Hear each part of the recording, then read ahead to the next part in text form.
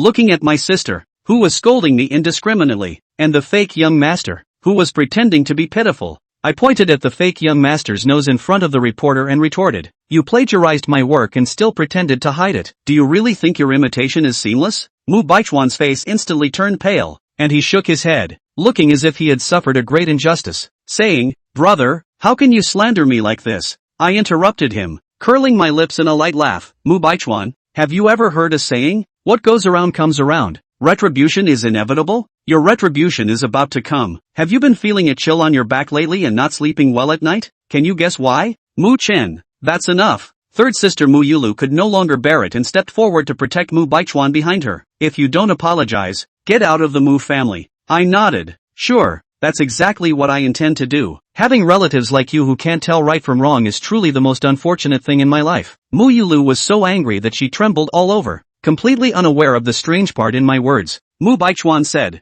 "Mu Chen, how can you say that? That's too much." I smiled slightly and said, "Is this too much? There's even more outrageous stuff." As I spoke, I stepped forward, took one of the reporter's microphones, and faced the camera, saying, "Now I want to announce two things. I, Mu Chen, from now on have no relationship with the Mu family. I announce my retirement from the industry and will no longer engage in any creative work." After saying that, I shoved the microphone back into the reporter's hand and turned to walk towards the exit. No one noticed a yellow talisman slipping from my sleeve and sticking to the ground the moment it touched it. "Brother Mu Chen, it's really not that serious. Please don't withdraw from the circle." "Oh no." Mu Baichuan suddenly fell to the ground without any dignity, his eyes fixed on my departing figure, his heart racing. Mu Yulu was furious and wanted to step forward, but found her legs felt as heavy as lead and couldn't move no matter what. She could only point angrily at the security guard beside her and said, "What are you still standing there for? Hurry up and help Baichuan up." A few security guards nodded, and just as they were about to rush over,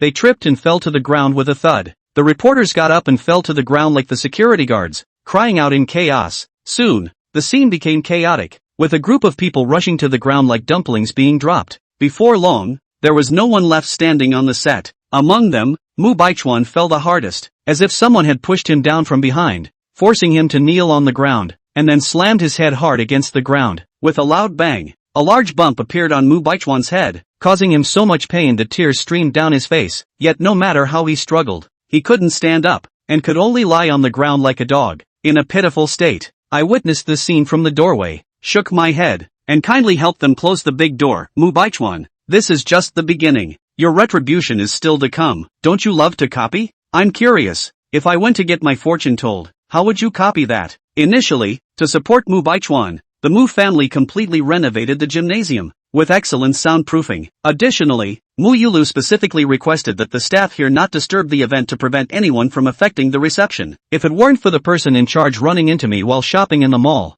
I wouldn't have thought to come and check on the situation. Otherwise, no one might have noticed them until the evening. At the moment the gate was opened, the people who had been lying on the ground and unable to move suddenly became active. A group of them awkwardly got up. Mu Baichuan, whose knees were swollen from kneeling, crawled up with a mournful face, stumbled, and directly fell into the arms of Mu Yulu beside him. Normally, Mu Yulu would definitely catch him firmly, asking about his well-being all the way and compassionately sending him home. But at this moment, Mu Yulu had also been kneeling for an hour and a half, unable to stand steady herself, and with this collision, the two of them fell to the ground again. What's going on? Mu Yulu had been used as a human cushion and was in pain all over, her anger rising, facing this younger brother whom she had cared for since childhood. She felt a bit annoyed for the first time. "I'm sorry, sister." Mu Baichuan panicked, hurriedly trying to help Mu Yulu, but as he reached out, his expression changed. "It hurts." His eyes instantly turned red, and he deliberately pulled down his sleeve to let Mu Yulu see the wound on his arm. Sure enough, the anger on Mu Yulu's face faded, replaced by concern. "How did it get like this?" "It's nothing, sister. I'm fine." Mu Baichuan's small face turned pale as he hid his hand behind his back, casually revealing his swollen knee. Mu Yulu's brows furrowed even deeper, and her face gradually darkened. "This Mu Chen is really becoming more and more unruly. When I go back, I'll have my parents cancel his card." "Baichuan, don't worry. Sister will definitely help you seek justice. I want to see where this useless person who can only plagiarize will go without our Mu family." She believes that in less than 3 days, I will have to come back crying to beg them. In the mall, I bought a bunch of things and finished paying with my card. I casually asked, "Do you know where the most famous Taoist temple nearby is?" The sales assistant, who was packing, was taken aback for a moment, the most famous Taoist temple should be the Baiyun Temple in the west of the city. Many people go there to pray every day. I nodded. Please help me deliver the things to Baiyun Temple. A hint of surprise flashed across the sales assistant's face, but she eventually nodded. Okay, Mr. Mu. After agreeing on the delivery time, I took a taxi straight to Baiyun Temple. Since I said I would sever ties with the Mu family, there is naturally no need to go back and pack my things. Moreover, both Mu Baichuan and Mu Yulu have dark energy on their foreheads, which clearly indicates that the Mu family has been tainted by something unclean. I definitely won't return to the Mu family at this time. I dislike the bad luck. Within 3 days, the members of the Mu family will face a disaster involving bloodshed, but I don't know who the first unfortunate soul will be. At that time, all the truths will come to light. I slightly curled my lips, feeling somewhat expectant. Fortunately, the original owner had quite a bit of savings over the years, enough to buy some daily necessities. I also purchased some yellow talismans, cinnabar, and a few pieces of high-quality spiritual jade, which will be sufficient for a long time. It's just that the spiritual energy in this world is thin and not very suitable for cultivation, so I need to find a place with abundant spiritual energy to restore my abilities, and a Taoist temple is naturally the best place to go. Just got off the car, feeling the gradually filling spiritual energy around me. I knew I had come to the right place. My phone suddenly vibrated. I glanced at the caller ID. It was that biased mother calling. I directly hung up the phone. It rang again. I hung up once more and added her to the blacklist. I arrived in front of the Baiyun Temple, looked up at the solemn and dignified Taoist temple, took a deep breath, and felt completely relaxed. Tourists came continuously to pray, and I followed the crowd forward, casually browsing the temple, becoming more and more satisfied as I walked. This Taoist temple truly has real skills, but the little Taoist inside doesn't have strong spiritual power. In my world, these people wouldn't even qualify to enter the Xianmen,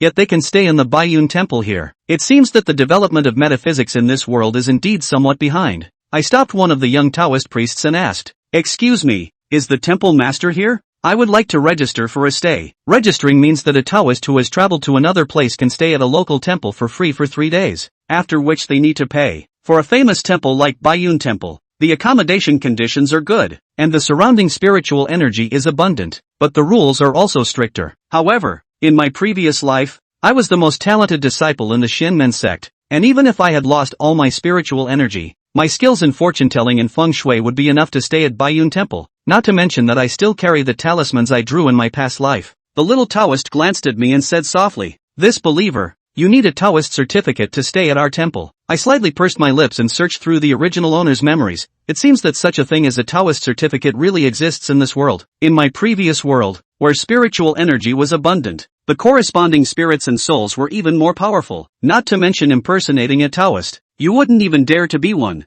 let alone that capable Taoists can tell at a glance whether someone has real skills or not, so there was no need for such things at all. I know that waiting any longer will not yield a result, so I nodded and said, "I understand." After saying that, I turned around, casually used a small divination tool to calculate, and headed straight in a certain direction. The so-called finger counting method uses the little 6 lines. It only requires knowing the lunar month, date, and time when asking about a matter, and then the little 6 lines can be used to make judgments and find things. I am calculating the position of the observer. I walked for about 10 minutes before reaching the garden, where more than 10 young people were scattered about. Among them, an old man with white hair had a radiance of virtue that was bright enough to be seen clearly from over 10 meters away. Without hesitation, I approached the old man. "Master." The old man turned his head, smiling. "I've been waiting for you for a long time. You finally came." "What you mean by waiting for a long time shouldn't refer to my arrival at the Baiyun Temple, right?" I keenly sensed something was off and looked directly at the old man. "Do you know something?" The old man simply stroked his beard and turned to say, "Your room has already been tidied up. From now on, you are a member of Baiyun Temple." As he spoke, the old man slowly walked away, muttering, "The recent live streaming of fortune-telling is quite popular. Maybe we should let Baiyun Temple participate in live streaming fortune-telling tomorrow." I didn't think this was something the old man said casually. Clearly, he was hinting at something. I originally wanted to stay at the Baiyun Temple to help with some matters, but looking at it this way, perhaps I should try a different approach and give live streaming fortune-telling a shot. When Jiao action is very strong. After settling down the first time to go online to understand the process of live broadcasting, selected the hottest short video software Jitterbug to register an account. She showed her face in this morning's conference, and to avoid trouble from the Wen family, she casually took a white mask and put it on, making sure she wouldn't be recognized before she turned on the live broadcast. On the other side, Wen family, Mother Wen looked at Wen Lingyao's wretched appearance, distressed and angry. When Jian was still fanning the flames, "Mother, You didn't see Wen Jiao's vicious appearance. She's trying to ruin Ling Yao. Third brother, don't say that. My sister was probably just too jealous of me and couldn't think straight for a moment before she went down the wrong path. When Ling Yao opened her mouth softly, but on her face, she looked like she had suffered a lot of grievances. Her tears were about to fall, coupled with the red, swollen and bruises on her arms and legs. She looked pitiful. This Wen Jiao. I'm just too spoiled for her. That's why she's become what she is today. Mother Wen slapped one hand on the table. Furious, she had said earlier that she shouldn't have picked up this girl from the countryside. All these years her Wen family's face was going to be disgraced by this unseemly thing. Mother Wen took the person into her arms and comforted her. Ling Yao, don't worry, Mom will definitely help you out. With that, she took out her phone and called Wen Jiao. A few seconds after the phone rang, she even thought about how to question Wen Jiao. The ringing ended abruptly, and when Mother was just about to speak when she unexpectedly saw the dialing page change back to the home page, Wen Jiao had hung up on her. When Mother's face suddenly changed, her anger increased, and she dialed over again. The phone was hung up once again, and even when Wen's mother dialed it for the third time, the phone simply went dead. Seeing this, Wen Jian hurriedly took out his cell phone to call Wen Jiao, and found that he had also been pulled black.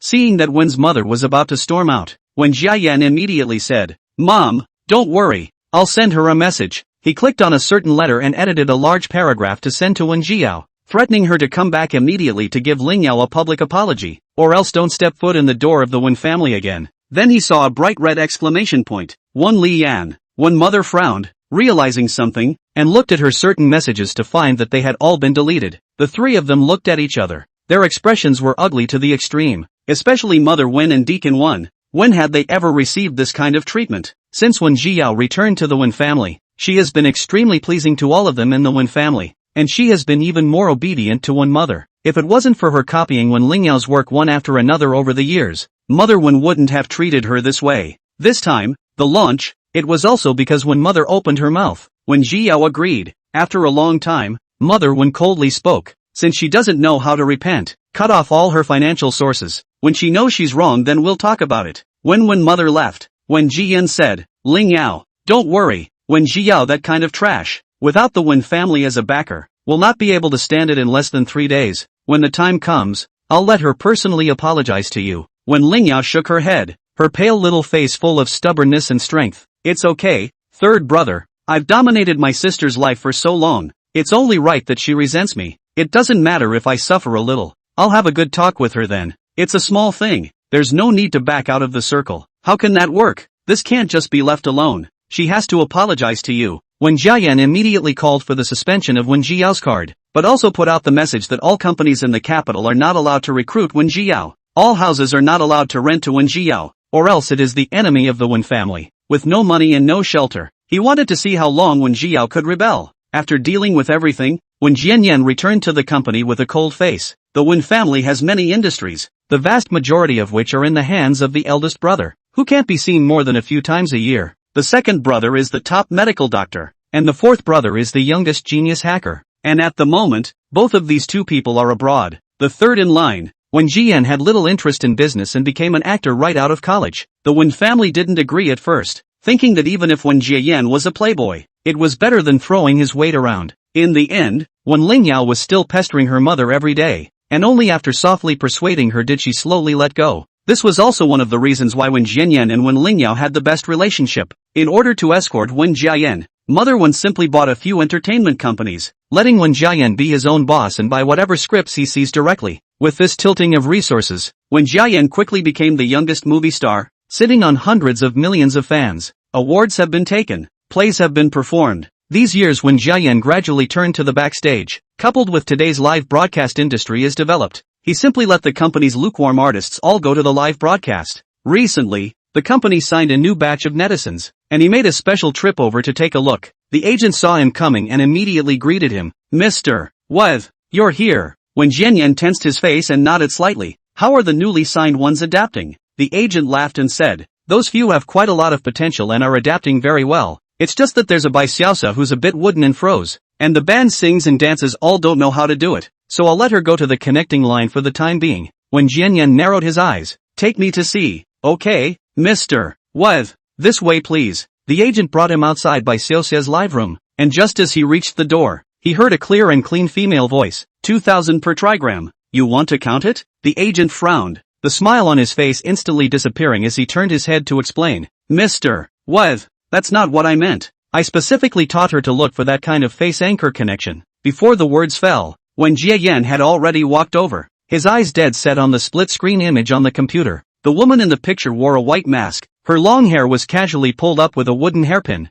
only revealing her smooth and white neck and delicate and beautiful collarbone. Seeing someone coming over, Bai Xiaoxia got up in a panic, and before she could say anything, she was pushed to the side by her hastily arriving agent. The agent was still explaining. Mr. What? I really didn't know that she would find a fortune teller to link up with, or a new anchor. While saying that, he gave Bai Xiaoxia a hard stare. When Jianyan waved his hand and impatiently interrupted him, shut up and go out and wait. Only then did he look at the woman on the screen. What's your name? When Jiao gently sked, only to feel bad luck, reached out and pointed to the title of her live broadcast, coldly opened, only fortune-telling, not gossip. If you do not count, I'll go. The woman's tone was detached, and there was an air of transcendence between her hands and feet. Even if she couldn't see her face, she sucked people away from her eyes. But it was also precisely this kind of temperament that made Wen Jianyan relieved. Maybe it just sounds like it. Wen Jiao, that kind of waste does not have such a good temperament. Not to mention that waste will not be able to tell fortunes. When Jiayan came to be interested and sat down on the chair in front of him.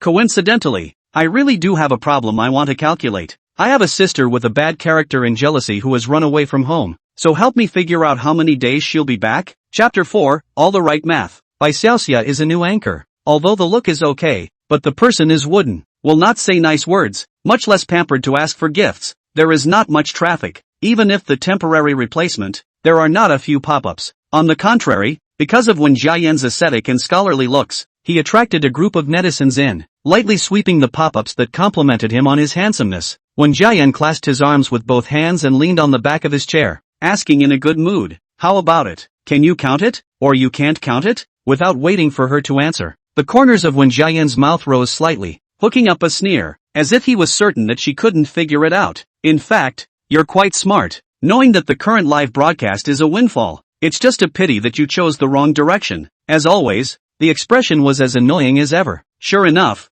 I should have read a fortune before connecting the mic to see if it's bad or bad. When Jiao pursed her lips and snorted lightly. 10,000 gua. Pay first and count later. No credit. Or does Mr. When want to whore for nothing? When Jiayan frowned. Didn't you just say 2,000 a trigram? The price has gone up. Before it went up. What's the problem? When Jiao leaned on the back of the chair, carelessly said, you love what I want, not happy even if. Wait. When Jianyan was exasperated and laughed. 10,000. Right? Fine. I'll swipe it for you, but you better be able to give me a satisfactory answer or else. When Jiayan looked at her, his face steeply gloomy, this matter won't be so simply settled. Saying that, he sent 5 2,000 gifts in a row, and the special effects lit up in the live broadcast room, accompanied by the system broadcast. A large number of people flooded into the live broadcast room. What's the situation? I thought there were beautiful women dancing. How come it's a fortune-telling live room? $10,000 for 1 hex? Are you kidding? You're wearing a mask. You can't be seen. You're not a scammer, are you? The anchor is so stupid shouting a few hundred, even if not allowed to be alright. The lion asked for a 10,000. Can be filed a case? Right. Are you guys nuts? Don't you recognize this man? This is the young master of the Wen family. It's not good for the anchor to lie to anyone but the Wen family. I'm afraid it's a disaster. Many words of compliments to Wen Jian appeared in the live broadcast room at once, and the man nodded slightly, looking at Wen Jia with an even more contemptuous expression. What? Scared? How about this? If you take off your mask and obediently apologize to me, I'll let this matter go with you. How about it? Upon hearing this, Wen Jia let out a cold laugh. She raised her eyes to look at the black aura on Wen Jian's back and spoke faintly. Mr. What? Don't you think that you always have trouble sleeping lately, and you always have nightmares at night? In your dream, was there a woman whose face you couldn't see running after you all the time? Do you still feel physically heavy during the day? When Jiayan froze, his face a bit unnatural. I can't understand what you're saying. It doesn't matter if you can't understand. I'll just ask you a question. When Jiao sat up straight and leaned forward slightly, a sense of oppression coming steeply with her movements. Guess why that woman disappears every time she catches up with you? When Jiao's voice was icy cold, and many netizens winced at the sound of it, especially when Jiayan. His face was instantly pale. A previously unheard of conjecture emerged from his mind. Instead of walking away, the woman just got on her back, For a moment, all the recent irregularities had an explanation why his back always felt heavy during the day, and why he had only seen the woman coming, not seeing it leave. Suddenly, there was a chill on the back of his neck, as if someone was blowing on his neck. When Jianyan got up violently and looked back, only to see that his back was empty, but the feeling of being watched was still there, even more pronounced. Cold sweat slid down his forehead. When Jianyan clenched his fists, his heart beating like a drum, he questioned the woman across from him loudly, as if that would drive away the filth. What the hell do you mean? What did you count on? Upon hearing this, what could the netizens, who had just been a bit hesitant, not understand? Looks like the anchor did her math and she's got the real deal. Countless gazes fell on Wen Zhiyao. The young girl just shook her head and said, self-inflicted sins can't be lived. The cause you planted. You should taste the fruit yourself. I can only remind you not to drink coffee later. Oh yeah, about that question you asked me. Wen Zhiyao curved her eyes and smiled. I can tell you very responsibly. Your sister will never come back. After saying that, Wen Zhiyao no longer hesitated and directly ended the streak, leaving only the crowd with a baffled face. It wasn't until a long time later that when Jianyan slowed down and sat on the chair breathing heavily, he was a bit regretful that he was actually fooled by a little girl. Isn't this the same thing that charlatans love to use? Saying something vague so that they can substitute themselves and convince themselves. If she had really calculated something, how could she not seize this opportunity to climb up their Wen family? After all, their Wen family was a famous family. How many people rushed to give them gifts just to mix it up? Good. When Jianyan had lost such a big face, so naturally he couldn't just let her off the hook. Picking up his cell phone, Wen Jiayan sent a message asking them to find this fortune teller within a day and bring her to him. After dealing with it, he rubbed his temples and tried to close the broadcast. Preston couldn't find the upgraded close button, so he had to call out to his agent. The agent carefully came through the door and thoughtfully brought his boss a cup of coffee. When Jiayan picked up his coffee in his hand and saw a reminder on the pop-up screen. When always careful didn't that anchor just say don't drink coffee? Asterisk asterisk asterisk asterisk. This can be calculated too. That's awesome. What's so great about this? Who doesn't drink coffee anymore at work? But just to be on the safe side. Mr. What? It's better if you don't drink it first. When Jiayan's hand holding the coffee lurched, and all of a sudden he was on fire. That person just now is a liar. None of what she said is accurate. These are common scams. Don't be fooled. That woman wouldn't let him drink it. He was going to drink it. He wanted to see what could happen with just a cup of coffee. As if to prove himself, when Jianyan picked up the coffee and took several sips in a row, the next moment, he changed his face. Accompanying the coffee down the drain was a small mass of unknown objects, slippery and sticky, almost making Wen Jianyan spit it out. The nightmares of the night resurfaced, and when Wen Jiayan wrapped his hands around the unidentified mass and took it out, he saw enough images to remember him for the rest of his life. In that cup of coffee, there actually appeared a mass of hair, long black hair with a few strands of blue mixed in, just like the woman's hair in the dream. The piercing coldness spread throughout his body. When Jiayan wanted to say something, but his body was completely out of control. In the next moment, he completely fainted. The agent screamed from the side, and the small netizens that followed were scared pale. The pop-ups in the live broadcast room went crazy, and only one thought was left in the minds of the crowd. The anchor woman. Alright, Chapter 5, now that it's happened, you still don't know what's wrong? After cutting the connection, when Zio wasn't going to connect with another anchor and casually divined a fortune. Looking at the trigrams, she relaxed and said, there are still 2 more trigrams, half an hour later off the air. Those who want to calculate their own application for connectivity will be fine. By the way, 2,000 a trigram, not 10,000. After saying that, when Ziyao no longer cares about the situation of the live broadcast room, searching online for the relevant information of this world, it was true that the original owner had knowledge of many professions, even a small amount of success, but the only thing she had no memory of was metaphysics. She needed to know more about the development of metaphysics in this world in order to better find a way to regain her power. After that just now, there were quite a lot of people in her live room, only they didn't come to tell fortunes, but came to see the fun. Half an hour? That's all it takes for a new anchor to broadcast? How can you make money like this? Didn't he just make $10,000? I tell you, rich people's money is so easy to earn. Just a few words and you'll get $10,000. You don't really think you can just take the Wen family's money, do you? If you piss off Mr. Wev, you won't even know how the anchor died. Why didn't the anchor say anything? Is it a weak heart? Waiting for the Winchesters to hit you in the face. At first, these people were still restrained and didn't talk too much, but when they saw that Wen Jiao didn't say anything, they began to be more and more unscrupulous. There is no lack of Wen family lapdogs who want to get the attention of the Wen family in this way, but no matter what they said, when Jiao just lowered her head and didn't give them a single extra look. Someone couldn't take it anymore and bit the bullet and sent a $2,000 gift out to apply for a streak. When Jiao still didn't look up, just reached out and tapped the screen, waiting for the connection to be successful before raising her head unhurriedly. The application for the lianmai was made by a not-so-young woman with a face covered in elaborate heavy makeup, who opened her mouth with a sneer. And masters, I think it's only the fastest when it comes to receiving gifts. $2,000 is half a month's salary. Forget it, everything is for Wen Xiao. The woman wrapped her arms around her chest and lifted her chin, high and mighty like a flower peacock. You're so good, you shouldn't need me to tell you what I'm going to count, right? She'd already figured out that no matter what the woman said, she'd just deny it, call her a liar, and put it all on the internet again. It would naturally be best if Wen Xiao could notice her because of this. If not, it would be fine to mix her face in front of Wen Xiao. As long as you can marry into the Wen family,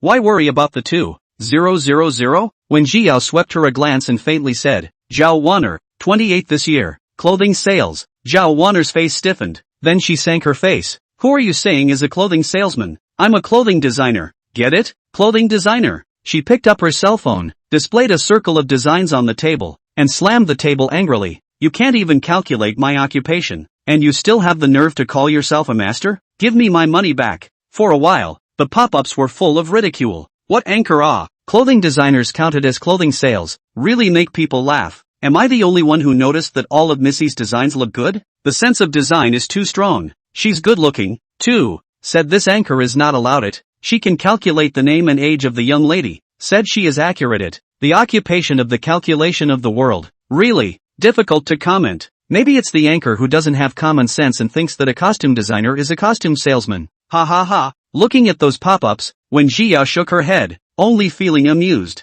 Zhao Wan'er, have you ever thought about what you should do if you shoot these designs out and if it causes the manuscript to leak? There's still a month to go before the domestic original clothing design competition starts, right? A month? Is it really enough for Chang Xiying to redesign a new manuscript? Every time when Jiao said a sentence, Zhao Wan'er's face paled, and in the back it was ashen. Why? Why would she know? Isn't she a liar? No, never admit it or everything will be ruined. Zhao Wan'er clenched her fists and hurriedly moved the camera away, pulling up her voice. Enough, I don't know what you're talking about. You liar, hurry up and return the money to me, or I'll call the police. Still, the tremor in her voice betrayed her. The live audience also vaguely realized that something was wrong. How does Miss feel that? Has a bit of a heart attack? What does the anchor mean? He's saying that all these designs were designed by someone named Chang Xiying, right? Why don't I feel right? It can't be true that the anchor is right, right? A light laugh came, when Jiao said with interest, if you want to rely on suppressing me to attract the attention of the Wen family,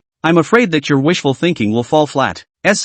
What do you mean? When Jiao shrugged, you'll find out later. The sense of uneasiness in her heart grew stronger and stronger, and Zhao Wan'er suddenly had the urge to directly turn off her connecting microphone and run away. She suppressed the uneasiness in her heart and gritted her teeth. Less stalling here. If you don't return the money, I'll call the police now. Without waiting for her to pick up her cell phone, the live broadcast room suddenly flooded with a large number of netizens, and the number of viewers skyrocketed, coming all the way from dozens to tens of thousands. The pop-ups are even one after another. Is this the very accurate guru? Why is he wearing a mask? I've come from the live broadcast of Mr. Wav. Master, please accept my obeisance. Yo, is this another one of those things? Is it a script? How can you be so expensive at $10,000 and still be an asshole? What are you thinking about upstairs? What kind of status does one have that he would still be acting with others? The comments flew by so fast that Zhao Wan'er was so dazzled by them that she forgot to speak for a moment, but soon she realized something. Her lips trembled, and she asked, what do you guys mean when you say it's accurate? The pop-up screen had a kind person explaining to her what had happened on Wen Jiayan's side after the connection had been closed,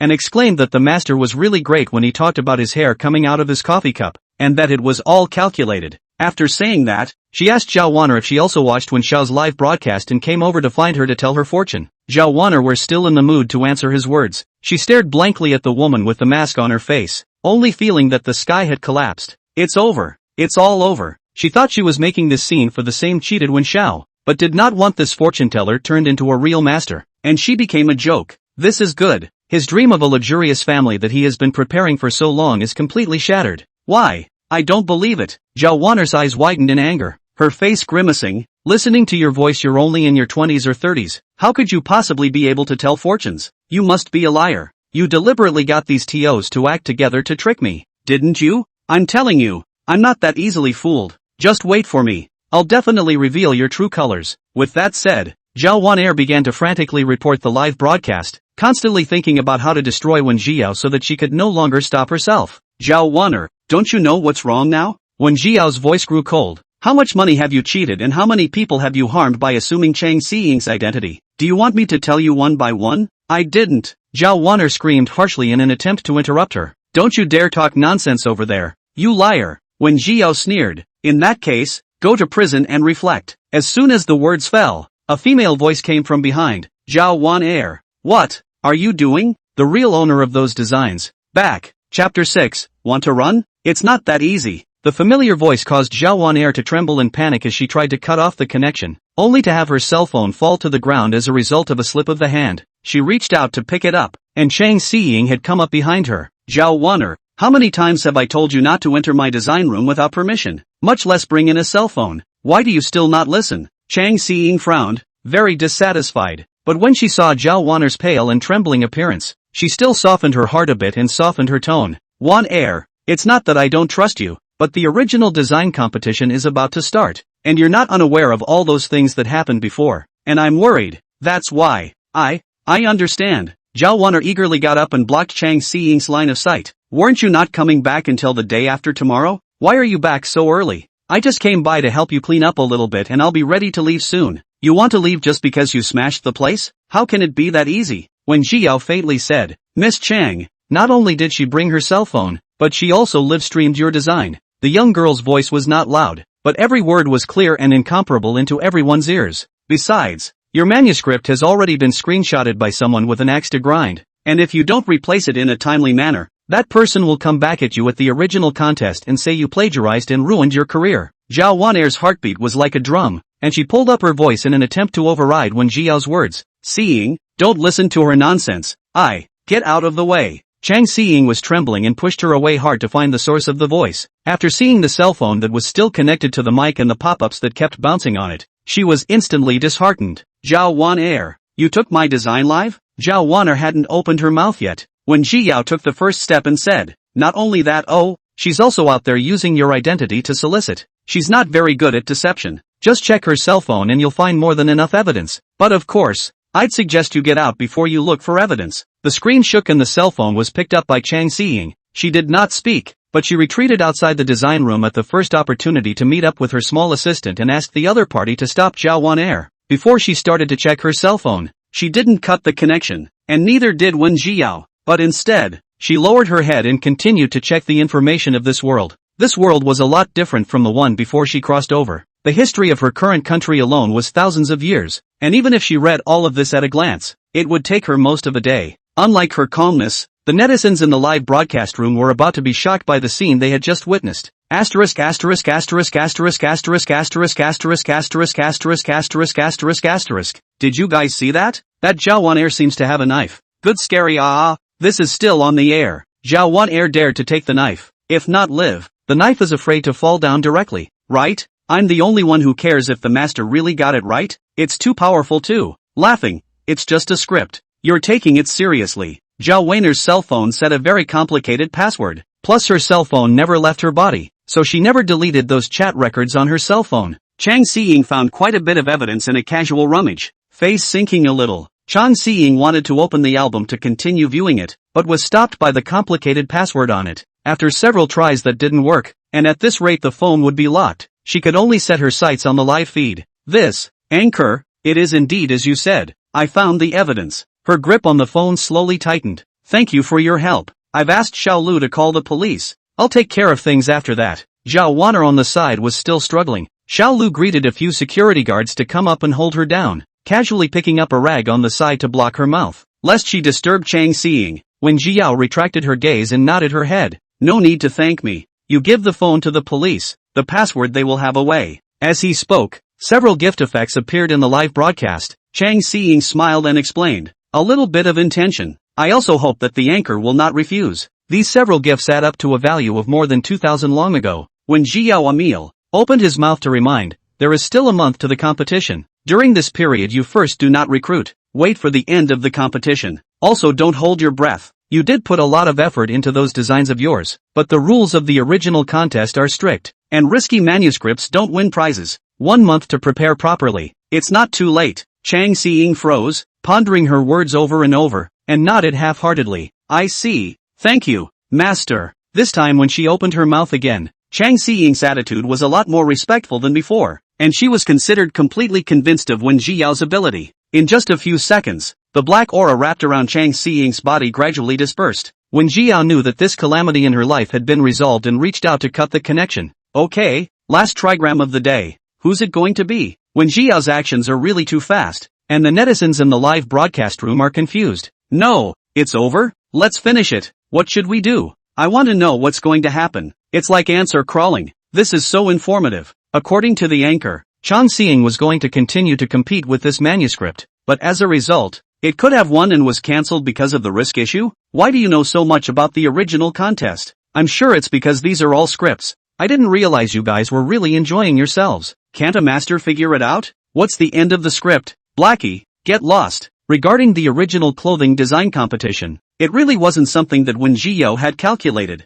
She would know so well simply because the original owner had participated in this competition. If there were no accidents, the original owner would have been the first place winner of the last original clothing design competition. As a result, when Ling Yao got her manuscript published ahead of time, causing the original owner to not only lose her eligibility to compete, but also to go from being a talented contestant in the limelight to a plagiarized dog who copied someone else's design and was dismantled overnight. The things Chang Xiying said, I guess that's what she was referring to. The original owner is still considered to be able to withstand relatively good. This kind of thing enough to experience 7 or 8 times before the collapse, to be replaced by other people, probably the first time on the search for death. But again, as a result, this pain was endured by the original owner 7 or 8 times. Based on this point alone, it was impossible for her to let Wen Lingyao off the hook so simply. Collecting her thoughts, Wen Jiao looked at the screen again. The third one, coming up. Gift effects suddenly appeared in the live streaming screen, followed by a connection request. Connecting the link. A face full of vicissitudes appeared in front of the crowd. The old man's hair was white, and the hand holding up the cell phone trembled slightly.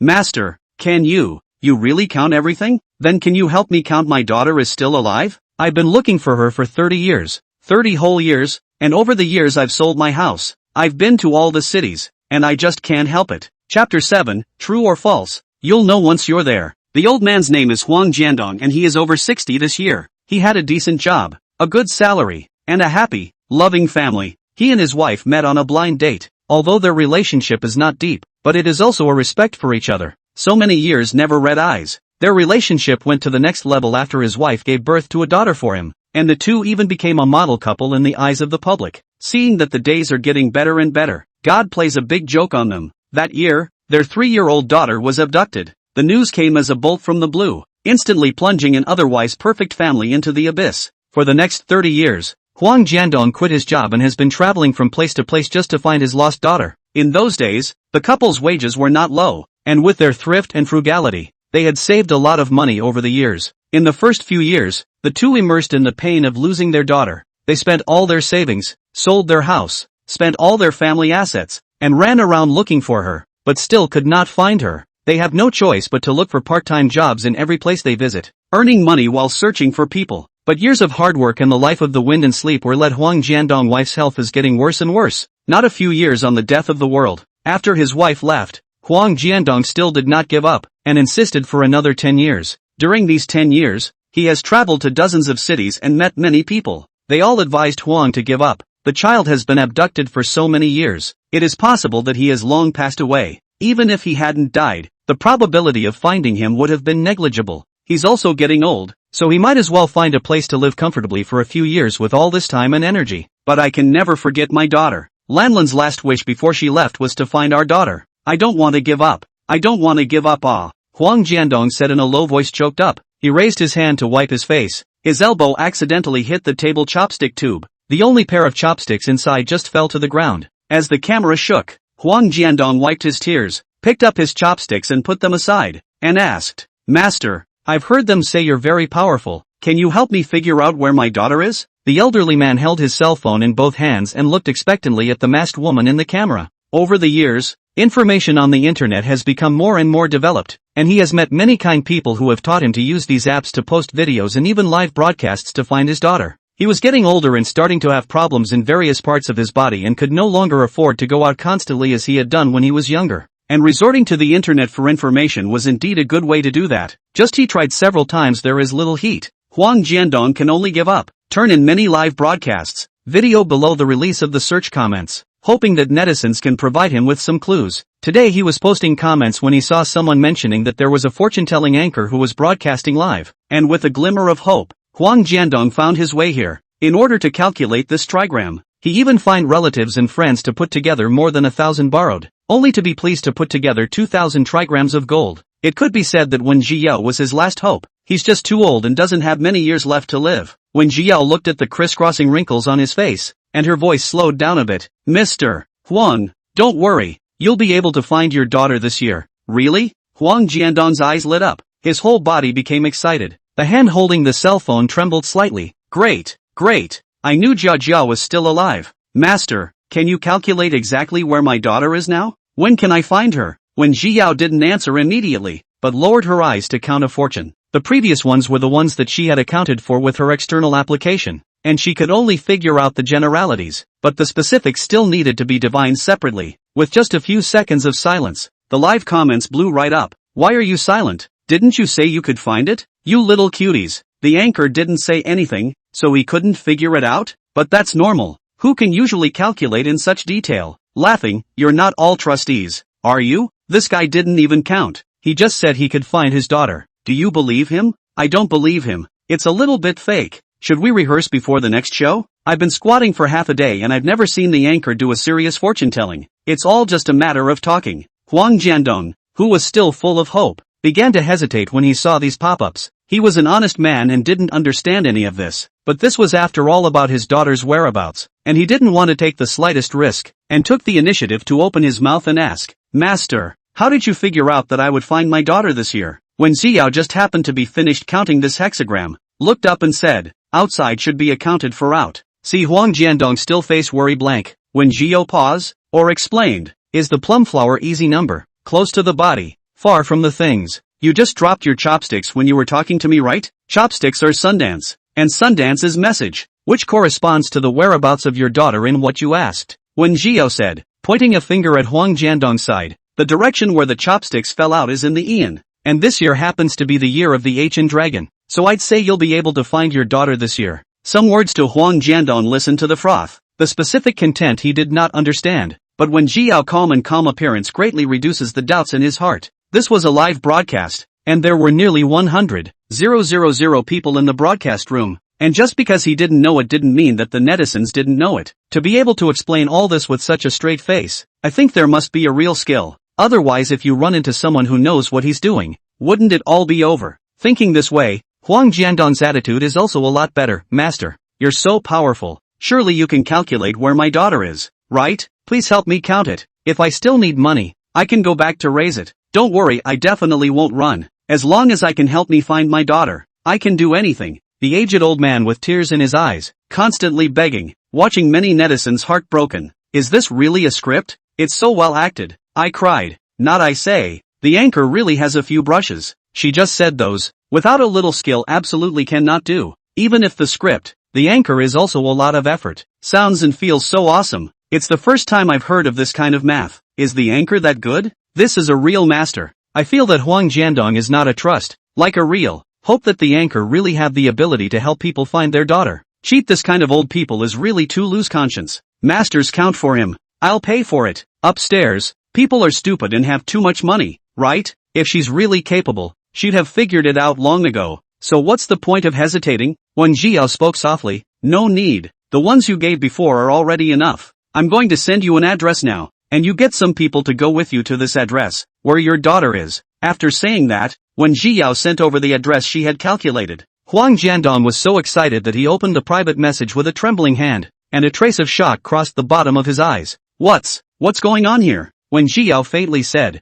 just do what I say. Whether it is true or false, you will know once you go. Chapter 8, if you want to save your daughter, do as I say. Huang Jiandong looked at the private message and hesitated a bit. But master, I'm in the East City, and I've even been to this Manhwa office building you sent me, and I haven't seen my daughter there. He had been on the east side only a few days before, so he was particularly impressed. Manhwa office building is very well located, right in the heart of the city of Dongcheng, surrounded by very busy, because there is a huge display above this office building. Huang Jiandong went over at that time to ask if he could put his missing person notice on the display, and they threw him out. Nonetheless, Huang Jiandong can also be sure that the office building is very formal both from the outside and inside, almost always a company office. How can it be related to human trafficking? Upon hearing the location, the live viewers couldn't sit still. Rainbowized office building on the east side? Is the anchor serious? Who doesn't know that the Manhwa office building is opposite to the state organs? Which human trafficker dares to make trouble in the Manhwa office building? Not to mention that Dongcheng is known for its good law and order. Okay,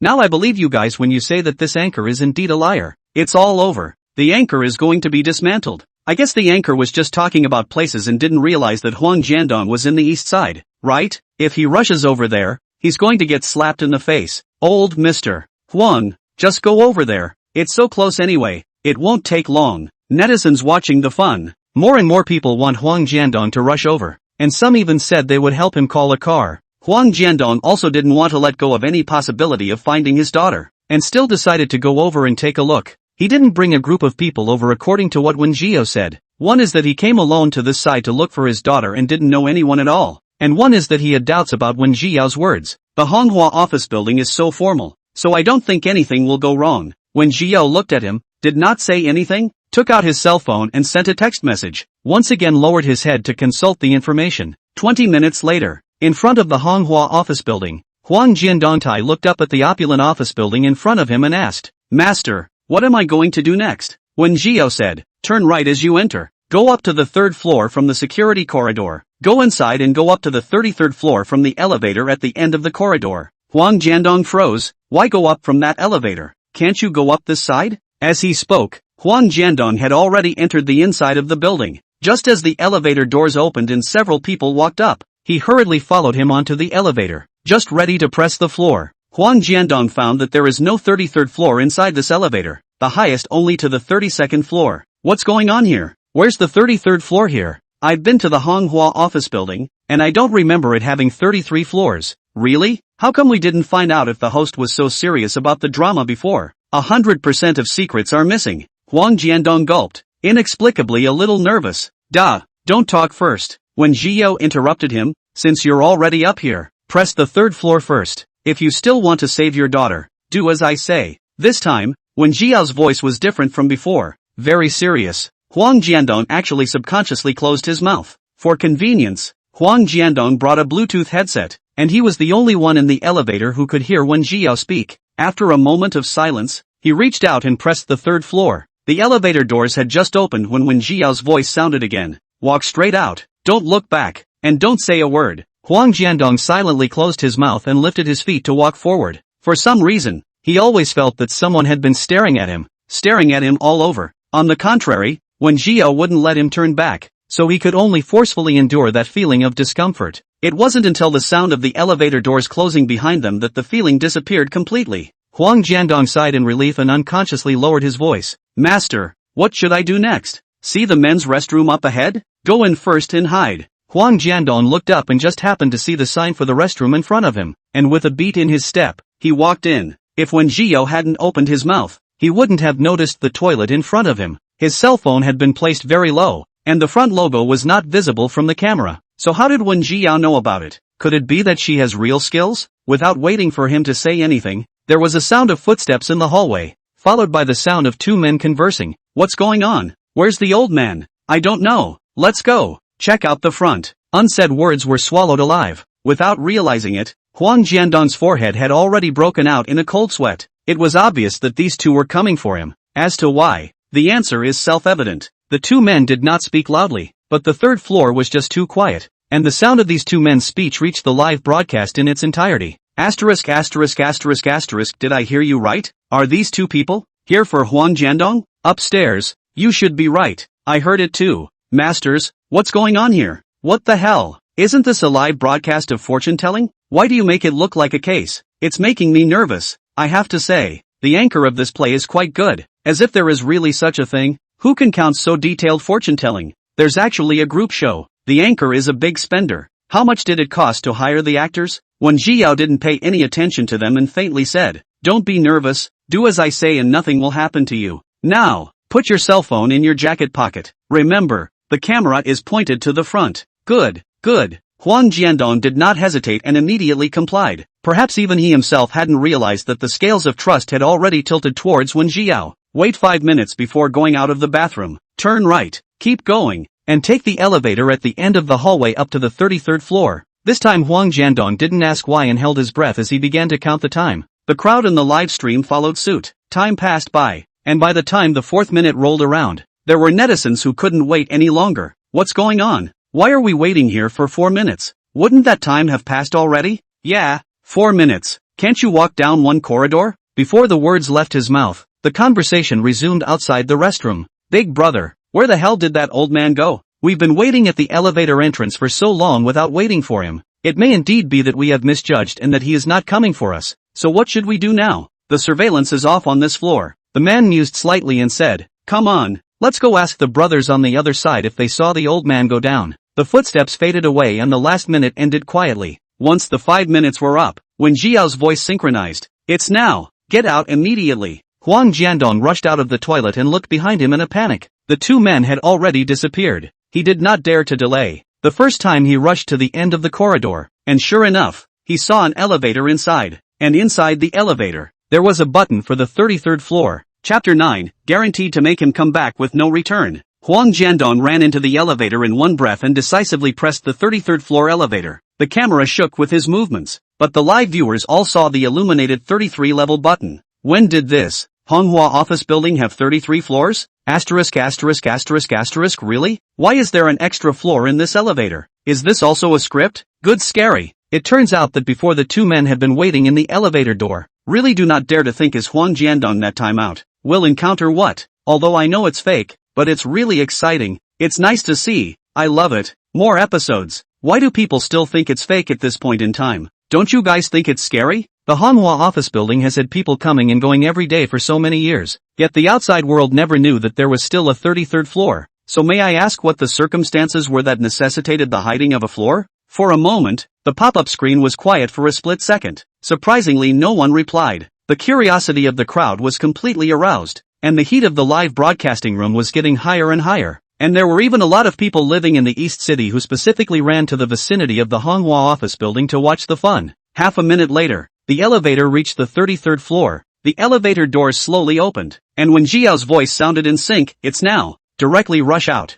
Huang Jiandong's hand holding the phone gradually tightened. He took a deep breath and raised his feet to run, but he was still surprised by the scene outside the elevator, only to see the corridor full of half-clothed women, each wearing enchanting and gaudy makeup standing in front of the room. There were also rooms with closed doors and evocative sounds constantly coming from inside the rooms. When Jiao frowned and aggravated her voice, "If you still want to see your daughter, just rush out. She's in the 7th room right now." Hearing these words, Huang Jiandong no longer hesitated and ran out with all his strength. 1, 2, 3. The screams of women were everywhere around them. Huang Jiandong was fully concentrated, counting silently in his mind, waiting until he reached the 7th door. He took a deep breath and kicked on the door. This door does not know what material is used to do. Huang Jiandong a foot up, but did not kick open the door, but instead he staggered a few steps, almost fell to the ground. He immediately realized that this door was not something he could open, so he simply tapped on the door and started shouting his daughter's name, "Jia, Jia, are you in there? I'm Dad. I'm here to see you." Huang Jiandong's body has not been as hard as it was at the beginning. Running a few steps on some breath unsteady, can only use all the strength to desperately shout, simply because it could very well be his daughter in there, the one he's been looking for 30 whole years. The voices inside came to a screeching halt, quickly followed by a man's voice. "What are you doing? Hey!" Soon the door was opened, and a woman in somewhat disheveled clothing opened the door from inside and cried out in a trembling voice, "Dad, 30 years of wandering." Huang Jiandong has long been in his prime from the beginning into today's gray-haired look. Huang Jia was abducted is only a few years old. The two almost didn't recognize each other at first sight, but blood ties often had a magical intuition, and even if the other's appearance changed, with just one glance, they confirmed that the other was the person they were looking for. Tears instantly filled her eyes. Huang Jia was almost unable to stand. "Dad, how did you become like this? I remember my father's health is very good, no matter when is always a look of vigor. But 30 years passed, his back hunching, hair all white, faces even more vertical and horizontal, full of vicissitudes. It's hard to imagine what he's been through in those 30 years. Huang Jiandong shook his head and wanted to say something, but when he reached his mouth he couldn't say a word. During these 30 years, he had thought countless times about what it would be like to see his daughter again, but now that he had actually seen her, he was only filled with heartache. Jia, you suffered. Suffered ah. It's all Dad's fault. It's Dad didn't find you earlier. It's all Dad's fault. Huang Jiandong has traveled the world for so many years, how could he not know what this place is for? The screaming women around them watched the scene and suddenly fell silent. Even if they were filled with malice towards Huang Jiandong who had intruded privately before, they could not help but redden their eyes at this moment. Which of those who have fallen here have done so of their own free will? Obviously, the outside of the building is a crowded street, and obviously, downstairs is where countless batterers work diligently, but they can only be trapped on the top floor, suffering those inhuman tortures day and night. A step away, a layer apart. For them, it became the farthest distance in the world. And today, the seemingly solid cage was torn open by Huang Jiandong. From that moment on, the light of day dawned and they were finally able to see again. My God, is this really a Manhwa office building? It's hard to imagine that there's actually a thief's den on the top floor of such a formal building. It's so scary. Is this really a script? Ooh, so touching. If it's really scripted, Huang Jiandong and Missy's acting skills are too good. Grass. What are you guys thinking? Can this be true? Don't even think about it. What kind of thief would build their base camp in a place like this? Aren't they afraid of getting caught? The man cited a whole bunch of evidence that this thing was scripted, and before he could send it out, he saw a man suddenly rush out behind Huang Jiejia. The man was wearing only a pair of pants. He rushed over furiously, grabbed Huang Jiejia's hair and yanked it back with force, cursing, "Stinky, bitch, did I let you go?" The man didn't even look at Huang Jiandong, pulling Huang Jiejia back and smacking her in the face with a few slaps in his hand. A hint of fear flashed under Huang Jiejia's eyes, her body trembled, and her cheeks quickly reddened in large swaths. Jia, you let go of my Jia, I'll fight you. Seeing his daughter beaten in front of him, Huang Jiandong regardless of rush up to want to do it. The result was a few people grabbed the arm. At the same time, there was a gasp of surprise from behind them, with the screams of women. Several men with wooden sticks rushed in from the end of the corridor, and when they saw someone, they lifted up their sticks and greeted them directly, not caring whether the women were dead or alive. The women were already poorly fed and clothed, and some of them had injuries on their bodies, so how could they stand this kind of beating, screaming and trying to hide? For a moment the hallway was a mess. Huang Jiandong is a 70-year-old man. Pressure is not the opponent of the pugilistic man. 3 or 2 times was knocked to the ground, can only wail in pain. The man who grabbed Huang Jiejia's hair snorted, came up and kicked Huang Jiandong, saying in a cold voice, "What's wrong with you guys? Why is there someone else barging in, almost spoiling my good deed?" The pugnacious man at the head explained, "We noticed this old man before and have been looking for him. We didn't expect him to actually find this place. Bad Zhao general nature. Is our bad.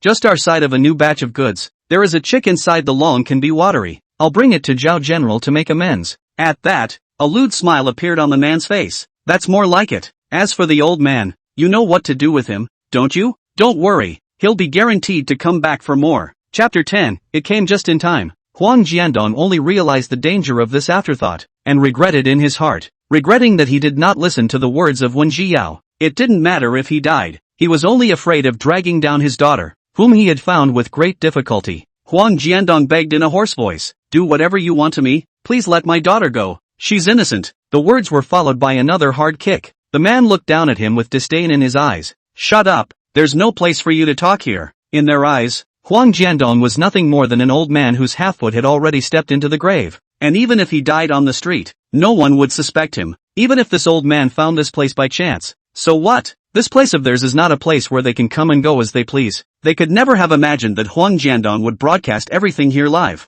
It's so scary. These people are like gangsters. How do these people look like gangsters? Anchor, you quickly save them ah. Asterisk.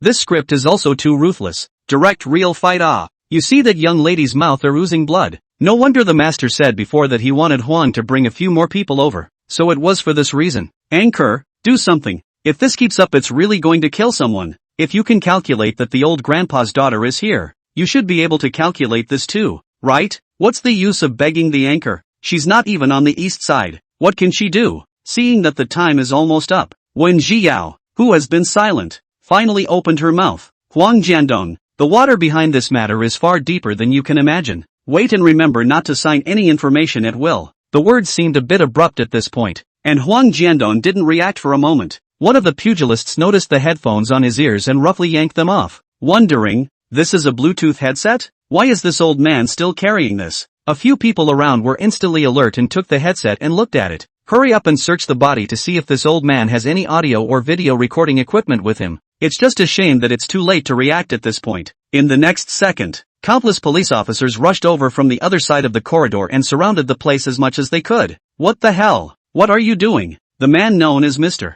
Zhao struggled frantically, unable to stop shouting. Do you know who I am? Where's your Wang bureaus? Let your Wang bureau. Before Mr. Zhao could finish speaking, one of them stepped forward and gagged him, turning his head to signal a few people behind him to take him away. What could those pugilists not understand when they saw this? Even the prominent general manager Zhao was taken away, fearing that something had changed. They had been doing this for so long. Each one of them was a human being, and at this moment, they didn't struggle and obediently followed away. A group of people just fell into the net. Huang Jiandong and Huang Jiejia were sent to the hospital for checkups because of their injuries, and the rest of the girls were also placed properly. Seeing everyone being taken away, when Zhiyao also cut the connection, there was no need for her to say anything more when Huang Jiandong's Bluetooth headset was taken away. The rest, naturally, will be taken care of. The netizens in the live broadcast room were watching the video when it was abruptly interrupted. Anchor, why are you cutting off the connection at this time? We haven't seen enough. The battle is so big. The police have come out. It does not feel like a fake.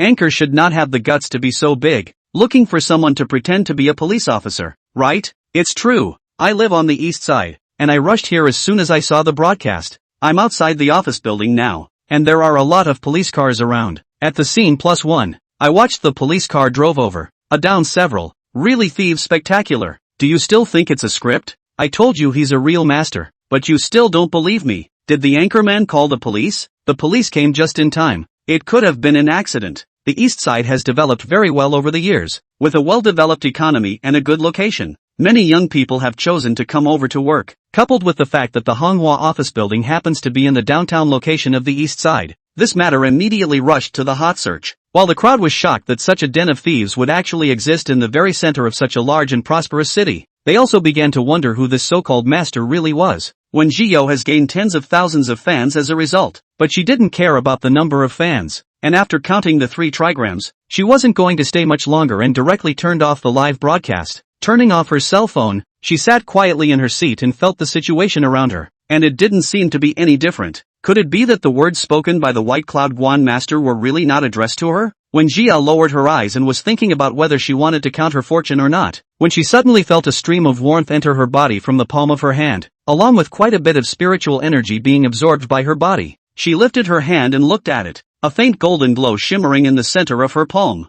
After about a few seconds, the golden light entered her body completely, and she regained some of her strength with it. This is the power of merit? The merits of this world actually restored her power. When Ji Yao came into the spirit and immediately sat cross-legged, trying to mobilize the spiritual energy within her body, she had indeed regained some of her power, though not much. It was enough for her to draw charms and recite spells for now. So it is. It seemed that the White Cloud Guan master had known about this matter for a long time and chose to remind her in this way. When Ji Yao thought about it and decided to pay another visit to the goddess of mercy as a token of appreciation, and in the meantime asked if he knew anything, moving when she said she would. When Ji Yao opened the door just in time to meet the gaze of the little Taoist priest at the door, that little Taoist coughed lightly and said, "This fellow Taoist, the master of the observatory has already spoken to me about you, so please don't pay attention to what happened before." When Ji Yao recognized that this little Taoist priest was the one she had asked for directions from earlier. "No harm done. It just so happens that I have something I want to look for the goddess of mercy. I wonder if it would be convenient for you to lead the way for me." The little Taoist in front of her had very little spiritual power. She should have only been here for a short while, and it was normal to not be able to see what she was capable of. In the future in the end to live in a Taoist temple. When Ji Yao did not want to count too much, who knows that the little Taoist shook his head. "The master of the observatory has already announced that he's in seclusion, so I'm afraid that anything will have to wait until the master of the observatory comes out of seclusion." When Ji Yao frowned, "Closed at this time?" Yes. It had only been more than 3 hours since she had last seen the goddess of mercy, and at that time, the goddess of mercy did not look like she was going into seclusion at all. Together with the things he said, it was hard for Wen Jiao not to think more. In that case, it seemed that the goddess of mercy must know something. he just couldn't for the time being, or he didn't want to tell her yet. We can only wait for him to come out first. At the same time, the Won family, when Jian leisurely turned awake, looking at the snow-white ceiling, his lips moved slightly.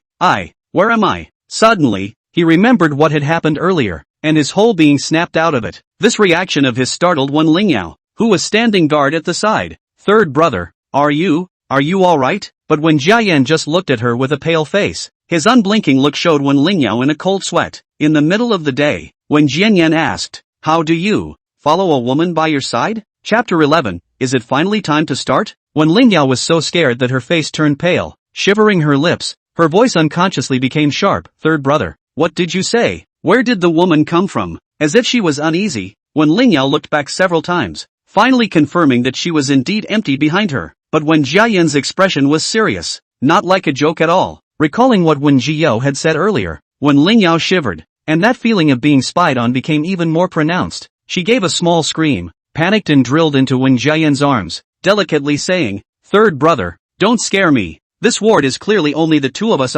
Feeling the warmth in his arms, Wen Jiayan's expression was in a trance for a moment, and by the time his gaze focused again, he could no longer see the woman's figure. Fingertips trembling slightly, Wen Jiayan took a deep breath, forced down the fear in his heart, and said in a warm voice, sorry for scaring you. I'm fine. Third brother, are you alright? Wen Lingyao raised her head, her eyes full of heartache. I heard that you fainted today, but it scared me to death. How did you faint? Third brother, did something happen? The young girl's delicate and soft voice of concern quickly made Wen Jiayan relax. His expression gradually softened as he reached out and patted Wen Lingyao's hand. I'm fine. I've made you worry. Is it really alright? Wen Lingyao said. Is it because of Sister Jiao's matter? After saying that, Wen Lingyao knew that she had lost her words and reached out to cover her mouth. Third brother, don't be angry. Maybe in a few days, Jiao's sister will be back. Come back? She still has the face to come back? As soon as this was mentioned, Wen Jiayan became angry. It's obvious that she plagiarized your work, and still makes it look like she's the victim.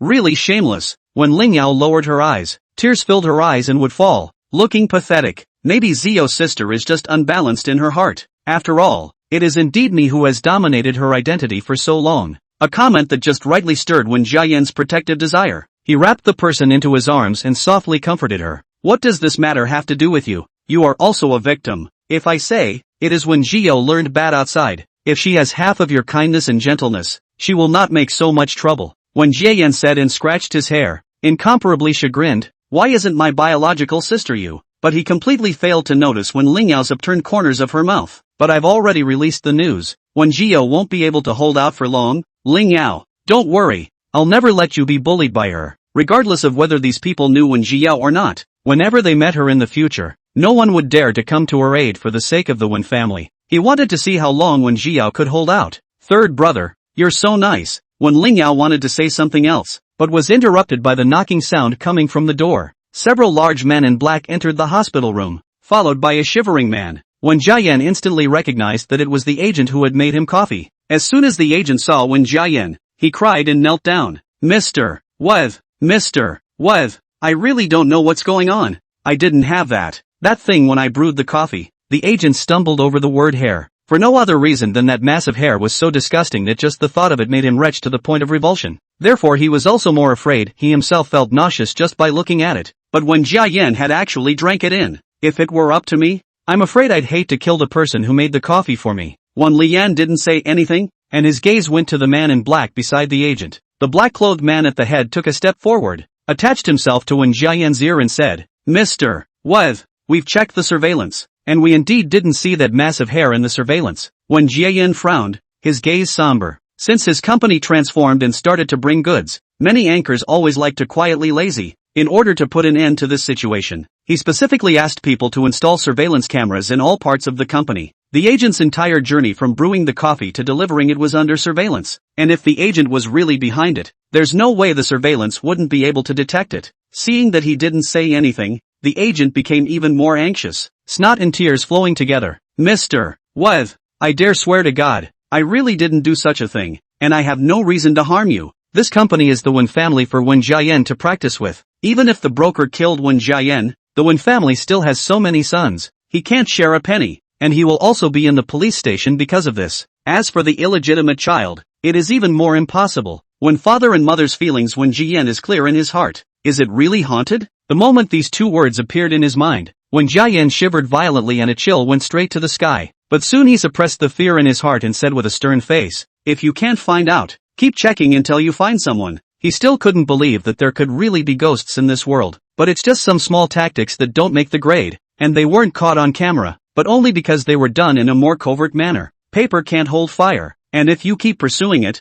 you can always catch the loopholes. By the way, look up that fortune-telling anchor for me, and hand over her entire profile to me. A fortune-telling anchor? What kind of anchor? When Ling Yao asked, third brother, is this a new business that the company has started? Facing his most beloved sister. When Jiyan's tone softened, no, just a Jianghu liar. Upon hearing this, a black-clothed man thought of something, took out his cell phone and handed it to Wen Jiayan, respectfully saying, Mr. What? The anchor you mentioned, is this it? On the phone, a hot search with the title hashtag Mask Divine Calculations, Iron Mouth. Dongcheng Honghua office building actually hides a shocking secret hashtag is hanging high on the hot search list, and its heat is still rising. Clicking on the hot search, the picture at the top was clearly the fortune-telling anchor who had linked up with him. When Jiayan took his phone and carefully read this hot search over, and his face changed slightly, he had more or less heard about the rainbow-ized office building. To be able to do something like this in the center of a city like this is impossible without an umbrella over it. There were some things that ordinary people might not know, but the Wen family, which was also a member of the upper class, was the target of their repeated invitations. However, the Wen family had no interest in such matters and did not interfere. Even the Wen family had to go through some effort to deal with them. What could a fortune-telling anchor who had just started broadcasting do against them? When Jianyan shook his head, there's no need to investigate her. She stirred up such a big basket, there will be someone to deal with her. He never spends time on people who are going to die. One can only say that there are still too many stupid women in the world, whether it's this anchor or Wen Zhiyao. On the other side, Wen Zhiyao, who had finished cultivating, slowly opened her eyes and looked in the direction of the Wen family. Is it going to start? She was looking forward to it. Chapter 12, I can make it tell you myself. Moving her wrist, Wen Zhiyao stood up and took out the yellow talisman vermilion sand she had bought earlier to draw a few talismans. Spiritual energy flowed through the body, from the fingertips to the yellow talisman. In less than half a moment, 10 yellow talismans with different effects were completed. If the little Taoist priests within the White Cloud Temple had seen this, their jaws would probably have dropped in shock. Generally speaking, Taoist priests will purify their bodies and burn incense before drawing talismans. Even so, they are not 100% successful in drawing talismans, and the more difficult the talisman, the lower the success rate. Even if the talisman was drawn successfully, the effect of the talisman varied from person to person. After all, the person who draws the talisman himself is equivalent to a carrier that communicates with heaven and earth, and with different carriers, the final effect is naturally different. When Zhiyao had drawn millions of talismans in her previous life, and she could hardly fail at common talismans, and she could use the least amount of spiritual energy to draw the talisman with the best effect. Feeling the consumption of spiritual energy, Wen Zhiyao already had a preliminary concept of the conversion ratio between the power of merit and spiritual energy in her mind. As it stands, it needs to be live every day to work. I also wonder if there is any other way to gain the power of merit faster. When Zhiyao picked up the phone and looked at it, the Hanhua office building thing is still hanging high on the hot search list. The comments underneath have been more than 100,000. It is important to know that the Hanhua office building is the largest office building in Dongcheng, with more than 30 floors in front housing hundreds of companies and countless employees working inside. Yet it is such a seemingly immensely formal place where such unconscionable things are actually happening every day. Originally they thought these things would only happen in those backward villages, but they didn't want it to happen in this prosperous big city. Under their eyes, how could they not be shocked? There were even quite a few netizens at the bottom who rushed over to see what was going on, and they took quite a few photos to upload, and there were as many as hundreds of women being brought out by the police in the photos alone. With just one glance, Wen Zhiyao froze. That thing in the photo, why does it look so familiar? She zoomed in on the photo and took a closer look at one of the corners, where some doll in a dress was collapsing on the floor all alone. The photographer was standing far away, and the enlarged photo is so blurry that the doll's top is only vaguely visible. When Zhiyao still instantly recognized that it was Mumu, the ear-reporting god that had been following her before crossing over. The ear-announcing god can be regarded as one of the wood spirits, the god of the land, the god of the camphor willow, and so on are all types of ear spirits. Legend has it that Lu Zu's scholar boy was attached within a willow tree after his death, and Lu Zu carved a wooden figure from willow roots and transformed the boy into a guardian immortal boy, which was the earliest ear-reporting god. This method of sacrifice and refinement has been passed down, and it has given rise to some people who specialize in making the ear reporting god. The ear enunciator god can be attached to the owner's ear to predict the basic things that are bad or bad, while the scope of things known needs to be based on its spirituality. The stronger the spiritual power of the person casting spells for the ear witness, the stronger the ear witness's ability. Mumu body is the spirit of the peach tree. Natural ear god is when Ji about a certain outing met by chance, brought home the practice of psychic, full of 49 days of recitation of the spell to let it speak. Therefore, the wood is born spiritually stronger than the general ear reporting god, coupled with its special body, for the exorcism of evil peach wood. Once upon a time when Jia will always take it with him when he goes out. After a long time, it followed when Jia around and learned by ear, but also gradually had a spirit. Plus that dress on Mumu was made by Wen Jia herself, and it was impossible to find a second one in both worlds. Did Mickey cross over to this world as well? Wen Jiao didn't hesitate and used a sprinting talisman to rush over to the Manhwa office building. Fortunately, the White Cloud View is not far from the East City, and Wen Jiao only took 3 hours to arrive at the location of the photo. Only when she went over, Mickey was gone. Wen Jiao narrowed her eyes and decisively walked towards the north after calculating the direction that Mumu left. As she got closer to Moki, her sense with Moki became clearer and clearer. In the end, it was the ear witness who had been with her for several years, nourished by her spiritual energy for days and months, and some sensation had arisen between them. Following her senses, when Jiao came all the way to the side of the largest commercial street in East City, out of this kind of thing, the flow of people in the commercial street is not reduced at all. The street traffic, people come and go. When Jiao can only slow down the pace, it was a good thing that the man who had picked up Moki had stopped somewhere, and the distance between the two of them continued to shorten, until the psychic power breaks in front of a jewelry store. When Jiao looked up at the luxuriously decorated jewelry store in front of her, and after searching in the original owner's memory, it seemed to be a very famous brand. She was just about to go in when the uniformed clerk at the door stopped her. "Sorry miss, our store only serves Supreme members. Ordinary members please go to the outside store." When Jiao frowned slightly and glanced towards the store. "Excuse me, I'm looking for that gentleman for something." The clerk turned her head and looked in the direction she was pointing. Her face steeply changed and her attitude became a lot more respectful. "So it's looking for Mr. Xiao." "You wait a moment." The shopgirl ran all the way to the man and whispered something, and the man looked back. Even at a distance of more than 10 meters, when Jiao was still startled by the rich spiritual energy filling the man's body. This person was actually a celestial spirit body. I didn't expect to see the existence of celestial spiritual bodies in this world where spiritual energy was nearly depleted. The natural spiritual body could be said to be one of the most suitable types for cultivation, with inexhaustible spiritual energy in the body. Of course, there was a downside to the celestial spirits. They were a great tonic for ghosts and spirits, and eating them was far more than 100 times more powerful than what one would get from eating an ordinary human. Therefore, in the previous life, unless there was a high person around to protect them, most of the celestial spirits were snatched by all kinds of ghosts and monsters to share their food during their young age, and it was very difficult to live to adulthood. So it seems that in a way the spiritual exhaustion has protected him. It's no wonder Mickey followed him, stabilizing her mind. When Jiao pinched her knuckles with one hand and used a transmission note. "This gentleman, I accidentally dropped that doll on you. Could you please return it to me?" The young girl's voice was clean and clear, and just so clearly transmitted into Xiao Yubai's ears. Xiao Yubai looked down at the small thing that was hanging on his waist and raised his eyebrows slightly. Could it be some other deliberate means of getting close to him?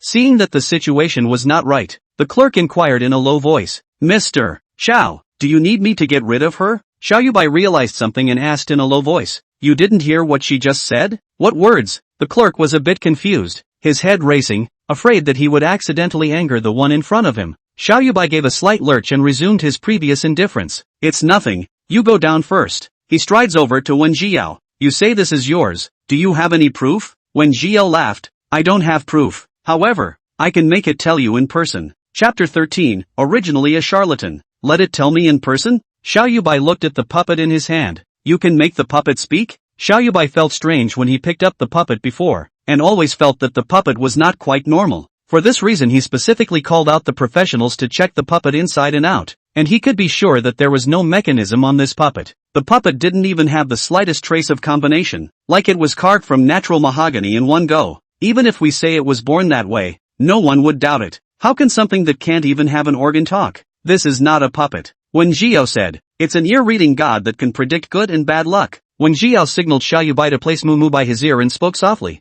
"Mumu, you tell him who is your master." Xiao Yubai half-heartedly looked at the puppet in his hand, and then looked at the serious appearance of the woman in front of him, and after a pause, he still symbolically raised the puppet a little higher. I don't know if it was just him, but he always felt that the puppet had just quivered, and then the childish, shrill voice rang in his ears. Woody's is indeed the master's earwig. Xiao Yubai froze, holding the puppet and looking at it repeatedly a few times to confirm that there were no organs on it before looking again at the woman in front of him. What did you put on the puppet? Wen Jia shook her head. I told you, this is the ear reporting god, not a puppet. On second thought, this world's spiritual energy was so thin. These people were afraid that they didn't even know what the ear reporting god was, and it was useless to explain more to him. It's just that even if, as you say, I've put something on it, that proves that the puppet is mine, doesn't it? Moki shifted, a little aggravated. Moki is not a puppet. Before his words fell, he was slapped by Wen Jiao's outstretched hand. Alright, stop talking for now. Mickey shook her head and closed her mouth reluctantly. So, this gentleman, can I have my puppet back? And don't delay your shopping.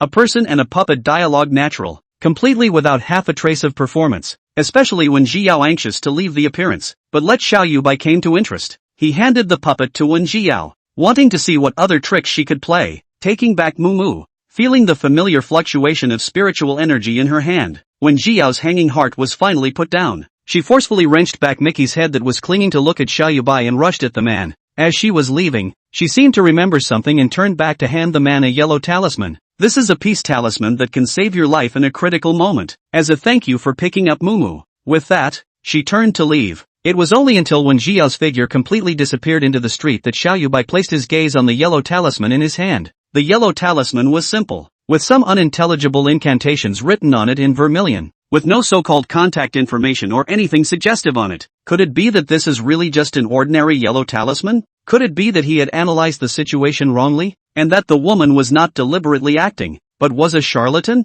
Thinking back to the way the woman had left, with a hurried gait and not a moment's pause, it didn't feel quite like that again. After a long time, Xiao Yubai shook his head and casually threw the yellow talisman into the trash can. No matter what the woman's origin was, he wouldn't carry something of such unknown origin on his person. Not long after Xiao Yubai left, the yellow talisman lying at the bottom of the trash can ignited itself without fire, burning out in no time, leaving not a speck of dust behind. On the other hand, when Jiao sped all the way back to the White Cloud Temple and finally had the time to communicate with Mumu. Mickey, why did you come to this world? Mumu said. Master, Mumu doesn't know. Ever since Master left, I fell into a deep sleep and didn't wake up until yesterday. I just opened my eyes and I'm in this world. When Jiao was not skeptical about Mumu's words, as the god of earrings, Moki has always been fed by her, and in a way, she and Moki are bound together. If she is strong, then Moki is strong, and if she is weak, then Moki is weak. Similarly, if she does something bad, Moki will be implicated, adding to her karma in vain. If she does something good, Moki will get merit along with her. It seems that the reason we came to this world is indeed not simple. When Jiao reached out and rested her hand against her chin, thinking for a moment, we still need to find a chance to ask the goddess of mercy. But Mickey, has your power increased again? Speaking of this, Mumu's cheeks slightly reddened and she was quite embarrassed. Naturally born spiritual body, nourished by spiritual energy. When Jiao raised an eyebrow, you stayed with that person for only a few short hours, and your power can improve so much? At those words, Mumu's cheeks reddened even more. The chest waist, the aura is the most vigorous and the effect is the strongest. Seeing this meaning, it was because Xiao Yubai had been placing it in the strongest place of spiritual energy in his entire body that it had such an obvious effect. Even so, to have such a change in a few hours is an amazing effect. No wonder there are so many ghosts and goblins scrambling to devour the celestial body. Xiao Yubai is completely walking monk meat. I just don't know if contacting Xiao Yubai can help me recover my spiritual power faster. I'll try it next time I have a chance. Calculating time,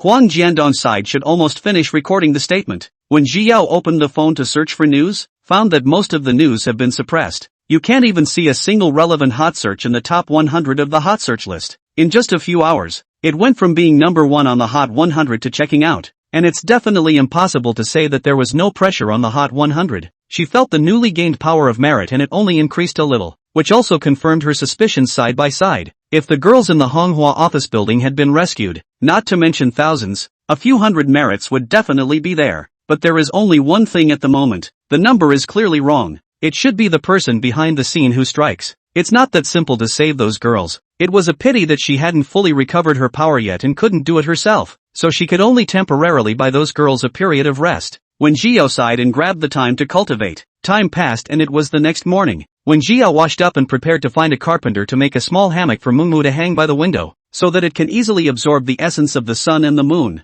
In the end, it had followed her for so many years, she couldn't afford to treat it badly. After contacting the carpenter, there was a knock at the door. When Jiao opened the door and found that it was the little Taoist priest from yesterday, the little Taoist priest politely said, "This Taoist friend, I'm afraid that you're new here and don't quite recognize the various places in the Taoist temple, so I've come specially to show you around." When Jiao did not refuse this and followed the little Taoist priest to stroll around the entire Taoist temple. At the end, the young Taoist said, "Since you have finished visiting the Taoist temple, I will inform you of our schedule. Each Taoist temple has different activities, and the Taoist priests who hang orders in the Taoist temple need to cooperate with the Taoist temple to carry out relevant activities," which Wen Jiao had prepared before coming to the Taoist temple. It's just that she didn't expect the little Taoist to assign her this kind of task. Chapter 14, You are indeed dying. Do you, fellow Taoist, know all about the locations of Arguan? The little Taoist priest said, "Arguan has many people come over for purification every year, and I will have to trouble you, Taoist, to show them around the White Cloud Guan when the time comes."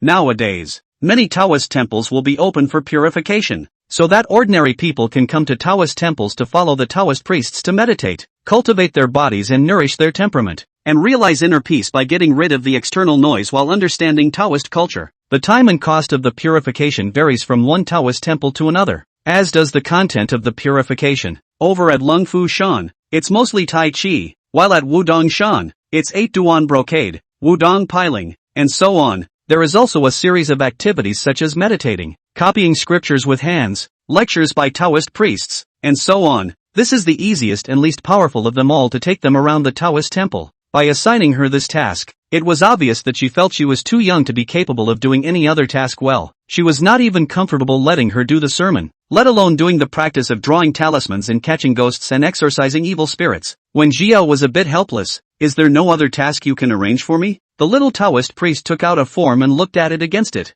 "There are no more for the time being. Taoist friends can arrange their own free time." Seeing that form, when Jiao understood, the White Cloud Temple has a large number of Taoist priests, and the rules are relatively strict. There should be a specialized Taoist priest to arrange what each Taoist priest has to do, and the little Taoist priest in front of him is nothing more than a messenger. A little Taoist priest who was still just starting out. Even if he said more to him he wouldn't necessarily be able to understand. When Jiao glanced at the time schedule and realized that she only needed to take them around the Taoist temple once a week, for about half an hour at a time, it was relatively easy, just so it didn't interfere with her live fortune telling, and she could take this opportunity to recover more of her spiritual energy. The little Taoist briefly explained the requirements of the mission and left, while Wen Jiao returned to the house to help Mumu recite the mantra and cultivate. Seeing that the time is almost up, Wen Jiao put on the mask and opened the live broadcast, ready to start live fortune telling. Her start time wasn't certain, and she didn't specifically write down what time she started, but there were still hundreds of people who entered the live room when she first started. "It's on! It's on! The Master of Masks is finally on! Finally! It's time!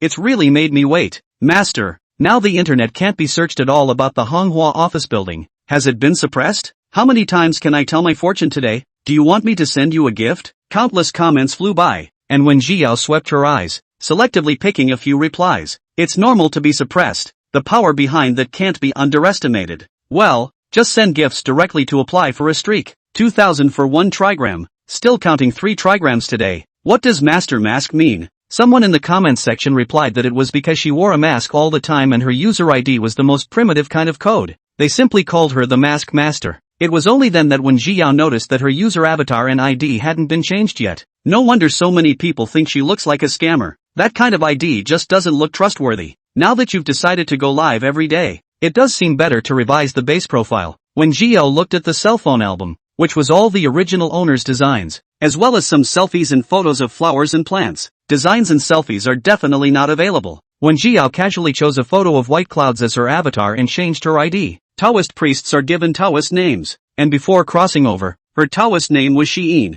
which she simply changed to Xiyin. ID and avatar are displayed in real time. As soon as Wen Jiao changed, the live streaming netizens paid attention to it, and they were curious about what this Xiyin means and whether it is her name. Wen Jiao shook her head. "This is my Taoist name, taken from the Tao Te Ching's Great Sound and Great Elephant. In the future, don't call me Master Mask anymore, just call me Xiyin." Netizens again began to sigh. This Taoist name is obtained really good. A sound like a master. At this time in the live broadcast of most of the netizens are yesterday have seen Wen Zhiyao real skill. At this time you a word and I am praising Wen Zhiyao. The atmosphere is a faction of harmony. Not long after, the gift special effect flashed, and it was the same netizen who had asked earlier about how many fortunes were being told today. Wen Zhiyao connected to the connection, and the face of a short-haired boy appeared on the screen. The boy is very young, with a few baby fat on his face, a pair of big bright eyes, thick eyelashes, red lips and white teeth, looking very pretty. As soon as the boy saw Wen Zhiyao, a layer of water mist rose in his big eyes, looking pitiful. Master, I suspect that my roommate is trying to harm me. He may be stealing my chi. Can you help me? Good-looking woman Wen Zhiyao has seen a lot, but such a good-looking man she is still the first time to see. The tone of voice are unconsciously put softer. Don't worry, send me your birth date in the background and I'll take a look for you. The boy nodded and sent a quick private message, starting to talk about his experience in the process. The boy's name is Wen Zhiyao, and he is currently a sophomore at a double-tier university, and the roommate he is talking about is called Zhao Hao, who is in the same school as him and majors in a different field. Their school's freshman year was on a separate campus, and that campus was always semi-closed, so if you wanted to leave the school, you had to write a leave of absence note and be approved before you could go out. That's why freshman year at their school is also known as senior year, with students not being able to get out, and the school only having freshmen. Word of who looked good and who didn't at the school spread almost as quickly as the first day. That's when Wen Zhiyao became famous at school. At that time, Wen Zhiyao was not yet in the same dormitory as Zhao Hao, but he could see Zhao Hao from time to time, whether it was the cafeteria, the teaching building, or the study room. He could always run into Zhao Hao in various places, and every time he meets him, he becomes unlucky himself, either by losing something or taking a fall. At first, Wen Zhiyao didn't take it seriously until an accidental discovery that Zhao Hao was wearing the same watch and necklace as him on his hand, and only then did he start to pay attention to this person. It's just that after observing for a while and realizing that nothing else had gone wrong besides this, Wen Zhiyao thought it was a coincidence and left it alone. In the latter's sophomore year, they all moved to the new campus, and the dormitory was reorganized, and he and another boy in his class were assigned to a mixed dormitory, living with boys from other majors, which happened to include Zhao Hao. It was only at this time that he realized that Zhao Hao had been secretly photographing him before, and had even washed and torn the photos into shreds again, placing them under his bed. Those pictures were really torn up, especially where my face was, and it was blacked out with black marker. Not only that, but he quietly recites a spell at night and wonders if he's cursing me. The more Wen Zhiyao said, the more he wanted to cry. I searched the internet afterward. They said some people would suck other people's chi luck through the same jewelry or other people's photos. Master, is he trying to harm me? Wen Zhiyao started a hexagram, combined with his face look and look. Rare some silence. Seeing this, Wen Zhiyao became even more anxious. Master, am I dying? Can you save me? As soon as this word was mentioned, tears fell from Wen Zhiyao's eyes, looking like a pitiful little rabbit. Wen Zhiyao raised her eyes to look at him, and only after a long time did she say, "It's true that you're dying, but it's not because of this." Chapter 15, Now, don't you want to believe it? Ha, what does this mean? Wen Zhiyao sniffled and looked at her with wide, ignorant eyes, just unblinking. Wen Zhiyao suddenly had some heartfelt reluctance to open his mouth and tell him the truth. Instead, it was the live streamers who couldn't sit still first. Who is it? Who in the world is harming my beautiful little baby? Come on baby, don't be afraid. Mommy will protect you. Who are you? Mom, this is obviously my baby. When did it become yours? Please note that this is a comment section, not a no man's land, so can you please restrain yourself? Be good, call me sister, and I'll give you my life. So who the hell is trying to harm him? One man's bloody letter begs Master Sheen to make sure he catches this person. Wen Zhiyao was a little embarrassed by the comment and averted his gaze with a red face. His speech was a little stuttered as he whispered, I'm no one's little baby. With that he waved his hand. No, that's not the point right now. Master, do you have something difficult to say? Is it because the money given is not enough? It's okay, I still have it. My family will give me a lot of pocket money. As long as the master is willing to help me, I'll swipe many gifts for the master every month in the future. No need. Wen Zhiyao said, it's better for you to take less of your family's money. How did Wen Zhiyao not expect to wait until such a sentence? A little confused. What is this for? Saying that, he explained to himself, I see. Master, are you worried that I'm spending too much? Master, don't worry. I'm usually still very frugal, and our family is quite rich. Wen Zhiyao shook her head and asked without answering, your current mother is a stepmother, right? Wen Zhiyao nodded frantically. Right. Master, you are awesome. Wen Zhiyao, who was suddenly praised, gave a beat and coughed lightly. Your stepmother is not very old. She is very pretty and usually treats you very well. Most of your pocket money is given to you by her, right? Yes, all of them. What a master. Then Siyu's eyes shone brightly and he was close to writing the word worship on his face. When Jiao was silent for a moment and continued, is there always a red rope tied to the top of the money your stepmother gives you? This can be known. The master also. Well, don't brag. I ask you an answer, okay? Then Siyu closed his mouth and nodded vigorously. That's right then. It's Friday. You should be able to go home now, right? When Jiao said, go home now. Go to the second drawer in your stepmother's room.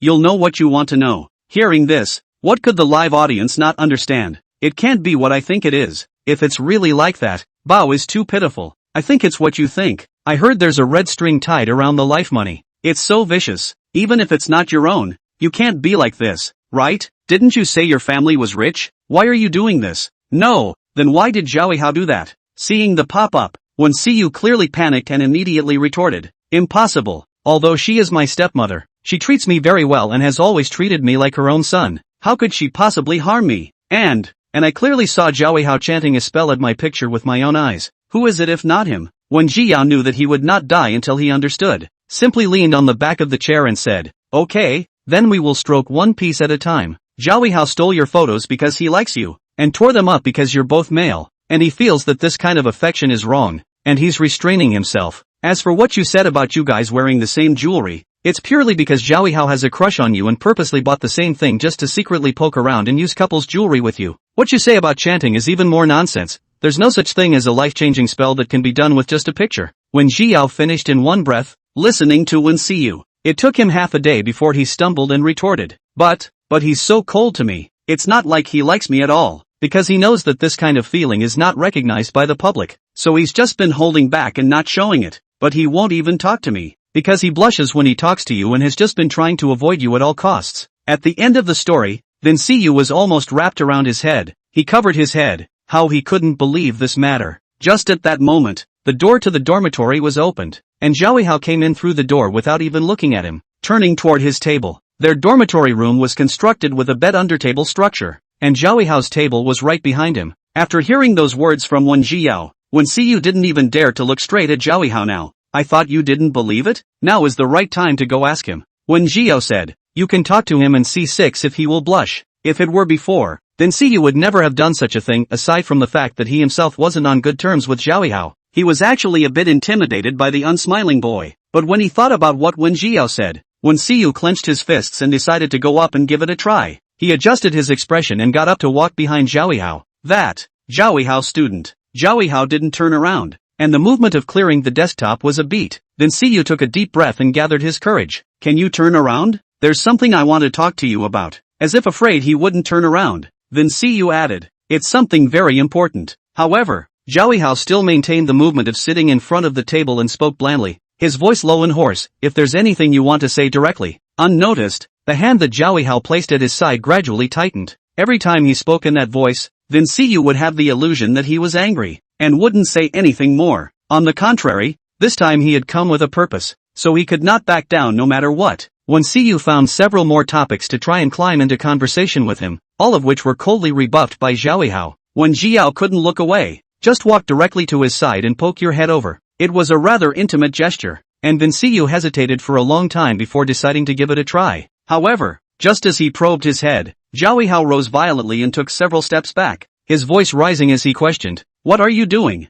It was clearly a voice with anger, but the speaker's entire face was red and looked harmless. Why are you blushing? No need for you to care. Zhao Hao frowned and turned around to leave the dormitory, moving in a hurry, like he was fleeing. When Siyu's heart trembled, finally realizing that what Wen Jiao said might be true. When Jiao's voice rang out at the right time, if you still don't believe me, you can open his closet. There is a diary hidden underneath the clothes on the bottom tier, and it is filled with his fondness for you. When Siyu bit his lower lip and opened the closet, and really saw a cowhide diary at the bottom, just opening the first page, he was shocked by the words on it, quickly closing the diary and putting it back in its place. Then Siyu returned to his seat, his heart beating wildly, wondering how things had evolved to this point. It looks like it was seen. When Jiao slightly hooked her lips and asked, now, are you going to go home and see what your good stepmother has done? Chapter 16, this is just the beginning. Long before the mic connection, Wenxia knew that this anchor had real skills, and now that she had once again shown her strength, Wenxiu was beginning to be shaken. Did his stepmother really want to harm him? Recalling his stepmother, who was usually gentle and considerate to him, Wenxiu clenched his fists. Okay, I'll go back now. Whatever the truth was, he always had to see it for himself, in order to avoid beating the bushes, but also to better prove the innocence of the stepmother. Wenxiu did not call a driver, choosing to take a taxi home by himself. The road home is not far. After 10 minutes or so, Wenxiu arrived at the door of the neighborhood. Their neighborhood is a villa area. The vast majority of owners have their own cars, almost no cab back, so the neighborhood does not allow outside vehicles to enter. Wenxiu could only get off at the entrance of the neighborhood and walk back. During this period, he has been linked to Wen Jiao, and the netizens in the live broadcast room watched him the whole time and surrounded the entire villa area. Asterisk asterisk asterisk asterisk. This villa area is also too grand, right? There is actually an artificial lake. Is that a white swan inside the lake? What a beautiful house. It's so expensive at first glance. When will I have a house like this? No, the people who can live here are either rich or noble, right? Why would they trade their son's life for something they can't get? Upstairs, please note that this is not a biological son. It's an adopted son. And what does the life of an adopted son matter?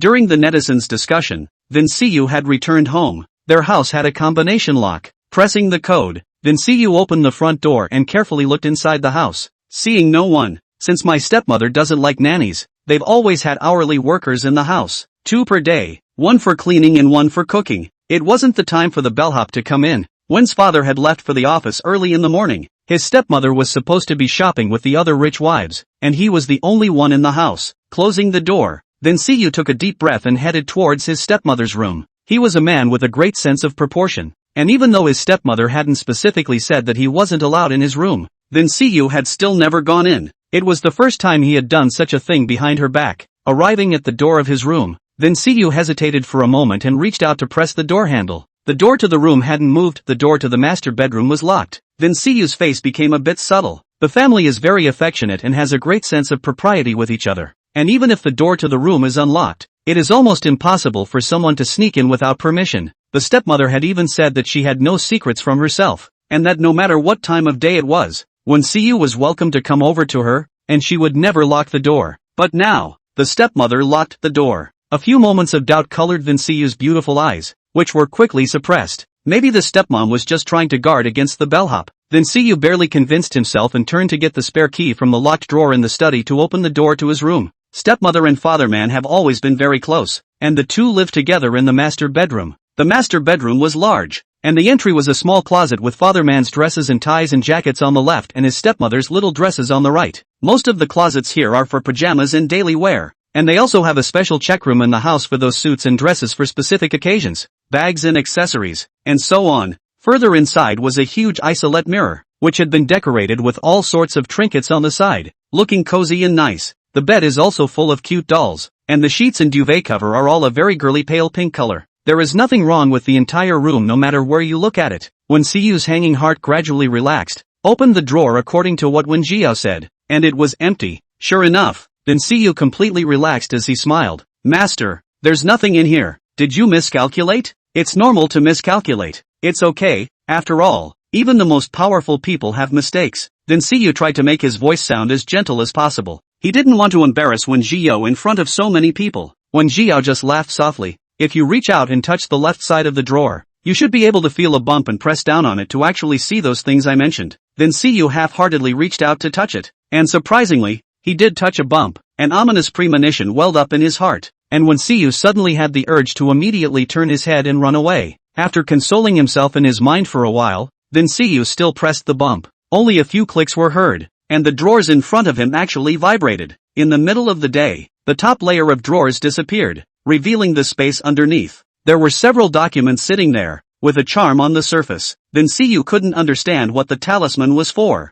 but his left eyelid had been jumping since he saw them. Whatever it was, he didn't want to open it. Wenxiu's lips twitched as he asked, Master, what is this? You can see for yourself. Wen Jiao said, some things are better for you to see with your own eyes. When Jiao has opened his mouth, Wenxiu, even if he wanted to back out, it was too late. He could only harden his head and open the file. The second page of the document was his identifying information, which included his photo, height and weight, even his blood type. School physicals aren't even as detailed as this profile. The more Wenxiu felt that this information was extraordinary, With trembling hands, he continued down the page and realized that everything that had happened to him since he was a child had been recorded on it. It's how it's all about what I do. Unbelievable. When Siyu took the document and looked it over and over several times, but no matter how he looked at it, it was impossible to change the content on the information. And at the end of the information, there was a big line written in bold letters. The data review has been approved and the program is ready to proceed. The plan?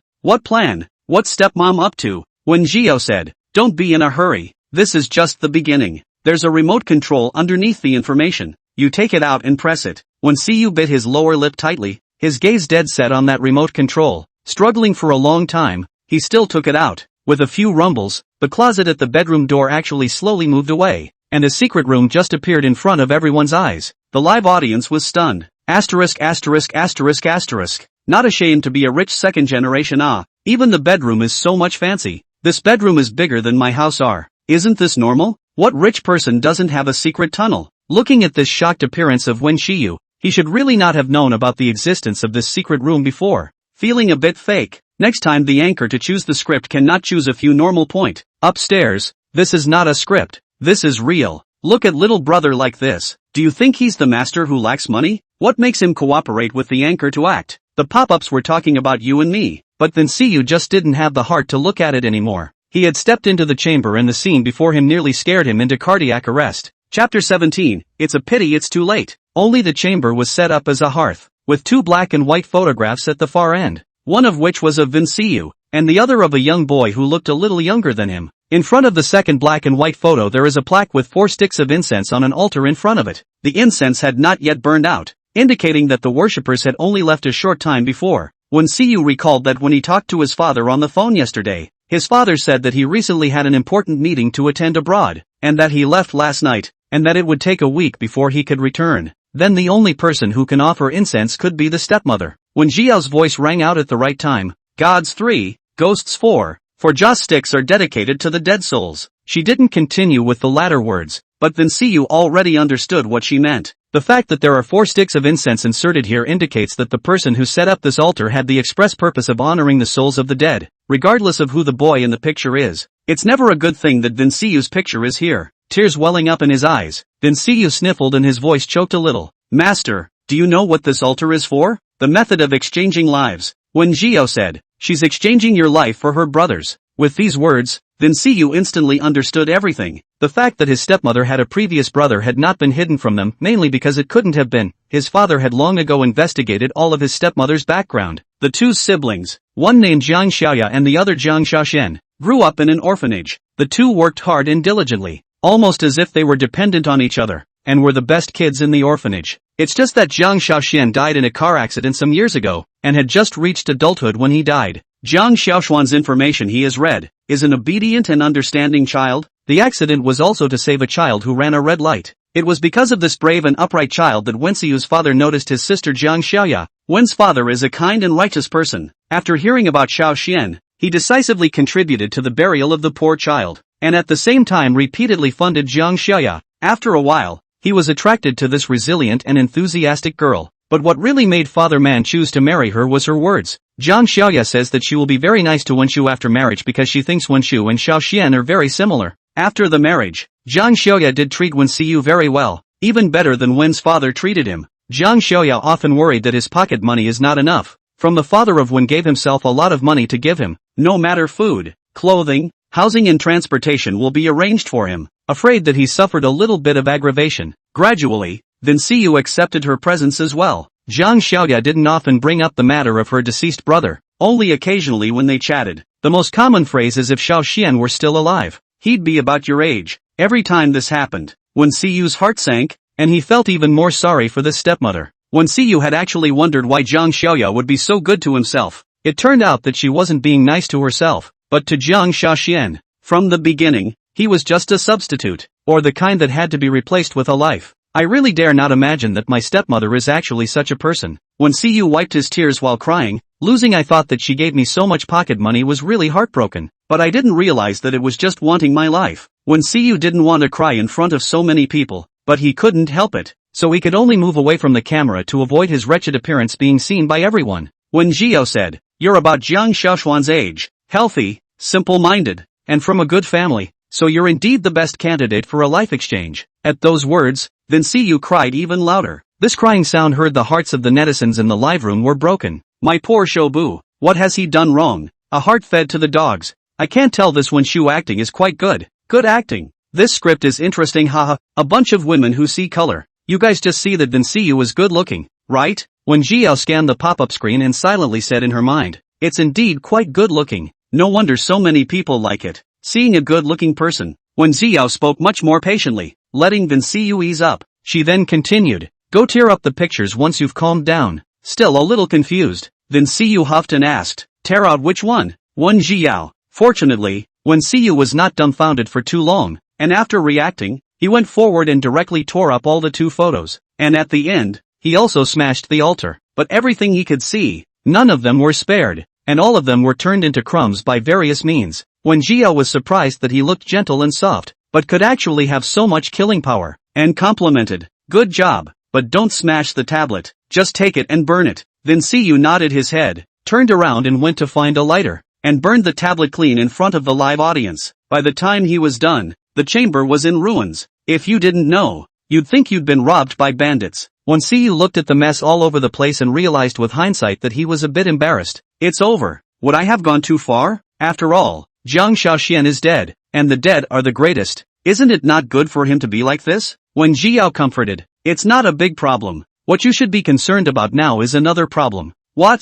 When Jiao said, I suggest you react faster later. Your stepmother is back. When Siyu opened his mouth and before he could say anything, the woman's surprised and trembling voice had already come from behind him. Vin Siyu, what are you doing? He turned his head and saw the exquisitely dressed Jiang Xiaoya's face full of gloom, looking at him as if she could drip ink. When Siyu had never seen Jiang Xiaoya look so angry, the previous her had never been gentle with herself. Even if she had caused more trouble she had never been angry, but this time she called him by his full name and even rushed up to him ready to hit him. Just because he smashed Jiang Xiaoshuan's tablet, as he dodged the third bag Jiang Xiaoya threw at him, when Siyu finally understood what Wen Jiao meant by reacting faster. But as fast as he wasn't as fast as the angry Jiang Xiaoya, and when the fifth bag was thrown over, when Siyu couldn't dodge in time and still took a hit, Jiang Xiaoya seized the opportunity and stepped forward, raising her hand and preparing to slap Wen Siyu. Just then, a male voice rang out of nowhere. Jiang Xiaoya, what are you doing? Jiang Xiaoya's movements came to a raw halt, a hint of fear creeping onto her face. She turned her head, but did not see Father Man. When Jiao snorted lightly,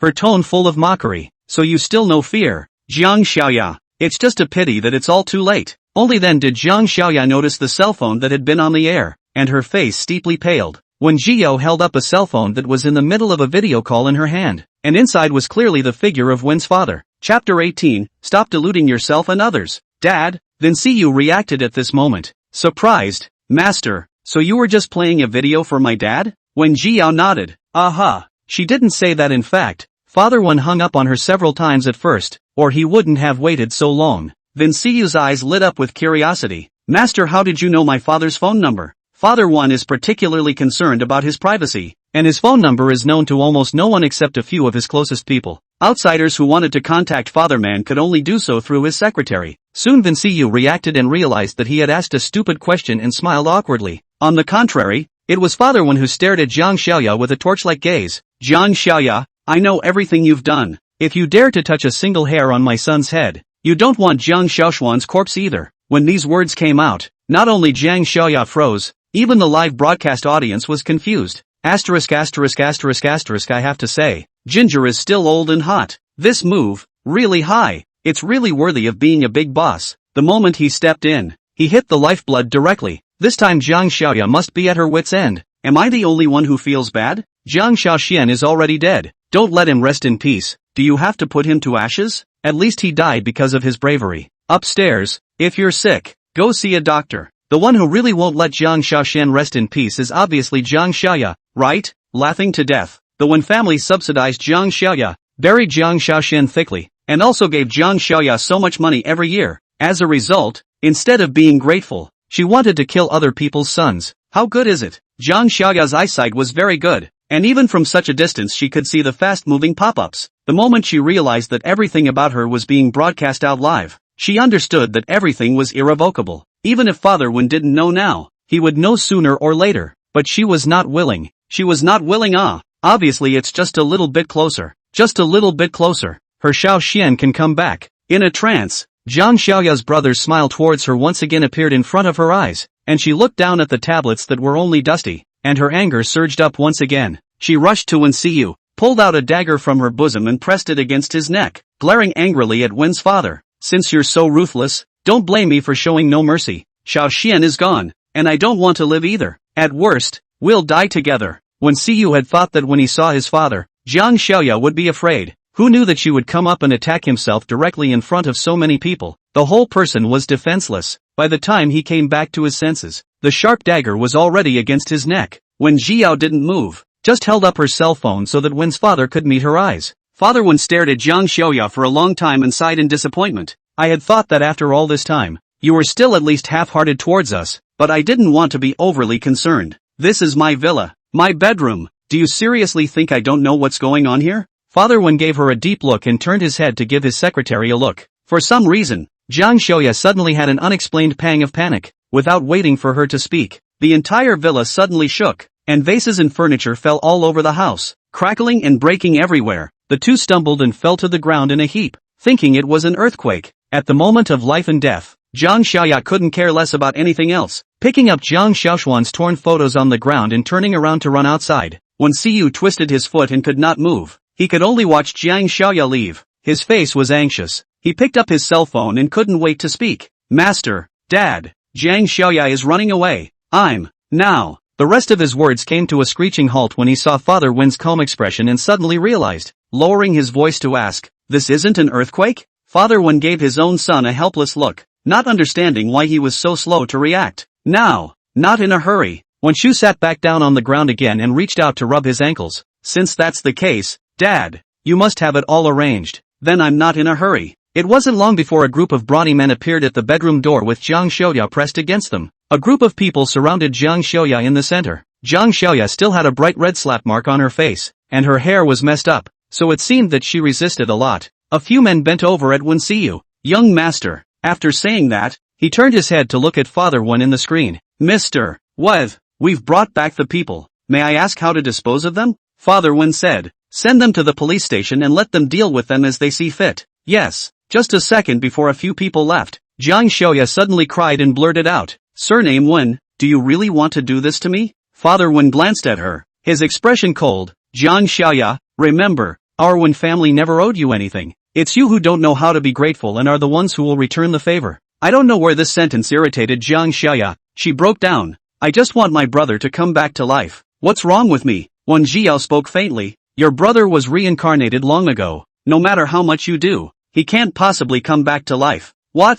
Zhang Xiaoya was incredulous. What are you talking about? Do you think you can trick me like this? You actually knew this a long time ago, didn't you? Wen Jiao said, no matter what you've done over the years, you've never gotten a response from Zhang Xiaoxian. You're just fooling yourself and indulging in a fantasy you've woven. Zhang Xiaoya's face paled with every word Wen Jiao said. No way. My brother is definitely still with me. He said so. He'll always be with me. Stop deceiving yourself and others. Wen Jiao's voice chilled. What kind of person is Zhang Xiaoxian you don't know in your heart? If he was still around and saw you like this, would he have no reaction at all? Zhang Xiaoya opened her mouth and wanted to retort something, but in the end, not a single word came out. She didn't have much hope in her mind when she first came across them. It's too hard in this world, so maybe it's not such a bad thing that my brother's leaving. Anyway, his brother had said that even if he died one day, he would always be there for him. But ever since that time when she summoned her brother the way the man did and got no response, she realized that he had broken his word. She didn't understand why her brother had abandoned her after only a few short months. She summoned her brother more and more often afterward, and her personality became more and more paranoid. But not once did Zhang Xiaoya get a response. Since when? She purposely does these things that go against her brother's philosophy. She didn't know if she was punishing her brother or forcing Zhang Xiaoxian to respond to herself.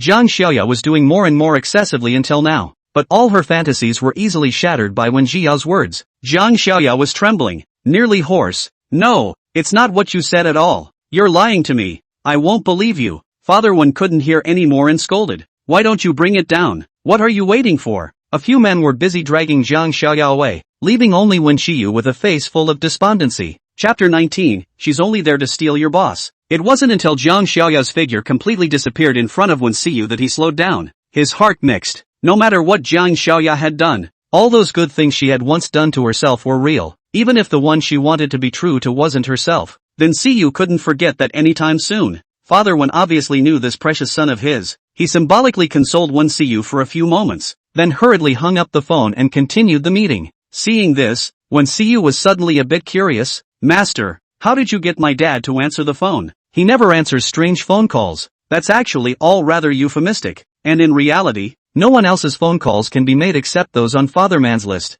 For Father Wen, the bigwigs who could help him by getting to this position were already on his list, and the rest, all of them, were here with a purpose, and it wouldn't be a big deal to ignore them. Those who are really anxious and sincere will naturally contact his secretary. After saying that, when Siyu's eyes lit up with curiosity, is it possible that you used some spells, Master? I have long heard that Taoist charms are very powerful. When Siyu has always been interested in these, and has studied quite a bit in private himself, but it's a pity that he has never had the opportunity to see it, such as mentioning it today, naturally full of excitement. In his expectant gaze, Wen Jiao faintly shook her head. No, I just sent him a text message. Ha! Seeing Wen Siyu's face full of disappointment, Wen Jiao gently laughed out. However, Taoists do have some talismans that can transmit sound over thousands of miles. Of this? Then Siyu's expression neatly cheered up. Naturally it is true. Wen Jiao said, you will naturally have the chance to see it afterward. But right now, you need to deal with another matter. Wen Siyu wanted to ask again, but the anxious voice of the man behind him had already come.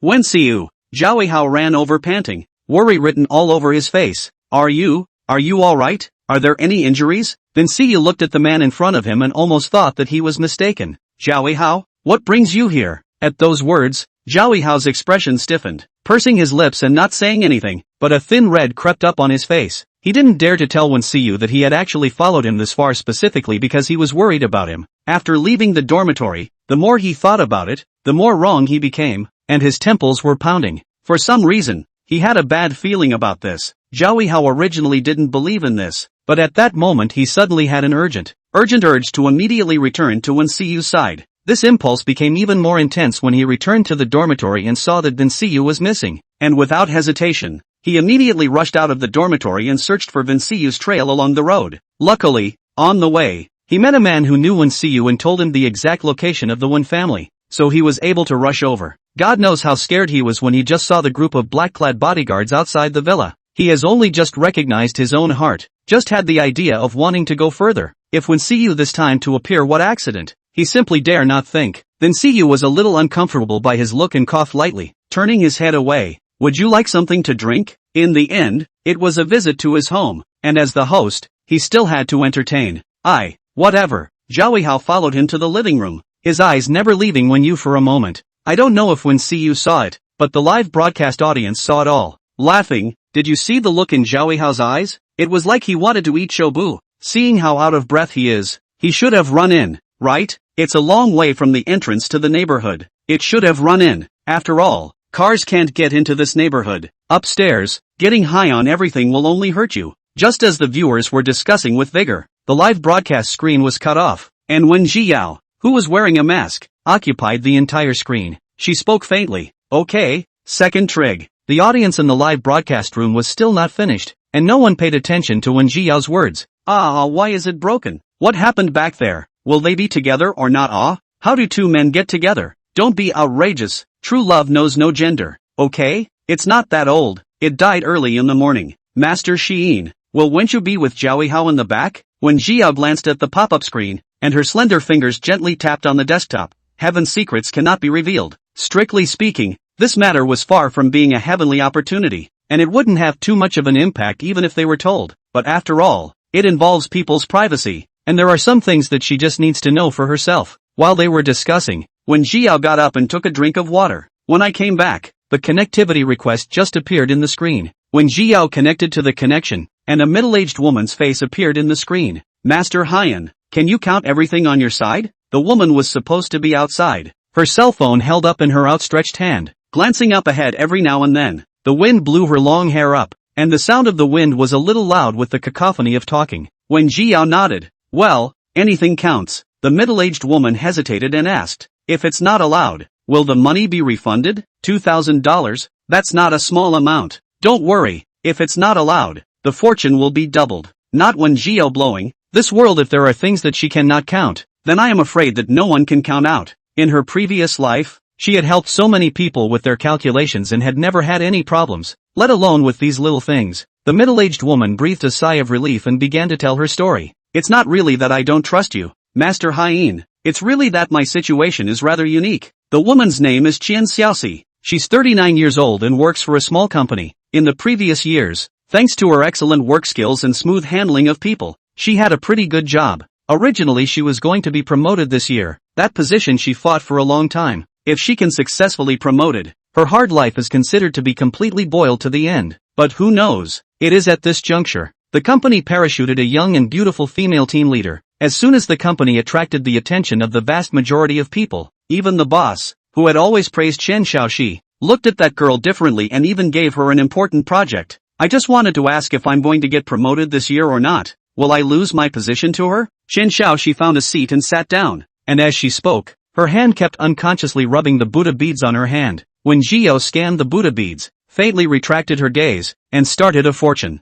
It's true that she joined your company for a purpose, but it wasn't to steal your position, simply to steal your boss. Qian Xiaoxi? Chapter 20, Fighting Fake on the Spot? No, that, Master Hyene. Did I mishear you? Qian Xiaoxi would actually rarely show this kind of hand-wringing embarrassment. The vast majority of the time she was calm and collected. Nah, the words were so unexpected that she didn't react for a long time. When Zhao repeated what she had just said with a pale expression and added, strictly speaking, instead of hating you, she also has some admiration for you. Qian Xiaoxi pursed her lips and didn't say anything. She recalled the many things that had happened before, and it seemed that it was indeed as when Zhao had said. It was just that she had been too obsessive at the time, and had always subconsciously categorized all of her performances as showing off. However, she was still a bit uneasy and asked, Master Xiene, are you sure she won't snatch it from me? I'm sure. When Zhao said, keep it up, you'll get promoted this year. Really? Now Qian Xiaoxi was happy, and she couldn't wait to rush into the screen to pay a few obeisances to Wen Zhao. All these years she had fought so hard just for the day of promotion, and now that she finally waited, how could she not be happy? Thank you, Master Xiene. Qian Xiaoxi said and prepared to cut the connection. Although she believes in metaphysics, but on the internet these fortune-telling anchor does not really believe in. Today over to count this fortune purely because of the hot search attraction. Plus she is really too eager to know the results. A moment of obsession came over. Estimated that the calculation of this trigram is just a good luck. Listen to a few beautiful words. To be honest, $2,000 for fortune-telling definitely belongs to the kind of price on the high side. Not to mention that this anchor cannot be sure whether to count correctly. She is not willing to brush the gift, but if she does get promoted this year, she'll definitely be back to make up for her gift then. Chen Xiaoxi raised her hand and was just about to turn off the connection, when she suddenly felt a pain in her hand, and countless beads scattered on the ground with a crackling sound. Ah, my Buddha beads. Chen Xiaoxi had a moment of panic and was busy picking up the Buddha beads from the ground. These beads, but her mother went to worship for a long time, specially begged. She cannot live up to her mother a peace of mind. There are a total of 13 Buddha beads. Chen Xiaoxi counted and patted her chest, palpitating and putting all the beads back into the bag. As soon as she looked up and realized that the live broadcast hadn't broken yet, she smiled a little awkwardly. I'm sorry, Master Xiene. This Buddha bead is very precious to me. I can't afford to lose it. When Zhao asked, 13 in total, right? Ha? Qian Xiaoxi froze, not reacting. When Zhao said, the Buddha bead breaking is originally a great evil trigram. You'd better call home immediately now. And whatever they are doing, tell them to stop immediately. Chen Xiaoxi was infected by her serious tone and subconsciously stopped a car to go home, while taking out her cell phone to call her mother. The phone was quickly answered and his mother's kind and gentle voice came from the other end of the line. Sissy, why are you free to call me today? Mother's voice is gentle and strong, completely unlike the appearance of an accident. Chen Xiaoxi only then reacted to the fact that he was led by the nose. A moment of chagrin. Why had he called his mother without asking? So that now she didn't even know what to say. But the phone call had been made. Chen Xiaoxi could only truthfully say, Mom,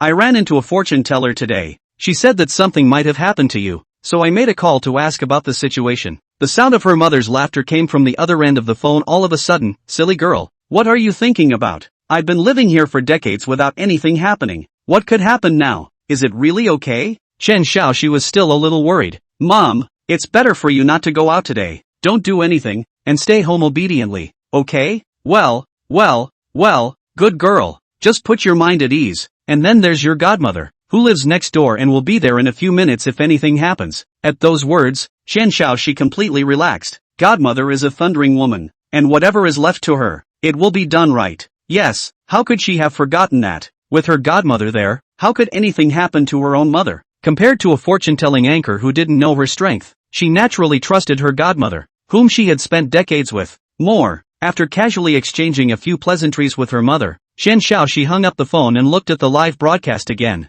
Master Xiyin, my mother is fine. Did you miscalculate? It was about her mother, and she still wanted to ask questions. When Gio looked at her expression and understood that she didn't trust herself, so she said, I told a fortune while you were picking up the Buddha beads. Heaven and earth are not changed into heaven and mountain recluse, with Kuan in the lower hexagram for home, for mother, changed into burgundy for son, being drained by Qian, it may be a matter of home. 13, a very precise number, corresponding to 13 minutes. That's why I judged that your mother would meet with an accident in 13 minutes, and that's why I asked you to contact her. Xian Xiaoxi subconsciously looked at the time. There were still about 9 minutes to go before the 13th minute, and she couldn't help but feel skeptical. But I called my mother. She's at home. She hasn't gone out at all, and my godmother is still next door. What could have happened? This time when Zhiyao did not speak, she has already said the trigrams very clearly. Xian Xiaoxi still do not believe. Then say more is just a waste of words. She got up and poured a glass of water, removing her mask to take a sip where the camera couldn't get a shot. But her behavior of getting up and leaving caused a misunderstanding among many viewers on the air.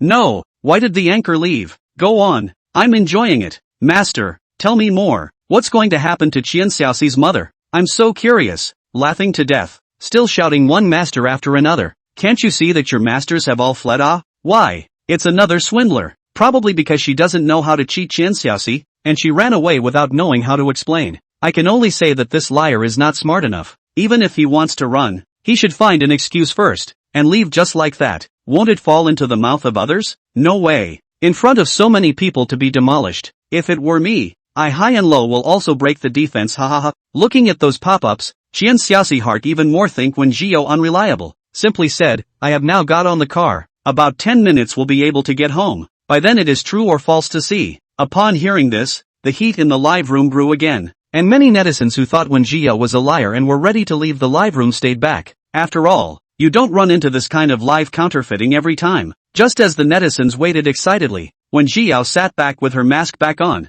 she scanned the pop-up faintly, only amused. If she's really a liar, she should just turn off the broadcast and run away. What are you waiting for? Waiting to be punched in the face? When Zhiyao shook her head and leaned back in her chair, waiting for the results in a good way, Chen Xiaoxi in the camera kept her head up looking out the window, not yet noticing that when Zhiyao had returned and continued to talk. My house is actually quite simple. My mother is old. I am just afraid that something will happen to my mother. I have installed handles for assisting everywhere in the house, and I have also installed a number of help bells to make it easier for my mother to call out to people. But even though my mother is in her 60s, she's always been very fit and goes out walking every day, and I can't even walk past her. I actually have a hard time imagining anything happening to a mother like that. Just to be on the safe side, I've already sent a message to my godmother. She'll go over and help me look after my mother. So don't worry, absolutely nothing will happen. Chapter 21, what kind of cause gets what kind of fruit? 10 minutes is not too long to say, not too short to say, completely enough for Qian Xiaoxi and the live broadcast netizens to tell about the situation of their own home. According to Qian Xiaoxi's description, her godmother and mother were both rare strong women in those days, creating their own companies, negotiating their own collaborations, and advocating personal involvement in whatever they did. In fact,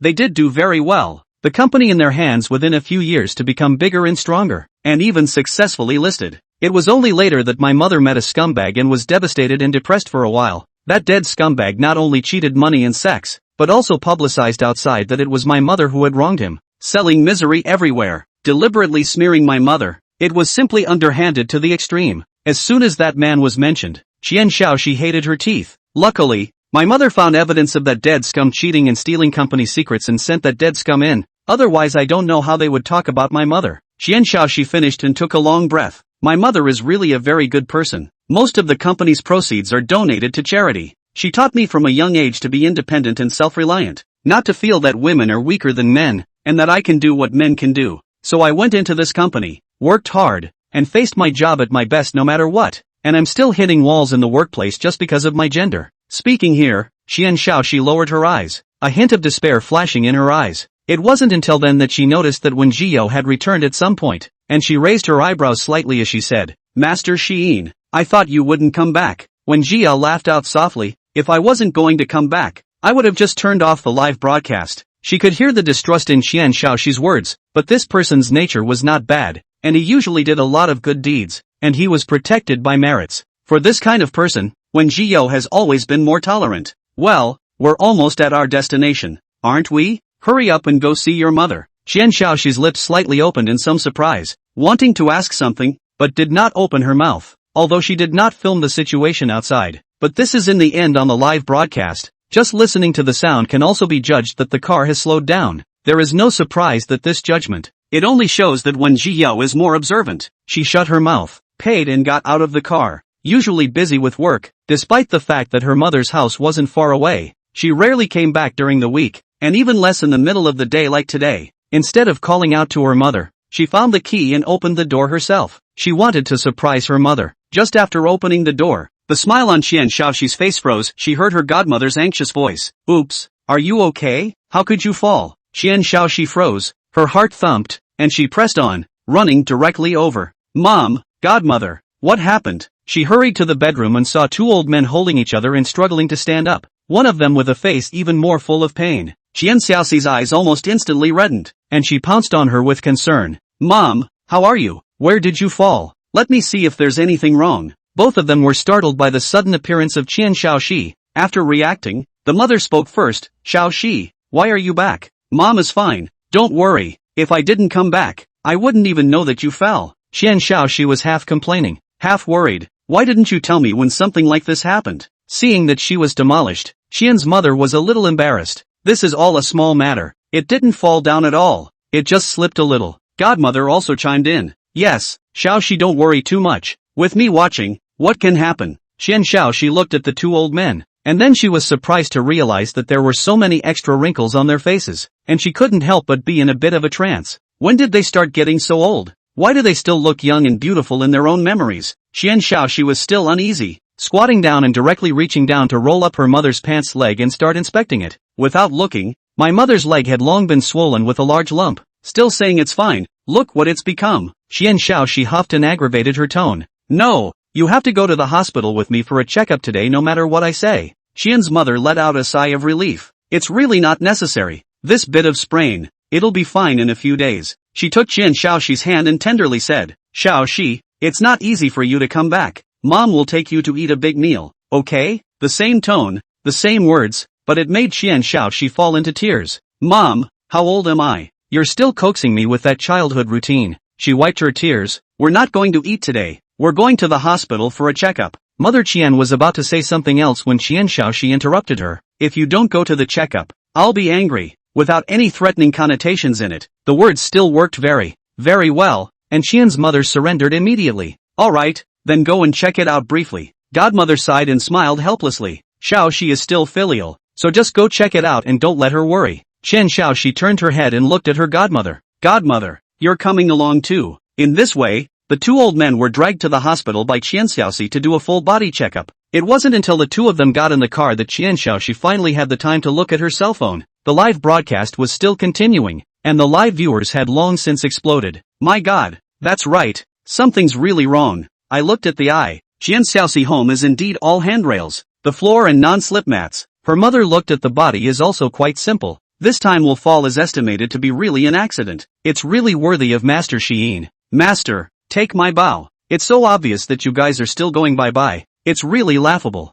Why do people always say it's a script? I'd love to read it even if it was a script. What's wrong with you? If you don't like it, get out. What are you screaming about? Luckily, the young lady came back in time. Nothing serious happened. This situation does need to go to the hospital for a checkup to rest assured. After reading all of these comments, Qian Shaoxi said, let me explain first. I am indeed not a trustee, and I don't know anything about the script, and even at the beginning I didn't quite believe in Master Shiyin's words. To tell you the truth, I even thought that if my mother was okay when I got back, I'd hang Master Hyan on the internet to avoid the lightning. Speaking here, Qian Shaoxi smiled awkwardly, but in hindsight, it was me who was too stupid. Master Hyan, thank you. I can't even imagine what would have happened to my mother if it wasn't for you. Qian Shaoxi bowed deeply and swiped several more gifts for the live broadcast. These gifts are a little token of my appreciation. Please don't mind Master Xiyin, and in the future, if there is anything I can be of use to you, Master, just ask. Wen Jiao waved her hand and said,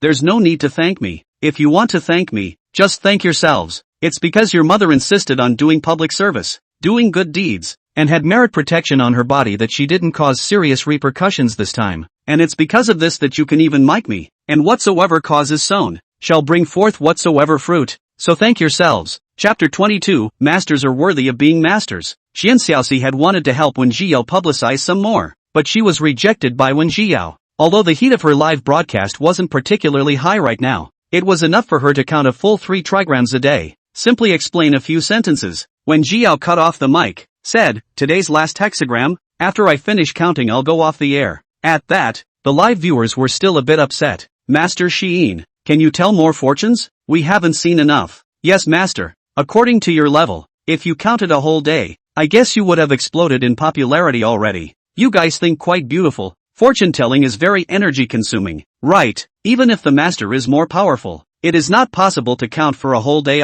Do you think she's a street swindler? Say, when will the master take off his mask? I want to see the master's face." It's better to be a person with a little sense of boundaries. Since Master Xiyin chose to wear a mask for the live broadcast, she doesn't want to be seen, right? So don't force yourselves. Not dare to show his face. What ingredients are clear in everyone's mind? After all, good looking, but also not to set up this kind of persona to bluff people. Seeing that comment, it was rare for the live streamers to not retort. Even though Wen Jiao's voice is very good, but it is said that good-looking voices are not good, and good-looking voices are not good-looking. If she was really a great beauty, she wouldn't be wearing a mask live. Plus all the powerful masters are older. Maybe Wen Jiao just sounds young but is actually in his 40s or 50s? Wen Jiao swept her eyes over the crowd's comments and let out a light laugh. "You will see my face later, but not now." A sentence that completely piqued the curiosity of the netizens. The netizens still want to pursue the specific time, but Wen Jiao has already lowered his head and no longer say anything. It wasn't until a gift effect appeared within the live stream that she reared her head up and agreed to the link request that had just popped up. Appearing on camera is a young girl looking in her early 20s in a tracksuit with her hair tied back high. As soon as she saw Wen Jiao, the girl's face raised a bright smile, revealing 2 large dimples around her mouth. "Very cute. Master, I've been watching your live broadcast for a long time. I don't do fortune telling. I just want to ask if I can read feng shui."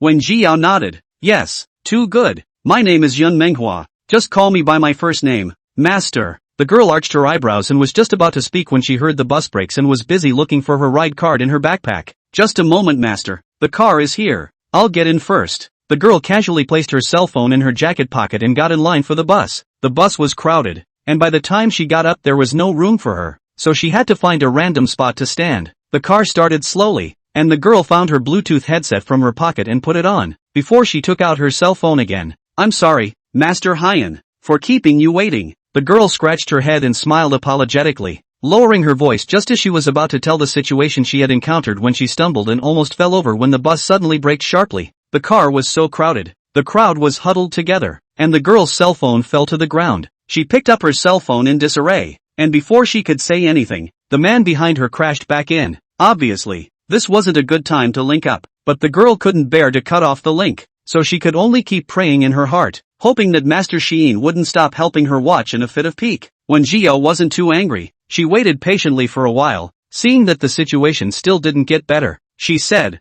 "Yun Manhwa, can you hear me? Turn the cell phone around. Let me see the scene inside the carriage." Good. Even though Yun Manhwa wasn't quite sure what Wen Jiao wanted to do, she still obediently turned her cell phone to shoot around. Wen Jiao swept her gaze over everyone in the carriage, finally settling on the middle-aged woman leaning against the window on the far side. The middle-aged woman was wearing a long black dress with a gorgeous coiffure, and was looking down as she fiddled with the black gloves on her hands. Wen Jiao said, "Yun Manhwa, walk a little ahead and stand beside the woman in the long black dress." Yun Manhwa blinked and looked around the carriage, his eyes fixed on the woman not far in front of him. He opened his mouth, but in the end he didn't say anything. She actually wanted to ask why, but this was on a bus after all, and there were just too many people for her to say something strange in front of so many people. After thinking about it, Yun Manhwa still squeezed through and took out his cell phone to look at the live broadcast, using his eyes to ask Wen Jiao what to do next. Wen Jiao smiled. "You don't have to do anything next, just wait." Yun Manhwa moved a bit, but still nodded and stood obediently in place to wait. She didn't ask, but the live viewers couldn't help themselves first. "Master Hyan, what's this for? Yeah, what's the point of waiting here? Is something going to happen?" Master, you don't keep us in suspense. Just tell us, What's the script? It can't be that this woman is going to get off later, right? Why am I so unconvinced? The live viewers didn't discuss it for long as the car arrived at the station and the woman in the black dress stood up and got out of the car. There weren't many people getting off at this stop, and she was the only one. There was an extra empty seat in the car, so naturally a lot of people wanted to come over. But Yin Manhwa was right in front of the seat, so naturally no one could grab her. She sat down obediently, and when she looked at Wen Jiao again, the shock in her eyes couldn't even be hidden. There were really too many people in the car. Yin Manhwa was too embarrassed to open his mouth, but he was really curious in his heart, so he could only type and ask, "Master, how did you know that she would get off the car?" Wen Jiao said, "Take the black can trigram. Can is the car, hand burgundy trigram. Burgundy is the station. Until fiddling is moving. Moving should be fast, representing her imminent arrival at the station." The live audience listened in awe.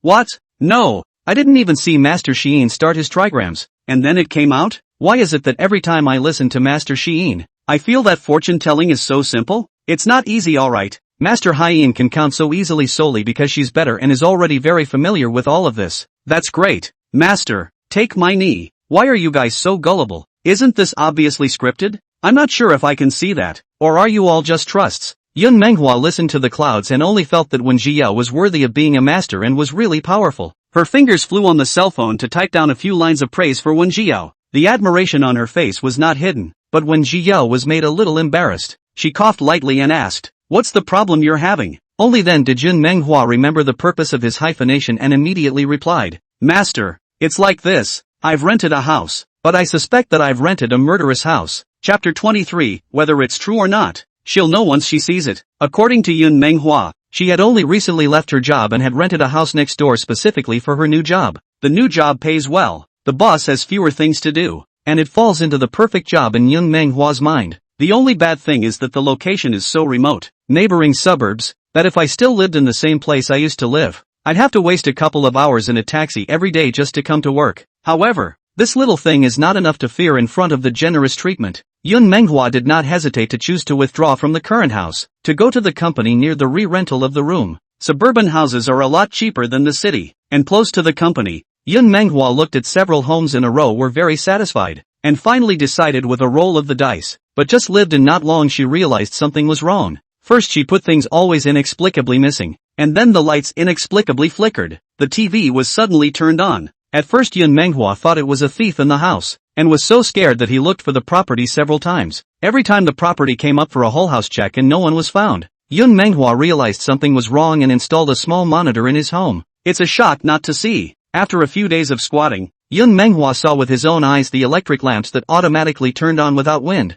the TV that suddenly turned on in the middle of the night, and the towels that floated in the air and changed direction on their own. God knows how Yun Menghua managed to resist the urge to jump out of the window and escape immediately that night and carried it until dawn, mainly because it's surrounded by suburbs. It's pitch black and there's not many people. It's even scarier outside, and there's at least a light inside the house. Ever since the incident, Yun Menghua had never gone back. It was a good thing that the one she'd rented before hadn't managed to get out of the lease, and it was just the right amount of time for her to go back to her first rental house and sleep, just a little farther away. Today is a day off. Yun Menghua is on vacation, ready to go back to get something. Just saw Wen Jiao's live broadcast on his cell phone, so he clicked in and looked at it. Only 10 minutes she decided that Wen Jiao is a real talent, and immediately sent a gift to apply for a continuous microphone. The long journey had exhausted her physically and mentally, and she currently had 2 apartments on hand that she hadn't surrendered yet, so renting another one was clearly impractical. 2,000 wasn't much to her. If $2,000 could solve this problem,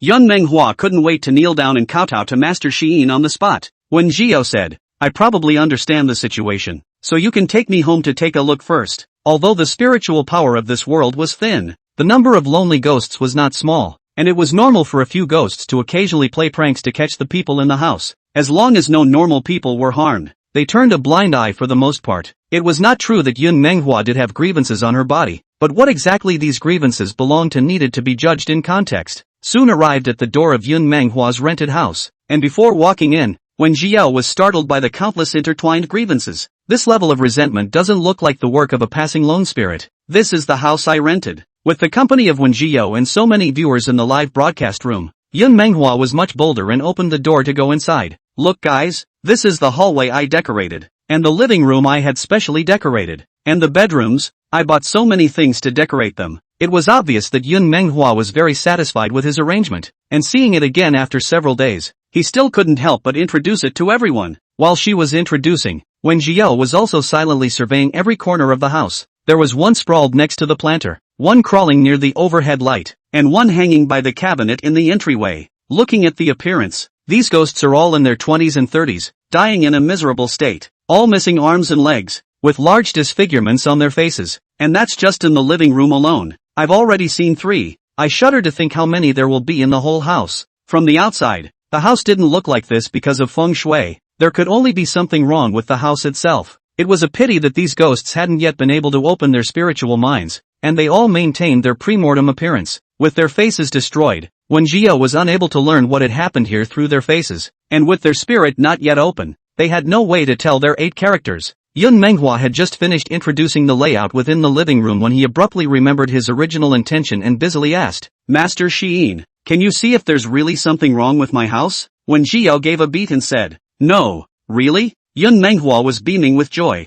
Only the smile froze on her face before she could finish the words that followed. When Jiao added the latter half of the sentence expressionlessly, "It's not a little problematic, it's very problematic." Ha! Yun Menghua barely managed to control his expression. "Master Shiin, are you serious?" She looked around the simple, atmospheric living room in front of her with a feeling of wanting to cry. So can I still live in this house? This is the most satisfactory house in the neighborhood that she has found with great difficulty. The last house has not even been returned, and now she has to look for a new house. How can she stand it? The house is definitely uninhabitable until it's taken care of. When Jiao said, "Living with so many grudging spirits, even if they don't lay their hands on you, after a long time, you have too much yin qi on your body. So if you are mildly unlucky for a while, if you are heavy, you will lose your life. If they do it to you, you will die." Under the siege of so many grudging spirits, Yun Menghua would never be able to escape. Yun Menghua's face turned white as she listened, mainly because the phrase "so many grudging spirits" scared her. She gulped and asked cautiously, "How much is this much?" She pondered how many ghosts there could be in her house, which was only a little bigger. Then she heard Wen Jiao say, "I've only seen 3 so far, but there should be more in the bedroom and the toilet, so I guess there should be 7 or 8 in the whole house." Yun Menghua, how many? 7 or 8? In that instant, Yun Menghua heard the sound of his heart breaking. Her legs went weak and she almost fell to her knees. It took her a long time to slow down. "Master, you didn't lie to me, did you? My house is so sunny, how can there be so many ghosts?" Yun Menghua's face was full of disbelief, and she suddenly had the illusion of whether or not she was being punked. This guru, is he really reliable? Could it be the same as what the pop-ups say, that it's all scripted and everything is fake? When Jiao nodded slightly, "If you don't believe me, you can see for yourself, and see it in person?" Yun Menghua's eyes rolled, her curious hands moving stupidly. Fear is fear, but the chance to see a ghost in person is a once-in-a-lifetime opportunity. Not to mention that this Master Shiin might just be swindling her. She's not an eyewitness. How can she just say she sees ghosts? And with Master Shiin not even by her side, there was just no way to give her any spells if she wanted to. The more Yun Menghua thought about it, the more she felt that Wen Jiao was a liar. And after thinking about it, she still made up her mind and said,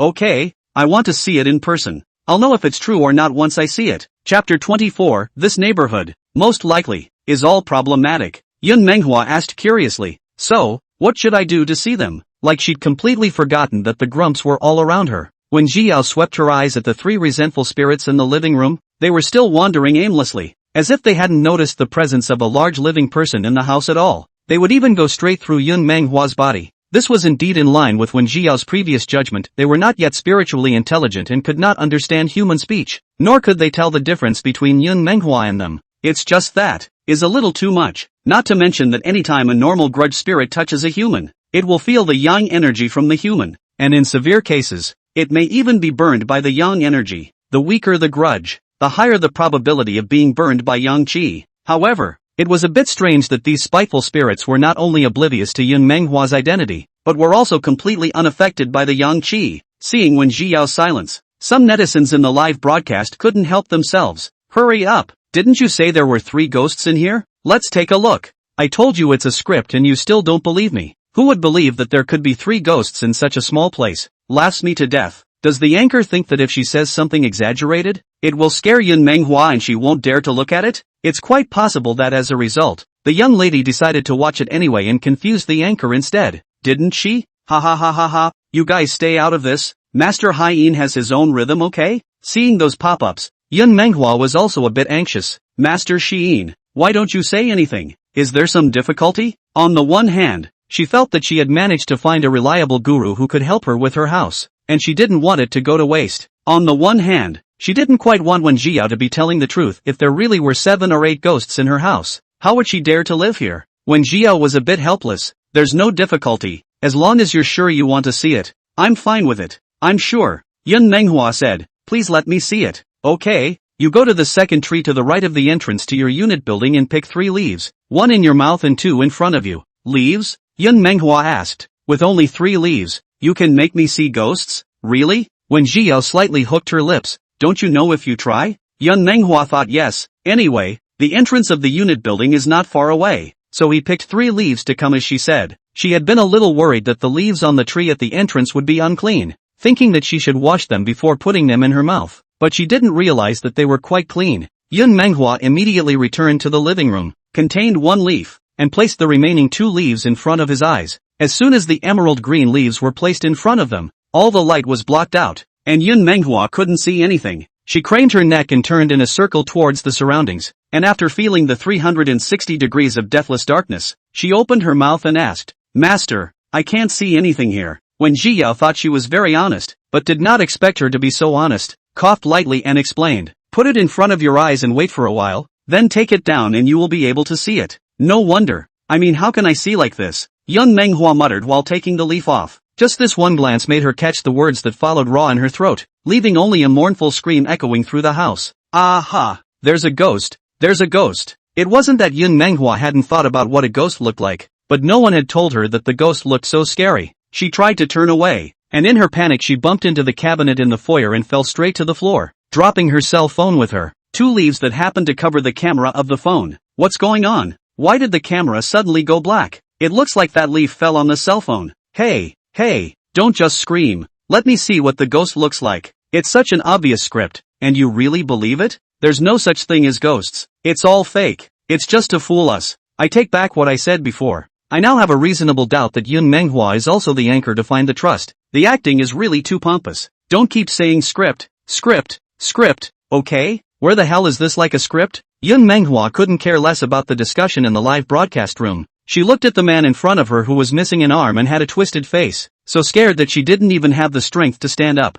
The man. Oh no. It was a male ghost getting closer and closer. Yun Manhwa was trembling, covering her mouth to death to keep from crying out. It was at this moment that she was considered to have completely believed Wen Jiao's words. It's horrible. Just horrible. Seeing that the male ghost was on the verge of sticking to her, Yun Manhwa cried and shouted, Master Sheen, you save me. She fumbled to pick up her cell phone, holding it backwards because she was so flustered. The leaves fell along, and the live viewers finally saw the scene inside the living room. In that instant, the audience fell into a deathly silence, and there were quite a few people who were so scared that their cell phones fell to the ground. Only 3 ghosts with hideous faces and horrible images floated in the small living room, making the originally cozy and beautiful living room look like hell. It was still through the screen, and they were also startled by the 3 ghosts and monsters that they couldn't imagine how scared they would have been if they were there. Asterisk. Is this the ghost the anchor was talking about? Is it really a ghost? Mom, I saw a ghost in my lifetime. No, how did this happen? A projector? It's kinda like that. Come on, show me with the projector. Don't just talk over there, okay? The phone was flipped over and Yun Manhwa's crying face appeared in the screen. Master, I don't want to see anymore. Can you restore my eyes to normal? She opened the door and stormed out, sliding slowly down against the wall, trying to shrink herself into a ball in an attempt to minimize her presence. If there were a few things she regretted the most in her life, this incident would definitely rank in the top 3. Wen Jiao said, close your eyes and wait for 3 minutes. Your eyes will return to normal. Yun Manhwa hurriedly closed his eyes. His heart panicked. Master, what the hell is going on here? It was fine if she didn't know, but once she realized that there were 3 terrifying ghosts floating around her house, where could she put her mind at ease? It's unclear at this time and requires further investigation. In order to calm Yun Manhwa's emotions, Wen Jiao changed the topic and talked to her about the leaves. As you should have guessed, that's an acacia tree in front of your unit block. The acacia tree gathers in, and it's what feeds ghosts. You can see ghosts with the help of acacia leaves in the 7th month of the lunar calendar when the in is heaviest. Yun Manhwa was really attracted to it. But it's not July now? You can achieve the same effect by living in this house for some time and having your yang energy swallowed by the yin energy. Wen Jiao said, normally, people don't plant acacia trees next to the houses they live in, and you have this whole neighborhood, which may be problematic. Chapter 25, Dragnet Formation. What? These words gave Yun Manhwa a sobering sound. She got up violently and asked, it means that not only this house of mine has problems, but all the houses in this neighborhood have had people die? The neighborhood is not too big, though, with only 100 or so homes in the forest, but she had 7 or 8 dead people in one house, so wouldn't more than 100 households add up to almost 1,000 dead people? At the thought that so many people had actually died in such a seemingly ordinary neighborhood, Yun Manhwa was so numb that he didn't even notice when he opened his own eyes. When Jiao paused and said, I suspect that the deaths of these people were not accidents. A conjecture surged into his mind, and when he opened his mouth again, when Jiao's tone became a lot more serious. Do you have a floor plan of your neighborhood? I'm just a renter. I only have the floor plan of my room. Do you need it, Master Hein? When Jiao was silent for a moment, how about this? What's the highest floor of your building? You go to the rooftop and let me take a look at your neighborhood. Good. Yun Manhwa moved quickly to the rooftop and used his cell phone to shoot downward around the rooftop. Just don't let her go back into the house and do whatever it takes. Yun Manhwa's cell phone pixels are very good, even across the height of 18 floors, but also enough for Wen Jiao to see the scene downstairs. See the circle of pomegranate trees that surround the neighborhood. Those pomegranate trees are growing well and look like they've been planted here for years. When Jiao lowered her eyes, her fingers unconsciously fumbling with the copper coins in her hand, and did not speak. Instead, it was Mumu who opened her mouth. Pomegranate tree, nailed grave, eternity. When Jiao raised an eyebrow and looked back, it's a little late this time. I already know. Mumu was instantly unhappy. I haven't fully recovered yet. The little guy shifted around and just about wrote his displeasure on his face. When Jiao couldn't help but reach out and patted its little head. Got it. I'll prepare some offerings for you later. At that, Mickey stopped moving, grunted contentedly, and lay back down again. As when Jiao's ear reporting God, unless the bystanders are extremely close, they can't hear Mumu's voice. Mumu is outside the camera, and the live broadcast netizens cannot hear it. In their eyes is when Jiao talking to the air to talk to themselves. Associated with the grievous spirits they had just seen, the netizens had a brainstorm. Wait, who is Master Hein talking to? Why can't I see anything? Speaking of which, it's been several minutes since the acacia leaf fell on the camera, so is it possible that we can't see the ghosts either? So Master Hein is communicating with a ghost? Is it like in the novels, where the masters are surrounded by a very powerful and stern ghost? I don't think it's a ghost, is it? Even if the master wants to collect them, he won't look for such ghosts. They must be clean ghosts. You're all the Anchor's trustees, aren't you? The Anchor hasn't even said anything yet, so you're all just brainstorming here. Black people don't want to see don't look in here hard black interesting? Yun Manhwa had already taken the elevator back to her door. She wiped the sweat on her forehead and never dared to enter. Master Hein, so what should I do now? When Jiao gathered her expression and said, do you have any tools in your hand? Go to the pomegranate tree outside the neighborhood and dig out all the nails buried under the tree. You don't have a lot of time. Dig as much as you can. Yun Manhwa's head didn't turn for a moment and froze for a moment before asking, Master Sheen, why are there nails buried under the pomegranate tree? Go ahead and I'll talk to you as we go. When Jiao lowered her eyes and edited a text message, explaining, I don't know if you have any understanding of pomegranate trees. Pomegranate trees have extremely developed root systems,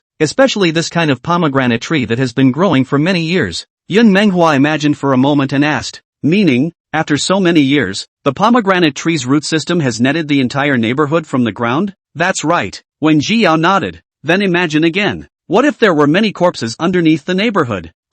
Just hearing this, Yun Manhwa broke out in a cold sweat. Doesn't it mean that those corpses were all penetrated by pomegranate tree roots? That's right. The people who laid out this plot did it so that the pomegranate tree would run through those bodies, so that the dead would never have a place to rest. When Jiao's voice sank, the acacia tree gathers souls. Nails are buried under the tree, and the souls of the dead cannot leave, and the bodies are pierced by pomegranate roots, and they suffer such pain day and night, and their souls eventually fly apart. It seems that a large-scale massacre once took place here, and those behind the scenes, fearing that the dead would turn into violent ghosts and come to retaliate, set up this Heaven's Dragnet array, wanting to use it as a way of dispersing their souls. The reason why those resentful spirits were muddled was not because their spiritual wisdom had not yet been opened, but because they were trapped by the formation and tortured day and night, and were already in a state of extreme weakness. If it weren't for the rows of acacia trees planted in the neighborhood, they would have been nothing more than wisps of residual souls, unable to gather form. At those words, Yun Manhwa's face turned pale, and her hand holding the cell phone trembled slightly. This is too vicious. She was also a young girl who had only been working for a few years, and the darkest thing she had been exposed to was just being framed by her colleagues in the company, which was child's play compared to the spirit flying out of her body. Master Sheen, don't worry, since this kind of thing has happened to me, I definitely won't sit idly by. Thinking back to the miserable appearance of the few wandering dead souls in the house, Yun Manhwa felt compassion and the movements of his hands sped up quite a bit. In just a few minutes, though, she had pulled out several nails. She wanted to shovel a few pomegranate trees along the way, but there was no way that their root system was too developed. Yun Manhwa rolled up her sleeves and shoveled for half a day without driving it a bit, so she could only give up. Seeing those nails, the live viewers were stunned. There really are nails. Ha, I thought the host was making up stories to fool us. It sure doesn't look like these nails were buried in recently, and the pomegranate tree is at least 10 years old, right? Does anyone know where this is? Do a search to see if there were any major cases in your area 10 years ago? If there really is such a formation, then it's too vicious, isn't it? It's not enough to kill others, but also to make their souls fall apart. Please, master must catch that person. A man writes in blood begging the master to find the murderer and solve the case. I'll be damned. Some people really believe it. Just watch it as a little web series. You'll lose if you go to the extreme. Wen Jiao did not expect this girl look thin and small, do things but very sharp. In less than 10 minutes, she had pulled out about 30 nails. It's okay, let's go here first. Seeing that it was almost time, Wen Jiao voiced a reminder. Now throw away the shovel and run to the right. Yun Manhwa blinked and hesitated. But there's still a lot. There's no time. Hurry up. Ha, oh. Yun Manhwa almost subconsciously threw away the shovel in his hand and ran to the right. Just moments after she had left, a bullet landed precisely where Yun Manhwa had just stood, piercing through the pomegranate tree and landing on the ground behind her. If she had been half a second later, the bullet would have hit more than just the pomegranate tree. Chapter 26, Master Sheen, please accept my knee. I'm going. Hearing the voice, Yun Manhwa looked back and stumbled in shock, almost falling to the ground. When Jiao said, don't stop, hurry forward. Good. Yun Manhwa didn't dare to turn back, took a deep breath, and ran forward as if she didn't want to die. After all, the slightest second later could literally kill you. Even though the camera only shifted behind Yun Manhwa when he turned around, it was still discovered by the live stream viewers. No, I'm not mistaken, am I? Why does that just landed on the ground look so much like a bullet? It's a little blurry, but I'm sure that's the bullet. I think it's a silencer. What the hell? Aren't we banning guns? Why are there still people shooting? Upstairs is not too simple. In this world, there is nothing that money cannot do. If there is, it is not enough money. The person who can kill so many people and buy a piece of land specially set up into this array is not simple at first glance, right? The anchor is here. What are you afraid of? It's not the first time the anchor has gotten into trouble, so there must be a way to solve it, right? Anchor, you have to save Yun Manhwa.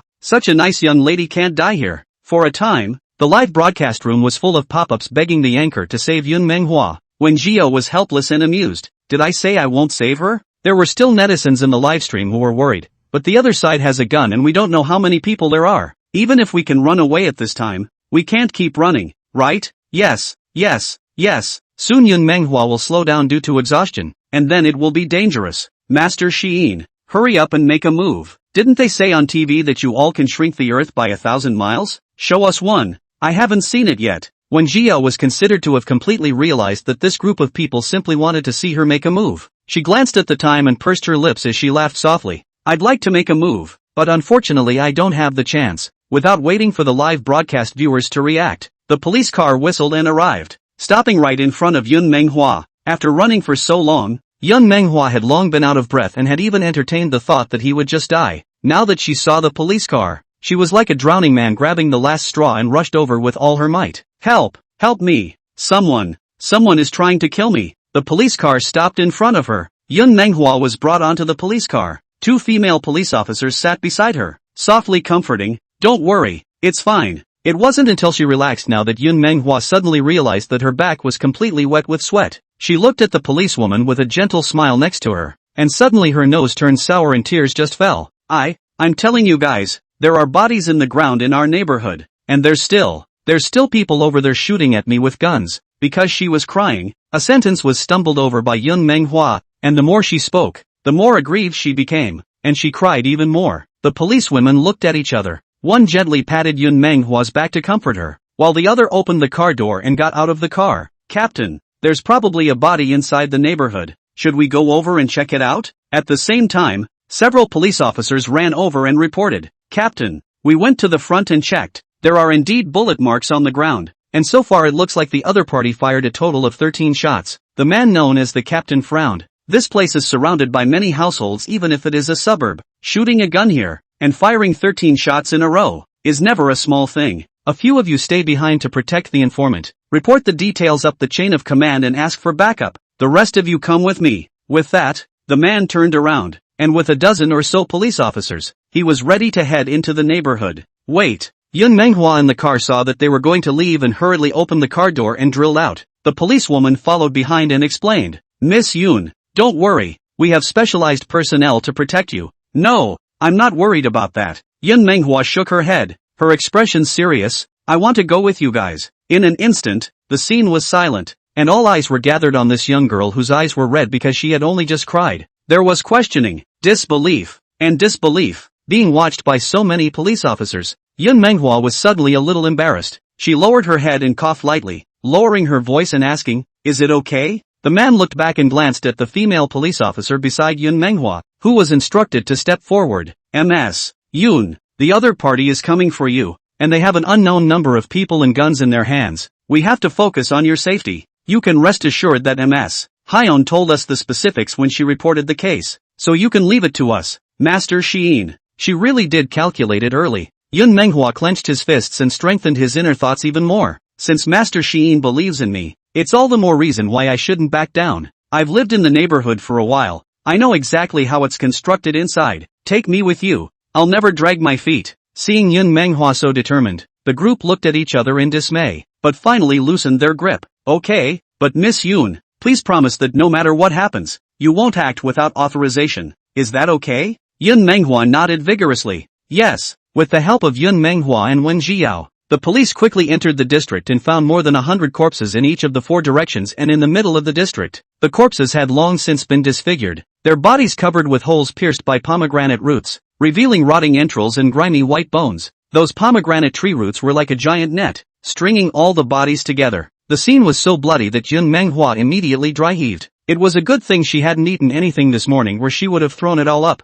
Seeing those corpses with his own eyes not only gave Yun Manhwa an extreme impact, but also became a nightmare for many live viewers in the future. Mom, it's horrible. There's really a corpse? Mamma mia, I really believe it this time. This surely can't be scripted. The police also said it was Master Higurashi who reported the case. It's really worthy of Master Higurashi. Everything is under her control. Why didn't anyone tell me there were so many corpses under the neighborhood? I can't sleep for the last few days. Whimpering to help. Master Higgins, I was wrong. I shouldn't have doubted you. I've told you that you don't believe in Master Hyun. Sooner or later you'll be hit in the face. See, hitting the face is like a tornado. From now on, Master Sheen is my god. Master Sheen, please accept my knee. The bodies were buried so deep that it took the police most of the day to move them all out. As the bodies were placed on the ground one by one, the entire neighborhood was nearly filled. This case, too, has become one of the most sensational and big cases of the year. Chapter 27, Yunshan Street, Fork in the Road. Major accident. The police entered the neighborhood and split into 2 teams, one looking for the shooter based on bullet traces and the other staying in the neighborhood to dig up the body. Only they searched the whole neighborhood and couldn't find the whereabouts of the person who shot him. Only a few sporadic households in the area, all next to the company's employees, only lived in a short time,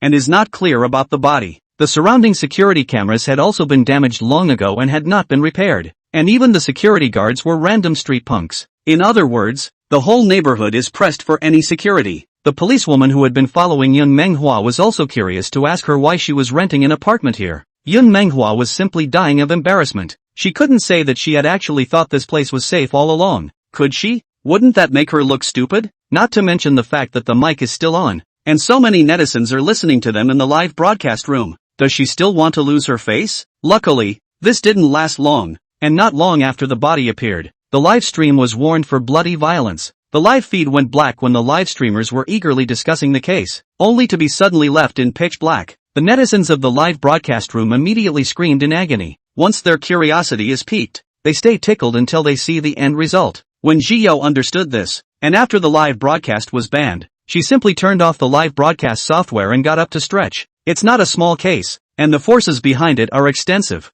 Not something that can be uprooted in one live broadcast. She only used this case today to reveal the tip of the iceberg of the dark forces behind it. As for how this case would be solved subsequently, she couldn't intervene for the time being. The primary goal at the moment was still to regain strength as soon as possible. When Xiao got up and came to Mumu, checked the little guy's power recovery, and decided to find some good thread incense for it to offer. Luckily, although the Taoist priests of the White Cloud Temple did not recognize her strength, they were not mean to her. As the largest Taoist temple in this area, Baiyun Guan has prepared dozens of different kinds of incense with different effects, which are convenient for worshippers to choose. Despite the value of the finest thread incense, there is still a lot of it in the White Cloud Temple. Soon a little Taoist priest sent a handful of fine thread incense to Wen Jiao. After Wen Jiao had thanked her, she lit the threaded incense and recited the scriptures for Mumu for half an hour. Mumu was already spiritually enlightened, and to it, whether it was a superior offering or a scripture recited by someone as powerful as Wen Jiao, it was a great tonic. In half an hour,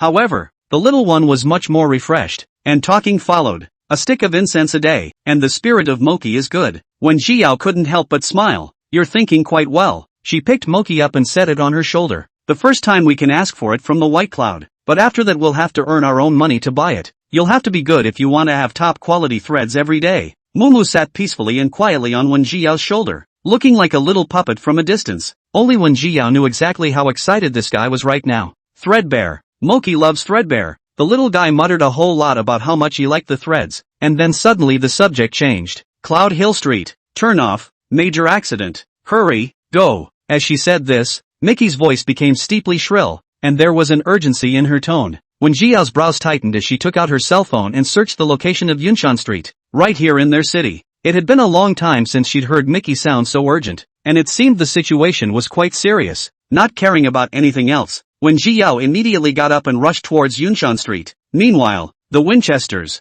Wen Jiayan listened to his secretary's report with a frown on his face. No word from Wen Jiao yet? The secretary lowered her head. Not yet. With a snap, Wen Jiayan slapped one hand on the table, his face as black as the bottom of a pot. It's been a few days. I can't even find anyone. What use do I have for you guys? The secretary buried her head even lower. Mr. Weth, we've already investigated. Since that day, MS. Wen's card hasn't had any spending records. Whether it's dining, shopping, or renting an apartment, or working, we found no record of MS. Wen's spending. We have also investigated all the friends around MS. Weth, and there is no one who has seen MS. Wen and does not exist to provide her with help. You mean Wen Jiao? A big living person just disappeared, right? Wen Jiayan was simply going to be angry and laughed. Listen to yourself, this is not ridiculous? Even if it's a place to live, can she not eat or drink for a few days? Wen Jiayan's voice was loud, and it was all heard by Wen Lingyao, who was standing in the doorway.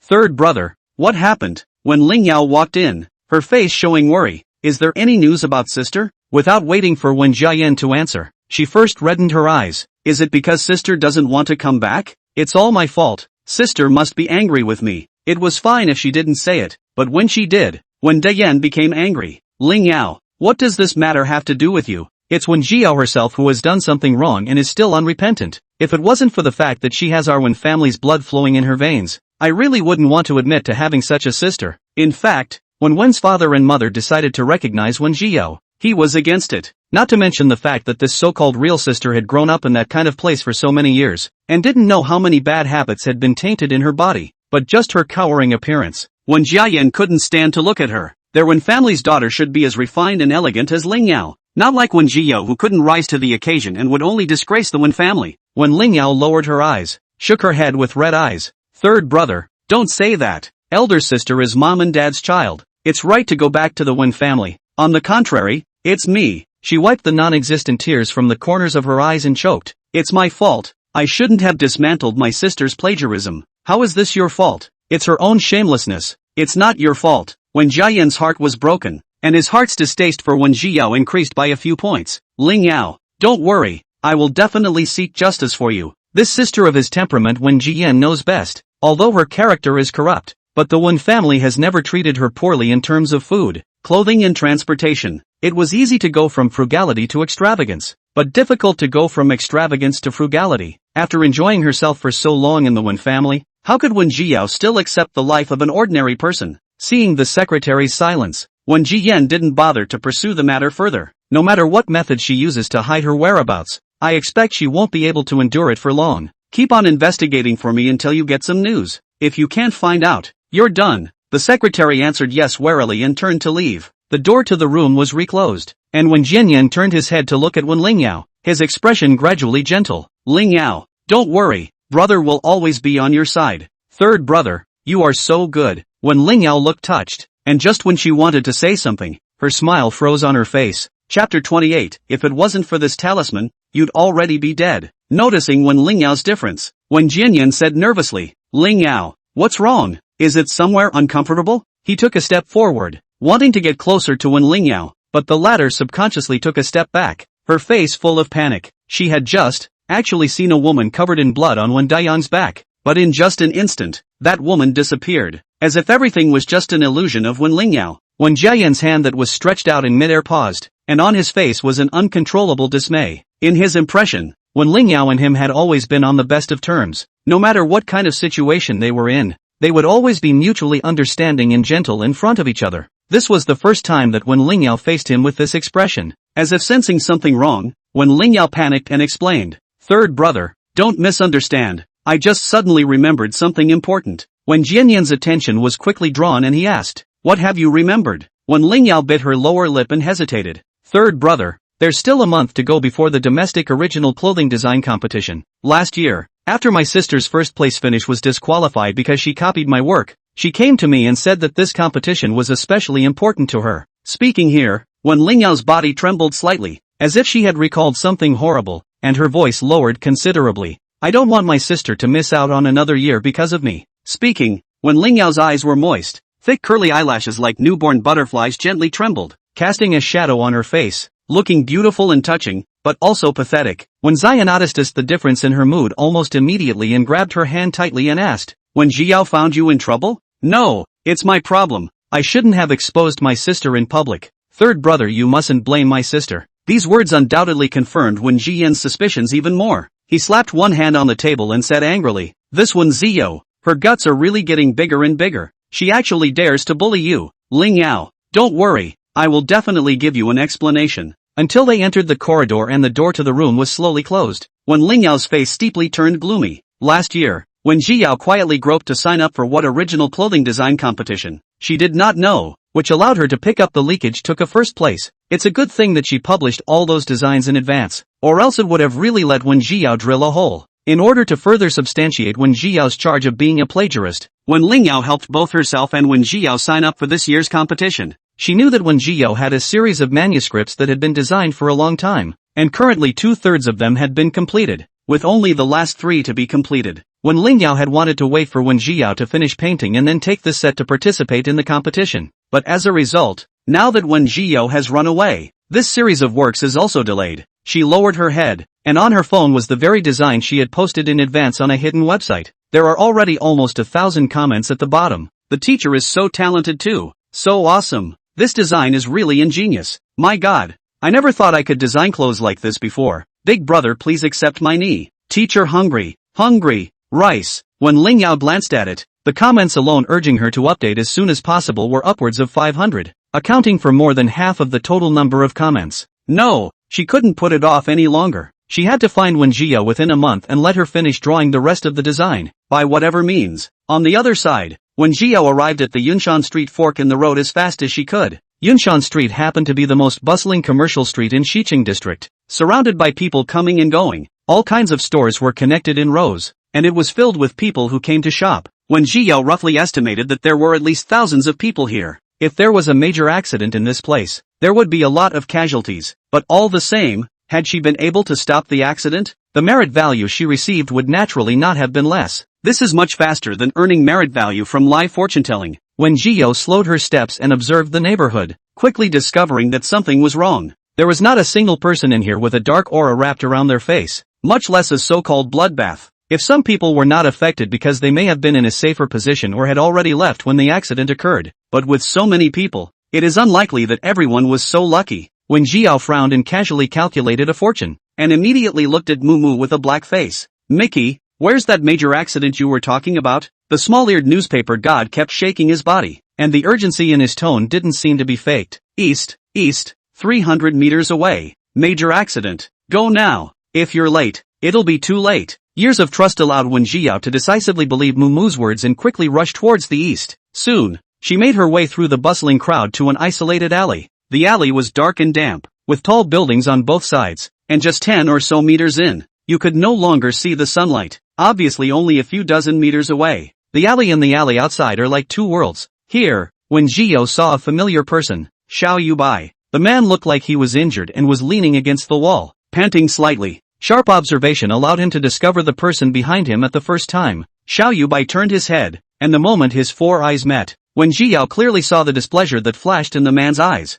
Mumu's voice in his ear continued, "Master, Xiao Yubai is injured. Go save him." Wen Jiao closed her eyes and was furious. "Is this what you call a major accident? I come a little later. His wounds are almost healed, right?" Mumu spoke in a serious tone. "Master, it was really serious just now. If it wasn't for that yellow talisman that Master gave before, he would have been long ago." The words came to an abrupt end. A shadow was cast from top to bottom. Wen Jiao raised her head and calmly met the man's eyes. The corner of Xiao Yubai's mouth slightly hooked, revealing a smile that was mocking to the extreme as he took out the yellow talisman that had already turned black in his arms. "You designed everything, didn't you? Put the locator inside the yellow talisman, put it on me by some means, and followed me all the way here." The yellow talisman fell to the ground just like that, and Xiao Yubai's voice grew colder and colder. "Did I tell you not to use such unseemly tactics on me and let me find out once more?" "Alright, pause for a moment." Wen Jiao really couldn't listen. "Mr. Xiao, I understand that you were emotionally unstable when you just saw the ghostly creature, but casually dumping it isn't a good habit." The young girl raised her eyebrows slightly,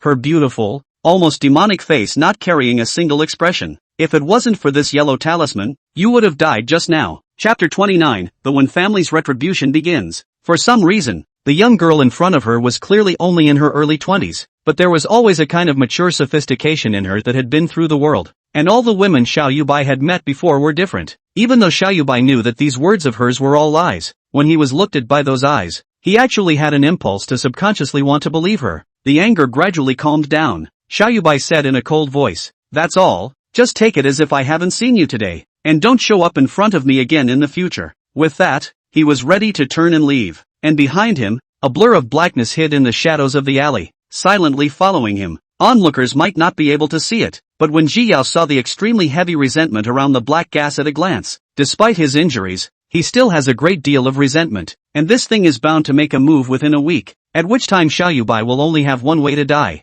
Wen Jiao was never a good-tempered person, and it was impossible to be wronged for no reason and directly stop him. "You just saw a ghost with no features, didn't you?" Xiao Yubai's thin lips pursed as his probing gaze fell on her. "What happened before was really planned by you." "No, I just wanted to tell you that the yellow charm didn't kill it completely." Wen Jiao bit through the blood of her fingertips and moved quickly to draw a talisman on Xiao Yubai's forehead to help him open his heavenly eyes. Xiao Yubai was originally a celestial spirit body. Opening the heavenly eyes for him was not difficult. Wen Jiao did not even recite a spell. The cold touch came from the forehead. Xiao Yubai completely did not expect the woman in front of him to be so bold, actually dared to go directly to the hand. In the past, even if those women were more wanton, they only dared to harass them verbally, and the one who topped it off by pretending to fall into his arms and doing this kind of thing was still the first one. This scene was seen by the secretary who hurriedly arrived, and the secretary, who had always been unperturbed by changes, instantly changed his face. "You know, there was once a woman who was thrown out for forcing her way to Xiao Yubai's side and attempting to drug him.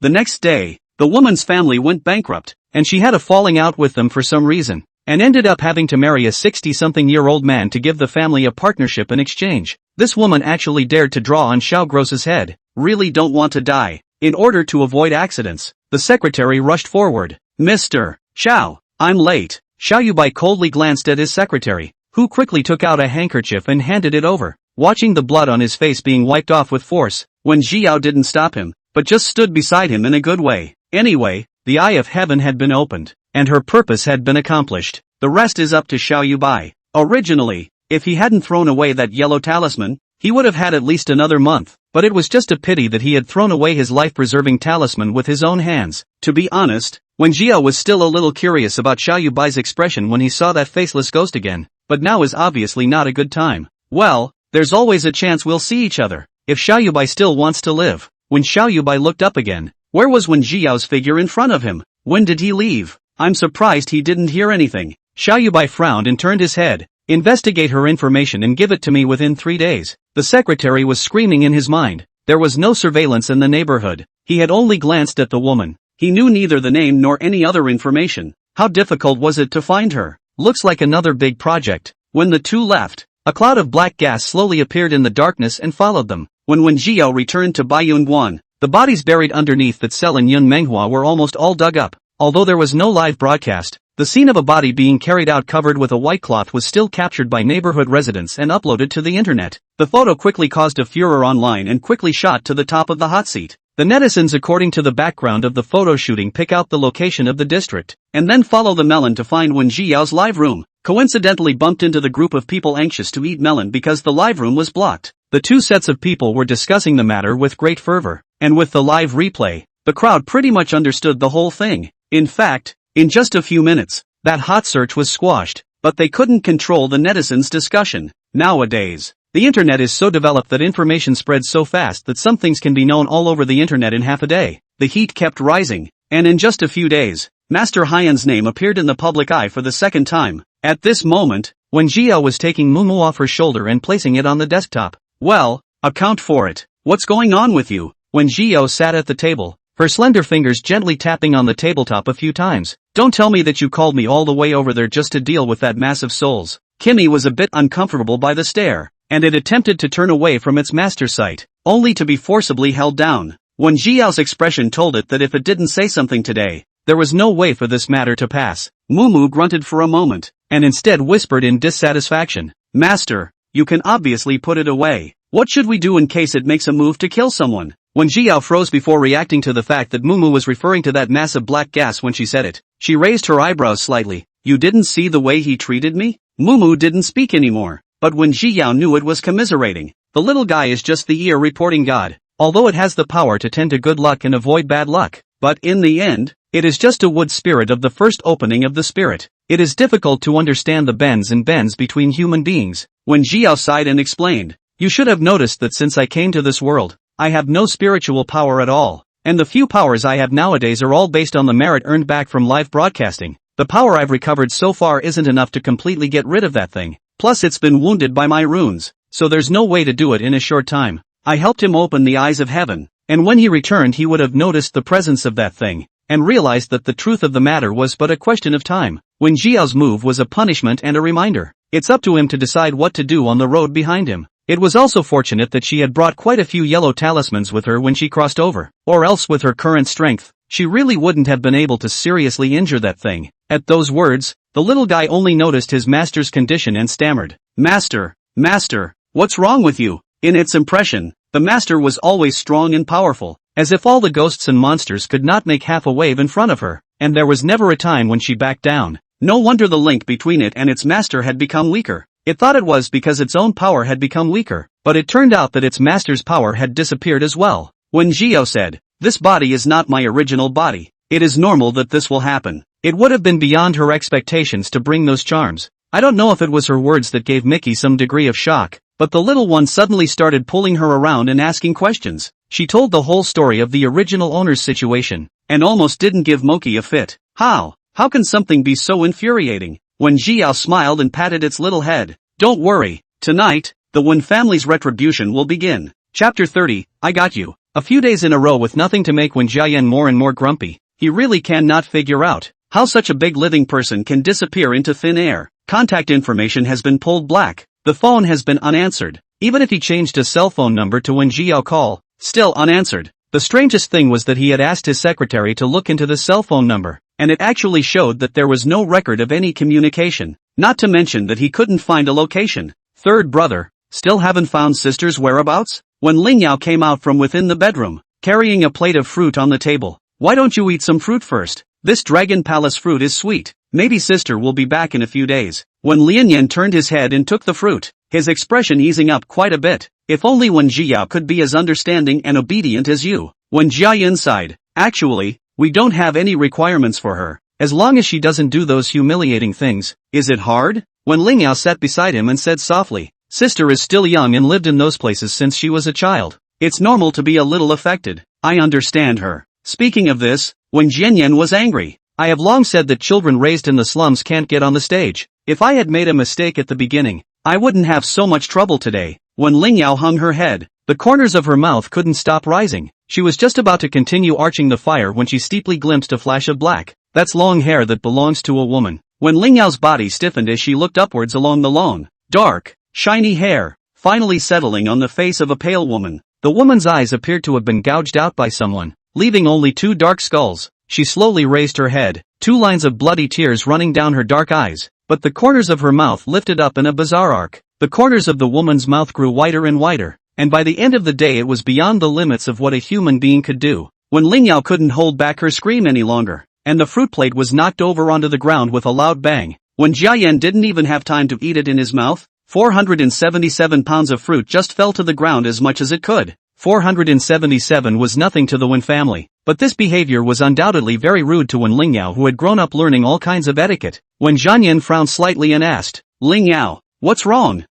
When Ling Yao slowed down and looked over the man's shoulder as an afterthought, the woman who had just slumped over his shoulder had long since disappeared. Not a trace left. This was the second time she'd had similar hallucinations. Who the hell is that woman? Why did he himself have this hallucination? When Ling Yao closed her eyes and forced herself to calm down, she raised her head, her pretty eyes filled with tears. "I'm sorry, brother. I just had a momentary heart palpitation. Did something happen to my sister?" She covered her chest. The panic on her face didn't seem fake. "Third brother, I've never felt this way before. I'm really worried about my sister." When Ling Yao grabbed Wen Jiayan's arm, her eyes begging, "Third brother, promise me to find my sister as soon as possible, okay?" Seeing this, Wen Jiayan held her hand back and asked, "What's going on? How could you suddenly have palpitations? Do you want to go to the hospital for a checkup?" "Third brother, sister's safety is important." When Ling Yao said, "Let's get my sister back as soon as possible." Seeing that she was so insistent, Wen Jiayan could only back down. "Okay, I'll let them go look for it. Don't be in a hurry." He took Wen Ling Yao into his arms and softly said, You're just too kind. She treats you like this and you keep thinking about her." When Ling Yao leaned her head on the man's broad shoulder and said in a delicate voice, "No matter what my sister does to me, she is always my sister, a member of the Wen family. I don't want anything to happen to her, and I don't want her to withdraw from the circle because of what happened to me, or I'll have a bad conscience for the rest of my life." When Jiayan was touched inwardly, and in his heart, he felt even more pity for Wen Lingyao. His good sister was so kind. It was all the more important for him as a brother to stand up for her, or else Lingyao still didn't know what kind of bullying she would be subjected to by Wen Jiao. After coaxing Wen Lingyao, Wen Jianyan took out his cell phone and was just about to dial his secretary when he saw the notification message pop up on his phone. A mysterious fortune-telling anchor with an iron tongue has implicated a neighborhood in a shocking case? Hashtag. Seeing the words fortune-telling anchor, Wen Jiayan couldn't help but recall the woman he had linked to that day in his mind,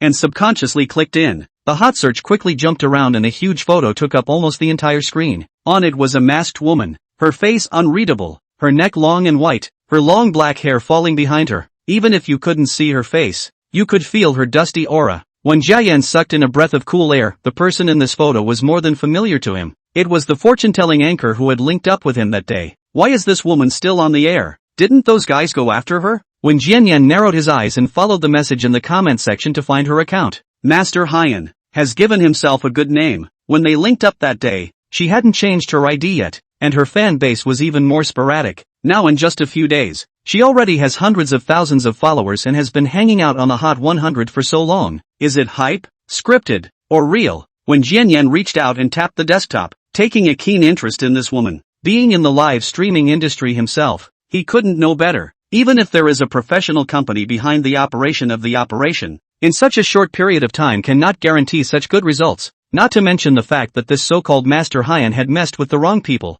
Or does this woman have a background? Thinking about what the woman said on the day of Lianmai, when Jianyan felt that he should get to know her better, find out the identity of Master Haiyan, the more detailed the better. After sending a message to his secretary, when Jiayan stood up and suddenly felt a coolness come over him, it was like someone blew gently into his neck. When Jiayan's movements lurched, and his heart suddenly pounded. This was his study. The placement of all the furniture in the house was designed by him personally, and at the moment he had a large surface of bookshelves behind him, so there couldn't be anyone, much less a breeze. So what's behind him? The subconscious mind told Wen Jiayan that his best option at this time was to leave immediately and never look back, but it was as if he couldn't control his body, and he was forced to turn his head little by little to look behind him. Behind him, there was a face, a woman's face. A face with no eyes, just sockets. The face was so close to him that it was almost on the verge of being in his face. When Jiayan could even smell the gusts of fishy putrid odor emanating from the woman's body, as if it was a dead fish that had been dead for months. The woman grinned and spoke slowly, one word like the whisper of death. I caught you. Chapter 31, definitely when Jiao did it. When Jiayan didn't know how he carried through, he only remembered that he felt like he was firmly entangled in something, and his body ached terribly. Several times he was on the verge of not being able to breathe, and could only struggle in an attempt to get a fighting chance at life. It was obvious that the door to the study was right in front of him, but it was like he couldn't reach it, and no matter how hard he tried he couldn't advance a single inch. Is he really going to die here? But reluctantly, so reluctantly, he has so much left to accomplish. Just a second before he was about to lose consciousness, he heard a cold female voice. It's so cheap to just let you die. I'm going to keep torturing you so that you can't live or die. When Jiayan opened his eyes again, he was already in the hospital. It was as hard as if his body was falling apart. Everything in front of him was a blur, and the bright incandescent light stung his eyes. When Jiayan narrowed his eyes, adapting for a while before he could barely see the person in front of him, when Lingyao was the first to step forward and grabbed his hand, her eyes red and her voice choked. Third brother, are you alright? When Jianyan wanted to say something to comfort her, and just as he opened his mouth, he realized that his voice was hoarse. When Lingyao immediately brought a cup of warm water. Here, third brother, drink water. When Jianyan drank the water, which made him feel better, and asked, what's wrong with me? He was clearly working in his study and suddenly lost consciousness, and when he woke up again, he was in the hospital. He couldn't remember anything else except the pain that was all over his body. Upon hearing this, when Lingyao's face looked shocked and doubtful, she hesitated for a long time, but still said, third brother, I was about to ask you what happened. I saw that you hadn't rested well in the past few days, and thought to help you heat up a cup of milk and send it over in the evening, but you didn't answer how I called out to you at the door, so I was worried about you, so I called out to the butler to open the door to the study. Speaking here, a flash of fear flashed across Wen Lingyao's face, as if she had recalled something horrible. As soon as I opened the door, I saw you on the floor, your body still. When Lingyao couldn't say any more and turned her head to signal the housekeeper next to her to speak, the butler held up his glasses, stepped forward and lowered his head. Third young master, when we first found you, you fell to the ground with your limbs twisted and your movements were very strange. Twisted limbs? Wen Lian frowned. How twisted? The butler was silent for a moment and took out his cell phone to pull up the surveillance at the entrance to the study. When Jie Yan is more concerned about privacy, there is no surveillance in the study. But there is a surveillance at the entrance of the study that is diagonally facing the door of the study. That surveillance was just enough to capture the scene inside the den after they opened the door. Even though it was only for a moment, it was enough. When Lianyan took the phone and only scanned it before his face paled in shock at his own twisted and bizarre posture on the screen, he is pictured face down on the ground, his head tilted toward the left, his arms folded behind him to the other side of his body, and his legs folded together, half kneeling on the ground. This would have been an extremely difficult maneuver. Hard to accomplish alone without outside help. When Jie Yan was the only one in the biased study room, and how could one not be scared when he had maintained such movements throughout his unconsciousness? There was surveillance right in front of the study, which confirmed that no one entered or left the study during the entire process.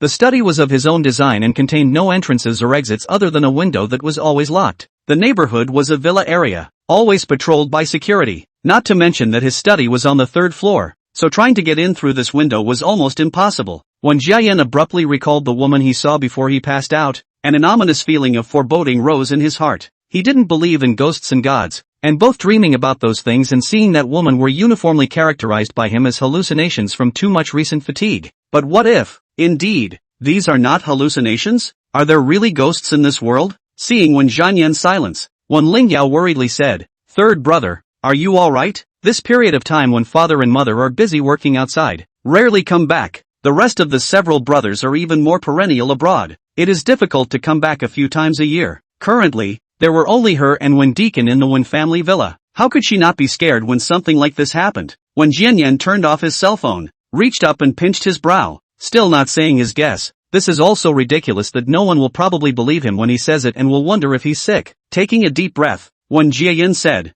has everyone inside and outside the villa been investigated? The butler said, third young master. All of them have been investigated and no problems have been found. There's no way there's no problem. It's definitely someone sneaking into the study and deliberately messing with it. Go check again. Wen Lian said, as long as it's done, it will definitely leave a trace. The housekeeper actually wanted to say that there were 360 degrees of dead-angle surveillance outside the villa, and the neighborhood security system was the most advanced in the entire city. so it was absolutely impossible for anyone to sneak in. But thinking about this third young master's nature, the butler still answered. After the butler left, facing Wen Lingyao, the man's expression softened again. Lingyao, don't worry, I will definitely investigate this matter thoroughly. Recalling the hallucinations she had seen several times before, Wen Lingyao bit her lower lip. Third brother, will our house be unclean? Before, my sister also said some very strange words. These words instantly activated Wen Jiayan's forgotten memories, and his gaze abruptly changed. Yes, this matter must be Wen Jiao's doing. That Wen Jiao, a bunch of bad ideas all day long. Her character is no good, and she still holds a grudge against us. Plus she's the only one who can casually go in and out of the villa and understand the location of the house's surveillance. The more he said, the more Wen Jianyan felt that his guess was definitely right. He immediately took out his cell phone. Furious, ready to call Wen Jiao questioning, found that he was still in the other party's blacklist. His face became more and more ugly. This Wen Jiao, the guts are really getting bigger and bigger. Copying can't be done, and now it's all starting to get on my nerves. If I don't discipline him severely, I don't know what will become of him in the future. When Lingyao suppressed the stolen joy in her eyes and pursed her lips. How can sister do such a thing? It's really too much. How can she hurt her brother when she can be more disgruntled, more angry, and have any grievances directed at me? As she spoke, 2 lines of tears slowly fell, making her look pitiful and helpless. I'm sorry, third brother, it's all my fault. It's me who got you into trouble. I'm going to apologize to my sister and ask her not to hurt you anymore. When Jian stopped her, anxious and angry, Lingyao, what does this have to do with you? It's all Wen Jiao's fault. This damned Wen Jiao. I'll talk to my mother later and ask her to cut ties with her. Chapter 32, The Only Best Friend. That night, Wen Jiao had a good night's sleep. Before going to bed, she specifically put her phone on no disturb mode, and set up the unfamiliar number text message blocking function, and slept beautifully. Waking up the next day, looking at the 99 plus intercepted messages displayed on her cell phone, Wen Jiao couldn't help but laugh out softly. If you think about it, you can see how boring and unnutritious that information is. Just the comments of the Winchesters who broke their defenses when they got pissed off. Looking at the number of messages, I think they were up all night last night. Just thinking about that scene put Wen Jiao in a soothing mood. She stretched, briefly shuffled around, helped Moki change her tribute, and went up to check on her account status. She hadn't been on to check since the live feed was blocked yesterday. I just went up today and saw hundreds of private messages and several system notifications. When Jiao roughly scanned the comments, randomly selected a few replies, and opened the system notification. The earliest notification was from yesterday when the livestream was blocked, and the last one was from this morning showing the livestream unblocked. Looks like someone made a move. When Jiao slightly hooked her lips and sent a dynamic, stating that today's live broadcast is in the afternoon. She simply fixed a breakfast, and seeing that it was about time, she drew a few peace blessings and changed her clothes to the entrance of the White Cloud Temple. Although yesterday's case only saved Yun Manhwa alone, she had accumulated a lot of merit by helping so many people who died in vain underneath the neighborhood to see the light of day and not have to suffer from being pierced through their bodies by tree roots day and night. These merits turned into spiritual power, which in turn allowed her to recover a lot of her strength, and she could already use her spiritual power to draw some basic charms. Most of the charms she brought from the other world were attack charms, not many peace charms like this one. This kind of peace talisman was the simplest charm for her in her previous life, and she could draw many of them on the spot, so she hardly ever prepared them in advance. The only one had been given to Xiaoyu Bai a few days ago, but today she would meet someone with a destiny, which is why she wanted to draw a few peace charms. At the entrance of the White Cloud Temple, the little Taoist priest was already waiting. Seeing her come over, the little Taoist priest stepped forward and told her in detail about today's arrangement. Today there was a group of people who had come to White Cloud Temple for purification and needed Wen Jiao to take them around the Taoist temple. The process of strolling through the Taoist temple is nothing that requires special attention, but among the people who came today there is a young lady from a superior family, who is said to have been sent by her family to cultivate her body and mind because of her overly impetuous nature. The little Taoist only told Wen Jiao to be careful not to upset that big lady. Wen Jiao smiled. Don't worry, she won't be upset. After all, it is also considered an old acquaintance. What kind of temperament she has, Wen Jiao is no longer clear. The little Taoist priest was still a little uneasy, and emphasized again and again, asking her to contact herself immediately once anything happened, before turning to leave. About 10 minutes later, another tall little Taoist priest came before Wen Jiao with a group of people. Fellow Taoist is the one who brought all the believers around the White Cloud Temple today, right?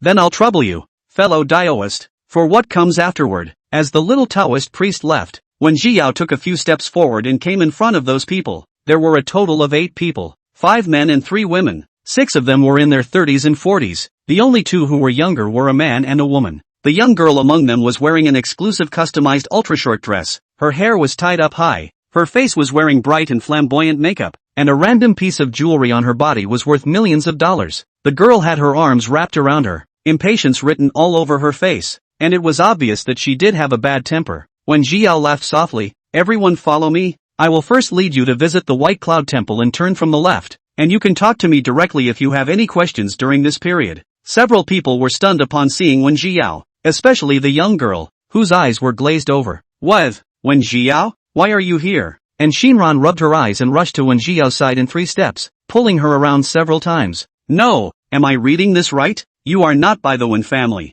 Halfway through her sentence, she realized she had slipped up and covered her mouth as an afterthought. Wen Jiao didn't think anything of it, and faintly picked up her words. "You're trying to say that I've been kicked out of the Wen family, aren't you? We'll talk about this later. I'll show you around the Taoist temple first." Although Wen Shinran had a bad temper, her brain was very bright, and with one look she understood what Wen Jiao meant and closed her mouth to return to the middle of the team. There were still people in the team who felt that Wen Jiao was so young and pretty that a little girl couldn't be trusted, but when they saw that she had quieted down the young lady who had been picking a fight with her in a few words, they also put away the contempt in their hearts. No matter what methods Wen Jiao used, since this big miss had to give her a few points, it was even more unlikely that they would be able to mess with her. Since then all the way smooth, a line of people quiet, no one makes a mess, even walking tired said to rest or not, they just strolled through by Yunguan in one breath, spending 10 minutes less than Wen Jiao had anticipated. It was hard to get to break time, and Shinran couldn't wait to pull Wen Jiao to the side and carefully check her out,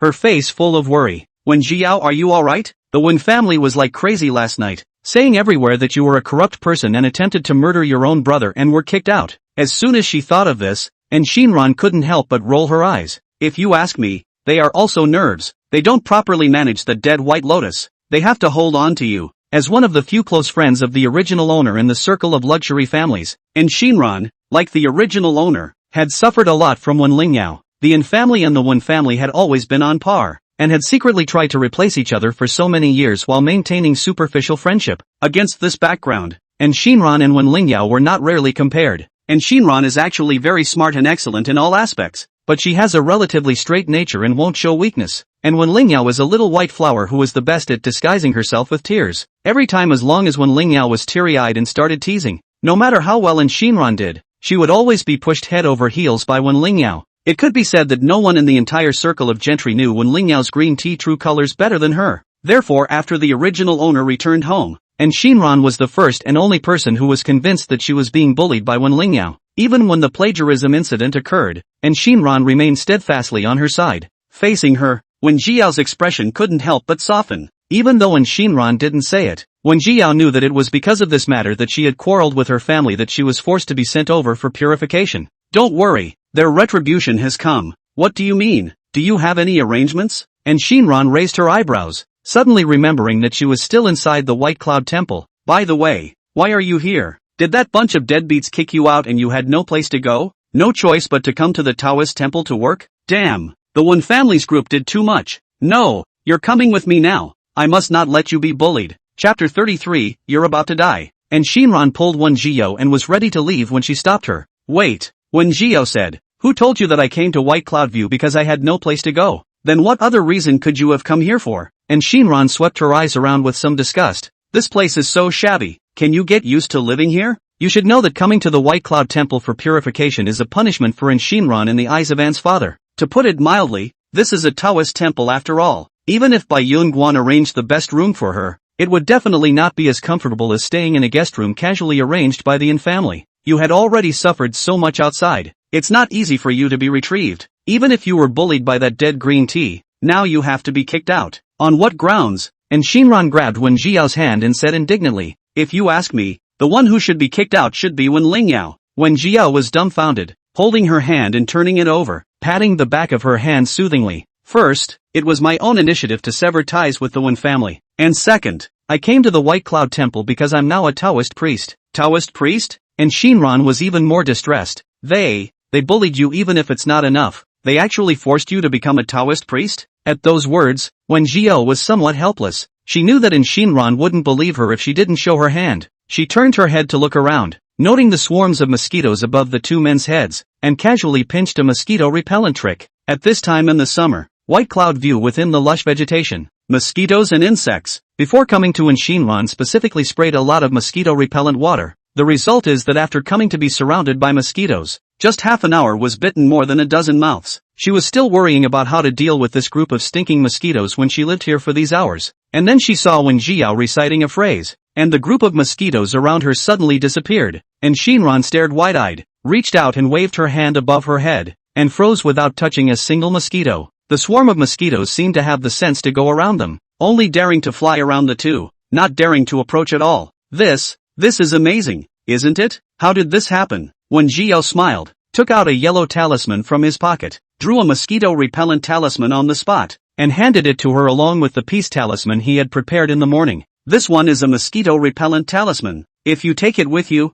it will keep you safe from mosquitoes for the past few days in White Cloud Temple. The other is a peace talisman, which you carry with you and can save your life in times of crisis. And Shinran took the 2 pieces of talisman paper, her eyes shining brightly. Heavens, this is too powerful, isn't it? There's actually something like a mosquito repellent talisman? Wen Jiao smiled. Well, the Taoist family has a lot of miscellaneous talismans, not only mosquito repellent talismans. What purification talisman? Stop bleeding talisman. What kind of all have? Zio, good for you. Having this ability actually still hiding it for so long without telling me, causing me to worry about you to death. She didn't doubt the truth of that statement for a second, and gleefully folded the talisman paper carefully and placed it in her dress pocket. Don't worry, I'll definitely keep the talisman paper you gave me close. And Shinran repeatedly rubbed the pocket that held the talisman paper like she had gotten some kind of treasure. I don't know if it was her illusion. She always felt as if those 2 talismans had some kind of magic power. As soon as she got hold of them,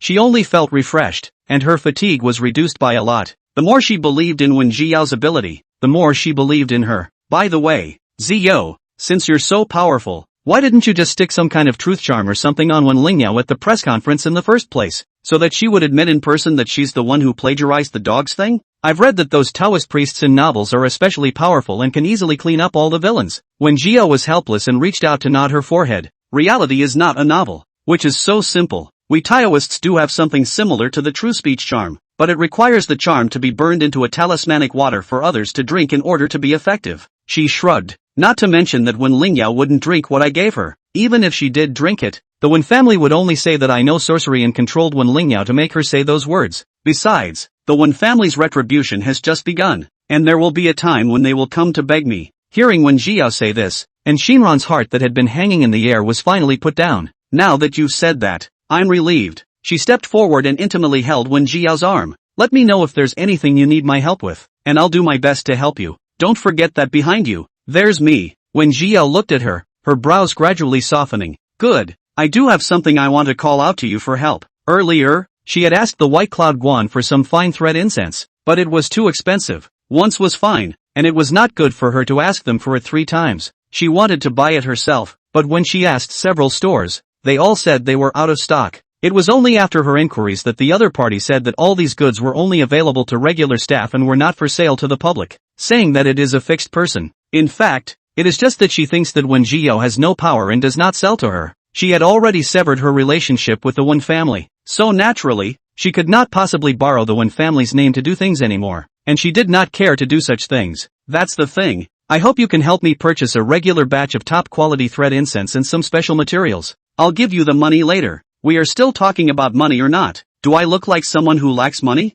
And Shinran slapped her chest. Don't worry, this matter is on me. The schedule for the purification was tight, and the 2 of them only chatted for half an hour before Shinran was called out to listen to the Taoist priest's sermon. Originally, Shinran was not prepared to obediently go over there, but knowing that her best friend was here, she didn't want to make things difficult for Wen Jiao, so she decided to go and listen. It's also a way to get to know your buddy's daily routine. Sending Shinran away, Wen Jiao had a simple lunch and returned to her room already at 1 in the afternoon. Just as he entered the room, he heard Mickey's disgruntled voice. Why don't you take me? Oh, I've been abandoned. Wen Jiao. She deliberately dragged out her voice and said, oops, it seems that the fine thread incense I just bought has no use. What should I do? Upon hearing this, Mumu instantly stopped crying. I will always love my master. Master is the best master in the world. Seeing Wen Jiao ignoring it, the little guy got anxious and shouted at the top of his voice. Master, master, I'm here dash. Okay, not teasing you. When Jiao stepped forward and picked up the little one and placed him on her shoulder. Today's situation is rather special.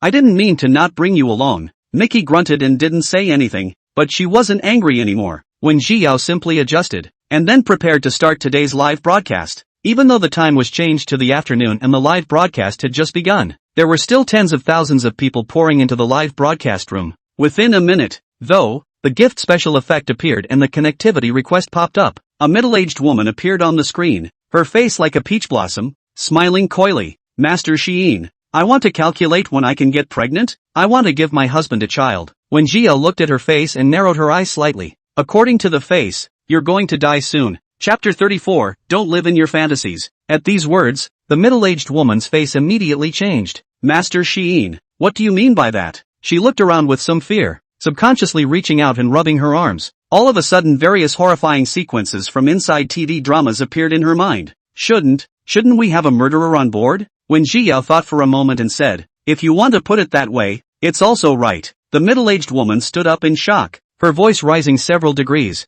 What?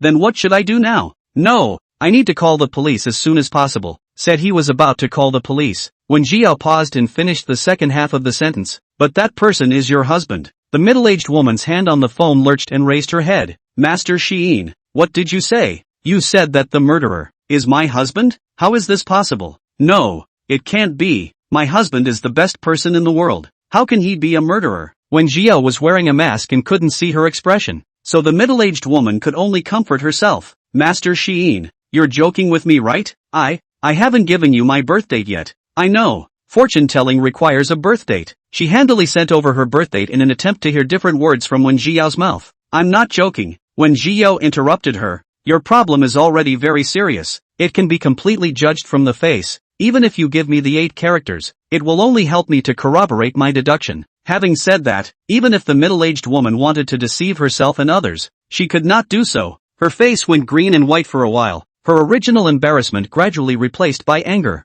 I respect you as a guru before I gave you a gift of 2,000 to get your fortune told. What do you mean by slandering my husband now? Ms. Lin, you and your husband met at a part-time job, right? When Jiao faintly opened his mouth, although it is a question, the tone is very certain. Your husband is your boss. He's younger than you, richer than you, has a good personality and surrounds himself with girls, but he fell in love with you at first sight, took the initiative to pursue you, sent you home, bought you gifts, and did almost everything for you, and was a model husband in everyone's eyes. Hearing this, a trace of surprise flashed across the middle-aged woman's face. You, don't say these useless things. Slandering my husband is your fault. Seeing that she was still persistent, Wen Jiao sighed and directly started on the hard drugs. And you, Lin Yu, grew up with both parents dead, and came to the big city to fight before graduating from high school, because your education is not enough to only do some manual labor. Because of your experiences as a child, at that time you had low self-esteem, were timid, didn't like to talk to people, and were always making mistakes, so you were dismissed from quite a few jobs, until I met your current husband. Enough! Lin Yu couldn't take it anymore and roared out. Are you done? If you can't figure it out, just say so. There's no need to say these disgusting things. She clenched her teeth, her clenched hand trembling slightly, her chest rising and falling violently, and she could tell that this past was indeed an embarrassing one that she did not want to bring up. But when Jiao didn't stop, instead he pulled up his voice. You think your husband is your salvation, that the luckiest thing in your life is that you met him, but have you ever thought about one thing? Your husband is surrounded by so many women who are young, beautiful and from better families than you. Why doesn't your husband choose them instead of you? Don't tell me it's because of love. You should know better than anyone in your heart that your husband doesn't love you at all. The moment these words were said, Lin Yu's face also went cold. She lowered her head in silence and hesitated to speak again. Instead, it was the live streaming netizens who couldn't look away first. The reason I understand. But the anchor cannot say this in front of so many people say this kind of words. Lin Yu still how to do What's wrong with this? Originally Lin Yu looks not good, and black and ugly, but also fat. The anchor is right Rich men what kind of women do not have? How can look at Lin Yu? From the hot search up. Originally thought that this what Shein master how powerful. Did not think that actually is a mouth stink anchor? Withdrawn. The anchor couldn't be jealous because she's jealous that someone else has found such a good husband. Could she? No. What's wrong with you people? The master said her husband is a murderer. Why are you still washing over there? What's wrong with you? Many viewers in the live broadcast room are because of the hot search over to watch the fun. They do not understand Wen Jiao, and do not believe that such a young girl can really have any ability. There are a lot of people who sneer and ridicule. I don't know if it was these comments that gave Lin Yuyu courage. After almost a minute of silence, she finally opened her mouth. No, that's not true. My husband is really a great guy and he loves me very much. Lin Yuyu raised her head, her eyes already filled with tears. I know I'm not good looking, I don't have a lively nature, I'm not in good shape, and I'm not as delightful as those girls, but my husband and I have a lot in common. We both love flowers, we both love opera, and every time he would compliment me on the extraordinarily beautiful flowers I raised, which were better than anything the florist had. We'll shop together, watch movies together, have barbecues together, and raise flowers together. We did many things together and he was never impatient even when I was always wrong. Speaking here, Lin Yuyu wiped away her tears and revealed a smile, her voice unconsciously becoming gentle. When we first got together, I was still always insecure because he was so popular and did a lot of stupid things, but he always tolerated me, comforted me and kept me company. Over the years, no matter what holiday, he has bought me a gift and never once has he forgotten. He also compliments me on my good looks, my gentleness, and my good cooking. If that's not love, what is? Lin Yuyu looked at Wen Jiao with complex emotions in her eyes, her voice trembling. Master Xiyin, tell me, is this still not love? A tear slipped from the corner of her eye, and Lin Yuyu stubbornly raised her head, as if she wouldn't stop until she got an answer. This time it was Wen Jiao who was silent. She had literally never met a woman so in love with her brain. If by love, you mean he's obviously worth $1 million, but he'll only buy you a $9 gift at Samido. You're the one who goes out to barbecue and you do everything. He just eats. It's the fact that whenever you do chores, he just sits on the couch and plays with his phone, never once helping you. It's that every time you're embarrassed by your mother-in-law and taunted by his friends, and he just advises you to be generous and never helps you argue your case, then I have nothing to say. When Jiao looked at her with compassionate eyes, Lin Yuyu, don't live in your own fantasies. Chapter 35, don't look at you either. These words can be said to be unceremonious. Not only Lin Yuyu said blind, even the audience and the live broadcast were dumbfounded. No, is it true what Master Xiyin said? When you hear it like that, this man isn't much better. I think it's true, right? Lin Yuyu didn't even refute. According to the way she just looked, if Master Xiyin was wrong, she would have cursed long ago, right? Sure enough, the love brain is really the most terrible creature in the world. That man is like this. Lin Yuyu still think how he is good. In fact, on the other hand, Lin Yuyu and black and fat and ugly. No money sex is not pleasing, but her husband and rich in face, character humor and fun. Lin Yuyu if you do not pay a little bit of what is estimated to say it. Anyway, I think it's pretty hard to judge. Didn't Master Xiyin also say that this man is a murderer? Maybe this guy is approaching Lin Yuyu with an ulterior motive? No, don't you guys talk nonsense. He's not like that. Seeing that more and more people on the pop-up screen began to doubt her husband, Lin Yuyu couldn't sit still. I told you my husband is good to me, and I volunteered to do all these things for him. I'm the one who told him he didn't have to do anything, just rest on the side. I volunteered for everything. Lin Yuyu almost growled as she finished those words, her face carrying a reddish tint that she didn't know whether it was due to excitement or anger. The words have been said to this point. She is still obsessed. When Jiao also no longer say more. If your husband shouts for you to go out, take extra care of yourself. And with that said, the choice, whether to live or die, is in your own hands. To be honest, like Lin Yuyu, who did not listen to persuasion, in her previous life she would have directly returned the money for the trigrams, and would not have said a word more. Good words are hard to persuade damn ghosts, and with this time to break up with her, why don't you catch a few more ghosts and practice for a little while longer? What a difference in myopia. When Jiao shook her head,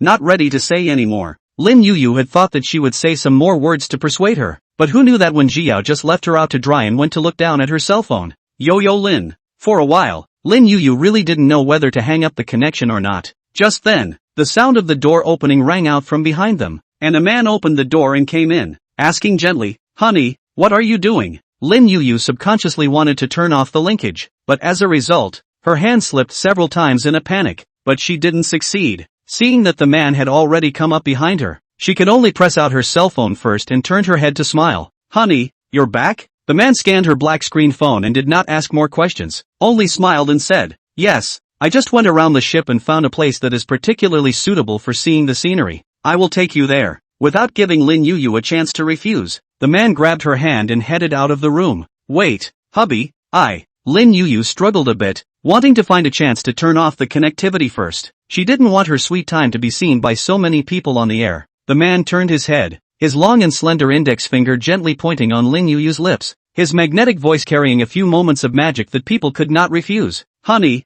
we'll talk about what's going on afterward. Just follow me first, okay? Lin Yu looked at his handsome face and could no longer say no. The man smiled with satisfaction and smoothly took the cell phone from Lin Yu and placed it in her pocket. Lin Yu was thus led by the man, all the way through the corridor to the deck somewhere at the stern of the ship. Honey, look, doesn't it look good here? The man turned around with a smile and opened his arms, signaling Lin Yu to take a few steps forward. The scenery here is indeed pretty, with the evening sun pouring down from the sky and landing on the sea, which shimmers throughout. Lin Yu was attracted by the beautiful scenery in front of her, forgetting about the continuous microphone for a moment. Oh my god, it's too beautiful here. Because of her family, Lin Yu grew up understanding and obedient. In order to save money, she never asked for any gifts, not to mention that she never traveled. Speaking of which, it was the first time she had ever been on a sightseeing boat in her entire life. Lin Yu was a girl in the end, and couldn't resist this kind of shiny thing at all. As she watched, tears welled up in her eyes. Honey, you are so good to me. She knew what that anchor said was not true and she actually doubted her husband for a moment. Just thinking about it made her want to find a hole in the ground. Honey, I'm sorry. Why are you suddenly apologizing to me? The man's expression stalled, and soon raised a smiling face again, saying gently, what's wrong with this? Why are you still crying? Lin Yu shook her head. No, I am just too touched. She wiped her tears and hugged the man in front of her. Husband, it's the luckiest thing that ever happened to me to meet you in this life. Yes? The man hugged her back, half his face hidden in the shadows, unable to read his expression. After hugging for a while, he let go of Lin Yu and said softly, wife, you've come all this way. Do you want to go to the front to see it? This kind of beauty is not something you can see all the time. The man pressed Lin Yu's shoulders and pushed her forward. At first Lin Yu was a bit scared. She stood on the deck and looked at the sea, only to feel dizzy. Honey, I'm afraid of heights. It's okay, I'll hold on to you from behind. It'll be fine, the man said. The strength in his hands did not decrease at all, pushing her forward with force. Lin Yu wanted to back up, but the path behind her was blocked, so she could only be forced forward. Luckily, the man's strong hands brought her a few moments of security, and she took a deep breath and kept telling herself in her mind that she should trust her husband. With him around, surely nothing would happen to him. Mental suggestion was really useful. Lin Yu suddenly felt less afraid. She turned her head happily and was just about to share her joy with her husband when she felt a sudden heavy push on her back. She was standing at the edge of the deck. Only a few railings in front of her can protect their own safety. At this time was violently pushed. Lin Yu instantly unsteady center of gravity, actually directly about over the railing planted down. Well, at the last moment, she jerked and grabbed that last railing. The railing is very slippery, and Lin Yu doesn't exercise much, so after only a few seconds of grasping it, she couldn't do it, let alone flip back. Helplessly, Lin Yu could only put all her hopes on her husband.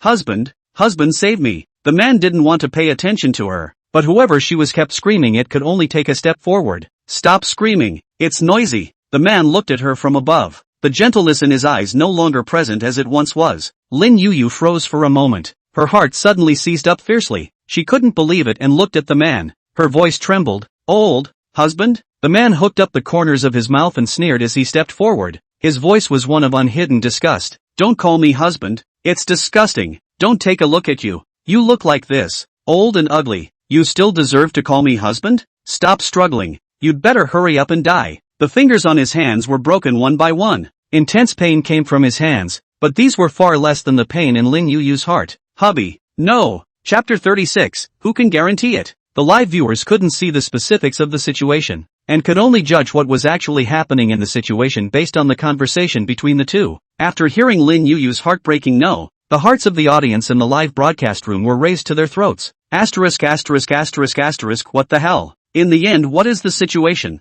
I can't see so anxious oh, my god, the anchor got it again? The anchor is so good? Is it an act? Why does it feel so fake? The anchor just said Lin Yu's husband has a problem. Immediately confirmed? Why does it feel so untrustworthy? Upstairs, is it possible that the husband of Lin Yu himself was ready to make a move? And Master Sheen just happened to run into Lin Yu at this time? I'm really convinced. Who said before that Master Sheen was jealous of Lin Yu? Why don't you continue to say it now? I'm laughing my ass off. It's a slap in the face. No one cares about Lin Yu's safety? Why don't you call the police? That's easy for you to say. We don't even know where Lin Yu is. How can we call the police? Even if we want to call the police, it's the anchor who should call the police, right? With a fluttering sound, all the voices completely disappeared, and the audience in the live broadcast room, who had just been arguing feverishly, instantly quieted down. Even though no one spoke, everyone knew in their hearts what that voice just meant. Did the tragedy happen anyway? At that moment, even the viewers who had been saying earlier that it was all scripted couldn't help but feel a pang in their hearts. Only Wen Jiao was calm and self-contained, keeping her head down and continuing to read, not affected in the slightest. The play, which had come to fruition long before she had started her fortune, needed no further reading. But a portion of the live stream audience was not happy. No, the anchor didn't react at all? Although Lin Yu's attitude was not very good before, but at least it's a human life, right? Look at how calm the anchor is. Sure enough, this is all scripted. Good thing I didn't believe it. Anchor, this is considered to be seeing death. I kinda hope it's scripted now, or else if something happens to Lin Yu, the anchor will definitely be held legally responsible. Master Shein is not that kind of person. Can you guys read before you speak? I've fallen into the sea. Why do you still want to see it? What are you looking at? To see Lin Yu being salvaged? Don't wash your fans. Wen Jiao didn't look up, only turning a page of the book in her hand, and said casually, who said Lin Yu fell into the water? The pop-up that had just been refreshing paused for a split second, and before the questioning words could be typed, they were first interrupted by another voice. A man asked, how's it going? Is everyone okay? Another, younger voice returned, just a little shock, no injuries. I can't believe what that weirdo named Hyen said was actually true, and that someone actually fell into the sea, but how did she know? The police will naturally investigate the specifics. That's out of our hands. The man asked, but why did I hear a woman talking just now? Lin Yu, still in a trance, was violently awakened by this sentence, and her hand scrambled to take out her cell phone from her pocket. It's my cell phone. I've been connected to an anchor. Her heart was beating so violently that her hand was shaking as she held the phone. Earlier, she hadn't been able to hear the sound of the live broadcast, and thought that Master Shein had already hung up the connection, but she didn't realize that the connection had actually continued. When she thought that what had just happened had all been heard by the live broadcast audience, Lin Yu's face burned, just as she took out her cell phone. Wen Jiao also raised her head to look at her. For some reason, clearly separated by a mask, Lin Yu felt reassurance from those beautiful eyes. Her tense body gradually relaxed, and her cluttered thoughts were sorted out a little. Master Hyen, she spoke, her voice hoarse beyond words. I know you called for the rescue team. Thank you for saving me. She tried to stand up and bow to Wen Jiao, but was pressed back by the hands of the rescue team next to her. Sis, this can't be messed with. Just sit down. The boat driven by the search and rescue team wasn't big enough to fall into the sea with a single leap, and several people were afraid that the person they had managed to save would have another accident, and a few pairs of eyes were staring at her with death. Lin Yu was a little embarrassed, apologized with a red face and sat back down again. The rescue team members also noticed the masked anchor on her phone and were quite curious. Sis, what just happened to you? How did you fall off the boat? And who were you talking to on your cell phone? Mentioning this matter, Lin Yu's eyes reddened, and her body began to tremble uncontrollably, unable to tell whether it was because she was angry or aggrieved. She bit her lower lip and still told what had happened earlier. Upon hearing this, several members of the search and rescue team stared in shock. No way, there are actually such people in the world? One of the younger team members took out his cell phone and said with righteous indignation,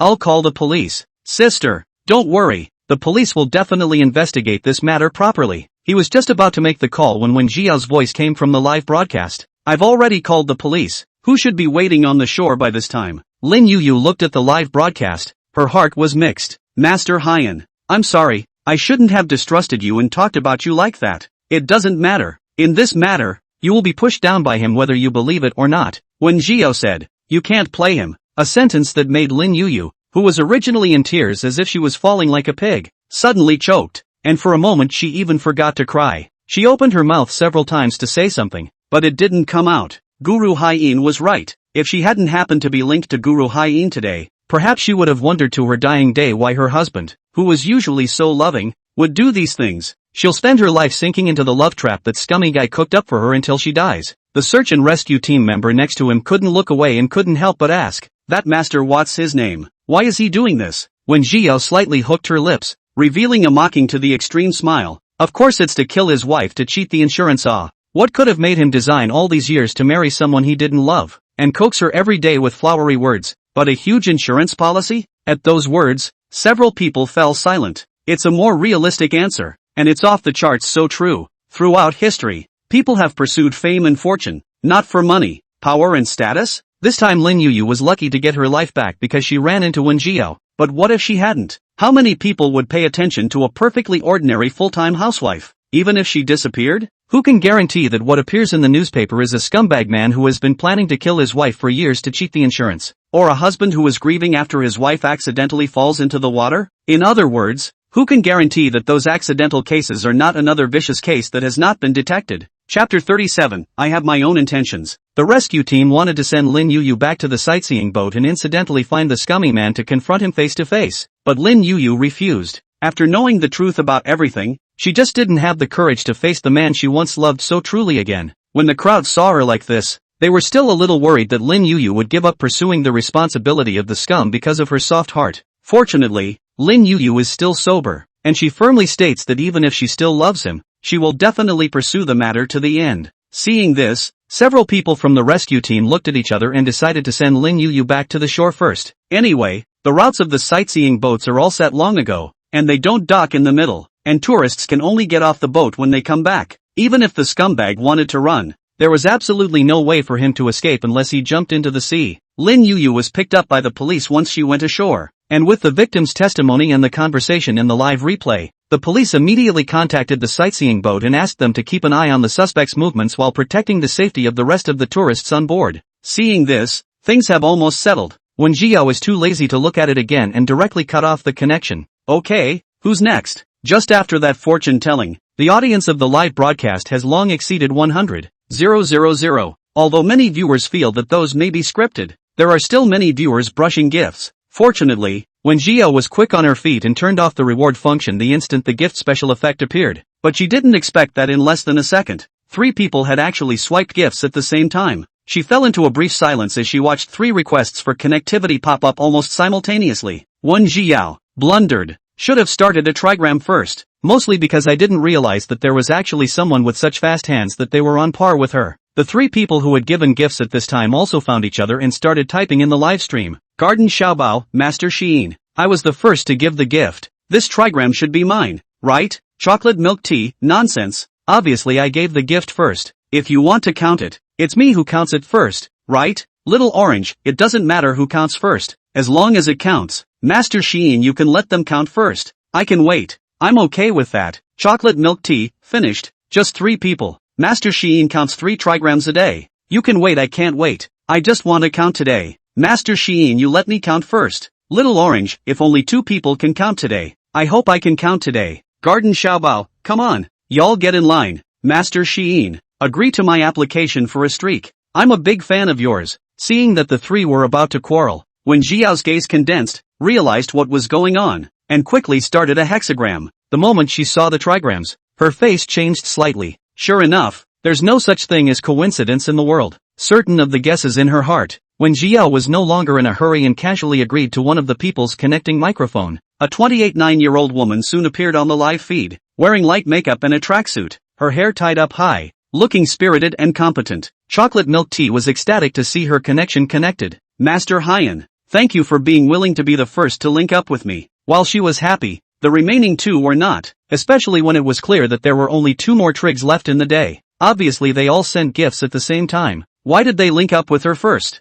Not waiting for the 2 to finish typing their words of complaint, Wen Jiao spoke up first. Don't be in a hurry first, you can all count today. At that, the remaining 2 were quiet. Since Master Xiyin had given his promise, they weren't some kind of unreasonable people, so they could just wait for a while. Seeing this, Wen Jiao raised her eyes to the chocolate milk tea and nodded slightly. Tell me about your problem. Chocolate milk tea didn't dilly-dally and said bluntly, I want to count the cause, my husband's cause. As soon as these words came out, the netizens in the broadcast room instantly remembered the last case and began to talk. It's over. Another husband counter. It's not the same as Lin Yuyu, is it? Although there are a lot of scum, but can spend so many years to seek money and kill scum is still less. Not to mention that this young lady looks so good. Who would want to kill who doesn't love money? Though, if the beauty is gone, you can find it again, but if the money is gone, it's really gone. Upstairs, your idea is dangerous. Be careful not to get caught by Master Higgins. Seeing more and more people on the air saying such things, Chocolate Cake got anxious. My husband is a very nice man and usually treats me exceptionally well. Whenever he is home,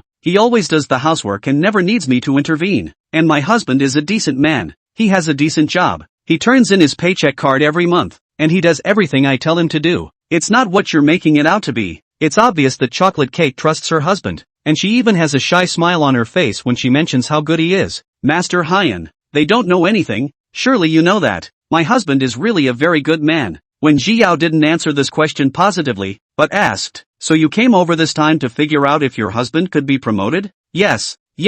Chocolate Cake laughed. My husband is in the middle of a critical period in his career these days. He's been waiting too long for this promotion and has been traveling for work lately. If he can't get a promotion this time, I don't know if he'll have a chance next time, said Chocolate Cake with a worried face and blearily looking over. Master Sheen, I've sent you my husband's photo and birth date. Help me calculate. Will my husband succeed in his promotion this time? When Jiao looked at the private message and said, don't be anxious, I'll tell you the result in 20 minutes. Saying that, he sent Garden Xiaobo another request for connectivity. Garden Xiaobo looked at the suddenly popped up connectivity, hesitated for a moment or chose to connect. The shot is split into 3 parts and a not so young but hot woman appears in the third shot. Master Sheen, why are you suddenly sending me a request for a streak? Isn't this not the end of the count? When Jiao smiled mysteriously, don't worry, I have my own intentions. Tell us what you want to count. Garden Xiaobo frowned, and even though appearing on the air with someone else didn't make her feel comfortable, out of respect for Wen Jiao, she still recounted her problem.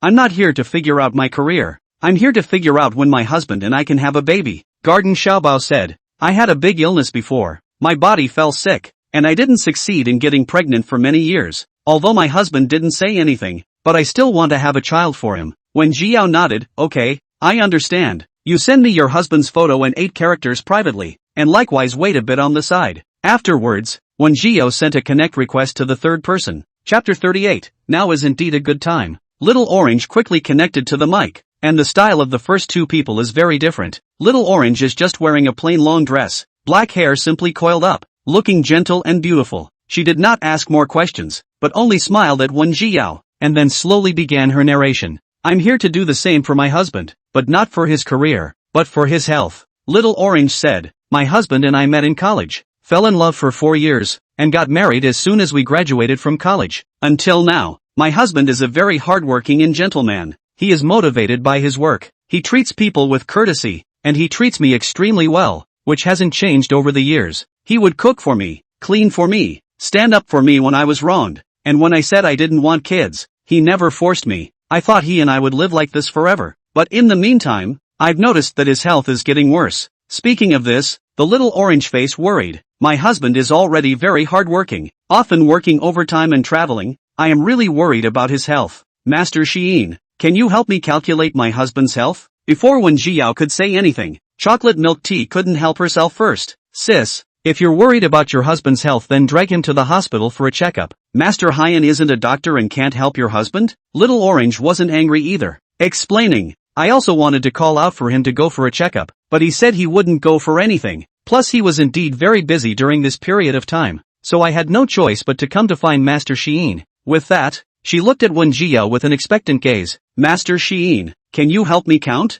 Wen Jiao said, anything can be calculated. You send your husband's photo and birthday to me privately. The little orange spread a smile. Thank you, Master Sheen. When Jiao quickly received a private message from her, she looked at the man in the photo, raised her eyebrows slightly, and said the man's birth date in one word. Yes, this is my husband's birth date. 3 voices sounded at the same time, and the 3 of them looked at each other, all seeing shock on each other's faces. Chocolate Milk Tea said incredulously, this is my husband's birth date. It can't be such a coincidence. Your husband and my husband share the same birthday? There are so many people in the world, and there are not a few who were born on the same day and year, but the probability of connecting to the same anchor at the same time, or all 3 together, is slim to none. An outrageous guess surfaced in his mind, only it was so outlandish that several people glanced at each other without saying anything. Instead, it was the live streamers who couldn't help themselves first. These 3 ladies' husbands all share the same birthday? Where in this world is there such a coincidence? This couldn't be the reason why Master Sheen had the 3 young ladies mic'd together, could it?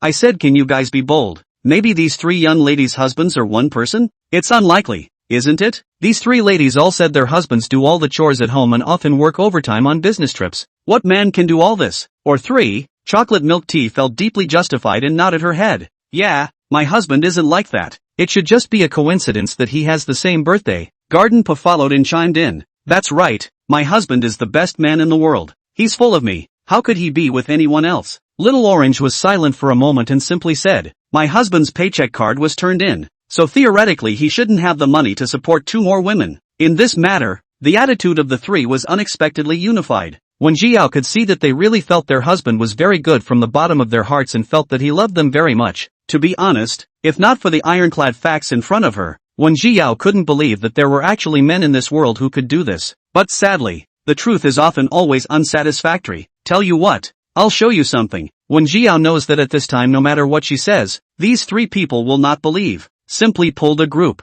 Will be 3 people private message sent to their own photos screenshots sent in the group. The 3 posted different photos, but all of them were of themselves with a man. The men in the photos were wearing different clothes. 2 were slightly younger and should have been taken before, while the other one looked a bit more mature and his temperament had changed drastically. Still, it's obvious that the 3 men are different periods of the same person. Maybe they wouldn't have been so shocked if there were only pictures of the men alone, but all 3 pictures were together. Looking at the photos of their husbands posing intimately with other women, the 3 of them had mixed feelings. Chocolate milk tea was especially furious, and immediately said, no way, this photo is definitely P. My husband said I was his first love. Garden Xiaobao then asked, Master Xiyin, are you sure there's nothing wrong with this photo? You should have figured something out, right? What is all this about? The most silent one here is Orange, who technically would have been the first to meet Jagged and really the first wife. After so many years of living with my own husband, it's absolutely false to say that I'm not sad when something like this happens now. She kept searching her mind for any anomalies in her husband's life over the years, attempting to piece things together from there. Maybe it does just happen to look alike. Little Orange asked, how long have you all been with your husbands? Are you married?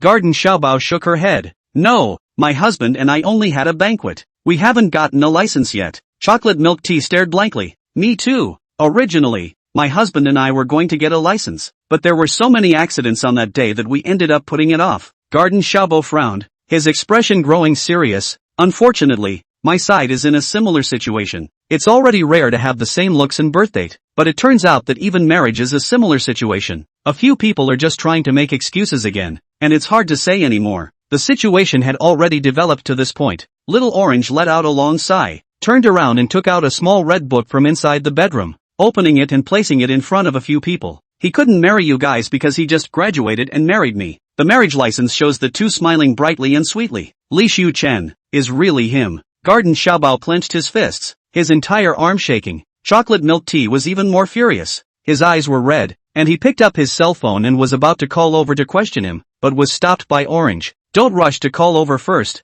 With my understanding of him, since he dares to do this, he must have already thought of a tenfold response. Let's just listen to what Master Xiyin has to say first. For a moment, the gazes of the 3 of them looked towards Wen Jiao in unison. Wen Jiao slightly hooked his lips. That's right, if you put it in the usual, you may not be able to find the evidence, but now well, there is indeed an opportunity. Chapter 39, simply because you're not worthy yet. All 3 of them were stunned. Master Xiyin, what do you mean by that? Wen Jiao smiled mysteriously and didn't answer, but asked, did your husband tell you that he was going on a business trip? The 3 of them nodded at the same time, then glanced at each other again, a hint of embarrassment and anger flashing under their eyes. Wen Jiao continued to ask, he told you guys where he was going on a business trip, right? This time no one spoke up first, and after a long time, Little Orange said, what was said? What he told me was that he went to Jiangqing City. Chocolate milk tea frowned and said angrily, what? This dog was talking to me about going to Changfeng City. Garden Xiaobao shook his head. He told me he was going to Shanghai City. He even showed me the ticket. Now, Orange was a little confused too. He showed me the ticket too. Chocolate milk tea flattened her mouth and said in dissatisfaction, I didn't check his ticket. Anyway, he always checked in with me after he arrived at the place on every business trip. He'll check in with me, too, the garden gnome said. Then it looks like he's pretty busy, having to juggle checking in with so many people every day. The little Orange clasped her arms in front of her and her heart had gone completely cold. She turned her head to Wen Jiao and asked, so, Master Xiyin, where exactly is he now? Wen Jiao said, Idong City. Chocolate milk tea was surprised. Can this be calculated too? Wen Jiao laughed out softly, even if it doesn't count, it can actually be easily surmised. She used her cell phone to pull up a map of these cities and showed it to a few people. A person can't tell meaningless lies, and since he told you all different addresses, he must have his intentions. Not telling you his real business address, naturally, because I'm afraid you'll go over there and look for him, but he couldn't have given the address too far away, after all, in which case, if something did happen, there'd be no way for him to get to the place he lied about in the first place, and the lies will not be broken then. Little Orange drifted off, so he told us about 3 cities that are in the vicinity of Idong City, so that no matter which one of us goes over to him, he can get there in the first place. It keeps the lie alive and doesn't let us find out what he's really trying to hide. Little Orange narrowed her eyes, her nails embedded deep into her flesh. This Li Shu Chen, he really took great pains. Looking at that look, she had completely believed Wen Jiao's words. Garden Xiaobao was still a bit hesitant. Could there be something else going on in this matter? What else could there be to hide? Chocolate Milk Tea pounded his fist on the table. I'm going to find him right now and make him give me an explanation. This time, Wen Jiao didn't block it. After all, she had given out this address so that the 3 could go there. Little Orange quickly understood her mind and took the initiative to say, if you don't mind, the 3 of us can go look for him together after we gather in Idong City. She pulled out her cell phone and looked at it. It's still early in the day. We should be there by nightfall. The 3 women were unexpectedly unified on this matter, quickly packed up their things, bought their tickets and left.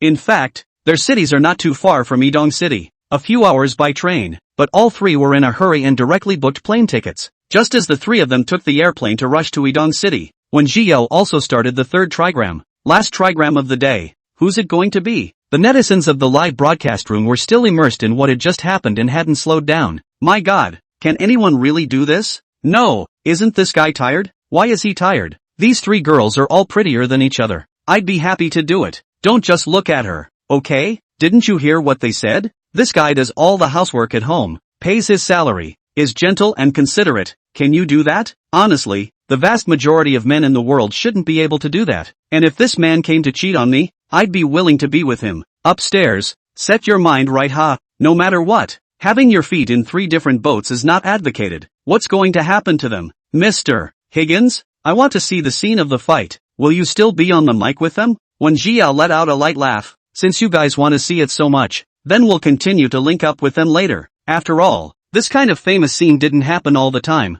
Even if she had already counted on the outcome, she was quite looking forward to the scene of the meeting of several people. It must be wonderful. As soon as these words came out, the netizens in the live broadcast room cheered and began to wait with bated breath to eat their melon. Many others shared the live stream with their friends, telling them to come to the first line and eat their melon. In the midst of this atmosphere, a gift special effect appeared in the live stream. The Connect application popped up. When Jiao connected to the Connect, and a middle-aged man with a large gold chain appeared in the camera. Seeing Wen Jiao, the man grinned a lewd smile and said, I don't count anything today. I just want you to take off your mask and let me see what you look like. He stroked his chin, his measuring gaze falling recklessly on Wen Jiao. I do wonder. Your master voice sounds so young. What kind of face would you have under that mask of yours? It was strange to say that, obviously through the mask. When she met his gaze, Wen Jiao always felt a sense of nausea. Is a real turn-off. Seeing that Wen Jiao didn't say anything, the man got even more energized and instantly smashed down a few love castles. If 1 gift isn't enough,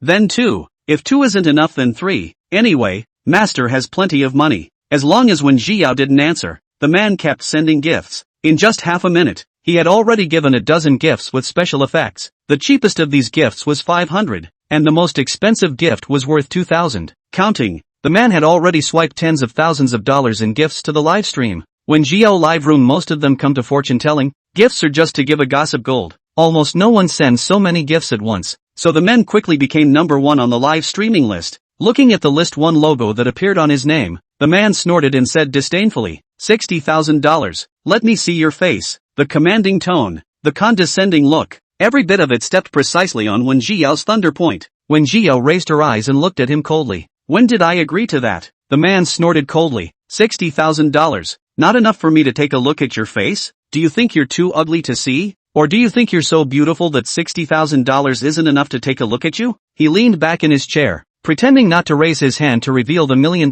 watch on his wrist. I have plenty of money, but what guarantees do you have that your face is worth that much? What if you're average looking? This gave Wen Jiao a laugh as she shook her head and gazed at him with pity. It has nothing to do with money. You don't deserve to see my face. Chapter 40, a word that will make you never open your eyes again. When these words came out, even the live broadcast room was quiet for an instant. The man did not hide his face. and all the viewers of the live broadcast could clearly see his appearance. Maybe Wen Jiao didn't recognize him, but with so many people in the live broadcast room, there was always someone who knew him. No, if I'm not mistaken, this man wouldn't be the vice president of the Shinli group, Xiao Dali, right? Maya, look really like. If it is the vice president of the God Power group, the anchor should not take off the mask. Anyway, just show a face thing. Definitely not, I want to see it myself. Oh, laughing to death. The upstairs intention, don't be too obvious, okay? But I heard that the vice president of Shinli group has a pretty bad temper. It is said that last time an anchor upset him, the next day he blocked that anchor all over the network, right?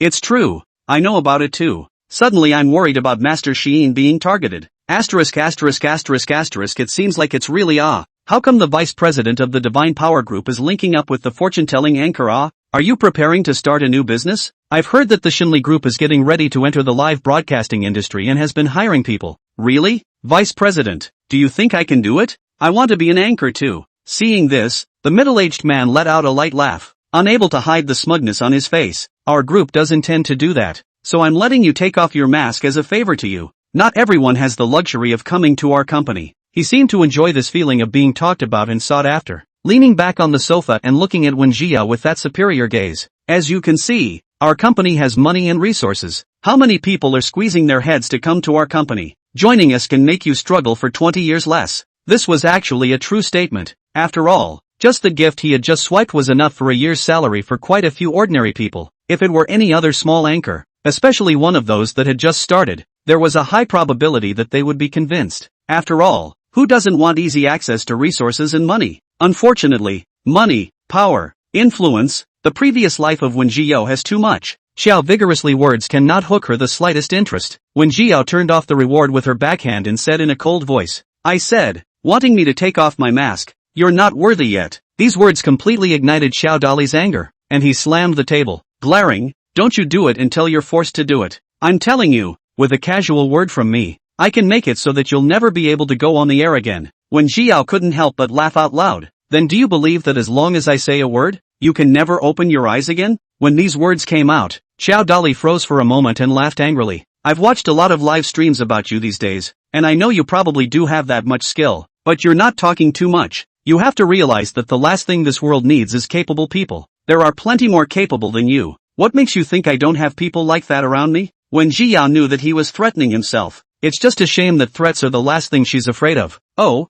is that so? Then why didn't the people around you tell you that your big birthday was coming up? Perhaps Wen Jiao said this with too much certainty, and Xiao Dali was really somewhat bluffed. He narrowed his eyes and looked at Wen Jiao for a while, suddenly bursting out laughing. Interesting, really interesting, so tell me how I'm going to live a great life? He panned his cell phone camera to the side and the elaborately decorated villa appeared in front of the crowd, with a large muscular man dressed in black standing at the door of each room. Don't blame me for not reminding you. My house is specially modified with special materials. Even if an earthquake comes, my house won't have the slightest crack. Not to mention the fact that there are at least 20 bodyguards in my house, all of whom I have hired at a high price. And that's not something someone of your caliber can run into. With that, he turned the phone back around, a smile returning to his face as if he had everything under control. Come, tell me instead, how am I going to live a great life in this situation? Before Wen Jiao could say anything, Xiao vigorously gave a very exaggerated oh. By the way, I go for a physical examination every year. The results of the physical examination just came out a few days ago. My body is healthy and free of any problems, so don't say it's my body that's the problem.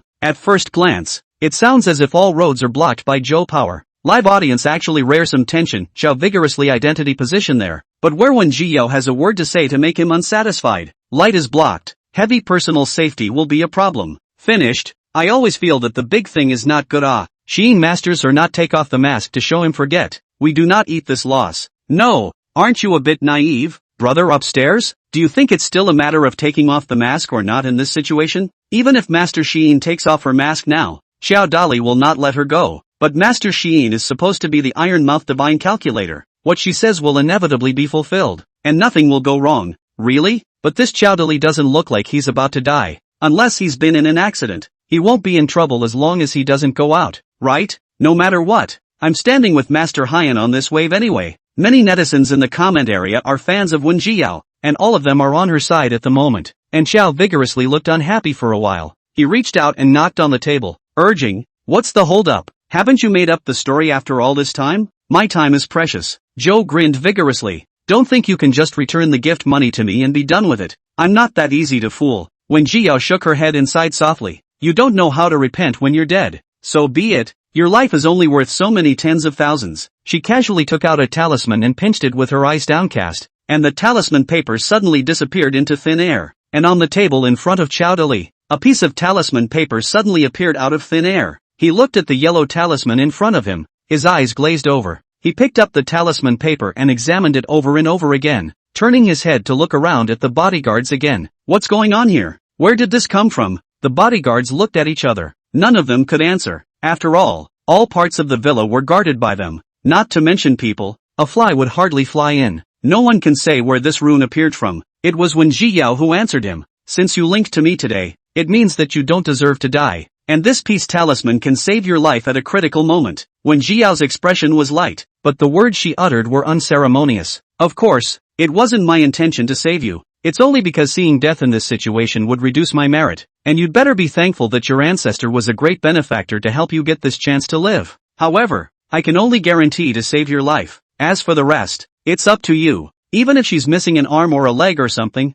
it's not her business anymore. Chapter 41, 10 seconds to go. Of course, Wen Jiao's words were not taken to heart by Xiao Dali, though there was no telling what method she had used to get the runes onto his desk. But just based on those words of Wen Jiao, Xiao vigorously has already sentenced her to death in his heart. But a liar, no matter how powerful the means are, it's useless, and in the end, it can't be on the stage. He even pitied this woman a little. She must have worked very hard to set up all these things. If it were someone else, she might really be scared because of her words and fall for her tricks. It's just a pity that when Jiao met him, Xiao vigorously possessed absolute trust in his surroundings. Not to mention that every bodyguard in here had followed him for over 3 years and would never betray him. Just the construction of this house alone definitely ranks nationally. He wasn't even afraid of natural or man-made disasters. What else could hurt him? How ridiculous. Xiao vigorously snorted lightly, the disdain on his face unconcealed. I don't know how long you're going to keep your mouth shut. Since you like to play, I'll play with you. He leaned his entire body back,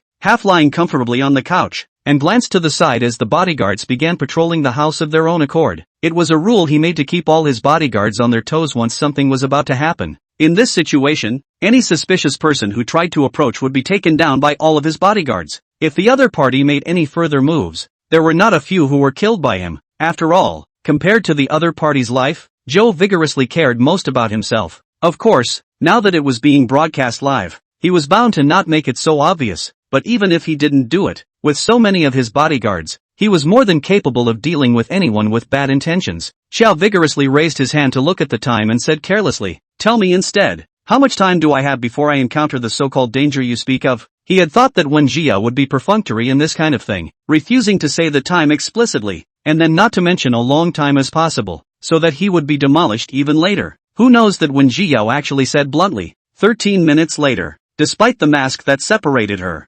tone was still sure, and she didn't feel the least bit flustered. It's really something like that. Somehow, Joe vigorously panicked for a second, but then quickly calmed down after turning his head and seeing his group of muscular bodyguards. There was no way anyone could have rushed into his house and laid hands on him in front of so many bodyguards. No matter how much the woman in front of me talked like it was true, it was still ultimately false. Okay, I'll wait for you for 13 minutes. Don't break the connection in these 13 minutes. I want everyone to watch with their own eyes how your deception is being dismantled. Without him saying it, Wen Jia wasn't prepared to cut off the connection. Yeah, well, let's just show everyone what happened to you. When Jiao finished, also no longer care about him, picked up the yellow talisman next to the vermilion sand painted. 13 minutes was not too long, not too short, just long enough for her to finish drawing a set of charms. The audience in the live broadcast room has long been used to Wen Jiao's approach, not surprised at all, but instead excited to start discussing. 13 minutes, I thought I'd have to wait a long time, but I didn't expect to see the results so soon. Honestly, I'm really especially curious. According to what Xiao Dali said, he's in good health, his house is safe, and he has so many bodyguards following him around. What could happen? Sensei doesn't care how many bodyguards he has around him. As long as Master Hyene opens his mouth, then it is bound to be fulfilled. I really don't know what this Xiao Dali is talking about. If he doesn't believe in Master Hyene, why does he have to come over to the mic? Do you have to wait to be hit in the face afterward? Happy, you guys are all the anchor invited to the trust. Right, not to mention Joe vigorously that environment. Even if he does not have so many bodyguards around, Just in the home cannot be out of the matter, right? That's it. Still talking so serious. The big birthday is coming. Joe vigorously healthy. I really can't figure out what would have to happen for the big birthday to come. You know the earthquake can't even shake that house, okay? Xiao vigorously in the end is the vice president of the God Power Group, and the matter of him appearing in Wen Jiao's live broadcasting room quickly spread out. Many netizens followed the hot search to find over. Many of them are usually life is not believe in metaphysics of the type of people. At this time heard Wen Jiao said such words, have down to question. Seeing that more and more people were helping themselves in the comments section, Xiao vigorously believed in his judgment even more. He was just about to open his mouth to taunt Wen Jiao when he realized that there was no more woman in the camera press. Xiao vigorously frowned and asked, where are the people? Afraid of being exposed yourself, so you're specifically hiding? He shook his head and laughed coldly. If I had known that, why would I have intentionally told such a lie in the first place? Don't blame me for not reminding you. If I'm fine after 13 minutes, you're the one who should be fine. Xiao vigorously said it very loudly on purpose, just so Wen Jiao could hear it. He wanted to see the woman terrified. He wanted her crying and begging himself to leave him alone. However, to his disappointment, Wen Jiao didn't react in any way and didn't even show his face. The camera was silent, and the only sound that could be heard was from Joe Power's side. Xiao vigorously felt uninterested and stopped talking, instead starting to think about how to punish this liar later. Just getting her to take off her mask wasn't enough to satisfy him anymore. He had to think of more ways to torture Wen Jiao. It was best to make an example of him, lest those little netizens really take themselves seriously and dare to disobey him in the future. Time passed by, and as he saw the time getting closer, Joe vigorously swept the bodyguard at the door for a few moments. Immediately, a bodyguard came up to report, with a respectful attitude. Mr. Xiao, our men have been patrolling the entrance, and there's nothing unusual outside the villa. Mr. Xiao, there's nothing unusual on the first floor of the villa. Mr. Xiao, there's nothing unusual on the second floor of the villa. With a report that was not abnormal, Xiao Dali's heart gradually relaxed. He crossed his legs and actually hummed a little song. 13 minutes are up, and where's that accident you were talking about? How come it hasn't happened yet? When Jiao finally finished drawing the last talisman, put the mask back on, and raised her head. 10. Joe vigorously froze. What do you mean? When Jiao laughed, I mean, there are still 10 seconds left, but it's only 3 seconds now. She held up her hand and compared the number 3 with her long, white fingers while she began counting down. 3, 2, 1. With a loud bang, the luxurious and beautiful chandelier slammed down and landed right on Xiao Dali's head. In a flash, blood splattered everywhere, and there were cries of shock all around. It all happened so fast that not a single person on the scene reacted. The strangest thing was, obviously the chandelier was so big, and there were so many bodyguards standing around Xiao Dali, but hardly none of them were injured. Only one person, Xiao Dali, was unconscious and was rushed to the hospital. Chapter 42, the final strike that broke him down. Their only backbone was unconscious, and the captain of the bodyguards immediately greeted the crowd and rushed to get Xiao Dali out, turning around to call the ambulance. Just as their hands were scrambling to save people, the live broadcast exploded. Asterisk asterisk asterisk asterisk. Did you guys see that? When that chandelier fell just now, it seemed to have hit Xiao Dali's head, right? I saw it. I'm sure I saw it clearly. It definitely hit my head. The blood just spurted out. It was so scary. But who understands our family? Just now when the chandelier fell down I was so shocked that my cell phone was thrown out of my hand. The impact of that scene on me was no less than a horror movie. I am in the decoration business. I can tell you very responsibly. This chandelier smashed down. People are afraid to be directly lost. No, didn't Joe vigorously say that this house of his was well decorated? Why is there such an accident? This is too horrible. Wait, the anchor should have counted on it, right? Why didn't he tell Vice President Xiao in advance? If the anchor had said it earlier, this wouldn't have happened at all. This is murder. The upstairs is sick, isn't it? Anchor has long spoken to Xiao Dali, and even gave him a peace talisman. It is Xiao Dali himself who is unwilling to listen, and has to be stubborn. Who is to blame? It's hard to persuade a damned ghost with good words. Master Higgins has done his best. They were about to say something when the bodyguards had come up and turned off the broadcast. The live broadcast screen steeply went black. The screen rejoined as one. When Jiao was wearing a mask, her tone was light. I said, I will only protect his life. The rest, I don't care about anything. This person, Xiao Dali, usually does wrong, borrows the divine power group to do whatever he wants, and has pinched quite a few lives in his hands. This kind of person is not worthy of death. The fact that he was able to save his life was entirely due to the fact that his ancestors did many good deeds and exchanged them with their own merits. Another part of the reason is that seeing death will also affect Wen Jiao's own merit. If she were to change into her previous life, she really didn't care about this merit. When she met this kind of person, if she was unhappy, she might send him away personally. But times are different now. Now that she has all her power and continues to regain it, it's not worth wasting merit on this kind of scum. He won't wake up again anyway, unable to continue to do harm. Saying that, no longer paying attention to the quarrels of the netizens in the live broadcast room, Wen Jiao lowered her head to organize the remaining yellow talismans and vermilion sand. The materials here were only enough for her to draw another talisman at most, so it seemed like she would have to go and stock up. Those spectators who had originally argued but didn't believe Wen Jiao's words and were still clamoring over there, talking so great, making it sound like you're doing the people a favor. So tell me what Vice President Xiao has done. Do you have any proof? If there's no evidence, saying these things counts as slander, right? It's also quite interesting. That chandelier smashed Joe vigorously head. The person is expected to die cannot be dead again. This is called to save the life? What the hell are you guys arguing about? If you don't believe me, get out of here. Don't yell at me. After about 2 minutes, a link request popped up. When Jiao connected to the connecting microphone, and 3 beautiful women with different styles appeared in the live broadcast room, the small orange at the head of the group said in a deep voice, Master Xiyin, we have converged. Where should we go now? Chocolate milk tea frowned instead, her brows filled with impatience. If you want me to say it, just call the dead scum and ask him to come out and meet us. After a few rendezvous, the 3 women were also the first to organize all the information at hand. After checking, the trio thoroughly confirmed the fact that Rika Shuchen had cheated on his wife. In terms of time, Little Orange was the first, Garden Bot was the second, and Chocolate Milk Tea was the third. But judging by the way Jaggedy treats them, Jaggedy's favorite would have to be Garden Bot, followed by Tiny Tangerine, and lastly Chocolate Milk Tea. Chocolate Milk Tea was already an extremely arrogant person. Where could she stand this kind of stimulation? The whole person was about to explode with anger. All she could think about now was how she was going to teach the dead scumbag a good lesson later.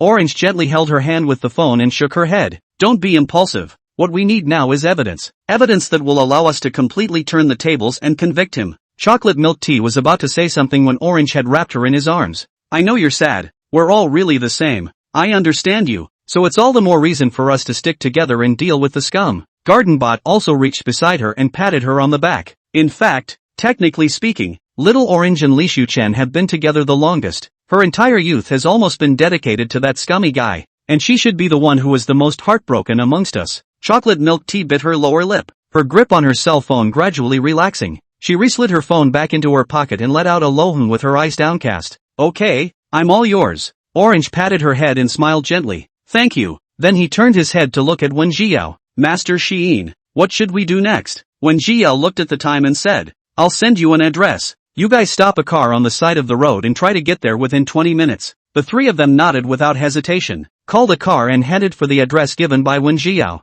Upon arriving at the location, Orange looked at the luxurious and beautiful neighborhood in front of her, her nails embedded deep into her palms. The house here will not be rented out. The only possibility is that Li Shuchen has bought a house here. She had wanted nothing more than to buy a house of their own inside a neighborhood like this. In the beginning, Li Shuchen and her promise is very good. When earned money will buy. But when she really earned money later, she started to feel sorry for the hard-earned money again, and finally decided not to buy it yet. And it's not like the houses today are uninhabitable. It's just that she didn't expect that the money she had taken great pains to help Li Shuchen save would end up being used in these places. Taking a deep breath, the Little Orange led the 2 inside. This kind of high-grade neighborhood security are very strict. At first the security guard said nothing is willing to let them in. A few people still use Wen Jiao told them the way to successfully enter the neighborhood. After that, all the way unimpeded, the 3 of them came to the 19th floor of the second unit. Looking at the door in front of them, the Little Orange made a mistake. Master Xiyin, how should we go in?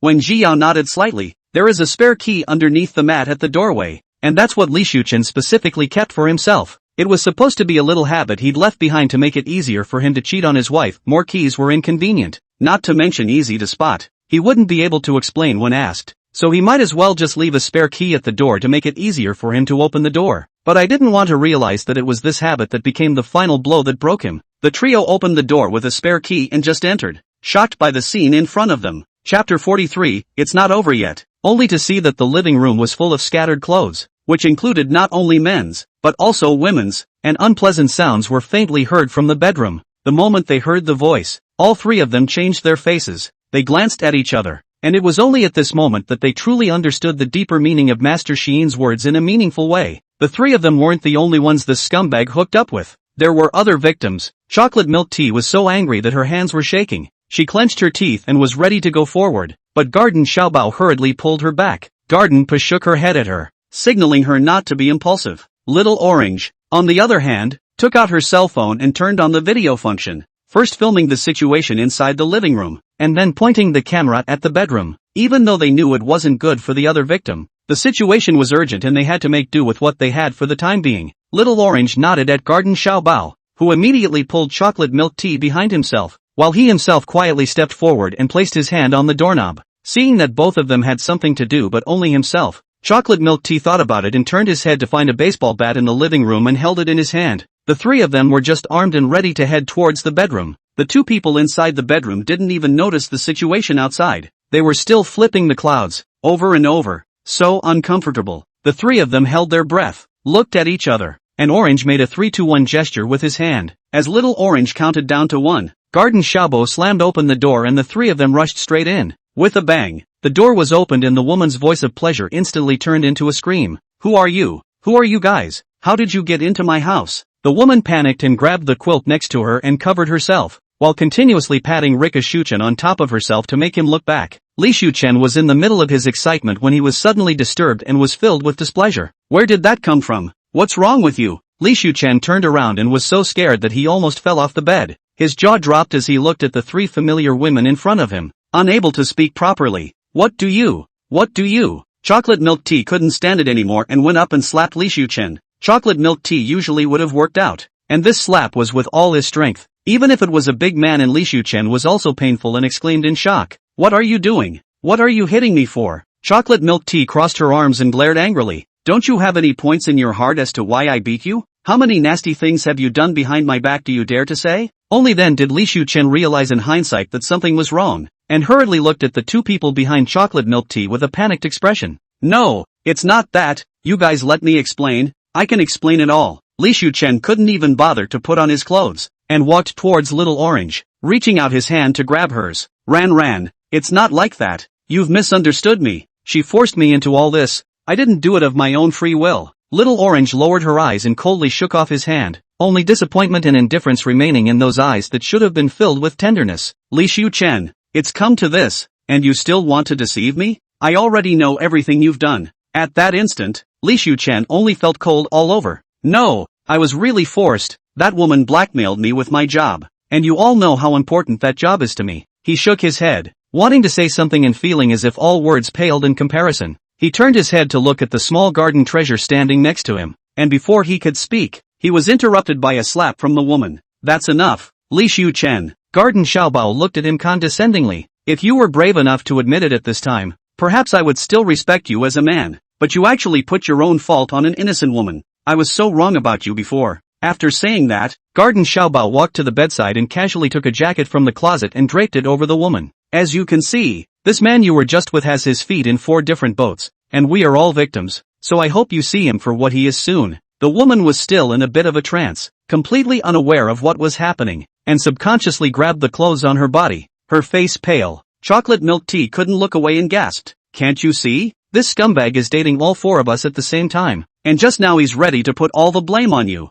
You shouldn't still have hope for this kind of scum, right? You'd better come to your senses and not be fooled by Li Shuchen." Seeing that the woman was still silent, Li Shuchen, as if he had finally grabbed a lifesaver, walked quickly to the woman's side and wrapped his arm around her shoulders to carry the person into his arms. "Baby, I know you believe me, right? This is all a play, they're directing themselves to separate us. Don't you ever fall for their tricks." The response was an unmerciful slap from the woman. She pushed Li Shuchen away with all her might and gritted her teeth. "Li Shuchen, you treat me like a little cutie, is that so? Don't forget who helped you find this job of yours, and this is how you repay me?" Her face reddened with anger the more she spoke. "I'm sorry, I didn't know before that Li Shuchen and you guys were dating. This scummy guy told me before that his ex passed away in a car accident, and he hasn't been looking for the next one because of excessive sadness. Luckily, I believed his bull **** at the time, and my heart went out to him, not only buying him a house, but also helping him find a job. I was so stupid." The woman was also of a thunderous nature, and with things having come to this point, continuing to dwell on them was definitely out of the question.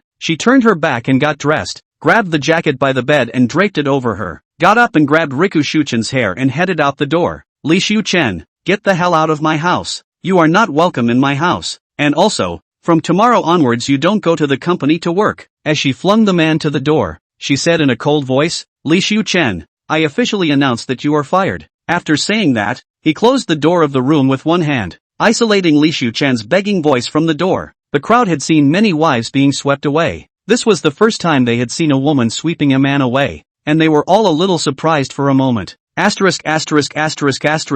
is so handsome. I just actually thought this young lady would cry and speak for the dead scum. It's my narrow mind. Ooh, that kind of dead scum can hook up with 4 beautiful and rich girlfriends at once. I'm still single. My god. I really love this kind of young lady. The story of 4 young ladies' hand death of scum is also too cool. It's not enough. Don't you forget. That dead scum has spent so much money on Miss Sister, and taken the house that Miss Sister bought. These properties should also be taken back, and never give a penny to the scum. Just when the 4 women thought that the matter had come to an end, when Jiao suddenly opened her mouth. It's not over yet. Chapter 44, The Future Changes. One sentence made all 4 women in the living room turn pale. The little orange trio was clear about Wen Jiao's strength, and they were all nervous at this time. Master Shiin, what do you mean by that? Could it be that apart from the 4 of us, that dead scum Li Shuchen has also hooked up with other women? The 4th woman was shocked and taken aback at how there was another person's voice in the house. The little orange explained the whole thing to her, which piqued her curiosity for a few moments. Is this Master Shiin really that powerful?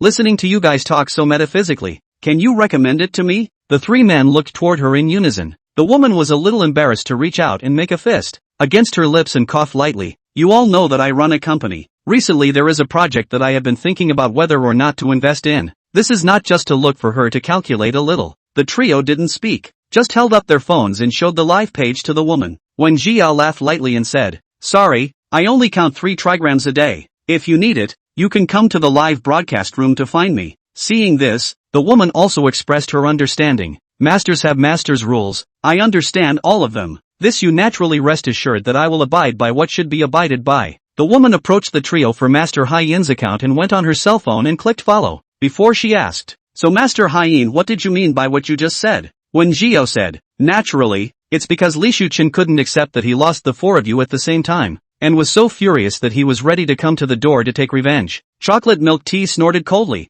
gripping the baseball bat in his hand with a cold expression. He has his feet in 4 boats, and he still has the face to retaliate against us? Fine, let him come, let's see if I don't beat him down. Instead, it was Little Orange who frowned and said softly, the Li Shuchen I know shouldn't be so classless. Garden Xiaobao reached out and patted her shoulder, whispering, the man he is now is not the man he once was, and there's nothing a man with his feet in 4 boats can't do. At that, the Little Orange dropped her eyes and didn't speak again. The woman glanced at them and took the initiative to ask, Master Shiin, so what should we do now? On one hand, she wanted to test Wen Jiao's true strength, and on the other hand, she was really worried that the man would do something behind her back. During this period of time Li Shuchen and the company contacted a lot of important secrets of the company, although it is not the core secrets. But if he turned his hand to sell these things, her company will be more or less affected. She had already spent so much money for Li Shuchen. If she lost a lot more because of this, she would really want to dismantle Li Shuchen. When Jiao said, you guys find some self-defense first, later he will first beg for your forgiveness at the door.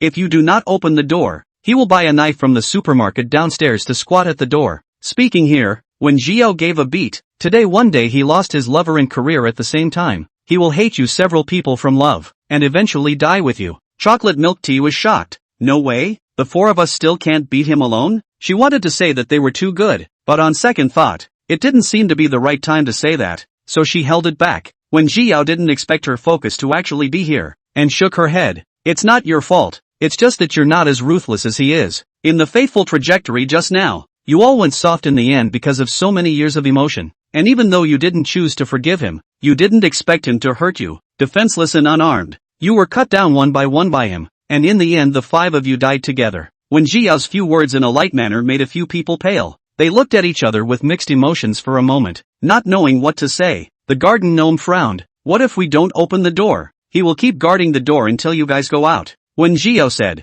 in fact, even if you guys bring weapons, 2 of you will end up passing away after being injured in important parts. Now, several people were in trouble. Even though Wen Jiao didn't say who these two people were, none of them wanted someone close to them to pass away because of that dead scumbag. It was too much, but this is a high-rise, so going through the window definitely won't work. Until Richemont does substantial harm, call the police and they can't bring him in. Do they really have to fight to the death? Chocolate milk tea gripped the baseball bat in his hand and gritted his teeth. I'm not going to let that happen. She turned her head to protect a few people behind her, and drew up her voice. Don't worry. In the end I also insisted on exercising every day. I'll take the top if anything happens. You guys go first. Little Orange reached out to hold her hand and pursed her lips. No, you guys were already victims. I can't drag you into this kind of thing anymore. She stood in the middle of several people and said seriously, I've been with Li Xiuchen the longest. I know him the best. It's best if I come to stall him. The garden baby instantly refused. How is this possible? She looked to the live broadcast for help,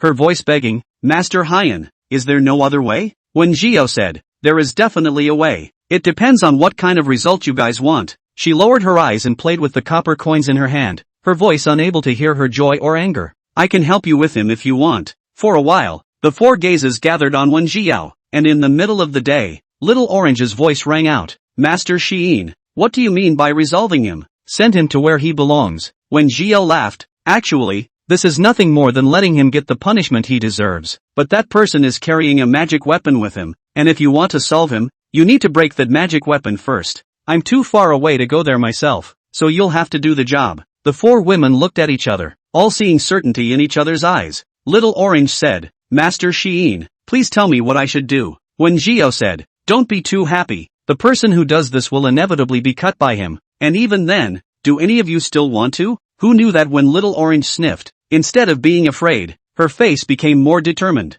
I am willing, but at the behest of Master Hyan. Chocolate milk tea was anxious when she heard this and grabbed her arm. What are you doing? The healthiest among us is me. I should be the one to do this kind of thing, right? She reached out and tried to grab her cell phone. Master Hyan, let me do it. The garden gnome followed. Why don't I be the one to do it? I think I'm more suitable to be the candidate. The fourth woman was silent for a moment and sighed quietly. I didn't want to argue, but several of you have rushed up to be the wrongdoer. So if I don't say something, it seems as if I'm out of place. If we can't, let's just decide by guessing. So it's fair and just for everyone. The four argued and had no choice but to adopt her proposal. Just then, Wen Jiao suddenly said, there's no need for guessing. The future changed. Chapter 45. Congratulations on making the best choice possible. The future changed? The four asked in unison. What does that mean? Wen Jiao looked at the four, her tone softening considerably. Meaning, none of you will be hurt. The four of them looked at each other and were about to ask something when Wen Jiao softly interrupted the few people. Okay, grab your picked weapons and get out. Keep in mind that within tens of thousands of endings, there is only one best, and the best time is only this time. The four of them were still a bit confused as to how things had suddenly turned out the way they were, but when Jiao had said so, and after a moment of hesitation, they still gripped the weapons in their hands. Since they chose to believe in Master Xiyin from the beginning, they would always believe to the end. After a few people got together and discussed their responses, they put the live one in their jacket pockets and took a deep breath and opened the door. Just as soon as he opened the door, he happened to meet the line of sight with Li Xiuchen in front of him. The man was wearing only a jacket, his hair was disheveled, and his eyes were red with a monstrous hatred in them. He had gotten a knife from somewhere, and was now holding it up in his hand, ready to slash. A few people were just caught off guard when they met their eyes, and Li Xiuchen gave a start, a trace of panic flashing across his face. He quickly hid the sharp knife behind his back, an unnatural smile on his face. What are you guys doing out here? Are you guys finally willing to listen to me explain? Great, I'll talk to you guys. Enough, Li Xiuchen, is it fun to pretend now? Chocolate milk tea just couldn't take it anymore and rushed up to him, ready to hit him with a baseball bat. Li Xiuchen symbolically dodged a few times at first, explaining, what are you hitting me for? I've told you that I have bitter feelings. Chocolate milk tea gritted his teeth and raised his baseball bat with all his might. You think we're blind? You think I didn't see the knife you hid, don't you? Little Orange looked at him in disappointment. Li Xiuchen, I really didn't expect you to be such a person. I really knew you for nothing for so many years. The fourth woman said, don't talk too much nonsense with him, just do it. She didn't want to miss this only chance. Garden Xiaobao frowned and cut the woman off, turning her head to look at Xiuchen. Li Xiuchen, just let us leave, and don't come back to us in the future, and I can still treat this matter as if it never happened. But, chocolate milk tea was about to say something else, but was stopped by a look from Garden Xiaobao. She just stubbornly looked at Xiuchen, her hand holding the fruit knife gradually tightening. This was, after all, a live broadcast, and even if they had a good reason, they couldn't do it rashly. It's not worth ruining your life for such a scumbag. She thought about it. As long as Li Shuchen was willing to repent, then she wouldn't make a move against him. But if Li Shuchen was unrepentant, then she would also immediately strike without mercy. I don't know which sentence stunned Li Shuchen. The man collected his previous emotions and asked with a snort, "Forget it? This matter is something that you can forget just because you say so? What have I done to you? I've given you money. I've never let you do a single chore at home. So why did you leave me? Why did you leave me?" He was suddenly agitated, and finished those words with a near roar. Chocolate milk tea was exasperated by these words and gritted her teeth. "Li Shuchen, how can you have the nerve to say such things? Don't I have a job and don't give you any money? You didn't ask me to do chores, but when have I not helped you when you were busy with chores?" Chocolate milk tea was clearly in the throes of anger and her eyes were red. "We were supposed to give and support each other. You betrayed me first and you have the nerve to accuse me?" But she was answered by a sharp knife that glowed with a cold light. Li Shuchen drew the sharp knife from his back and viciously headed towards the chocolate milk tea. "Cut the crap. We said we'd be together forever. And since you're leaving, you might as well die here with me." Li Shuchen had been exercising regularly and his body was full of muscles, not to mention the fact that he was holding a carefully selected sharp weapon in his hand. This sneak attack almost cut right through chocolate milk tea's neck. Fortunately, she reacted quickly and dodged sideways at the first opportunity, which prevented her from being injured. Seeing the crazy look of Li Shuchen's scarlet eyes, several people knew that this battle could not be avoided. Without further ado, all four of them raised their weapons and stepped forward. But what surprised them was that the four of them circled around with one person, Li Shuchen, but they froze and couldn't hit him. Instead, several people almost got hurt several times. Looking at her scratched clothes, the little orange heart was completely cold. If the previous her still had a trace of emotion remaining for Li Shuchen, then the current her only had disgust and hatred for this crazy person Li Shuchen. Perhaps it was because they had been together the longest, but of the attacks the four had faced, only Orange had the least. It was also she who had the best chance of sneaking in. The remaining three were aware of this, but there was a delay in making a claim on the little Orange. They had only been together with Li Shuchen for so many years, and they were able to develop so many emotions for him, not to mention little Orange, who had been with him for over 10 years. They were all well aware of Orange's kindness and intolerance, and understood her pain and struggle, so they never pushed her. It's just that the little Orange guy figured it out on his own. She should have done it, not just for her own sake, but for the sake of these three remaining people. Chocolate milk tea, who had endured the most attacks, had fallen to the ground, and the baseball bat in his hand had been cut into 3 pieces, falling to the ground, no longer able to resist. Seeing the sharp knife raised by Li Shuchen getting closer and closer to him, chocolate milk tea's heart beat wildly and subconsciously closed his eyes. The imagined pain didn't come. Instead a loud thud came and something seemed to fall over. Chocolate milk tea quietly opened his eyes and saw Rika Shuchen collapsed on the floor, unconscious. If you look closely, you can still see that he carries some stars of blood on his head. Behind him was the little orange man holding up a brick and gasping for air. Little Orange took 3 or 2 steps across Li Shuchen and helped chocolate milk tea up. "Are you okay? Are you alright?" Little Orange shook his head. "I'm fine, Li Shuchen.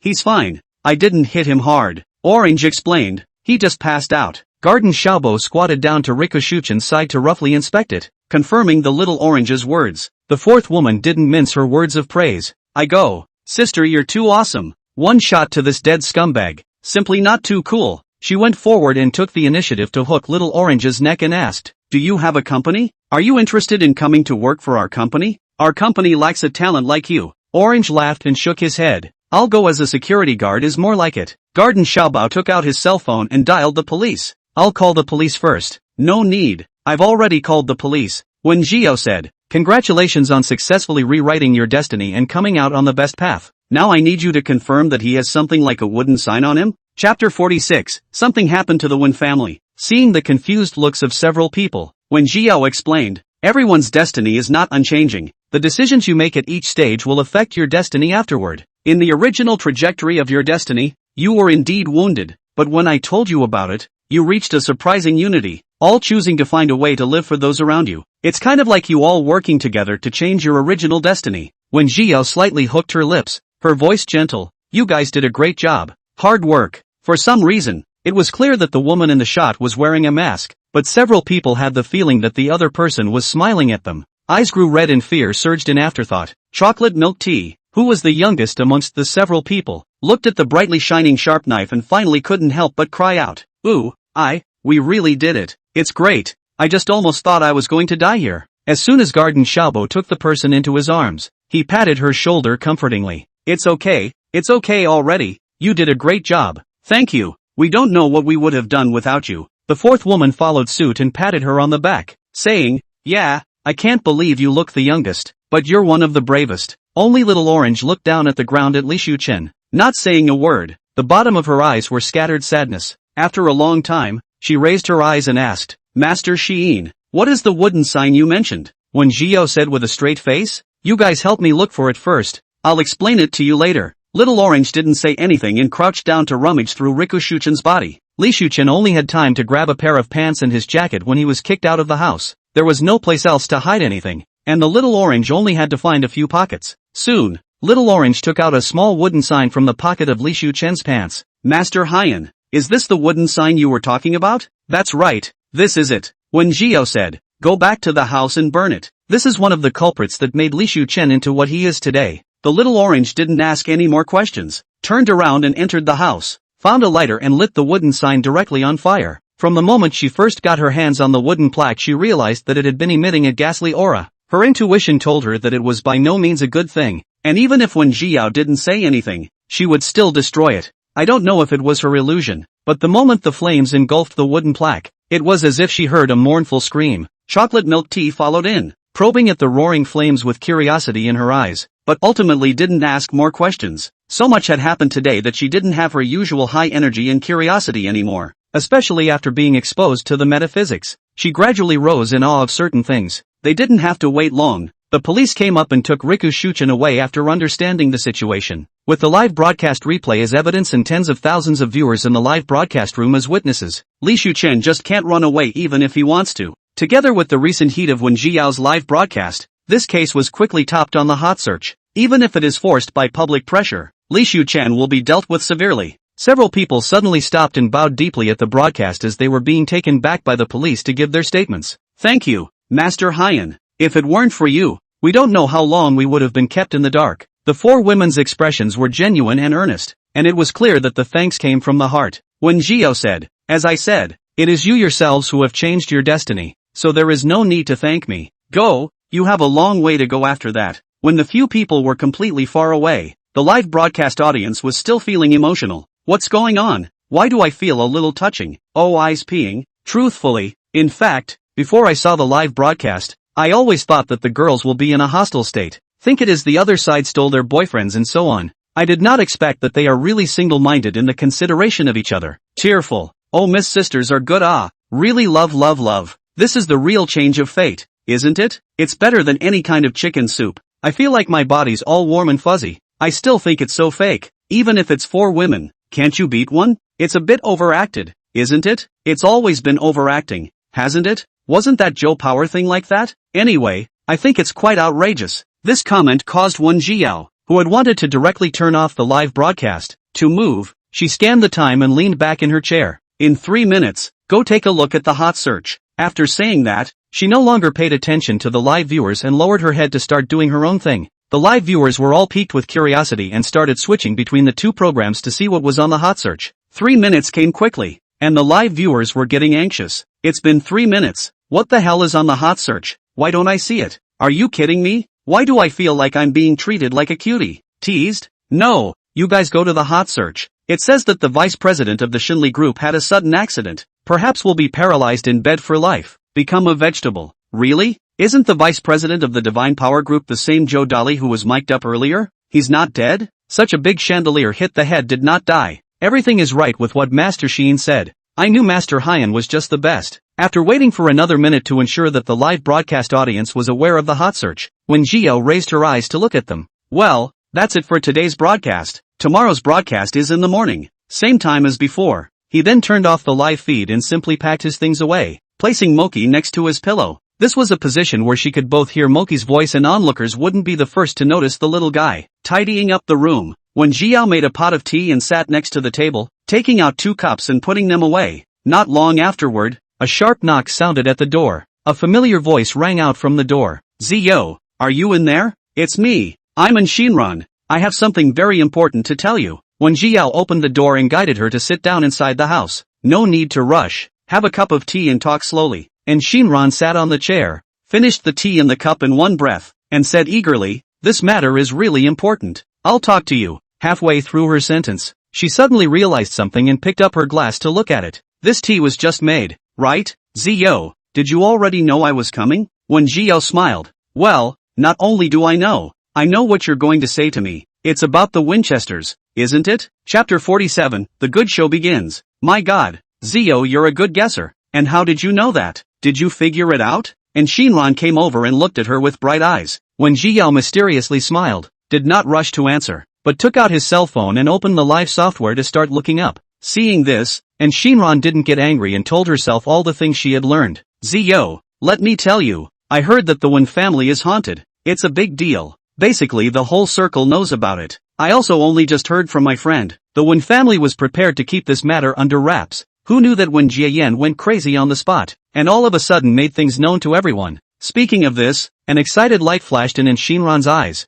and her cheeks were colored a little scarlet from excitement. "You weren't there, you don't even know how funny that scene was. Usually that when Jiayan is especially tugging, this time he lost face in front of so many people. I guess he wants to die, right? Ha ha ha, if you ask me, he just deserved it. Let him bully you so much in his spare time. Get what's coming to him," and Shinran said, making a face, with a big feeling of relief all over. "It's just a pity that the one who suffered retribution wasn't that one Lingyao, but she's done so many disgusting things. Sooner or later it'll be her turn." The whole time Wen Jiao just listened quietly, nodding from time to time, sort of following the concurrence, and Shinran spoke at length for about 10 minutes, felt thirsty, and poured herself another cup of tea to finish it. Only then did she notice Wen Jiao's movements, and came over to take a curious look. "Zio, what are you looking for? What's this, a live broadcast? I didn't realize you liked watching live streams," Wen Jiao said. "To be precise, this live broadcast is for the two of us to watch together." As soon as the words left her mouth, she also found the live stream she was looking for, tapping in and placing her phone between the two of them,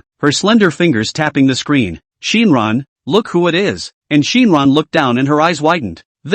Isn't this Wen Jiayan? When did he start broadcasting live?" Wen Jiao explained with a pale expression. "This is not his live room. He is just a person who applied for a link." And Shinran took a closer look and came to be interested. "Yo-ho, hasn't Wen Jiayan always boasted that he's red all over the sky? He would still lower himself to mic with such a small anchor? Because he has run out of options," Wen Jiao said. "Since that incident appeared, the Wen family has searched for at least 3 masters, but it's a pity that none of them had any effect, and in turn, they angered that Yin creature." Speaking here, Wen Jiao let out a light laugh, in a very happy mood. Normally he would have lived for 3 months, but now he only has 1 month left in his lifespan. And Shinran blinked, steeped in relief. "In fact, I wanted to talk to you before. Wen Jianyan seems to have been hospitalized a few times because of this matter, but I was afraid that you still have feelings for that 3 of yours, so I specifically didn't say anything. Don't worry, I cut ties with the Winchesters a long time ago." In every sense of the word, Wen Jiao silently added in her heart. In fact,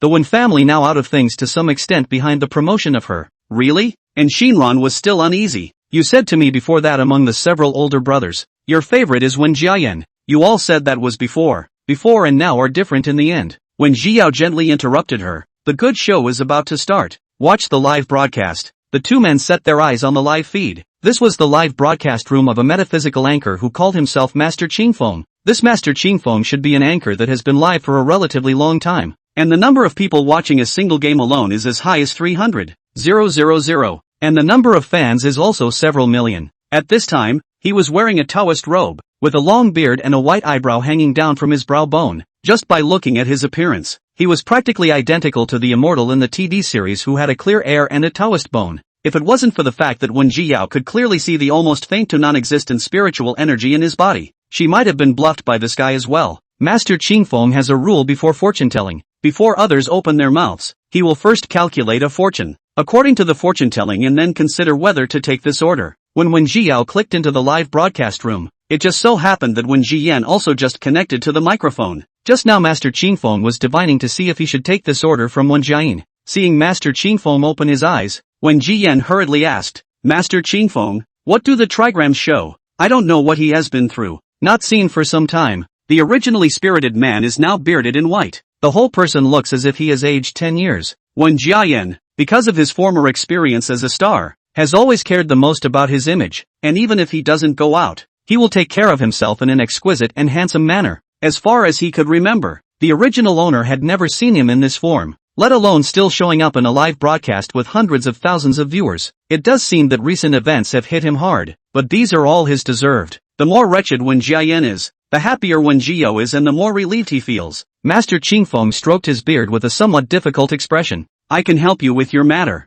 but the thing that's pestering you is too overbearing, and I'm afraid I won't be able to solve it for a while. Saying that, Master Qingfeng let out a long sigh, looking at Wen Jiayan's heart in a state of confusion. He hurriedly said, I understand Master Qingfeng's concern. As long as you're willing to help me, I can offer double, no, triple the price, right as a hard-earned fee for Master Qingfeng. Master Qingfeng waved his hand. It's not a matter of money. Wen Jiayan was afraid that he would refuse and added, if you have any needs, you can feel free to tell me. As long as it's something I can do, I will do my best. Master Qingfeng raised his eyes to look at his begging expression, and only after a long time did he say, all right, since Mr. One has said so, I can't afford to refuse anymore. He took out a few yellow talismans, a mahogany sword, and a wooden tablet from his pocket and placed them on the table. These are the peace charms you remember to keep on you at all times, and the mahogany sword can be hung in the middle of your bedroom. As for this wooden sign, it is made of very precious lightning strike wood, which can drive away evils and ward off evil spirits, so you can just carry it with you. Master Qingfeng introduced them one by one, and when it came to thunderclap wood, his expression clearly took on a few points of pride. This lightning strike wood is a treasure, and there are very few lightning strike woods left in the world today, and each piece is incomparably precious. When Jiayan had obviously heard of this thing and breathed a sigh of relief in his heart. I didn't realize that Master Qingfeng still had thunderstrike wood in his hands. He really deserves to be a master. Please rest assured, Master Qingfeng, other than the payment to you separately, I will pay for all of these things separately, and will never take anything from a master for nothing. Upon hearing this, the corners of Master Qingfeng's mouth rose a bit unnoticeably as he waved his hand. No need. It's good to be able to help you solve your problem. When Jiayan respectfully said, my car has already arrived at Master's door, so thank you, Master. Chapter 48, 3 punches from me, 7 from his head. It was Master Qingfeng's turn to freeze for a moment, and he turned his head to look at the door in some panic, inquiring, Mr. What did you just say? When Jiayan didn't realize that something was wrong in the slightest and was all smiles. Master Qingfeng, my car has already arrived at the door. You can see it when you go out now. Stunned and slightly nervous, Master Qingfeng's eyes flashed as he asked, how did Mr. One know where my home was? Master Qingfeng, it's not that I don't trust you, it's really that this thing is too overbearing. When Jiayan thought he was blaming himself for this and explained, to tell the truth, I've already looked for several masters before, but none of them had any effect. On the contrary, it's getting worse and worse. Speaking of which, when Jiayan gave 10 more gifts worth 2,000 in a row to the live broadcast room, he raised his head and said with earnest words, Master Qingfeng, as long as you are willing to help me, money is not a problem. If Master can help us solve this problem, you will be the guest of honor of the Wen family at that time, and we, the Wen family, will definitely do everything we can to fulfill your request. Originally, Master Qingfeng was a bit reticent when he heard that the Wen family had found several masters in a row without solving the problem, knowing that the Wen family was considered a prestigious family in the capital. The master they had invited,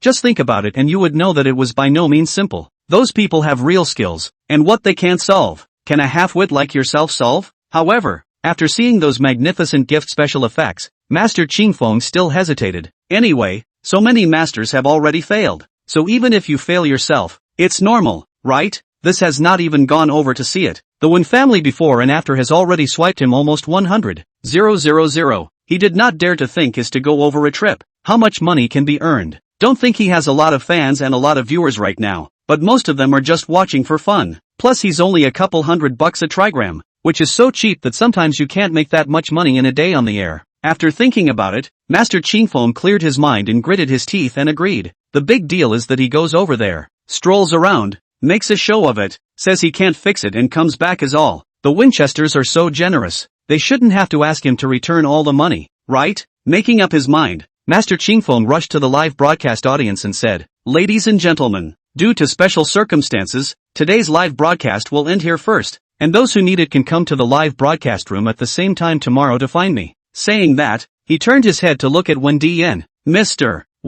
Please also wait for a moment. I'll come out after I finish packing. The live broadcast came to an abrupt end here, and Shinran looked at the suddenly blacked out screen, somewhat unimpressed. This is the end? What will happen after this? Is this Master Qingfeng reliable? She clicked on Master Qingfeng's account, and after seeing his millions of followers, her eyebrows slightly raised and shock flashed in her eyes. Several million followers. If you can get this many followers in the field of metaphysics, you should still have some skills, right? And Shinran suddenly reached out and hooked Wen Jiao's shoulder. Curious, say, Zio, who's better than you and him? Wen Jiao thought for a moment and said, it should be 30 to 70%. 3 and 7? Who's 3 and who's 7? 3 punches for me, 7 for his head. And Shinran almost didn't strain herself. Really? Zio, you're so strong? She didn't doubt Wen Jiao's words in the slightest, but instead took her arm, half pouting, half complaining. You kid, hiding so deep. I was so worried about you before. Wen Jiao stretched her eyebrows and reached out to pat her shoulder. I'm sorry for making you worry. As compensation, I'll treat you to another good show. And Shinran looked up quickly. What is it? Wen Jiao couldn't help but pick up her cell phone and operate it, calling up a certain page and entering her password. Soon the familiar facilities appeared in front of the two, and in Shinran's eyes widened in shock. Isn't this the Wen family villa? Zio, you can still remotely turn on your home surveillance? It's really strange that they haven't lifted your permission. Wen Jiao didn't lift her head and casually replied. They never added me to the permissions, so naturally there is no such thing as lifting it. And Shinran said with some heartache, Wen family, this group of people really is not something. You have come back for so many years. Actually even your permissions are not open. But how do you know the password? Wen Jiao casually threw out a copper coin, calculated. Without waiting for Shinran to answer, she whispered, here they are. They're here. And Shinran immediately looked at her cell phone, her eyes wide open. Only in the camera, when Jiayan was walking into the living room with Master Qingfeng. I have to say that expensive has its benefits. The Wen family surveillance not only has a clear picture, but the sound is also crystal clear. Without the constraints of the camera, when Jiayan was no longer in disguise, the whole person was haggard, and his speech was breathless. Master Qingfeng, that thing haunted me some time ago. At first it only appeared in my dreams, and during that time I had crazy nightmares, had bad rest, and was mentally depleted. I thought it was due to stress until a few days ago when I suddenly had hair in my coffee cup, and since that day everything has started to go wrong. Later on I began to see the woman in my dreams more and more often, first disappearing in the blink of an eye, and later on appearing for long periods of time and trapping and torturing me. Speaking of this, when Jiayan winced, looking pale as if he had recalled something extremely horrible. It was a fear he couldn't put into words, and had to turn over the previous surveillance to show him. After seeing the photo of Wen Jiayan, who had been twisted into a bizarre shape, Master Qingfeng was silent for a moment, and a chill went straight from his heels to the sky. Even if he only saw the picture, he could feel the terror of that thing. Having been in this circle for so long, there were some things he understood, even though he didn't have any real skills. General ghosts can't touch humans directly. They can only scare people through hallucinations or other ways if they want to make trouble. Weaker ghosts will even be burned by the yang energy on humans. To be able to do this to this extent, this thing that was messing around in the Wen family was at least at the level of a severe ghost. Seeing his delay in speaking, Wen Jianyan clenched his hands into fists and said worriedly, Master Qingfeng, can you help me with this thing? Master Qingfeng returned to his senses and looked around, his gaze finally settling on the valuable display cabinets within the villa. Any random item in there would be enough to pay his salary for years. Reason told him that it was better for him to stay out of this matter, but the unwillingness in his heart was acting up again. That's money. Untold amounts of money. Who can resist the lure of money? Master Qingfeng boasted that he couldn't, so he reached out and stroked his beard, saying, I will do my best. Meanwhile, when Jia shook her head, these two are finished. Chapter 49, they're finished. When Jiao's voice is not loud. In the empty house it was distinctly clear, and Shinran asked, Zio, what did you just say? Who is going to finish? When Jiao faintly said, both of them are going to be finished. She poured 2 cups of tea, pushing 1 cup of tea in front of Shinran and taking a sip of the other cup herself. The thing that haunted Deacon Wen has already become a severe ghost. It's not something this so-called Master Qingfeng can deal with. Plus the fact that when Jiayan was sick and desperate before and invited several masters over, angering that thing, it was already on the verge of going berserk, and if Qingfeng were to disturb it again at this time, both of them would be finished. And Shinran listened with trepidation and couldn't help lowering her voice. What do you mean finished? The lesser of these is the loss of a hand or a foot, or the loss of a life. And Shinran covered her mouth and didn't say anything for a long time. It was when Jio who couldn't help herself first, reaching out and pinching her face. Don't worry, these two won't die here. She withdrew her hand and rubbed 2 fingers together, sighing in her mind. I didn't realize that Shinran looked quite a pampered little girl, but her cheeks were so nice to pinch. Damn, should have squeezed more. When Jio re-looked at the surveillance video, slightly hooking her lips, with a few points of playfulness in her tone. But it's not going to be any better for these two. So just watch. And Shinran nodded, convinced of Wen Jiao's words. Wen Jiayan in the monitor was holding Master Qingfeng's hand and thanking him profusely. Master Qingfeng, I'm counting on you for this matter. I know your skills, please help me out. Master Qingfeng was a bit flustered by the words. He coughed lightly and waved his hand. Mr. What? Just don't worry, I will do my best to help you. Now, please show me around the villa before you take me to the place where you bumped into that thing earlier to check it out. When Jianyan nodded his head repeatedly, as if he had already taken Master Qingfeng as a lifesaver, and led him around the villa, patrolling all the houses. When Jianyan should have spoken to the people in the villa in advance about inviting a master to come to the villa today to exorcise the evil spirits, and currently there were only 2 people in the entire villa, him and Master Qingfeng. If it was usual, he definitely wouldn't allow any outsiders to enter the master bedroom and Wen Lingyao's room, but at this moment, he obviously couldn't care less, and couldn't wait to have Master Qingfeng check all the corners. Well, Master Qingfeng, what's wrong with these rooms?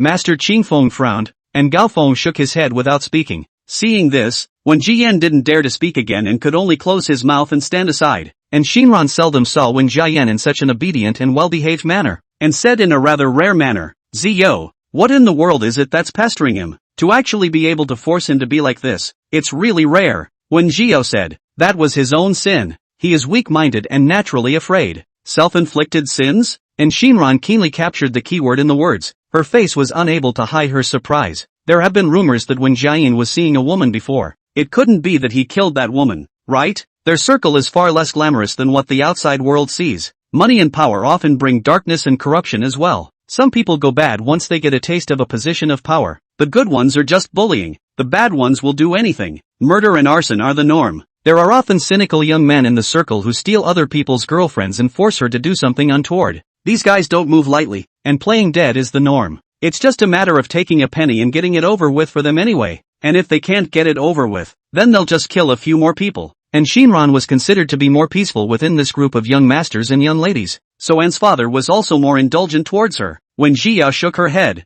this matter is rather complicated. I'm not sure for the time being. I only deduced from Wen Jiayan's face and the 8 characters that there is some connection between this thing and him, but I haven't seen the woman's real face with my own eyes and can't give a definite answer. This time, she checked the Wen family surveillance. On the one hand, she wanted to see the appearance of Wen Jiayan's woeful plea for mercy, and on the other hand, she also wanted to see the true appearance of that woman. And Shinran pursed her lips, and before she could speak, she suddenly heard a scream coming from the surveillance video. The 2 of them immediately looked towards the surveillance, and saw that Master Qingfeng, who had just been full of deep concentration, had fallen to the ground at some point, still face down. It looks like it fell pretty hard. When Jianyan hurriedly helped him up and asked, Master Qingfeng, what's wrong with you? Why did you suddenly fall to the ground? Master Qingfeng touched his waist with an ugly expression. It's fine, I accidentally slipped. He didn't show it on his face, but in his heart he kept muttering. No one knew what had just happened better than he did. He hadn't slipped on his foot at all, but something had caught him on his back foot before he fell. The house had been examined by him inside and out, and there was no way that anything could have tripped him. Then there was only the possibility that it could be the netherworld that was haunting Deacon 1. It seems the thing knew it was coming to deal with it and struck first. Was he being warned to mind his own business, or was he simply trying to scare him? Master Qingfeng reached down and took out the mahogany sword from the package and carefully took another turn around the room. This peachwood sword of his was bought back from a master at a high price, made from 1,000 years of peachwood, which was deadly to normal souls. Even a severe ghost would have to give him a break when they saw him. He couldn't believe it. This thing could be so powerful that it wasn't even afraid of the 1,000-year-old peachwood sword. Just as he took out his mahogany sword, the temperature in the entire room rose a few degrees. When Jianyan marveled, Master, this peachwood sword of yours is so powerful. I feel like my body has warmed up quite a bit. Earlier, he had been in the cold. Perhaps he did not feel it. At this moment, with the contrast, when Jiayan quickly reacted, his face ashen. Master, was that thing here just now? So, Master Qingfeng, your fall just now was also because of... Master Qingfeng gently raised his hand, interrupting him. When Jiayan closed his mouth, not daring to say more, but his trembling hands still revealed his fear. Master Qingfeng stroked his beard, and his heart settled down. Since this thing is afraid of the mahogany sword, that's good. Master Qingfeng's eyes rolled as an idea took shape in his mind. Without solving this thing he can still get hundreds of thousands of dollars. So what if he solves this thing? Wouldn't he get several $1 million?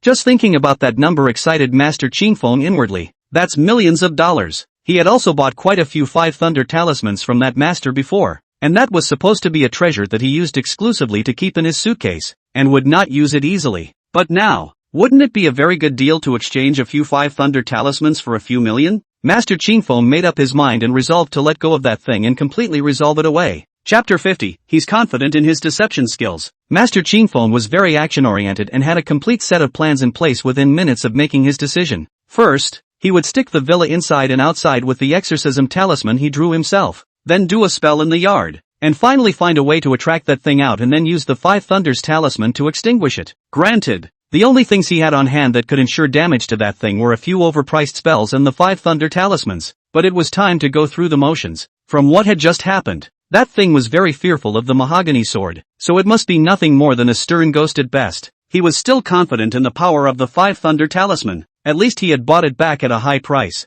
and a casual one would be able to exterminate a League ghost level in creature. Not to mention he had 3 left in his hand, more than enough to take care of that thing. Giving confirmation of the process in his mind, Master Qingfeng took a few of the exorcism talismans he had drawn and handed them over. Mr. What? I also trouble you to paste these talismans in various places within the house. Even though he drew all of these exorcism charms himself, each one of them was drawn by him carefully imitating a master, and many people in his circle could not yet tell the difference, not to mention ordinary people. As expected, when Jian Yan took the exorcism talisman and looked at it again and again, only to find it very professional. Luckily, he had gotten Master Qingfeng to come over, and this time he had really found the right person. When Jia Yan pasted all the evil-repelling talismans everywhere in the house as instructed, and his tone of voice when he spoke at Master Qingfeng was a bit more polite. Master Qingfeng, I've already put up the talisman paper as you arranged. What should I do next? Master Qingfeng pondered for a moment and slipped him a yellow talisman, saying, keep this peace talisman. It will keep you safe at critical moments. When Jian Yan put away the peace talisman, carefully folded it up and put it close to his body, and moved to take out a bank card. Master Qingfeng, there's $200,000 in here as my money for purchasing this peace talisman. As long as you can help me solve this matter, I will definitely reward you heavily. Master Qingfeng's mind drifted as he listened. Mr. What? Don't worry, since I said I would help you, I will definitely help you. The two men talking excitedly didn't even notice a dark shadow flashing through the door. The noise outside was fading. When Jiao softly tisk, suddenly felt that before when Ji Yan to find their own fortune-telling, they are still too soft. Actually only shouted a few tens of thousands of dollars. If she had known that this one Jia Yan was so wronged, she would have shouted for 200,000 at that time. At least he is really good at fortune-telling, unlike this Master Qingfeng, whose peace charms are fake. Hearing the voice, and Shinran reached out to cover her eyes and lowered her voice to ask, Zio, is there some scary scene about to happen? When Zio was amused by her actions and let out a light laugh.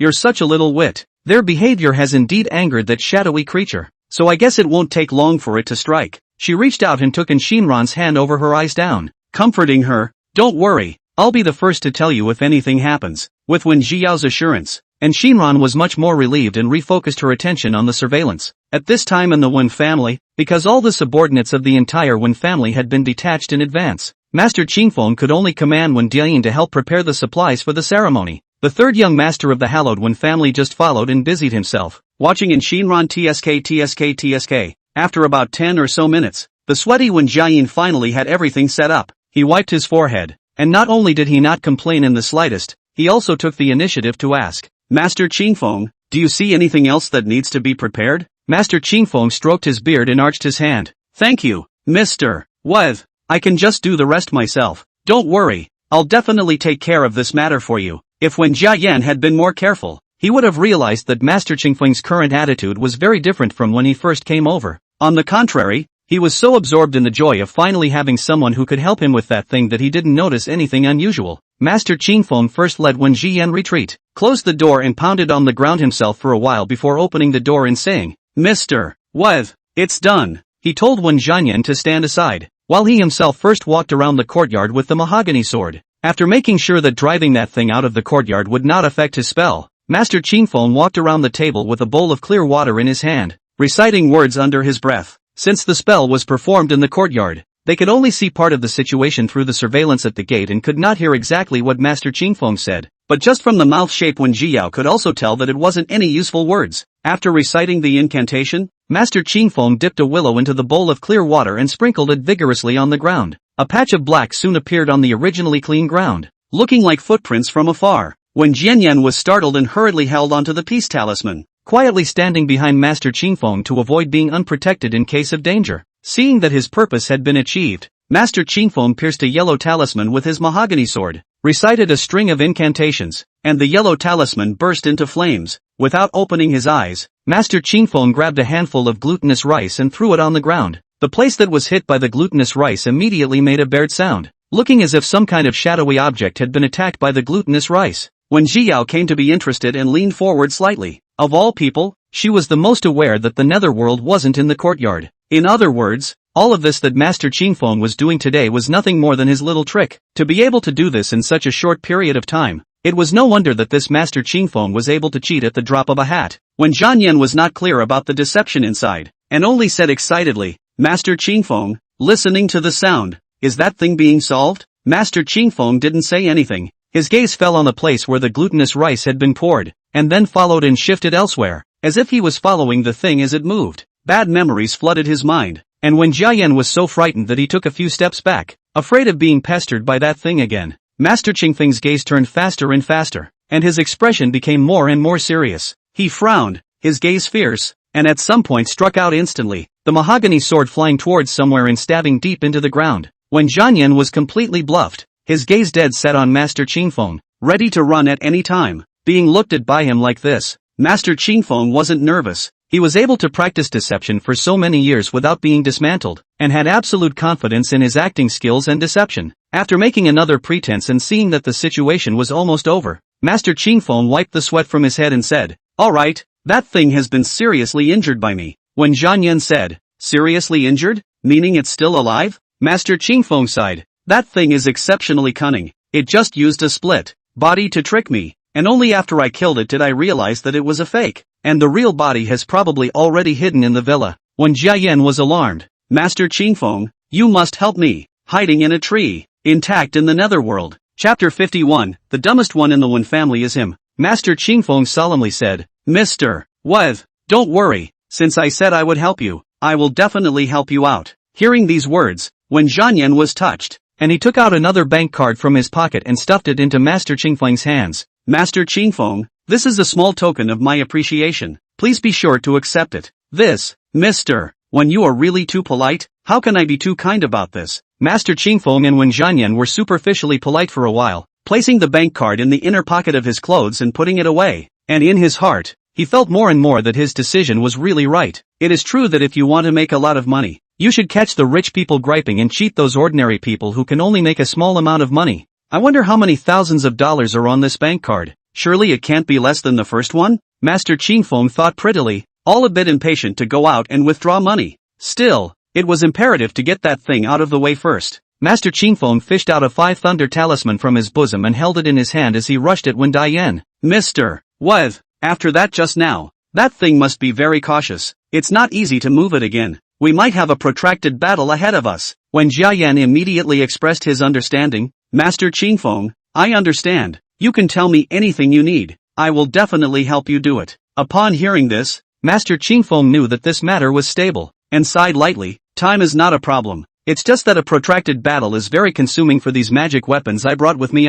When Zhang Yan frowned slightly, suddenly feeling as if this Master Qingling was a bit too greedy. However, on second thought, he had invited so many masters over and hadn't even solved that thing. So if Master Qingfeng was really capable of this, it was only right to pay a little more. After all, competence is money. Besides, the last thing their Wen family lacked was money. Wen Ziyando pondered for a moment and directly took out a $1 million bank card and handed it over to Master Qingfeng. "Master Qingfeng, here is $1 million, counting it as extra compensation for you, and please make sure you help me solve it no matter what." Master Qingfeng's eyes were glowing as he looked at the bank card. He coughed lightly and politely said a few words on his mouth, but his hand was honest enough to accept the bank card, and Shinran silently counted in her mind, "That's almost $2 million before and after, right? Gee, and that's without adding in the after payment. I'd hate to think how much the old man's going to screw your family out of when he's the one who fixes that thing." When Zhio said, "It can't be pitched, not to mention that he can't solve that thing at all. Even if he can, the money that Wen Jiyan can freely dispose of is only $3 million. The part that exceeds $3 million,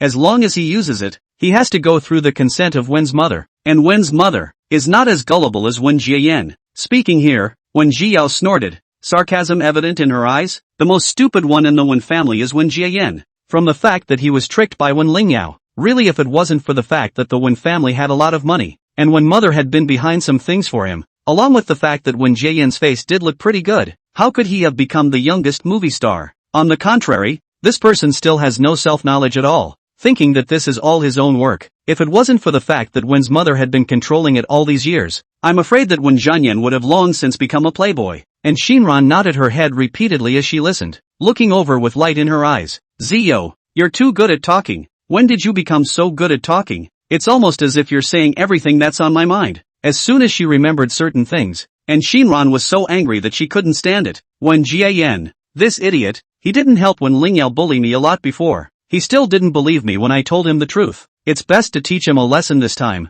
so he doesn't continue to plague others. Wen Jiao lowered her eyes as she looked at the shadowy creature wandering in the trees in the surveillance, her eyes deep as water. Don't worry, the lesson will be big enough for this one, guaranteed. Master Qingfeng, who had collected the bank card, began to think about how to lure that creature out. He cupped the 5 thunder talisman in his hand, and as long as he could draw that thing out, he was sure he could fix it. However, since that thing has become a severe ghost, it must have already opened its spirit, and having just been frightened by his 1,000-year-old mahogany sword, it is afraid that it is hiding somewhere and refusing to come out. He quietly glanced at Deacon Wen and sighed with relief in his heart. It's a good thing that this young master of the Wen family doesn't look very smart. It's fine to delay for a few days if you really can't. Maybe the longer you delay the more money you can get. Master Qingfeng thought, and the movements of his hands slowed down quite a bit. He decided to use the slowest method possible, taking the spell and searching corner by corner. The villa is so big, at least you can find 3 days. Then emphasize your hard work a little more, and doubling your pay should not be a problem.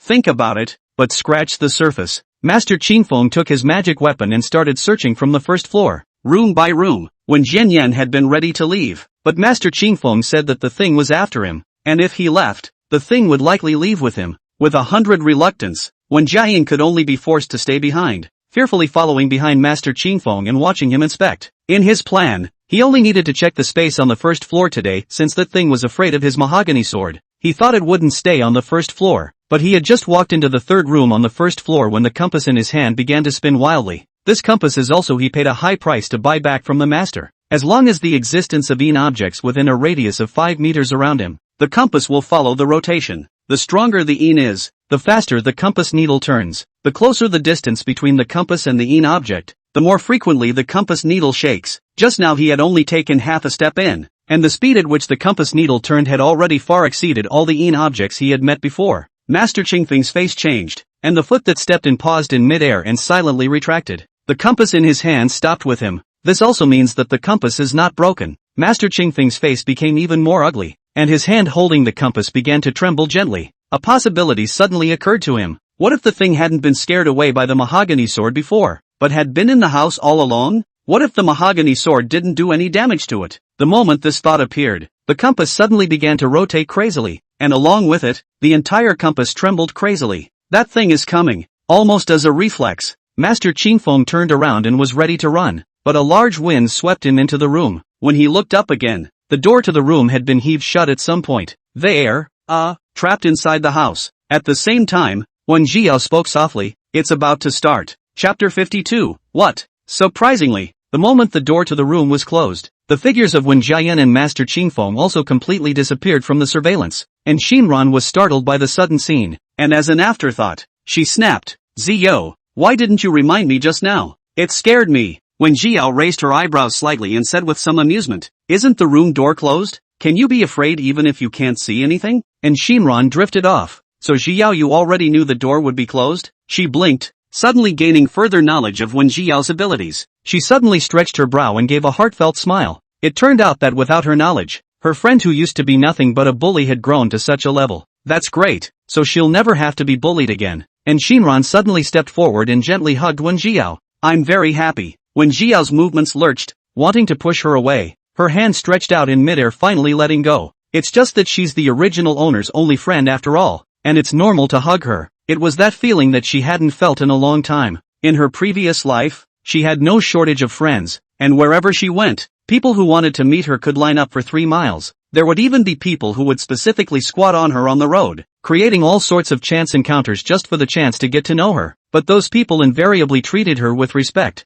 politeness, and detachment with a touch of fear. A friend as close as this one is a no-no, but, seems nice to have a friend like that. Thinking this way, when Gio raised her hand and hugged her back, the two waited for a while, but the two never reappeared on the monitor and no sound could be heard. And Shinran looked at the time and asked, Zio, is this situation normal? How come I can't hear anything at all? As a matter of fact, the sound collection effect of this surveillance is so good that there shouldn't be no sound at all. When Jiao took a sip of tea and explained, because they are not in the room at the moment, but rather in that thing's boundary, you naturally can't hear the sound. Junction? And Shinran heard a new word and her curiosity intensified. What's a junction? In short, it is that a strong and powerful ghost uses its own power to encircle a certain range as its own boundary, and there is no way for the outside world to know what happens in the boundary, nor can they hear a single sound. So powerful? And Shinran said in surprise, when Jianyan won't be played to death by the Li ghost, right? That's not going to happen. It's not that easy to die. When Jiao faintly said,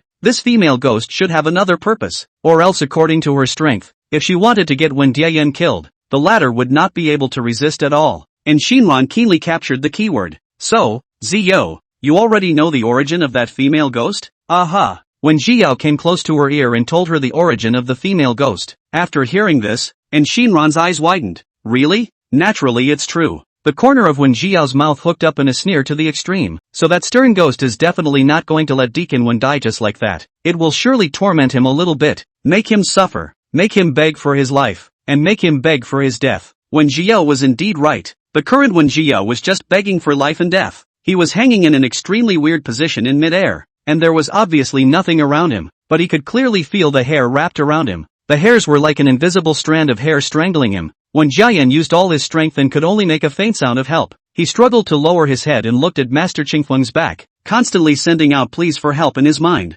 Help him, someone help him. Master Qingfeng was no better. The slightly chubby man was placed face down on the ground, and his body looked like it was pressed with a boulder so that he couldn't move. He could only keep looking around with his afterimage, his right hand squeezing that 5 thunder talisman to death. Damn it, where the hell is that thing? It was his fault for being careless and actually falling for that thing's trap. Obviously, he only had to rely on the compass to find the exact location of that thing, and then use the 5 thunder talisman to solve it. Now well, with the compass destroyed, he could only think of another way. What to do? Just then, when Jiayan, who had been struggling for a long time, finally let out a faint sound. Master Qingfeng, save me. Master Qingfeng was stunned and steeply thought of a plan. Since that thing's target was Wen Jiyan, as long as he saved Wen Jiyan, that thing would inevitably show up to go after him. He currently had 3 5 thunder talismans in his hand, and after using up one of them to save Wen Jianyan, he still had 2 left, which was more than enough to deal with that thing. Anyway, with the Wen family reimbursing him,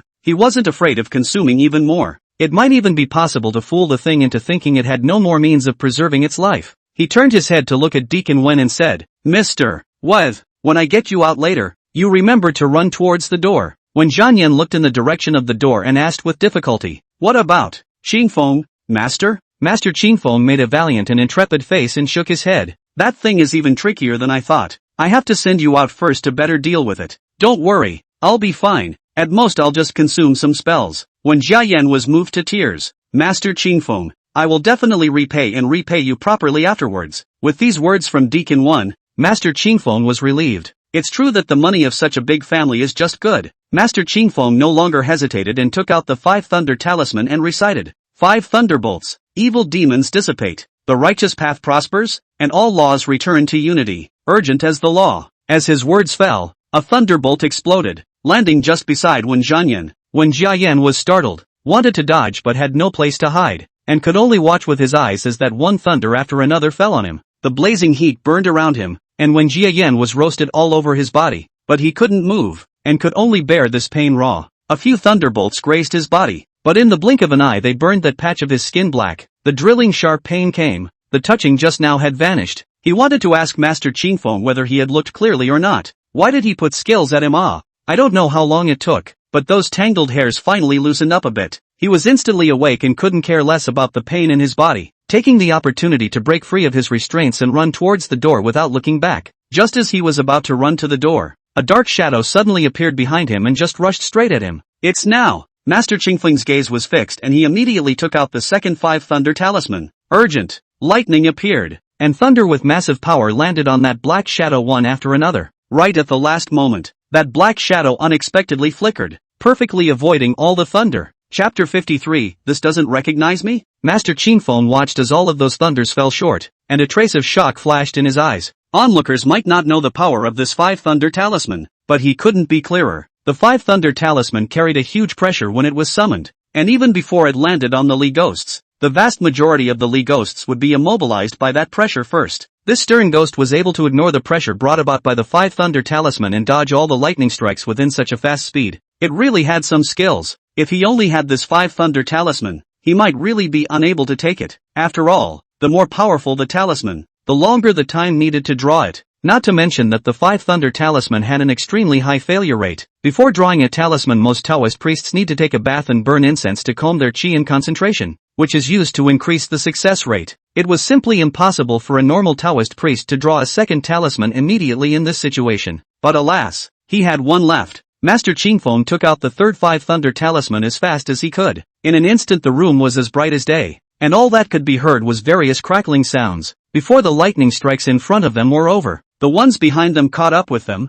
striking the few that were on the ground left and right. The black shadow just couldn't resist the attack of so many thunders even if his movements were more open. In a few moments, though, it was trapped in the corner of the house. Seeing this, Master Qingfeng sighed fiercely in relief. The restraints on his body disappeared, and he climbed cleanly to his feet, towering over it. You're smart, I admit it. It's just a pity that you're still missing some Taoist skills if you want to defeat me. I just showed a shocked expression on purpose to get you to let your guard down, and you really fell for it. Master Qingfeng snorted, his expression one of unspoken sarcasm. Now, go yourself. As soon as the words left his mouth, the last lightning strike fell just above the black shadow's head. With a mournful scream, the black shadow turned into smoke and gradually dispersed, and peace returned to the house. When Ji Yan, who was frightened by the lightning strike and cowered behind the door, gulped and asked in a trembling voice, Master, did you fix it? Master Qingfeng revealed an inscrutable smile. Mr. What? Don't worry,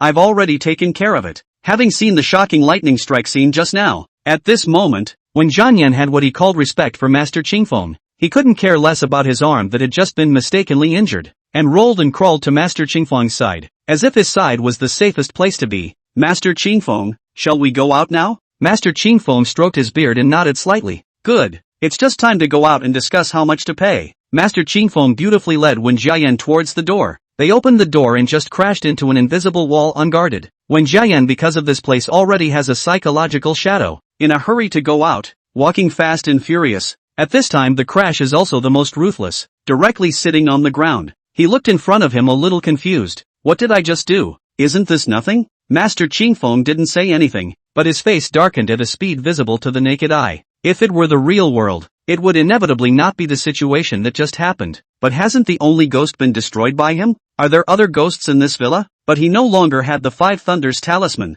What should he do? Master Qingfeng's mind was in a panic, and grabbing Wen Jianyan, he began to look around for an exit. Wen Jiayan followed him as he trotted along, wandering around the house, somewhat puzzled. Master, what the hell is going on here? Master Qingfeng didn't want to answer, but in the end, he was the Golden Master, so he took the time to explain. Mr. What? It's likely that there are other severe ghosts in your house. One sentence made Wen Jianyan's face pale. One night ghost is tough enough. How scary should another one be? At this moment, he was incredibly glad that he had invited such a powerful spirit-clearing master. If it wasn't for him, he was afraid that he wouldn't be able to keep this little life of his. Thinking of how he looked when he was haunted by the first stern ghost earlier, Wen Jiyan stopped in his tracks and firmly said, Master Qingfeng, please help me solve this stern ghost together, and I'll double the payment to you. If the usual Master Qingfeng had heard this, he would have been so happy that his mouth would not have been able to close. It's true that it's hard to deal with the severe ghosts, but it can't be helped that the Wen family is giving just too much. He was already giving a lot, and when he doubled it, it was even more. So he was naturally happy for someone who loved money so much. But the crux of the matter was that he couldn't solve this night ghost now. When Jiayin was still rambling, Master Qingfeng, you were so powerful. Surely it's no problem to solve a small stern ghost, right? Just that whatchamacallit you just used. One more time and you'll be fine. Master Qingfeng's head ached from the noise. He reached out and pressed his temples, somewhat impatiently chortling. Alright, stop it. When had Wen Jianyan ever been treated like this? Immediately, he darkened his face in displeasure and followed behind without speaking. If it wasn't for the fact that only Master Qingfeng could handle this severe ghost in his house, he would have flipped out long ago. Forget it, a great man can bend and bend. The big deal is that he'll figure out how to get out of it after he's finished with this stern ghost. As a human savant, how could Master Qingfeng not see what Wen Jinyan was thinking? He just didn't have the leisure to care so much anymore. If he doesn't handle this well, he's going to get killed here. So what's the point of talking about anything else? The two just walked around the room, touching all the walls, never finding an exit. Master Qingfeng's head was already oozing with teeming sweat, and his back was dripping wet. Without a compass, without a mahogany sword, without the Five Thunders talisman, he couldn't even walk out of this room. What should I do? What the hell is he gonna do now? Just as Master Qingfeng was getting anxious, a soft laugh suddenly came from within the empty room. Hee hee. When Jian's sweaty hairs stood on end as he exclaimed in a high voice, "Who? Is it not clear to you who I am?" The woman answered him positively for the first time. "Didn't you guys just tell me to go to hell? How come you don't recognize me now?" Master Qingfeng was filled with horror. "It's you? You're not dead? How is this possible?" At the same time, in front of the monitor, and Shinran, who had already started eating snacks, abruptly raised her voice and said, "Siya, come look, they're coming out." No, why are they circling the house and not coming out? When Jiao swept her eyes, her expression unchanged, because they met a ghost hitting the wall. "This I know." And Shinran nodded and was just about to show off her knowledge base when she couldn't help but give a start. "Ha, strange, why are they gone again?" Wen Jiao smiled faintly, but the words she uttered were icy cold. "Of course it's because the second round of torture has begun." Chapter 54, You'd Better Lie First.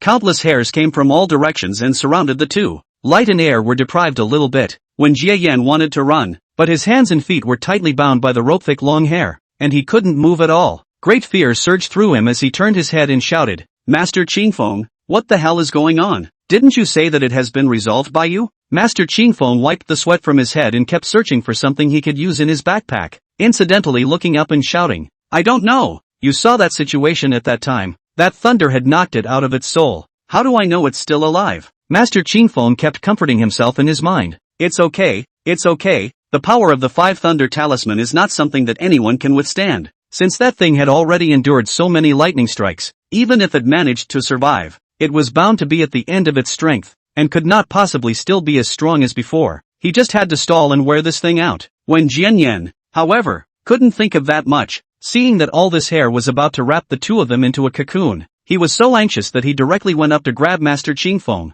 "Master Qingfeng, what exactly is the situation now? Can you fix it? Give me a word." He had already become skeptical of Master Qingfeng's ability, and naturally his tone and movements were not as respectful as before. Master Qingfeng had managed to find a working magic weapon, and when he was grabbed like this, the magic weapon in his hand fell to the ground with him, and was quickly swept away by his hair. The woman's laughter continued. "You don't think this thing will work against me, do you? What a whimsical thought." Master Qingfeng's face went black and white for a while at the remark, and he didn't dare to take his anger out on that female ghost, so he could only turn his head to question Wen Jiayan. "Mister, what are you doing? Do you know that's a magic weapon I found with great difficulty?" Wen Jiayan had no concept of this, and was a bit annoyed by this question. "Wouldn't it have been better if you had solved that thing earlier? We wouldn't be stuck here. Besides, I've given you so much money that it's not enough to cover that little wooden sign." Master Qingfeng was also said to be coming under fire, and his hands were shaking as he pointed at Wen Jiayan. Do you realize that thing just now was our only hope?" He shook off Wen Jiayan's hand and said angrily,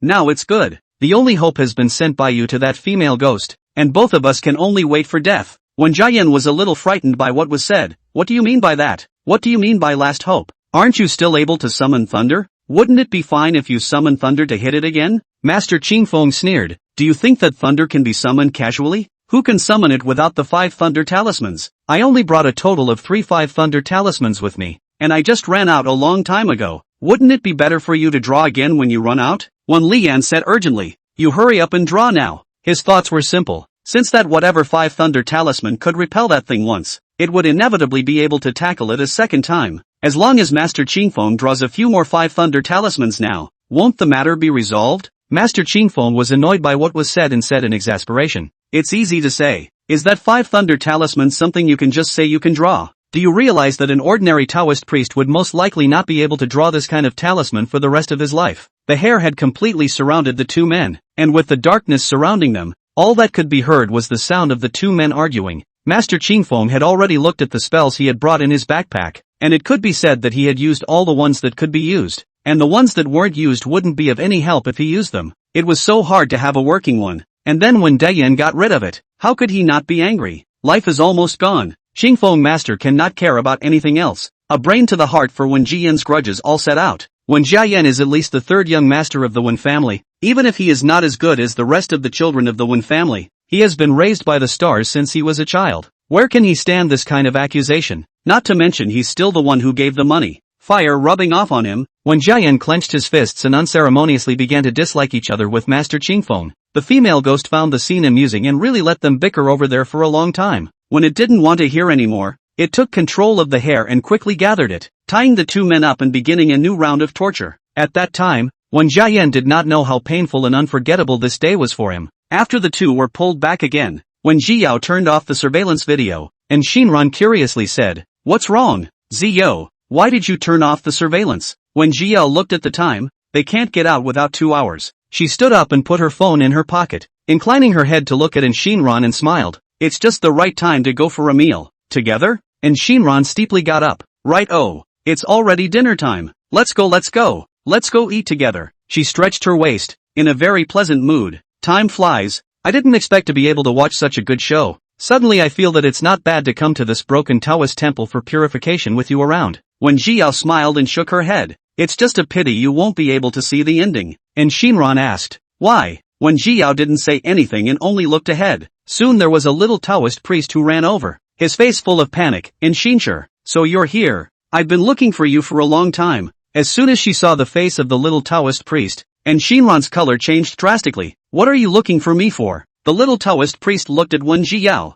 then at Shinran, and carefully said, "Faithful and, you've forgotten that there was supposed to be a blessing ceremony this afternoon." And Shinran coughed lightly and turned her face somewhat uncomfortably. "Ha ha, is that so? I forgot about it. Sorry, haha." In the end, it is the Yin family's eldest young lady, and is notorious for her bad temper. The little Taoist priest did not dare to say anything, and could only kindly persuade her to follow her over there, and now she might be able to catch up with the tail end of the prayer for blessing ceremony. In front of Wen Jiao's face, and Shinran couldn't go too far, and could only fondly say a few words to Wen Jiao and follow the little Taoist priest to leave first. After Shinran left, Wen Jiao went to eat by herself, pinched the time to return to the room, and opened the surveillance to see the follow-up. Even though she had already known the outcome, she was still happy to see Wen Jiayan's wretched appearance. The door to the room and the surveillance video had opened, and the knot that surrounded the two had disappeared. The two of them were ragged and bruised, lying half dead on the ground, especially Wen Jiyan, whose face was so bruised and purple that it was estimated that Mother Wen could not recognize him.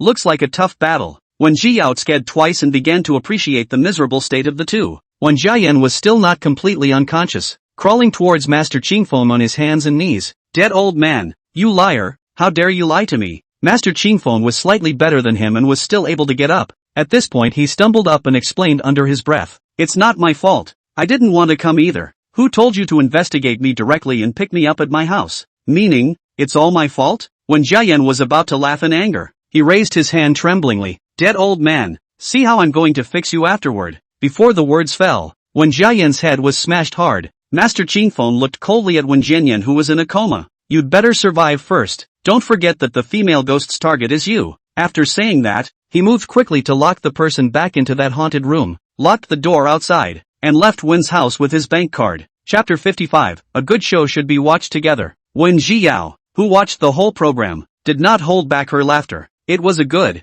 hearty show, but unfortunately Shinran didn't see it. After thinking about it, she recorded this last part of the surveillance and shared it with Shinran. It's better to enjoy such a great show with everyone. After all, Wen Jiayan's wretched appearance was not a rare sight, and Shinran's side did not reply, presumably still attending the blessing ceremony. When Jia smiled and put down her cell phone, and Mumu's voice suddenly rang in her ears. Qingfeng is dead, and the Wen family seeks a fortune. When Jia got up and walked over to the bedside, picking up Mumu, "You're quite quick to count at this hour." Mumu gently shifted her body and said in a resigned manner, "Mumu thought that Master had forgotten me. Just now indeed I didn't think of it." When Jia raised her eyebrows slightly, "Say it, what are you trying to do by deliberately calling me here? That female ghost wouldn't kill Deaconess Wen so quickly, and as long as Deaconess Wen didn't die, Qingfeng would inevitably be retaliated against by the Wen family. Not to mention the fact that he ended up trying to kill Wen Jiayan by the hand of the female ghost, and with the surveillance as proof. the Wen family naturally wouldn't let him off the hook.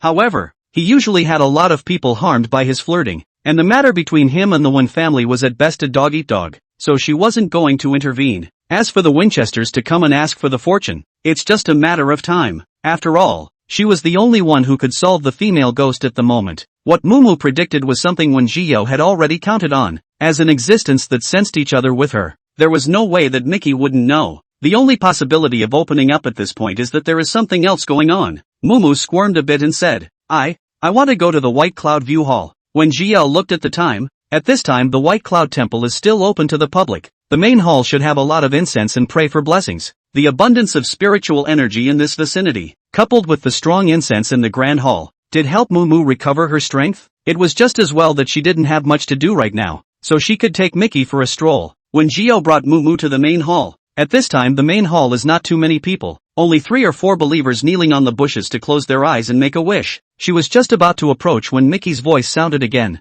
off to the left. When Jiao looked at the assuredness of the side hall, hesitated in her heart, but still lifted her feet and walked that way. The sky gradually darkened. There were still a few believers in the main hall, but there was no one in the side hall. Going farther, the light over here seems to be quite a bit fainter. From a distance, Wen Jiao heard a familiar voice. Master, what is the explanation for this situation? Could it be that there really are ghosts in the world? The man's voice was low and husky, uniquely recognizable, and Wen Jiao quickly recognized it as Xiao Yubai's voice. It is estimated that after opening the Eye of Heaven, Xiao Yubai saw the ghost following him and realized that it was not an illusion, so he could only come to seek the help of Taoist priests. Xiao Yubai usually do not believe in these, naturally do not know the master. To the city's most famous Taoist temple Baiyunguan is also normal. When Jiao thought, her footsteps gradually slowing down, she glanced at Mumu without a trace. You lured me here specifically for Xiao Yubai? Mumu reddened and didn't say anything, but it was the little Taoist priest from the main hall who caught up with him first.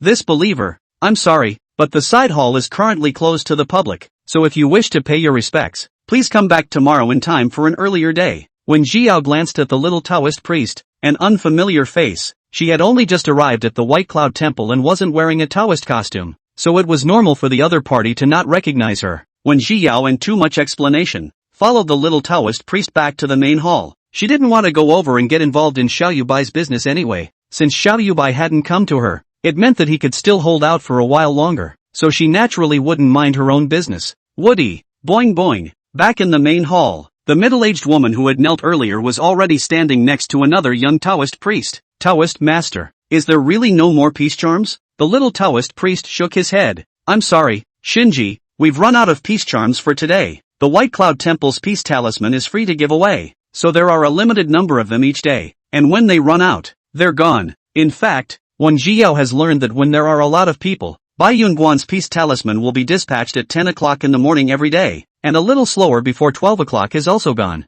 If you come over at this point, you definitely won't get it. Although the peace talisman is the most basic talisman, it is not something that can be drawn by just any little Taoist priest. The probability is that some Taoist priest in the White Cloud Temple draws it every day and then brings it for distribution. But I really need this peace sign. The middle-aged woman grabbed the little Taoist's arm and begged with tears in her eyes. Please, I know you must have more. Just give me one. The little Taoist priest took half a step back, his face showing difficulty. I'm really sorry, today's is really no longer available. The middle-aged woman said. In this way, is it okay for me to pay for it? I can offer 1,000. No, 2,000. 3,000 is fine, as long as you are willing to sell to me, how much I can give, please. Saying that, the middle-aged woman actually knelt down on the ground ready to kowtow to the little Taoist priest. The little Taoist priest panicked and hurriedly helped her up. This faithful, please, our peace talismans are all drawn and brought in every morning by our master uncle, and we really don't have any more today. The middle-aged woman,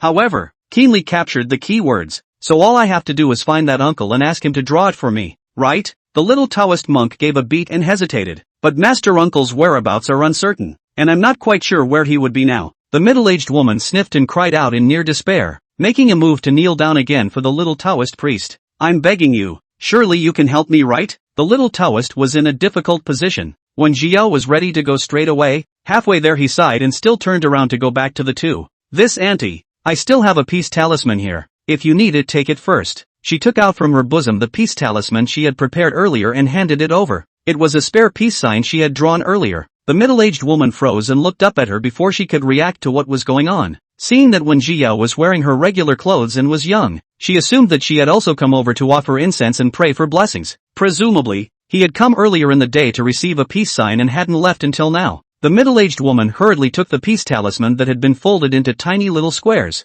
Thank you, little girl, you are really a good person, Wen Jiao said. No need to be polite. It's getting late. Go home early. She saw that the middle-aged woman did not have any inchi wrapped around her body, and her face did not look like she had any major difficulties in the near future, so she did not say much. It was only until the middle-aged woman left that the little Taoist priest nodded at her and said, "Many thanks to this believer. No harm done." Wen Jiao waved her hand without saying much and turned in the direction of the room. It wasn't until the young girl's figure disappeared into the darkness of the night that the young Taoist eeped as an afterthought. Strange, why is the direction this believer left not the direction of the exit? Chapter 56, What to Do?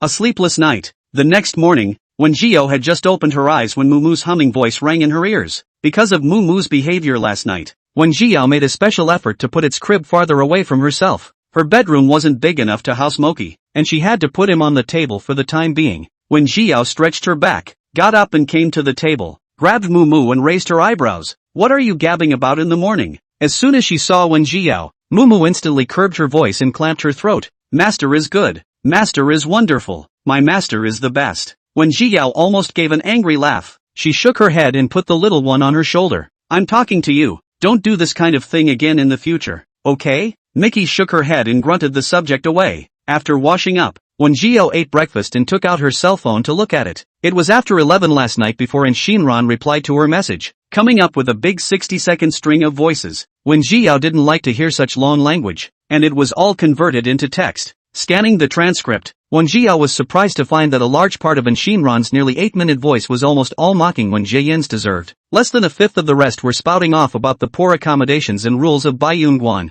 It was obvious that her resentment towards Wen Jiayan was indeed quite deep. At the bottom of the chat log, Shinran sent a schedule over, which was full of all kinds of activities. Looks like she won't have much time to come over today. Wen Jiao symbolically sent her a few words of comfort and closed the chat page in preparation for the start of today's live broadcast. Today, there was a good show waiting for her in it. At the same time, when family villa, when mother ruthlessly shattered the tea in her hand, and with an ugly face pointing to the surveillance screen in her phone asked, I asked you to take care of Deaconess. Is this how you take care of her? I've only been out of the house for a few days, and the house has been turned upside down. So what use do I have for you? The crowd of servants were trembling with fear. All of them lowered their heads and didn't dare to say a word for fear that they would become the center of this storm if they didn't pay attention. When Ling Yao cried on the sidelines, her eyes red, sobbing, Mother, this Master Qingfeng is really abominable, actually doing such a heartless thing. I can't imagine how scared and miserable third brother must have been alone that night. With every word she said,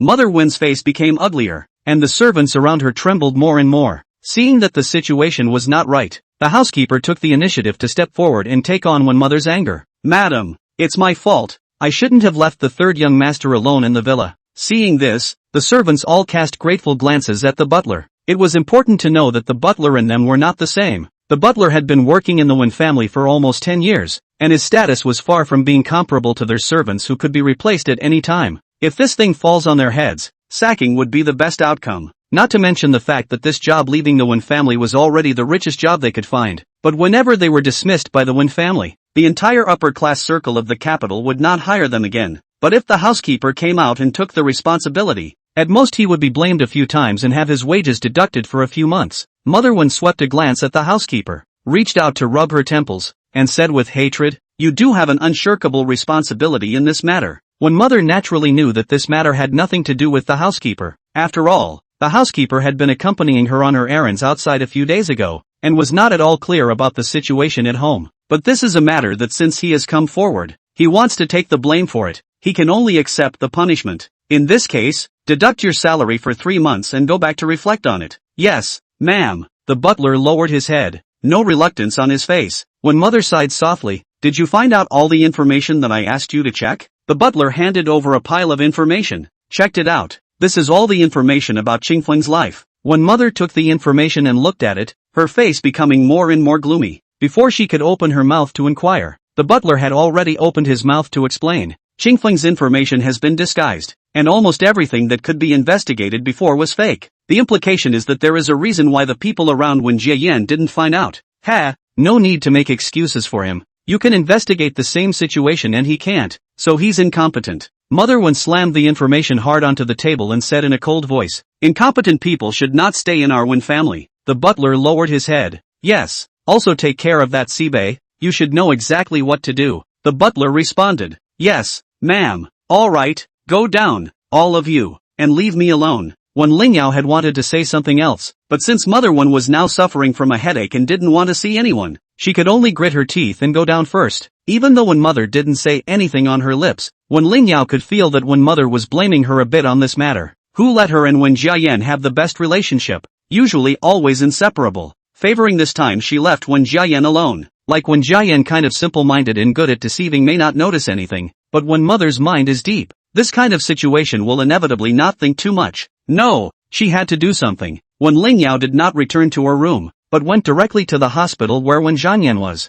That day when they came back, they only found the unconscious Wen Jiayan, who was covered in shocking wounds, which almost made the maid who was the first one to find him faint from fear. Now that Wen Jiayan is still not awake, he can only roughly understand what happened through the surveillance. The surveillance only recorded part of the footage of Qing Feng mutilating Wen Jiayan, but they still had no idea of what had happened in the room. However, Wen Lingyao could more or less guess some of it by combining the clues from before. I'm afraid it's not something that's going to settle well. If she could help Wen Jiayan settle this matter once and for all, she might be able to win back Wen Mother's heart once again. What's more, lately, she had also been having the same nightmare over and over again. Exactly the same as Wen Jiayan's situation back then. It is just right to take Wen Jiayan as an experiment. If that person can help Wen Jiayan to solve the problem, it is inevitable that he can also help her to solve the problem. Wen Lingyao moved quickly and immediately had someone go and check out the metaphysical masters that had been relatively hot on the internet recently. With Master Qingfan's lesson, this time, Wen Lingyao's screening conditions were also much harsher. It's just that she had contacted several masters privately and either said she wasn't sure, or they had rejected her decisively after hearing that they had already hired several masters before and they hadn't solved the problem. Just as Wen Lingyao was at a loss, a hot search came into view. Master Haiyan, she muttered, immediately searching for all the information about the fortune-telling anchor, getting more and more excited the more she read. That's her. Chapter 57, he is indeed dead. When Jiao opened the live broadcast in just a few minutes, the number of online viewers in the live broadcast room has exceeded 5 digits. She's been on the hot seat several times in the meantime and has built up quite a bit of fame. Although the number of people who came to find her fortune-telling was not yet particularly large, every day there were at least a few tens of thousands of people who came to her live room to squat and eat melons, and it wasn't unheard of for more than 100,000 people to come to her live room. At first, when so many viewers flooded into the live room, the live screen would still lag a few times, but now this problem was fixed pretty well. She put on the mask and finished adjusting the lens, raised her eyes and said, "Today it's the same old rules, 2,000 per trigram, 3 trigrams a day.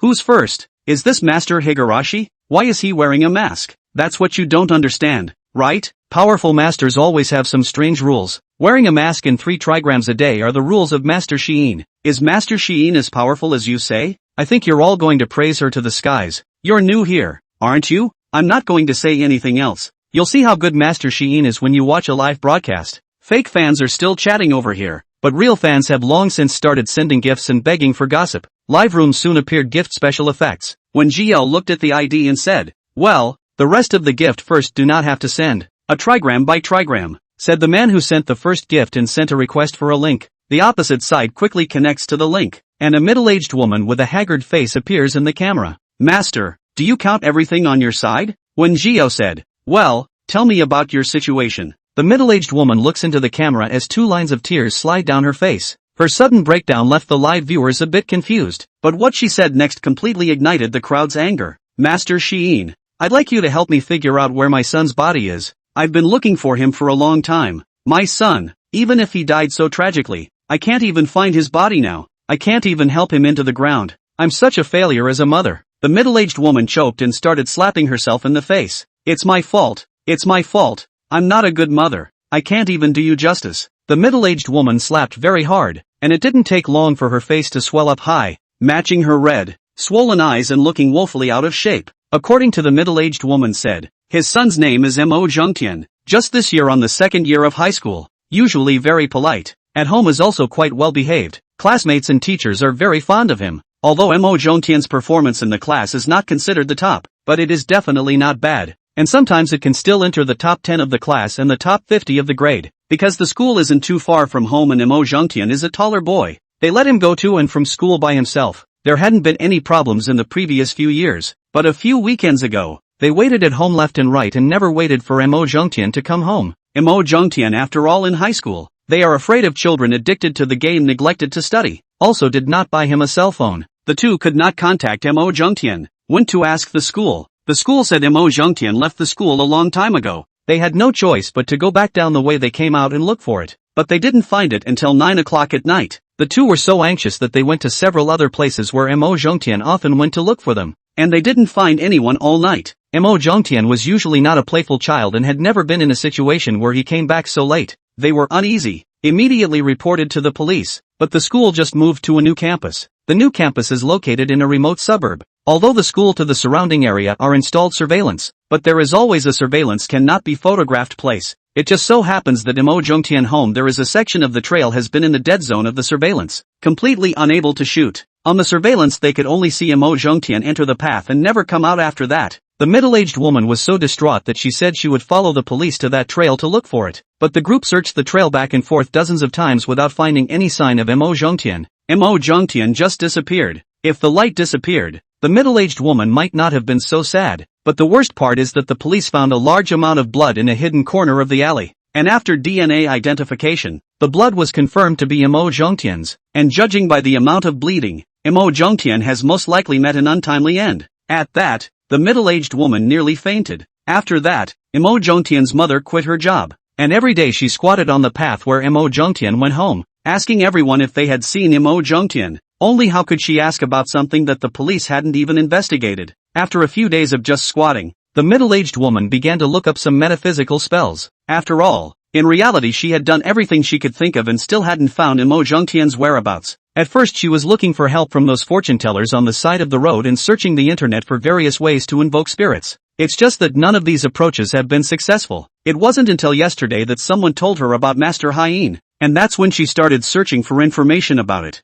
After seeing so many of Master Hien's awesome deeds, she stayed up all night and hardened her vigil until when Jiao went live. She wasn't a fan of when Jiao and didn't know when she usually went live. So in order not to miss the live broadcast, she could only wait for one night. In fact, the middle-aged woman was a bit hesitant when it came to giving gifts. $2,000 wasn't a small amount, at least for an ordinary person like her. $2,000 was enough for her to spend for a month. But all I have to do is think of Tintin, and I can't sleep all night long when I think of him lying in some cold place I don't know. The middle-aged woman only felt a heart-pumping pain, but could not help but reach out and cover her face and cried bitterly, looking at the live audience a sigh of relief. My God, what a tragedy! Who is so wicked as to do this to a child? This family is ruined. Poor parents. I'm thinking of my mom again. Help her out. She looks so miserable. Anchor, you must be able to figure out where Imo Jungtian is. Right? Kneeling down and begging Master Hien to severely punish the culprit. Don't let that scum go. Don't worry, everyone. Master Hien can definitely figure it out.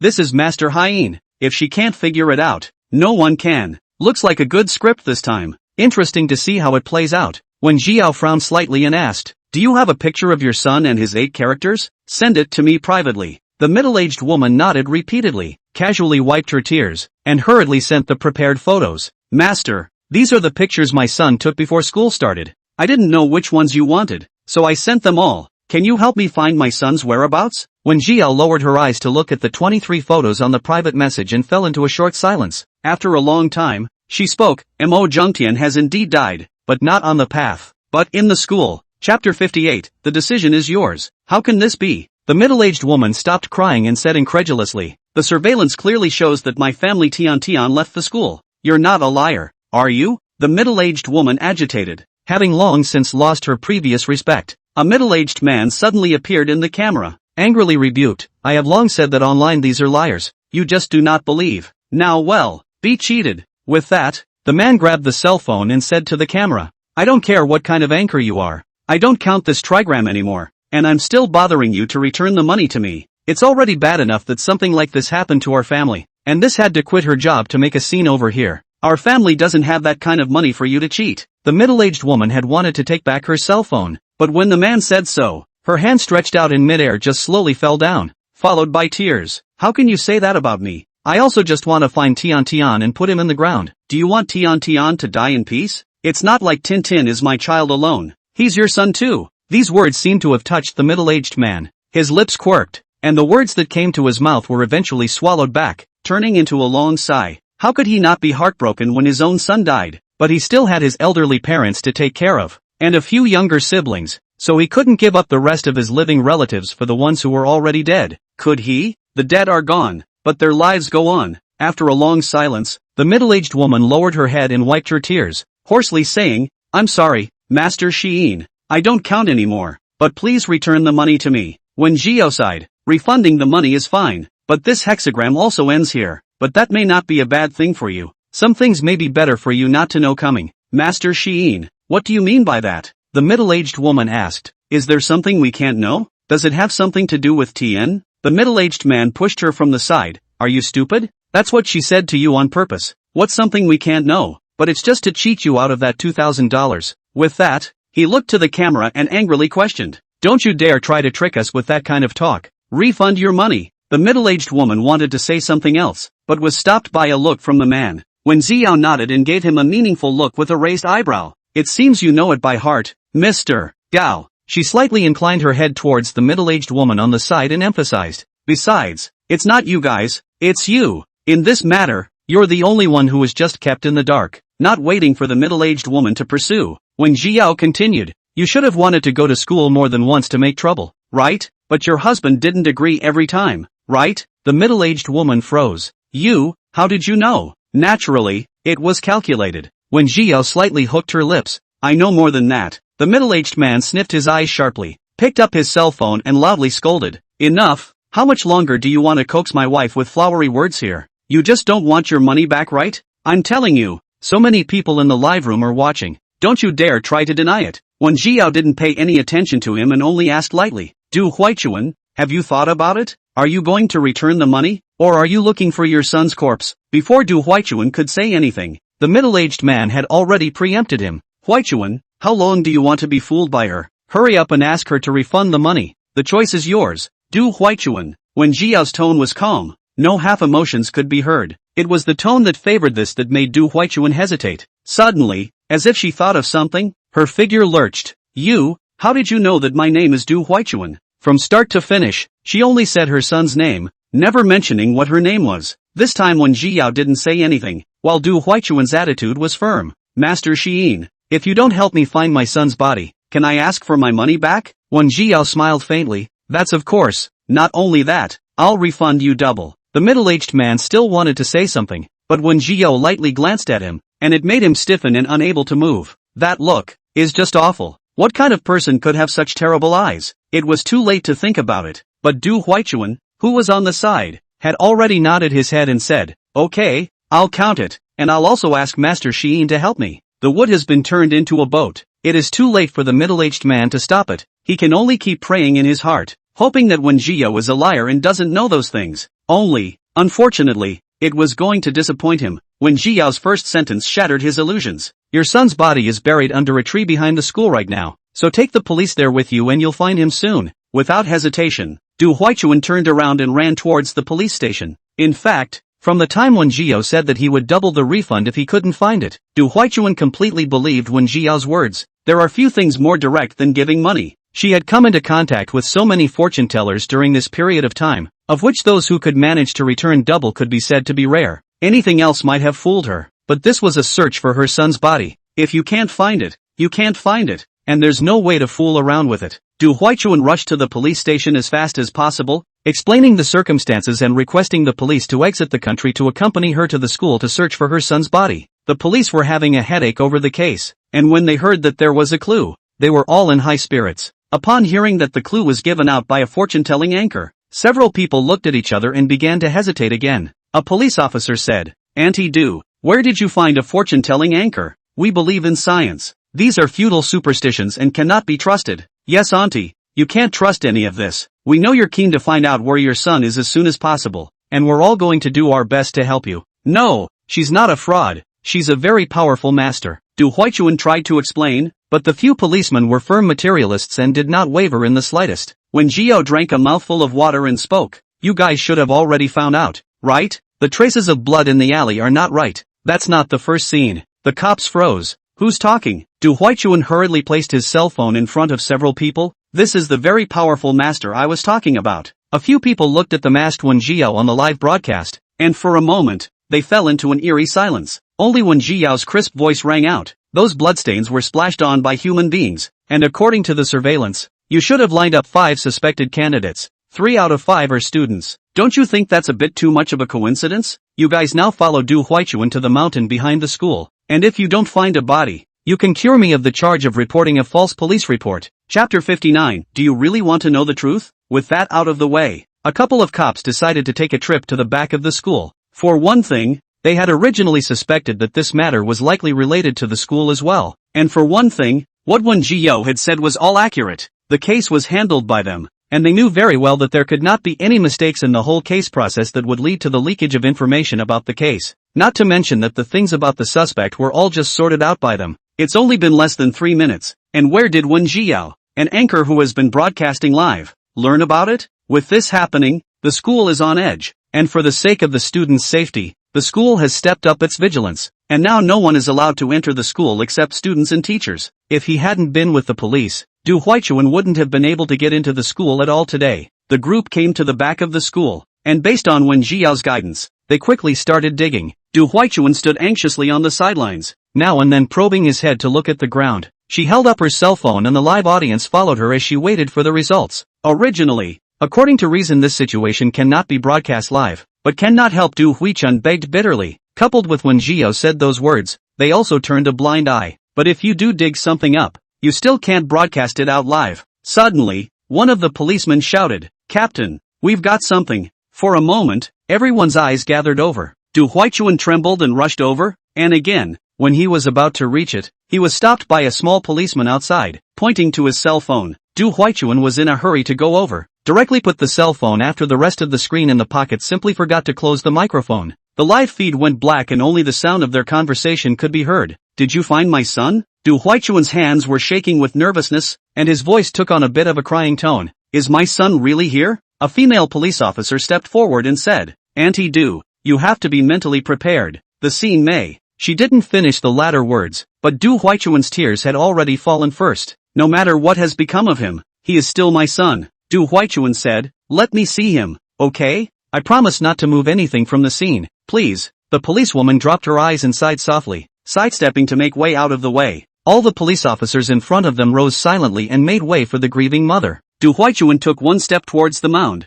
completely ignoring the increasingly thick odor of decay. It's summer now, and the body has been buried in the backcountry for several days, and has long since begun to rot and maggot, and its face is completely disfigured. If he wasn't still wearing the clothes he wore that day after school, Du Huichuan almost didn't recognize him. The double impact of the image and the taste made Du Huichuan not hold back a dry heaving sound, followed by even louder pain. "My son, what a terrible way to die." The backcountry was silent, with only the woman's cries echoing over and over again. Imo Zhongtian's father followed him at some point, standing far behind the crowd, his eyes scarlet, sobbing uncontrollably. The police didn't let Du Huichuan stay much longer, only letting her watch from afar for a while before pulling up a cordon and starting to collect evidence. Du Huichuan stood outside the cordon, watching his son's body being lifted up, his hands clenched into fists and trembling. Her dear son, her usually so well-behaved and understanding son, just fell asleep forever in this cold and dirty backwoods. If she hadn't met Master Xiyin, she might not have even been able to find her son for the rest of her life. That's right,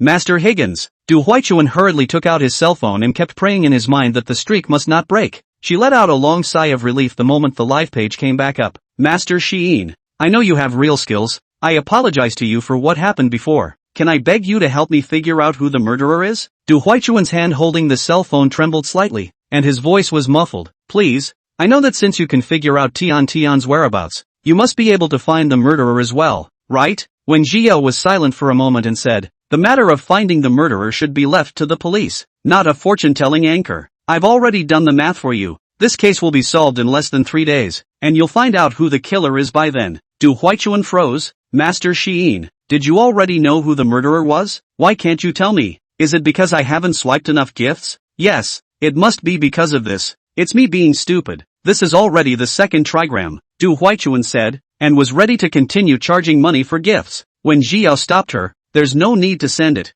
You don't have 2,000 in your card anymore. After saying that, Du Huichuan's cell phone page popped up with a prompt that the balance was insufficient, and she looked at the few big words on it. Her eyes reddened, and she was even more sure of her suspicions. Master Xiyin, you even know this? Surely you know who the murderer is too, right? Please tell me, do you have any concerns? I promise I'll make up the 2,000. No. As long as Master Xiyin you are willing to help me, I am willing to give you all my money. Seeing that Du Huichuan was about to kneel down, Wen Zhiyao sighed long and hard. There are some things that are not good for you or Mo Zhongtian if you say them out on the air. Even so, do you still want to know? I want to know. Du Huichuan did not hesitate. I want to know who killed my son. I must catch that murderer myself. Wen Zhiyao knew that she hadn't listened to her words at all, but what the final outcome was her own choice. The ones who killed your son were some girls in his class. At those words, Du Huichuan's eyes were wide with rage. Who is it? Why did they do this to my Tian? Why? Don't be in a hurry first. Listen to me finish. Wen Zhiyao said, they killed Mo Zhongtian because Mo Zhongtian raped them. More than once. What? How is this possible? Du Huichuan raised his voice. My family Tian is usually so well behaved. How could she possibly do something like that? Impossible. Did you not want to tell me? So you deliberately made up this lie to deceive me? Wen Zhiyao didn't speak again, but looked at her quietly. Du Huichuan thought she was weak for not speaking, and questioned even louder, quickly attracting the police behind her. Auntie Du, what happened? Without waiting for Du Huichuan to speak, Wen Zhiyao took the first step and said, you guys go find the boy named Cheng Shuang in Mo Zhongtian's class and ask him to hand over Mo Zhongtian's cell phone. There will be everything you want to know on it. The little cop was quiet for a long time before he reacted to who had just spoken. Seeing the two men's faces change, Wen Zhiyao suddenly snapped, move fast. Don't let Mo Zhongtian's father get the cell phone first. He's already gone over. The small policeman turned his head to see that the middle-aged man who had been standing next to him had indeed rushed in the direction of the school building. Chapter 60. Did you have something to do with your son's death? Originally, Du Huichuan was still a little hesitant, not knowing whether to believe Wen Zhiyao's words to find that student, but when he turned his head to look at his own husband like this, an ominous premonition surged in his heart. She subconsciously rushed over, calling out her husband's name as she ran. Moz Quan, where are you running to? That policeman, seeing that the situation was not right, hurriedly went back to the captain to report what had happened, and immediately a squad followed him to find the boy Wen Zhiyao had said. Many students were in class at this time, and with the arrival of the police, the school administration made it a point to emphasize the importance of having security guards wait underneath the building and rush back as soon as they saw any students coming out of the building. As a result, the school was terribly quiet, and the students were nowhere to be seen in the school except for a very few teachers. By the time the police arrived, Du Huichan and her husband were stopped under the school building. The sound of several people arguing was so loud that it could be heard from a distance. Why don't you let us in? My son's murderer is in there. Yeah, Big Brother security. Just let us in. I promise we won't do anything. I just want to find my son's lifelong friend and ask for some information. The big brother of the security guard did not eat this set of words at all and chided. There are police officers to ask about the situation. And you are not police officers. So what situation are you going to ask about?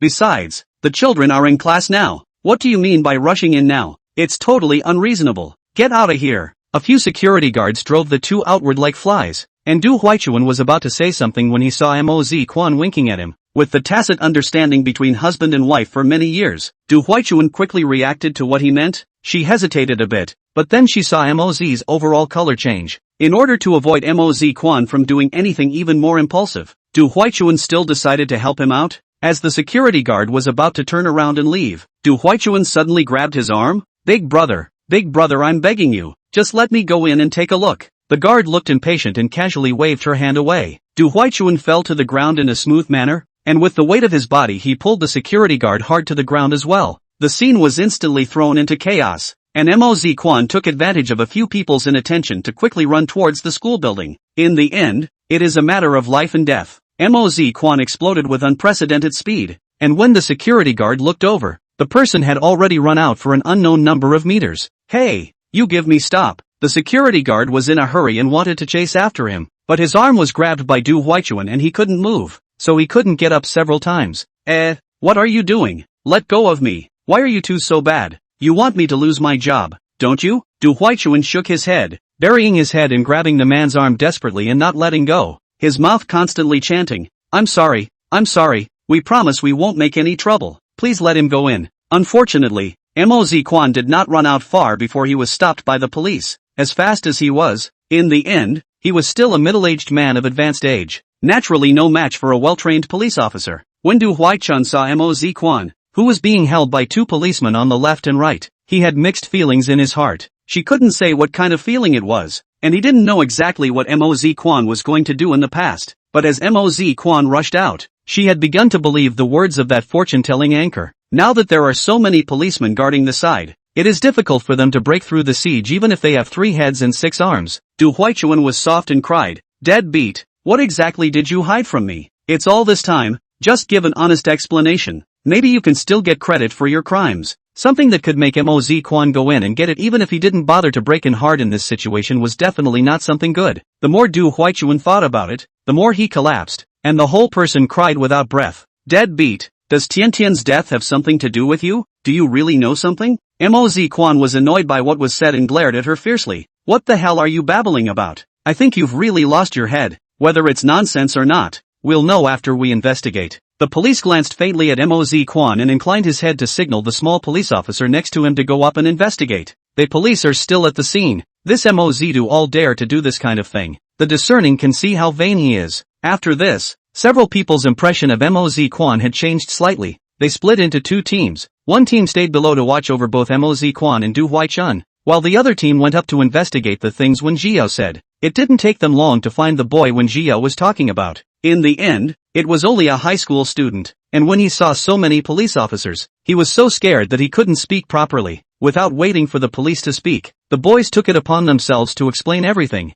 handing over the cell phone that had been hidden for so long. "Yes, I'm sorry, I really didn't mean it. I was just too scared. I really didn't do anything. You guys mustn't arrest me." The boy's face was pale and trembling as he shook out all the things Mo Zhongtian had done. The police then realized that the apparently well-behaved Mo Zhongtian had actually done so many things behind the scenes. It turns out that this year's school expansion, the number of classes is not enough. Mo Zhongtian, their class just happens to be the extra class. The school had no choice but to let their class temporarily move to an empty classroom at the very top of the building. That classroom was originally a classroom used by art students for intensive training, and then when the construction of the new school building was completed, they moved over to the new school building, and this classroom was left empty. Because this is the only classroom on the top floor and there are fewer people, many students from the rest of the floors will make the trip over to use the restroom during breaks. However, the male and female toilets on this floor are reversed, and with the repair being of the full compartment variety, there are often girls from other floors who go to the wrong toilet.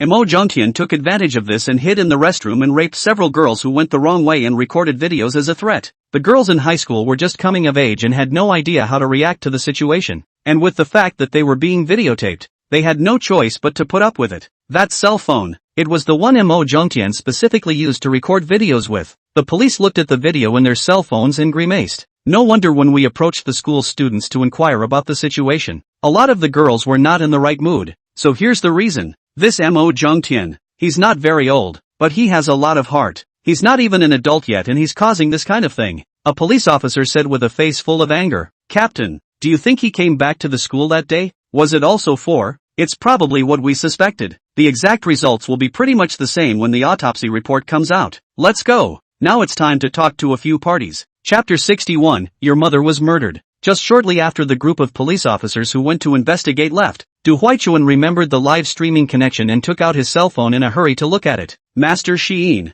what's all this about? Did Tian's death really have something to do with the baby's father?" Wen Jiao said. "Regarding this issue, I've already said it once before." Du Huaichuan cried and said, I know, I just can't believe it. Why is this happening? Why is this happening? It's this time of the day." And Moz Kwan was furious when he saw that she was still linking up with that fortune-telling anchor. He was just about to step forward when the cop watching him next to him grabbed his arm. "Where to?" "Facing the police." Moz Kwan was still a bit weak. He stopped and spread all his anger on Du Huaichuan. "You stinking! Why are you still linking up with that liar? I think you're really accomplishing more than you're doing. If it wasn't for that damn anchor, things wouldn't have come to this at all." When he ran towards the school building, it was also this who yelled after him. Otherwise he wouldn't have been found by the police. "Everything is the fault of this stinking." Du Huaichuan shuddered at the yell and turned his head to look at the man incredulously. "You, how can you say that about me?" I said, "What's wrong with you? Which of my words is not the truth? Look at all the stupid things you've done.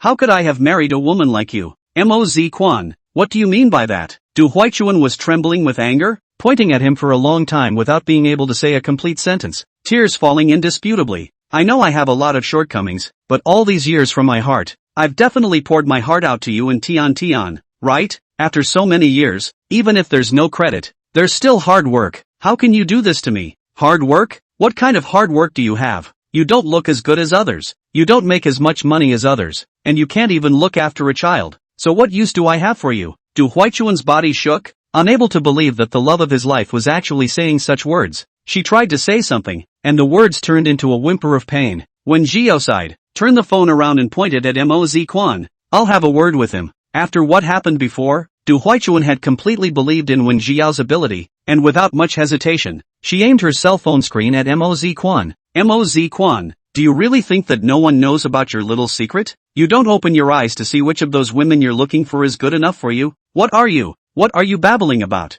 You know in your heart if I'm full of, don't you? Wen Jiao smiled faintly, but the words she uttered were nonchalant. If it wasn't for your guidance and support as a father, how could Mo Zhongtian have raped a classmate? Mo's color changed drastically as he angrily roared. How much longer are you going to lie to people? You woman? Du Huichuan, why don't you hurry up and turn off the link? You still have those videos on your cell phone, right? Wouldn't it make sense to have the police check them to see if I'm telling the truth? Wen Jiao's expression was light, obviously not loud, but it was able to let everyone on the scene hear clearly. Comrade police, please go to Moz Quan's home. He has a spare phone hidden in the innermost small box of the closet. That phone contains evidence of Mo Zhongtian's crimes, as well as all the evidence of Moz Quan's involvement in pornography, whoring women Chang, and illegally spreading these videos. A few policemen looked at each other and nodded at Wen Jiao. Thanks for the tip, we'll look into it. If before, their attitude towards Wen Jiao was still disdainful, thinking that she was just a charlatan. Then from the moment the body was found in the back of the mountain, the crowd's attitude underwent a subtle shift. Even if they didn't feel that this was really what Wen Jiao had calculated,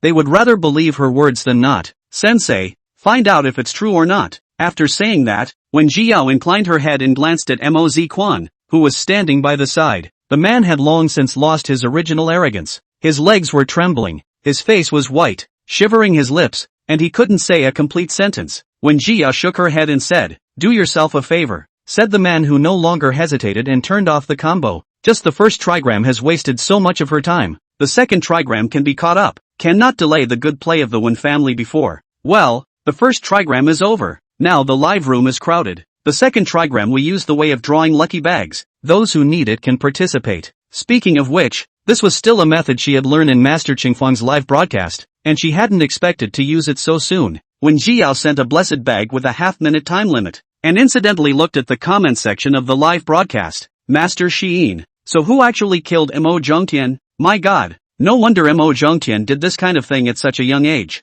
So it's because of his father's influence. At this glance, their family is not a good thing.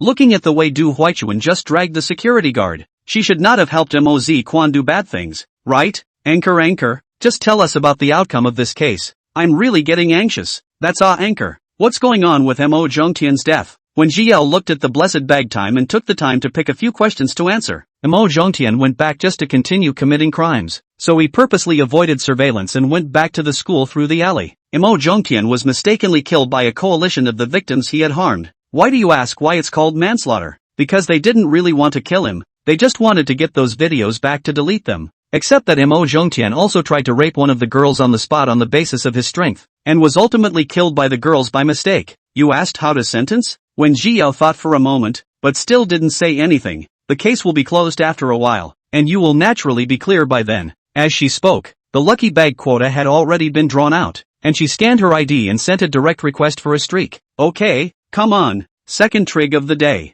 The application for connectivity was quickly connected, and the opposite party first gave a gift worth 2,000 before adjusting the camera to his face. A little girl of about 7 or 8 years old appeared in the camera. The little girl was wearing clothes full of patches. Her hair was messy and scattered behind her, and her face carried a bruise and a purple scar. Even though she was covered in filth, her superior looks could still be seen in her brow. It's hard to imagine what this family is really like when such a pretty little girl is subjected to beatings even at home. The little girl reddened her eyes and spoke cautiously. Sister, can you help me find my mommy? I haven't seen my mom in a long time. They all say mommy doesn't want me, but I don't believe it. Mommy is the best to me. How could she not want me? When Xiao said, "Do you have a picture of your mom and her birthday?" the little girl froze and then nodded heavily. Yes. When Xiao taught her how to send her photos and birthday private messages, and the little girl was smart enough to send the stuff over quickly. Looking at the photo on it, When Xiao frowned slightly. "Your mother died half a month ago. Murdered."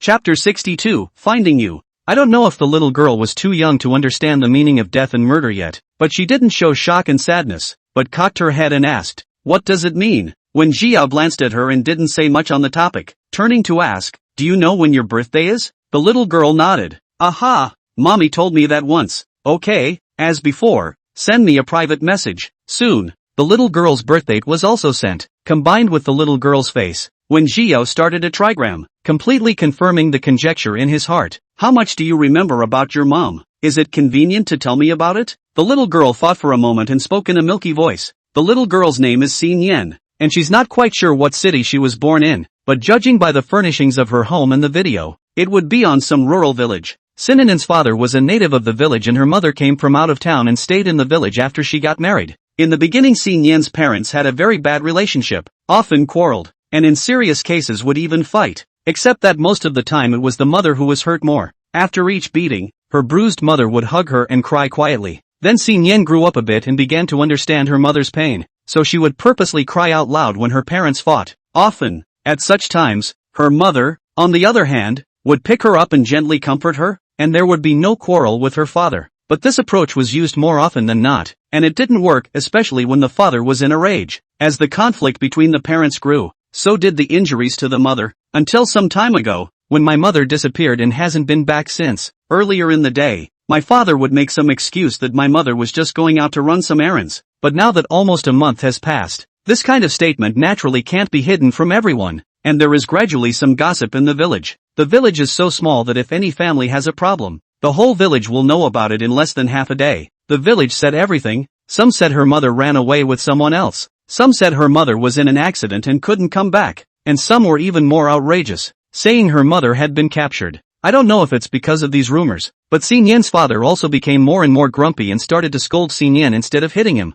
Xin Yan was just a few years old, and didn't understand why her father had transformed so quickly, only knowing that such a father was scary. She didn't like that about her father. She told her father that she missed her mother and wanted her back, but all she got in return was an even worse beating. Speaking here, the little girl could not help but sob and cry. "I want my mom. When will mom come back to me?" Xin Yan already does not want to be beaten by her father again. It hurts so much. The little girl was already covered in injuries, and when she cried and recounted these things, she immediately triggered the sympathy of the viewers of the live broadcast. My God, the little girl is too pitiful. How old is she? Beaten by her father like this. Her father is really not a human being. No wonder her mom left. Who can stand being beaten every day? Wait, don't forget, you guys, the anchor said before that CNI's mom had passed away. Asterisk asterisk asterisk asterisk. Ah, brothers and sisters, Xin Yan's mother should not be killed by her father, right? According to what Xin Yan said, her father is hitting her more and more often, and the force of his hands is getting heavier and heavier, so her mom could really be killed. No wonder Xin Yan got beaten by her dad when she said she missed her mom. So that's why. Anchor, you must punish the scummy man. Domestic violence man deserves to die. When Jia glanced at the pop-up screen and refocused her gaze on Xin Yan. Xin Yan, where is your father currently? Xin Yan wiped her tears and said in a broken voice, Daddy just went out the door. Said he was going to get something. When Jiao's face changed slightly, and she accelerated her tone. Now immediately find a place to hide. Quick! The little girl froze, confusion in her big beautiful eyes, completely unaware of the meaning of Wen Jiao's words, but her body acted first. She scrambled up with her cell phone and thumped her bare feet towards the closet, the fear on her face unmistakable. It seemed like she had done this dodge countless times. It doesn't take much thought to realize who she usually does this to avoid. Just as Xin Yan was about to hide in the closet, when Jiao suddenly spoke, Don't go in, change places. The little girl's hand stretched out in the air gave a start. She looked around, but in her small bedroom, apart from the closet, there was only a worn-out bed. There was no other place to hide. When Jiao quickly got up a trigram and said, Hide in the toilet and mute your cell phone by the way. Xin Yan ran towards the restroom without hesitation, her tiny body constantly trembling. If those actions just now were just her subconscious reaction after hearing the order, then the current her was truly scared. She had heard the door lock turn. Dad's back. She had sneaked her dad's spare phone while he was away, and she had wanted to ask about her mom's whereabouts before he came home, and then sneak the phone back in. but Dad came home too early, and it was definitely too late to put it back at this time. Not to mention she hadn't asked where her mom was. Xinyan decisively hugged her cell phone and hid in the toilet, unlocking the door from the inside, trembling and cowering behind the door, carefully listening to the movement outside. If Dad finds out, she'll be killed. She doesn't want to be beaten anymore. Great fear racked thoughtfulness, and she clutched her shoulders as tears fell with a swish, snapping to the floor. Because she was afraid that the sound of her tears would attract her father, she could only haphazardly wipe them away with the back of her hand and cover her mouth with her hand to death for fear of making the slightest sound. Soon the bedroom door was opened and the man's angry voice came from outside. "Little, did you take my cell phone? And you dare to use my card to buy things? I think you're really bold." The door slammed hard against the wall after being slammed open with such force that it made a loud clang and Sensei's body shuddered. The man looked at the empty room and sneered. "Still know how to hide? You're really just like that lowly mom of yours. You just deserve a beating." He walked quickly to the front of the closet, pulled it open with one hand, and slammed down the stick in the other. There was no one in the closet, and the stick hit the closet, smashing a hole right through the wooden closet. Little even learned to be smart enough to know not to hide in the closet? The man saw this and withdrew his stick, his heart churning with anger. "Ha, it's useless where you hide. When I find you, I'll have to beat you to death." The man searched the entire house, inside and out, and couldn't find Xinyan's figure, and his mind became even more irritated. Suddenly, he had an idea and took out his cell phone and dialed out. The phone rang suddenly, and it stood out in the empty, quiet house. The man turned his head toward the forbidding toilet door with a sneer. "Found you." Chapter 63. Since then, there is no one in the world who loves you. Despite the fact that Siren fumbled to turn off the sound of her cell phone the first time it rang, her position was still exposed to the man. The man snorted and gripped his stick tightly as he came to the door of the restroom. It was such a rush just now that he forgot there was such a place. He slowly placed his hand on the door handle of the restroom and gave it a firm push. The toilet door didn't budge and appeared to be unlocked from the inside. This certainly reinforced his suspicions. The man darkened his face, his voice grim and scary. "Little cousin, you didn't think you'd get away with it by locking the door, did you? I really don't know whether to say you're stupid or naive. You're really exactly the same as your cheap mom. I should have known I should have drowned you when I gave birth to you in the first place." With every word the man spoke, the stick in his hand slammed towards the door of the restroom, and the thoughts inside shuddered hard with it. Bean-sized sweat stained the temples on Xinyan's forehead, and she gripped the phone tightly, a pair of eyes surrounded by water vapor, looking anxious and panicked. "Help me! Someone help me!" The live stream viewers were dying of anxiety watching, posting crazy comments over there. "My God, it's so scary. Xinyan's dad must have violent tendencies. Damn, can this crazy man go to jail? No, I can't stand it. Didn't the anchor remind her to turn off the volume of her cell phone? How can you forget that? Can't blame her, right? This cell phone is not even her. Listen to her father that. I guess the little girl has never played with a cell phone before, plus she's only so small. It's inevitable that the fear of nervousness will go wrong. Can the anchor take a shot? I can't even imagine what Xinyan would do if that domestic violence guy caught her. It's killing me, even just listening to the sound. I'm scared, let alone a few years old girl. Unlike the live broadcast audience, when Zhiyao didn't feel that this was all just a coincidence. If Sensei was really just a little girl who hadn't touched a cell phone, it's plausible that she wouldn't be able to tune volume. But how can someone who can't even adjust the volume live connect, or even reward gifts? In the middle of his thoughts, the toilet door was slammed open with great force, and the man grabbed Xinyan's hair and pulled the little girl out with a drag. "Stinking female cousin, what a nerve, how dare you hide? I'll have to beat you to death today." The stick was raised high in the air and was about to fall on Sienna. This stick man used 10% of the force. Do not need to look at the netizens can imagine Xinyan if this hit will become what? Right at this critical moment, when Zhiyao spoke blandly, "Having killed your wife, now you're not even prepared to spare your daughter?" The sudden sound startled the man, who turned his head in horror and looked around for a moment without realizing the source of the sound. His face hesitant. "Who are you?" When Zhiyao sneered, "Your wife's body is still buried under the easternmost tree at the head of the village, right? Guess, if the body is found, will you be arrested?" At that, the man shuddered and looked around with scarlet eyes, finally finding the source of the sound. He snatched up the phone and after reading what was on it in a fit of rage, he threw a backhanded slap into Xinyan's face. "You little, how dare you broadcast live? I knew you're just like your mom. You're no good." Xinyan was only a few years old in the end, and couldn't handle such a heavy slap. Her entire body flew out like a kite with broken strings, crashing into a side wall, her face quickly swelling up high, with blood vaguely seeping out from the corner of her mouth. After being beaten, Xinyan covered her head and curled up into a ball in the corner, whimpering and sobbing, not even daring to cry out loud. It was heartbreaking to watch. Only Wen Jiao frowned slightly. She had just clearly pinched her neck to help Xin Yan block this. Why would it still hit her? She narrowed her eyes, her probing gaze falling on Sivan. She spoke in a cold voice just as the man was about to hit again.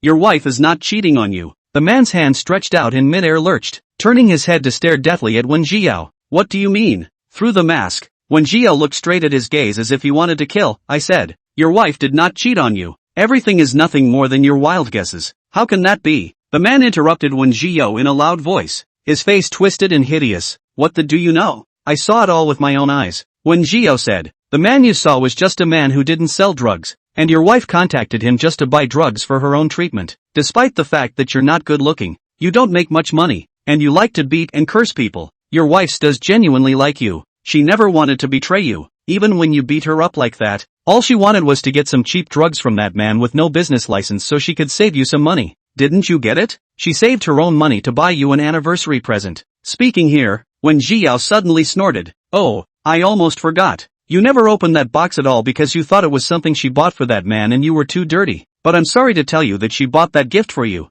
And there's a card at the bottom of the box that says how much she loves you. And you, simply because of suspicion and doubt, killed the person who loved you the most in the world with your own hands. From now on, there will be no one in the world who loves you. Wen Jiao's facial expression didn't change much when she said those words. Instead, the man's face grew harder with those words. He had just seen it. It was a metaphysical live room. And this masked woman inside he had just heard his friend mention just now. It is a very hot fortune-telling anchor recently. And I heard that since the start of the broadcast has never lost. It is an anchor with real skills. And $2,000 is just about the price of one of her fortune-telling sessions. 10 minutes or so ago, he was spouting off to his friend about how anyone could pay $2,000 just to hear a few vapid words. The next moment, he saw the debit record of his bank card and immediately rushed back in a hurry. Unexpectedly, the $2,000 that Xin Yan secretly used was spent on fortune-telling. The man's face went a shade of green and white, and the hand holding the phone trembled uncontrollably. Why should I believe what you say? Believe it or not, won't you know when you open that gift box?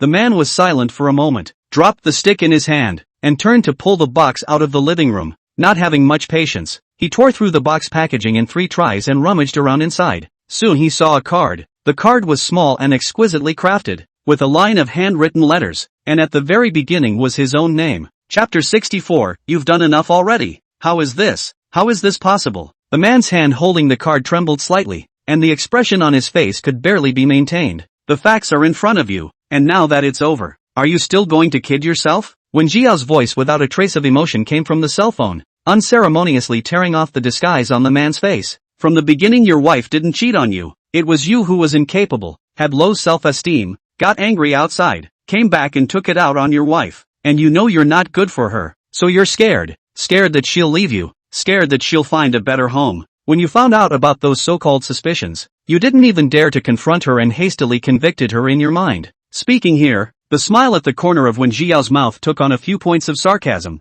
Xin Yan is your child with her, and your only child. On the contrary, the mistress you keep outside is not carrying your flesh and blood in her belly, and she has 3 other men besides you. No way, you're talking nonsense. You're lying to me. The man was agitated, tearing the card in his hand into shreds as he did so, his expression horribly gloomy. I'm telling you, I'm not going to believe a word of this bull asterisk you're saying. Believe it or not, you'll know later. When Jia let out a light laugh, her slender fingers raised, slowly comparing a 3 gesture. What do you mean? The man was a little confused, a sense of foreboding surging through him, and even his hands began to tremble slightly. When Jiao did not say anything, but continued to make a 2 gesture, the noise came from outside the house, and it seemed that a number of people were coming towards the house. The man turned his head, a sense of foreboding growing in his mind, his temples jutting. He opened his mouth and was just about to say something when Jiao's gesture in the live broadcast room had already changed to 1. With a loud bang, the door was kicked open heavily and a large group of uniformed police swarmed in.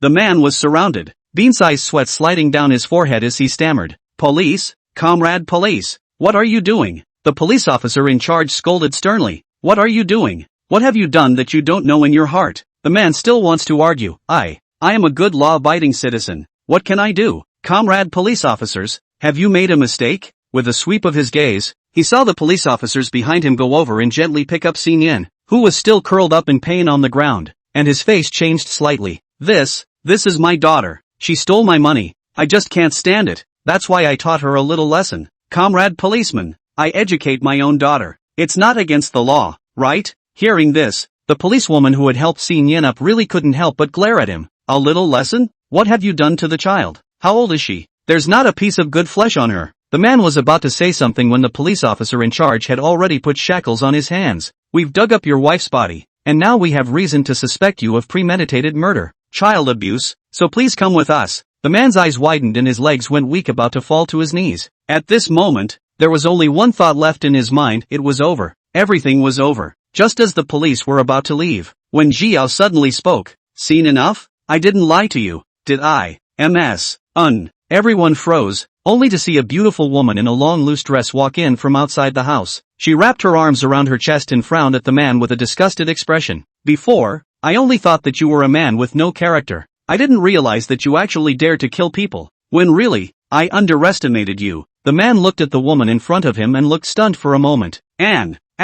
What are you doing here? He subconsciously stepped forward, wanting to be closer to the woman. The woman moved faster, grabbing her skirt and taking a step back as if the man was something dirty. She looked at the man condescendingly and said, word for word, if I hadn't come, how would I have known about all the unconscionable things you've done behind your back? It's a good thing it wasn't your baby I was carrying, or I'd be screwed if I had a little murderer. After saying that, the woman reached up and ruffled her long, smooth hair, dashing away under the incredulous gaze of the crowd. The man hadn't even reacted to what exactly had just happened until he was taken to the car by a couple of police officers. The phone falls to the ground, the camera shakes, and then is picked up by a pair of small hands. Half a minute later, thoughtfulness is red. Swollen cheeks appeared in the screen. With tears in her eyes, she sobbed, my mom, she's never coming back, is she? Just behind the little girl, a dark shadow loomed. The black shadow was surrounded by resentment, but it was not tainted with half of the blood. It tried to get closer to Sensei a few times, and was shocked back by the police officers surrounding Sensei. When Jiao recognized at once that this was Xin Yan's mother, because it was killed by its favorite person in an extremely cruel way,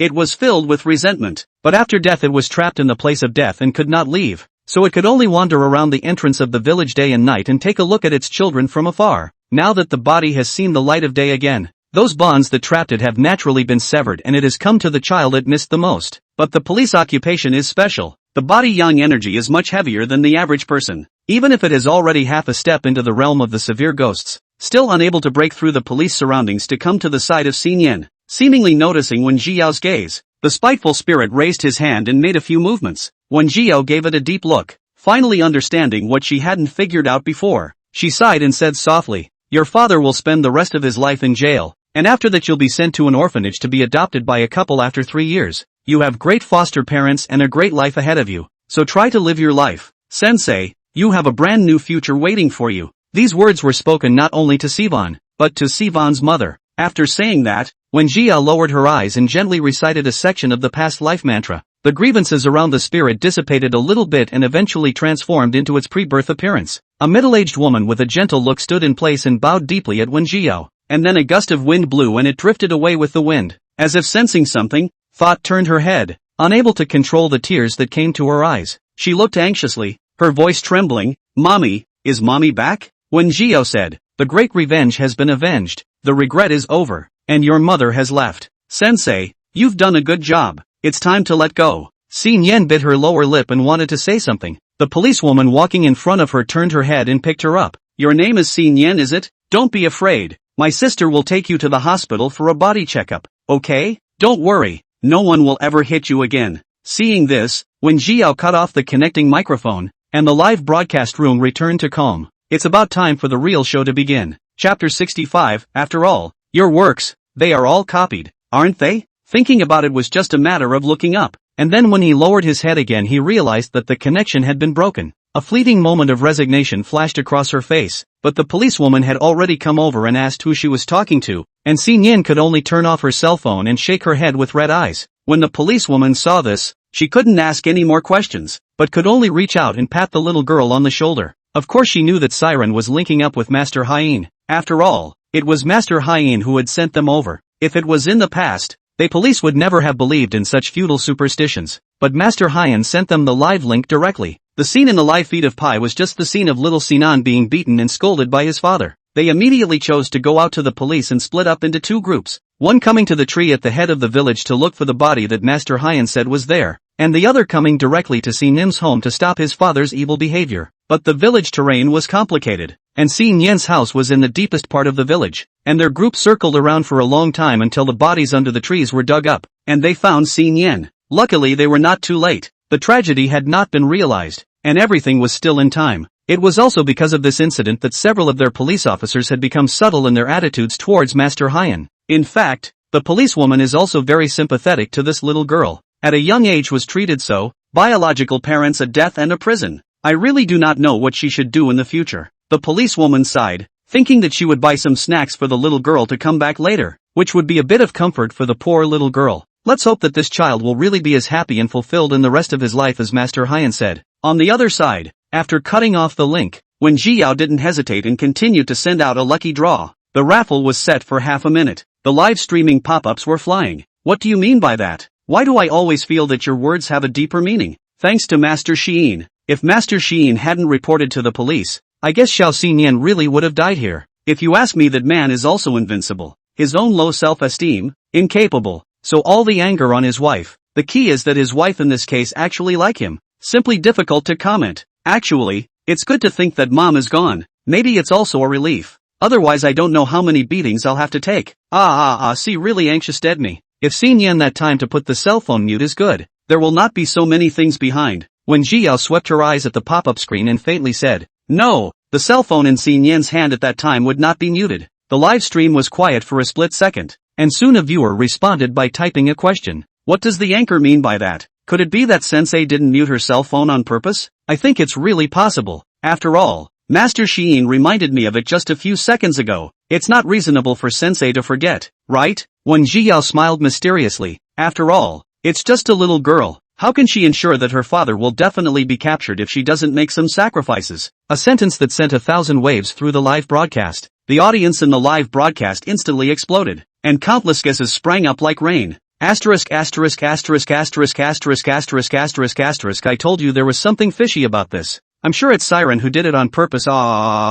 That's right, everything's right. I told you this little girl even swipes gifts. How could she not turn off her cell phone sound? No, you guys, is it possible that Xinyan knew from the beginning that her mother was killed by her father, but she didn't know where the body was? That's why she approached the anchor and acted out such a drama, right? My god. So she purposely left the volume on her cell phone off just so we could see her get beat up and make sure her father would be sent in? OMG. If that's really the case, Siren is too scary. She's not even 10 years old now, and she can have this kind of mind. What if she grows up a bit more? It seems that the netizens of this world are still quite smart, and they can guess the whole story in a few words. When Jiao watched them swipe the screen with interest, and incidentally got up to drink a glass of water, this time she didn't answer again. No matter what the live streamers asked again. Half a minute passed and the winning list for the lucky bag appeared with a name she expected. The corners of Wen Jiao's mouth hidden under the mask hooked up slightly, and she sent the person a request to connect. Instead of turning on the camera first, the other party turned on microphone access first.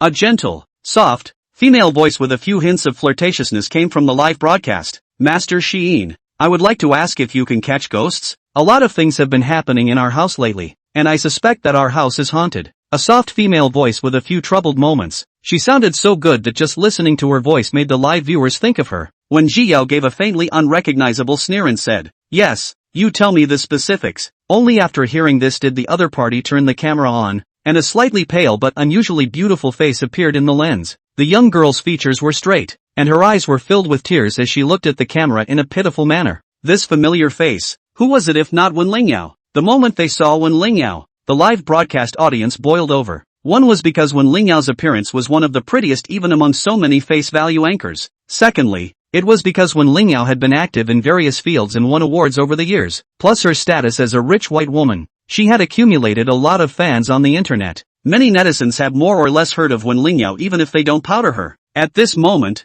seeing such a little-known talented woman appear in the fortune-telling live broadcast saying that her home may be haunted, who can not be curious? Mama, so beautiful sister. Sister, kill me. Sister, do you still need a boyfriend? Consider me. What's wrong with you upstairs? You don't even know the famous talent Wen Lingyao? Even if she's looking for a boyfriend, she won't be interested in you, right? Well, Lingyao sister, when will you update?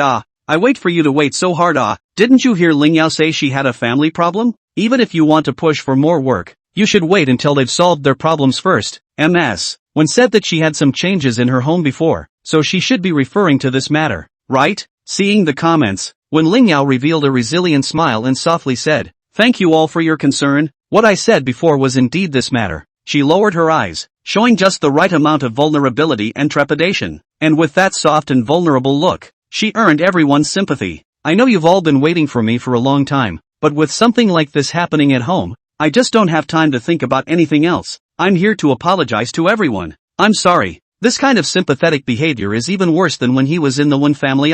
When Jia shook her head, only feeling amused. "Miss Wen, are you really not updating because of these reasons? Isn't it impossible to write?" When Jia laughed softly, but the words she uttered were unforgiving. "After all, those works of yours, they are all copied, aren't they?" Chapter 66, What is she, and does she deserve it? At those words, Wen Lingyao's face changed drastically, and she almost couldn't maintain the expression on her face. The pallor on her face had been a deliberate makeup application, just to emphasize her soft and pitiful nature when she was linked up with Master Hien. After all, part of the reason she chose to link up while Master Hien was live was also because Master Hien was hot nowadays, and she wanted to take advantage of the heat of the live broadcast to brush up her presence in front of the audience. The other part of the reason was that she wanted to take this opportunity to show her concern for Wen Dian in front of the Wen family. After all, the more people see the play, the better. She had even thought about what Master Hien was going to say and how she should respond, but she hadn't counted in 1,000 ways that the other party would actually state directly that she had plagiarized. After a moment of panic in her heart, Wen Lingyao immediately calmed down, tears coming as she said, "The beauty fell in tears, pearly rain," watching the audience of the live broadcast heartbroken. "Master Hien, I don't know why you would say such a thing. Those are my own creations created little by little. I know there are a lot of people who may not like those works, but they are the most important thing to me. They are the things that took me millions of days and nights to create. Even if you don't like them anymore, Master Hien, you can't say something like that." In just a few short sentences, he dumped the pot onto Wen Jiao's head in 4 or 2. Those fans of Wen Lingyao who had just flooded into the live broadcast room were instantly enraged when they heard this and followed and started accusing Wen Jiao. "What kind of anchor is this? It's too shameless, isn't it? I think it's just jealousy. Our Lingyao is so talented and shines in every field. There are many people who are jealous of her. Isn't her sister who can't get on the stage because she's jealous, so she keeps copying Lingyao?" Listening to the anchor's voice, she should be a young girl too. It's really strange. It seems that our Lingyao is easily envied by young girls. Laughs me to death. After all, Lingyao is beautiful and talented, and kind-hearted. How many people in the same age group can compare to her? Isn't it normal to be jealous? It's normal to be jealous, but it's a bit outrageous to make an empty accusation. The live broadcast was controlled by a large number of Wen Lingyao's fans who commented on it, which quickly triggered the dissatisfaction of others. "No, who are you? Are you the Navy? Suddenly you come in here and start spewing nonsense. Jealous? Do you guys even know whose live room this is? Is Master Sheen a person who can be questioned by the likes of you? Not to mention, just Master Sheen's ability to tell fortunes. She still needs to be jealous of you ordinary people? Who the hell is Wen Lingyao? She's not worthy? I don't know if you're Water Army or fans. If you're fans, I sincerely suggest you to check your masters. Don't end up with a copycat dog. Although I was a fan of Wen Lingyao before, but Master Sheen said she was a plagiarist, then I definitely stand on Master Sheen's side. That is, the tracks are all different, and Master Hien needs to be jealous of you? Jealous of what? Jealous that she's a plagiarizing dog?" Wen Lingyao had originally seen her fans help her speak. Her face was a little better, but now that she saw the comments behind her, she instantly changed her face. She clenched her fists, and only after a long time could she suppress the anger in her heart, and raised her eyes pitifully. "Master Sheen, please don't let them fight anymore. If you don't like me, I can leave, but they are innocent." After saying that, as if she suddenly remembered something, she said, "If you're worried about the 2,000 in trigrams, I don't want it just as it is, so please don't give my fans a hard time." Before the words fell, Wen Lingyao's eyelashes lightly trembled, tears rustling down, broken sense of appearance. Anyone who came to see it would feel heartache. When Jiao snorted and said, "Firstly, it is a fact that you plagiarized, and from the face, you are mean and vicious, with no ink in your chest, and you are simply unable to create these works. Secondly, it was your fans who first flooded into my live room to curse. You didn't stop them when they cursed, and when you realized that they couldn't say no more you started to sell out. Don't you think your behavior is ridiculous? Thirdly, what happened to your brother was nothing more than him taking the blame. The Wen family has lost its power, and what all of you have done will eventually be retributed on yourselves." With every word Wen Jiao said, Wen Lingyao's countenance would become uglier. By the end of the day,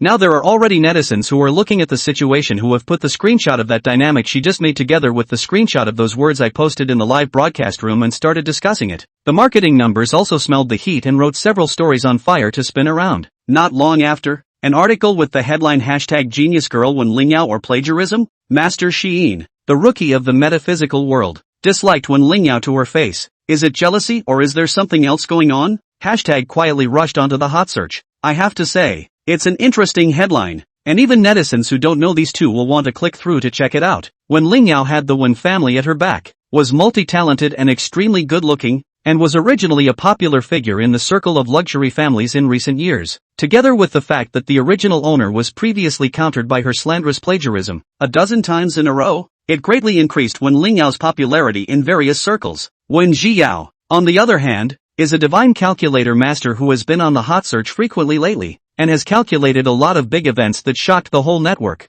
The two put together whetted the appetite of the crowd. In just 10 or so minutes, the hot search jumped from dozens to 23, and more netizens paid attention to this matter. Wen Zhiyao was looking at the comments under the hot search when she received a message from Shinran. Zio, open the door for me. Wen Zhiyao got up and opened the door for her, turning back to pour her a cup of tea in passing. Saw the hot search and came over here specifically? And Shinran froze, then burst out laughing. Zio, you saw that hot search too? Really laughed me to death. She moved naturally and sat next to Wen Zhiyao. Her face was unable to hide her smugness. I'm telling you, I can understand Wen Lingyao too well. This guy must have seen that people's Master Shein was hot and deliberately wanted to go over there to rub off on them, or else she wouldn't have gone to Lianmai. As a result, I didn't expect to flip the car. Other people, Master Shein, has real skills, and instantly saw the fact that she was a plagiarizing dog, and even said so among others. Zio, you didn't even see how ugly her face was when she turned off the live broadcast at the end. And Shinran took out her cell phone and called up the live replay recorded by the netizens and put it in front of Wen Zhiyao. Wen Zhiyao was amused in her heart, scanned her cell phone, and returned, I've already seen this one. More than read it, it was all her doing. And Shinran became even more excited at her words and grabbed her hand. Right, you think it's funny too, don't you? It's true, no good deed goes unpunished. I don't know who this Master Shein is. She made Wen Lingyao suffer in just a few words. That's really something. Listening to her voice, she doesn't seem too old. I really want to get to know her. And Shinran's face was full of yearning, and her words revealed her appreciation for Master Shein. Wen Zhiyao, who was the person in question, let out a light laugh. I think Master Shein will also like you very much. It was a pity that now was not the time to make her identity public, so she could only hide it for the time being. Fortunately, since the last time she had connected with Wen Dayan, she had deliberately changed her voice when she was broadcasting live, and neither of them had recognized her. And Shinran didn't hear the slightest hint of what she was saying and happily said, right, I also think that if she doesn't like Wen Lingyao, she will definitely like us. Saying that, as if she thought of something, she asked, by the way, Zio, since this Master Shein can tell Wen Lingyao's true colors, he must also be able to figure out the injustice you've suffered. Why don't we go and ask for help? Maybe she'll have a way to prove it for you? When Zio blinked, didn't Master Shein say that it wouldn't be long before everyone would know Wen Lingyao's true colors? As long as the identity of Wen Lingyao's plagiarizer is clear to everyone, all the truth will become clear, won't it? And Shinran was silent for a moment. Although the words are like this, I'm afraid that the Wen family is protecting Wen Lingyao again and reversing right and wrong over there. Don't worry, I have my own plans. Wen Lingyao patted her hand as a sign of comfort. Not to mention, don't forget, I know a bit of metaphysics too. Oh, yeah, oh, how did I forget? And Shinran coughed lightly, a guess suddenly surging in her mind. Could Master Shein be Wen Zhiyao? Quickly she shook her head again. I don't think so. Where in the world is such a coincidence? She regrouped and pulled Wen Zhiyao to get ready to go out for dinner. But as soon as the two opened the door,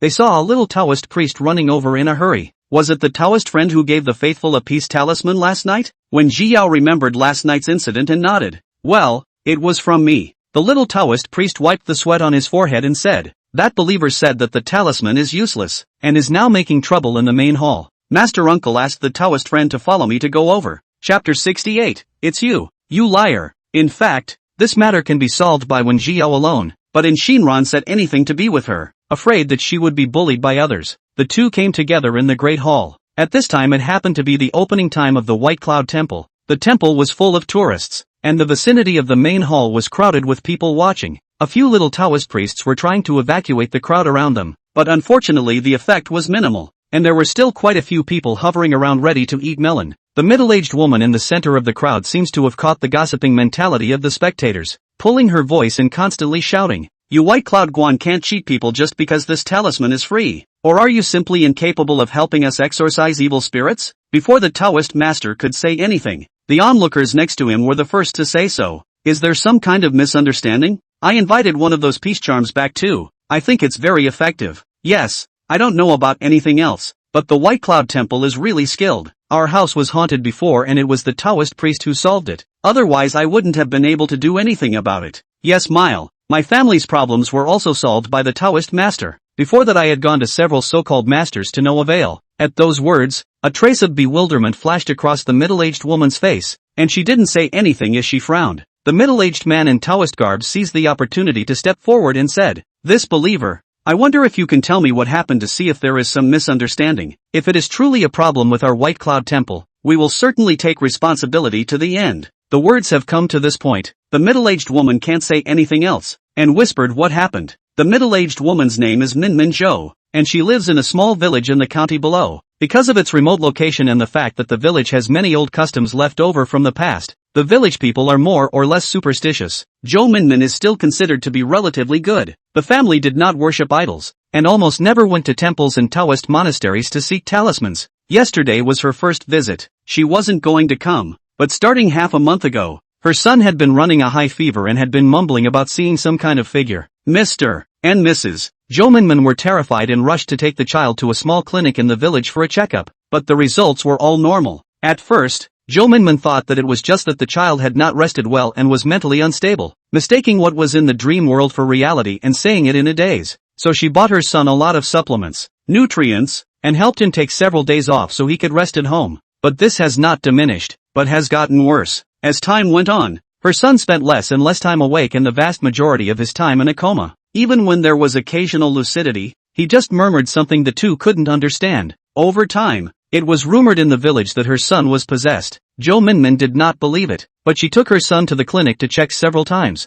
and the result was no problem. In a hurry, Zhou Minmin could only listen to the words of those villagers to help his son find a jumping god to see. Strange as it may seem, the godmother looked crazy, circled around her son a few times, sprinkled some water, and her son really woke up miraculously. It was also from that moment that Zhou Minmin completely believed in ghosts and gods. Unfortunately, the good times didn't last long, and it wasn't long before her son became lethargic again, even worse this time than the last. Zhou Minmin freaked out and rushed to ask the godmother, but it turned out that the godmother happened to go out to deal with something else on those days, and would not come back for a while. In desperation, Zhou Minmin could only search online to see if there were any powerful masters in the neighborhood. This search led to the White Cloud Temple. Those people on the internet say that the White Cloud Temple's peace talisman is very good and that if you ask for just one, things will go well for that period of time. The point is, such an awesome charm is still free. Zhou Minmin immediately decided to come to Baiyunguan to ask for a talisman. It's just that Zhou Minmin didn't understand the full picture and didn't know that the White Cloud Goddess's peace talisman was limited. Yesterday she rushed over after work, only to find that the peace charms had already been delivered. Seeing her son's condition getting worse, Zhou Minmin had no choice but to beg the young Taoist priest who was on duty last night to give her another talisman. The same scene that Wen Jiao ran into yesterday. But I didn't realize that your talismans didn't help at all, and even aggravated my son's condition, Zhou Minmin said, her voice suddenly rising quite a bit. Originally, my son was only sleeping, but after bringing your talisman back yesterday, my son directly had a high fever constantly. If it wasn't for the doctors at the clinic who helped my son with emergency resuscitation overnight, my son might have gone. Just thinking about last night's scene made Zhou Minmin tremble. She can't even imagine what she would have done with her life if her son had actually gone last night. The Taoist master's face was also a bit ugly after hearing this. He had already heard about last night's situation from the other little Taoist priests and knew that the talisman was given to her by Wen Jiao. The only thing that could be wrong with this current situation is the talisman. I wonder if the believer has the peace talisman from yesterday with him. Can you show me the talisman? Bring it. I naturally bring it. That's the thing that harmed my son. Zhou Minmin finished through gritted teeth and took out a yellow talisman from her pocket that had already been pinched and crumpled. The Taoist master looked at the yellow talisman and his face changed slightly. The little Taoist priest next to him was even faster and immediately said, "This is not our Taoist temple's peace talisman." What? How is this possible? Zhou Minmin didn't believe it and took 3 or 2 steps forward to grab the yellow talisman, not hiding the shock in her eyes. Your Taoist temple can't just lie to avoid responsibility, right? This peace talisman is the one I invited from your Taoist temple yesterday. The little Taoist shook his head and said, "This faithful, we never lie. If you don't believe me, show the yellow talisman to the faithful around us. They will prove it for us." Zhou Minmin half-heartedly showed the yellow talisman to the crowd. Someone soon said, "Oops, this peace talisman is really different from the one we have in our hands. Yes, I've come to the White Cloud Temple to ask for a dozen peace charms, and I testify that the White Cloud Temple's peace charms are completely different from this one. The writing on it is different and there seems to be some subtle differences in color." The little Taoist priest said, "More than that, the yellow talisman isn't just a written talisman. It also needs to be accompanied by a legal seal to work. This peace talisman doesn't even have a legal seal on it. It doesn't work. It's just that I haven't analyzed why your son has a sudden high fever yet, and I need to see your son to do that." The crowd sniffed and took a closer look at the two yellow talismans and realized that this was really the case. Immediately, someone jumped to conclusions. "Auntie, you've been tricked. Where did you get this yellow talisman from?" Zhou Minmin clenched her fists and glanced around the circle just in time to see Wen Jiao walking towards her, and immediately shouted angrily, "It's her! This yellow talisman was given to me by this woman." Chapter 69, You Are My Savior. When Zhou Minmin shouted this, all eyes looked over, and Shinran was still not clear about the specifics of the situation, and being abruptly watched by so many people, she tugged on Wen Jiao's sleeve somewhat uncomfortably. "Zio, what the hell is going on?" Wen Jiao obediently patted her hand. "It's okay, I can fix it," she told Shinran to stay where she was and wait for her, never to come closer, while she herself walked towards the center of the crowd. At first, Zhou Minmin was still not clear about what Wen Jiao meant, until she saw Zhou Minmin rushing over as if she was crazy, raising her hand to grab and hit. She then shivered fiercely. No wonder Zio told her not to go over there. She really couldn't resist just the way that crazy woman looked, but the next moment, she was a little worried. After all, Wen Jiao was a delicate little girl just like her. Where could she stand this kind of life-threatening scolding? She was just about to rush over to save her good friend when she saw Wen Jiao, who usually looked weak, control that crazy woman's movements with a gentle lift of her hand. Wen Jiao raised her eyebrows slightly and spun around while blocking Zhou Minmin's attack, reaching out to paste a fixing talisman on her back. She straightened her messed up clothes and before she could say anything, the little Taoist priest who had spoken earlier had stepped forward. "Fellow Taoist 1, this yellow talisman is from you, right?" The young Taoist took the yellow talisman in Zhou Minmin's hand and handed it over, his tone serious. "This yellow talisman is not made by our White Cloud Temple. Dare I ask fellow Taoist 1 where this yellow talisman came from?" Wen Jiao swept her eyes at the yellow talisman and replied calmly, "This yellow talisman was drawn by myself." She saw that the yellow talisman was not infested with yin qi except for a little wrinkle, and could not help but incline her head to look at Zhou Minmin. On the way here she had done a fortune-telling in advance, probably understood what was going on, and had prepared in advance, so she wasn't flustered. The little Taoist priest sniffed and looked shocked. "You drew it yourself? Fellow Taoist 1, this yellow talisman of yours doesn't even have a legal seal. It has no effect at all. How can you just give it to a believer who comes to the Guan to ask for a talisman? Now that you are listed in the White Cloud Guan, your every word and action represents the White Cloud Guan. Do you know how much trouble you will bring to our White Cloud Guan with this behavior?" The words were critical. Hearing this Wen Jiao was shocked. She did know that the level of metaphysics in this world was not as advanced as her world, but she didn't know that it was so far behind. Can't even tell if her peace talisman is working or not? Or will they just follow the rules and determine if a charm is useful or not based on the standard answer? And none of them will be able to tell once it doesn't match up with the standard answer? Wen Jiao reached out and rubbed her brow, trying to ease her tone of voice and explained, "Not all talismans require a legal seal to take effect. If you can't judge it, you can go to the master of the observatory. I'm sure the master of the observatory can still prove it for me." The little Taoist priest didn't eat this in the slightest, and said fiercely, "Everyone up and down the White Cloud Temple knows that the master of the temple is in seclusion for cultivation, and won't come out at all because of this. That's what you're using as an excuse on purpose, isn't it?" Zhou Minmin on the side was sweating anxiously and wanted to follow and scold Wen Jiao a few times, but it was as if her body was controlled by a pair of big invisible hands. She couldn't move at all, and could only stare at the young girl with glazed eyes. It was the onlookers next to him who couldn't stand to watch and spoke up. "Little girl, this is your fault. I see you look so beautiful. How can you do these deceptive deeds?" "Yes, the other Taoist priests have said that your talisman is wrong. It's not a good habit to die without admitting it. Egu, to say that this aunt is also unlucky, ran into such a little girl. I thought it was a good person. Who knows it is a. Alas, how did the White Cloud Temple recruit this kind of person in? This little girl is so young. What can she know?" Seeing that more and more people started to talk about Wen Jiao, and Shinran couldn't bear it anymore and quickly walked to the crowd and shouted, "Don't talk nonsense if you people don't understand. Zio is very powerful. The crowd shook their heads at the sight of another young lass. Then you tell us what's going on in this aunt's house. Isn't it your talisman that harmed the family? And Shinran was just about to retort when she was stopped by Wen Jiao. She gently patted in Shinran's shoulder. I'll do it. I came over today to settle this matter. Wen Jiao came to Zhou Minmin, reached out and tore off the fixation talisman affixed to her back, and inquired, since the time of your son's accident, he's only been to the town small clinic for a visit, right? Perhaps the onlookers didn't notice, but the middle-aged Taoist who had been standing by the side without saying a word narrowed his eyes slightly, and his probing gaze fell on Wen Jiao. Although Zhou Minmin was angry in her heart, when she heard her say that she wanted to help her with her son's matter, she still pressed down her fire and answered her question. Yes, our village is far away from the city, and at that time, the situation was so urgent that it was too late to go to a big hospital. After being seen at a small clinic later, my son didn't have a fever, and since we both had to work, we didn't take him in for a checkup. When Jiao nodded and asked again, before your son's accident, was he often in contact with a certain person? This matter is very important and requires you to recall it carefully. Auntie Zhou. Zhou Minmin fell into deep thought and suddenly clapped her hands and said, I remember. My son played with a little boy every day during that time, and that boy seems to be. When Jiao picked up the latter words, it's the son of the clinic doctor, right? Zhou Minmin immediately looked over, her eyes filled with shock. Right. You, how did you know? When Jiao smiled,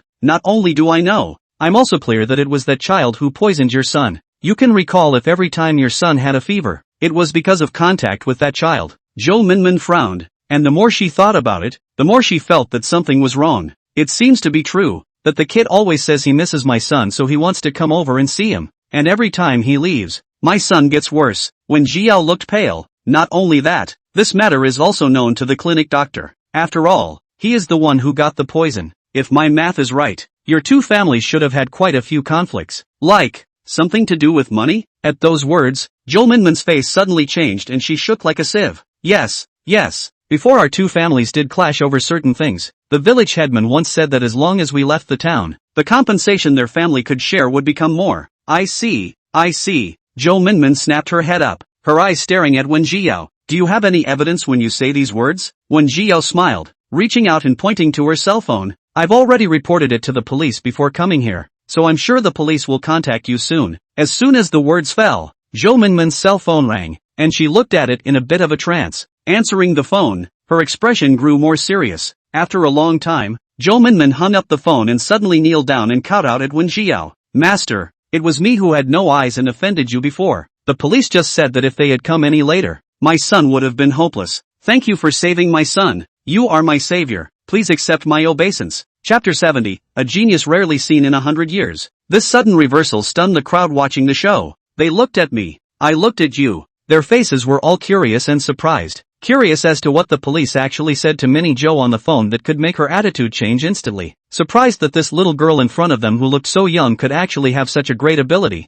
Could it be that they had all misunderstood her before? After all, before Zhou Minmin could not wait to eat Wen Jiao alive. That horrible look everyone has witnessed. How long has it been since Wen Jiao went from murderer to savior? On the contrary, Wen Jiao's expression was light, as if she had anticipated all this. She did not rush to help Zhou Minmin get up. After all, this person had wronged her before, and she herself could afford to accept this worship from her. When it was about time, she reached down and helped the man to his feet. Well, since the misunderstanding has been cleared up, let's disperse. Wen Jiao didn't want to explain too much, and only took the peace talisman back into her pocket, turning around and preparing to leave. The young Taoist priest who had originally spoken still wanted to go forward to stop the person and ask for clarification, but was pressed on the shoulder by the middle-aged Taoist priest on the side. I'll go. Senior uncle. The little Taoist smacked his lips and lowered his head to make way for the latter. The middle-aged Taoist priest raised his hand to signal them all to disperse, while he himself walked towards Wen Jiao. The reason he hadn't said anything before was because he had sensed spiritual energy from that peace talisman. It was just a shame to say that although he was able to draw a peace talisman, it was only with the help of a legal seal that he could channel his spiritual power into it, and it was indeed the first time he had seen a talisman like this one that had spiritual power without a legal seal. It was because he wasn't sure what the talisman would do that he kept silent and stood by and watched. But when Jiao used her strength to prove that she had real skills, and even her level might be far higher than herself,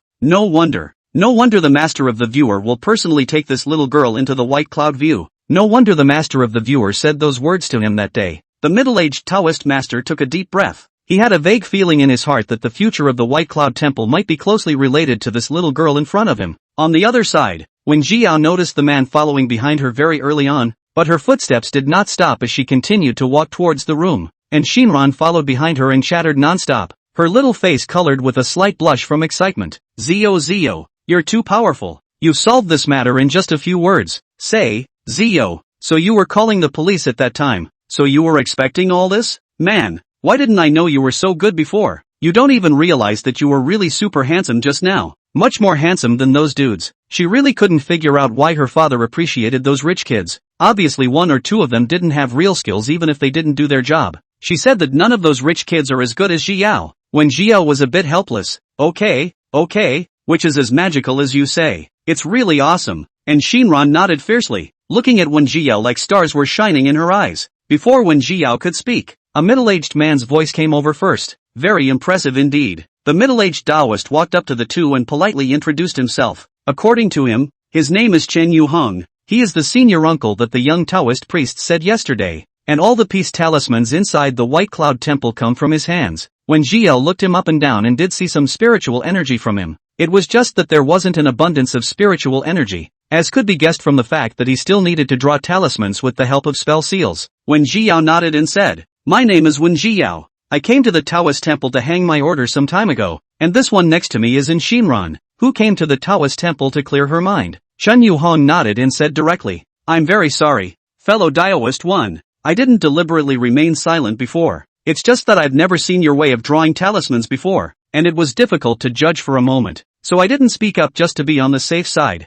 No harm done." When Jiao did not care about this, she had known about the situation in this world for a long time, and she was able to tell whether or not Chen Yuhong was lying. On the contrary, it was in Shinran who stared with wide eyes, not daring to believe. "If I understand correctly, you mean that Jiao is even more powerful than you?" Chen Yuhong smiled and said with some shame, "In this aspect alone, I am indeed no match for fellow Taoist one. That's why this time I've come over specifically to ask for advice from fellow Taoist one. May I ask who your teacher is from? And where did you learn this method of drawing talismans from? Can you let me see it with my own eyes?" When Jiao skipped the first two questions and took Chen Yuhong back to his room, she took out a yellow talisman and vermilion sand from her room and drew a peace talisman in front of the two. From the moment when Jiao started drawing the talisman, Chen Yuhong was stunned. Drawing charms on the side, bathing and dressing are the basics, and some even have to burn incense and pray for blessings several days in advance. Even so, the talismans they drew were not 100% successful. The more powerful the talisman, the higher the failure rate and the more tedious the steps required. He had never seen a talisman like Wen Jiao's that could draw a talisman with his hands without the need for a FA seal or any pre-steps. Even if the peace talisman belonged to the most basic talismans, Chen Yuhong had already spent so many years. Even if he knew how to draw it with his eyes closed, he could still fail when it came to drawing talismans properly. He didn't even dare to think about how high the failure rate would be if he also drew charms with his hands like Wen Jiao. If he only had a vague idea about Wen Jiao's strength before, then at this moment, Wen Jiao's level completely materialized in his mind. The seemingly young girl in front of him was in no way comparable to his level. It could be said that in the entire White Cloud Guan, the only one who could battle with one was perhaps the Guan Master. When he got the peace talisman and felt the majestic spiritual power on it, Chen Yuhong completely convinced the girl in front of him. He looked deeply at Wen Jiao. In his eyes were raging emotions that he couldn't hide. No wonder the goddess of mercy hasn't been in seclusion for so many years, but this time she's so relieved. I can sort of understand why. It is a heavenly blessing to have you in the White Cloud Temple. Wen Jiao didn't expect him to be so solemn and coughed lightly.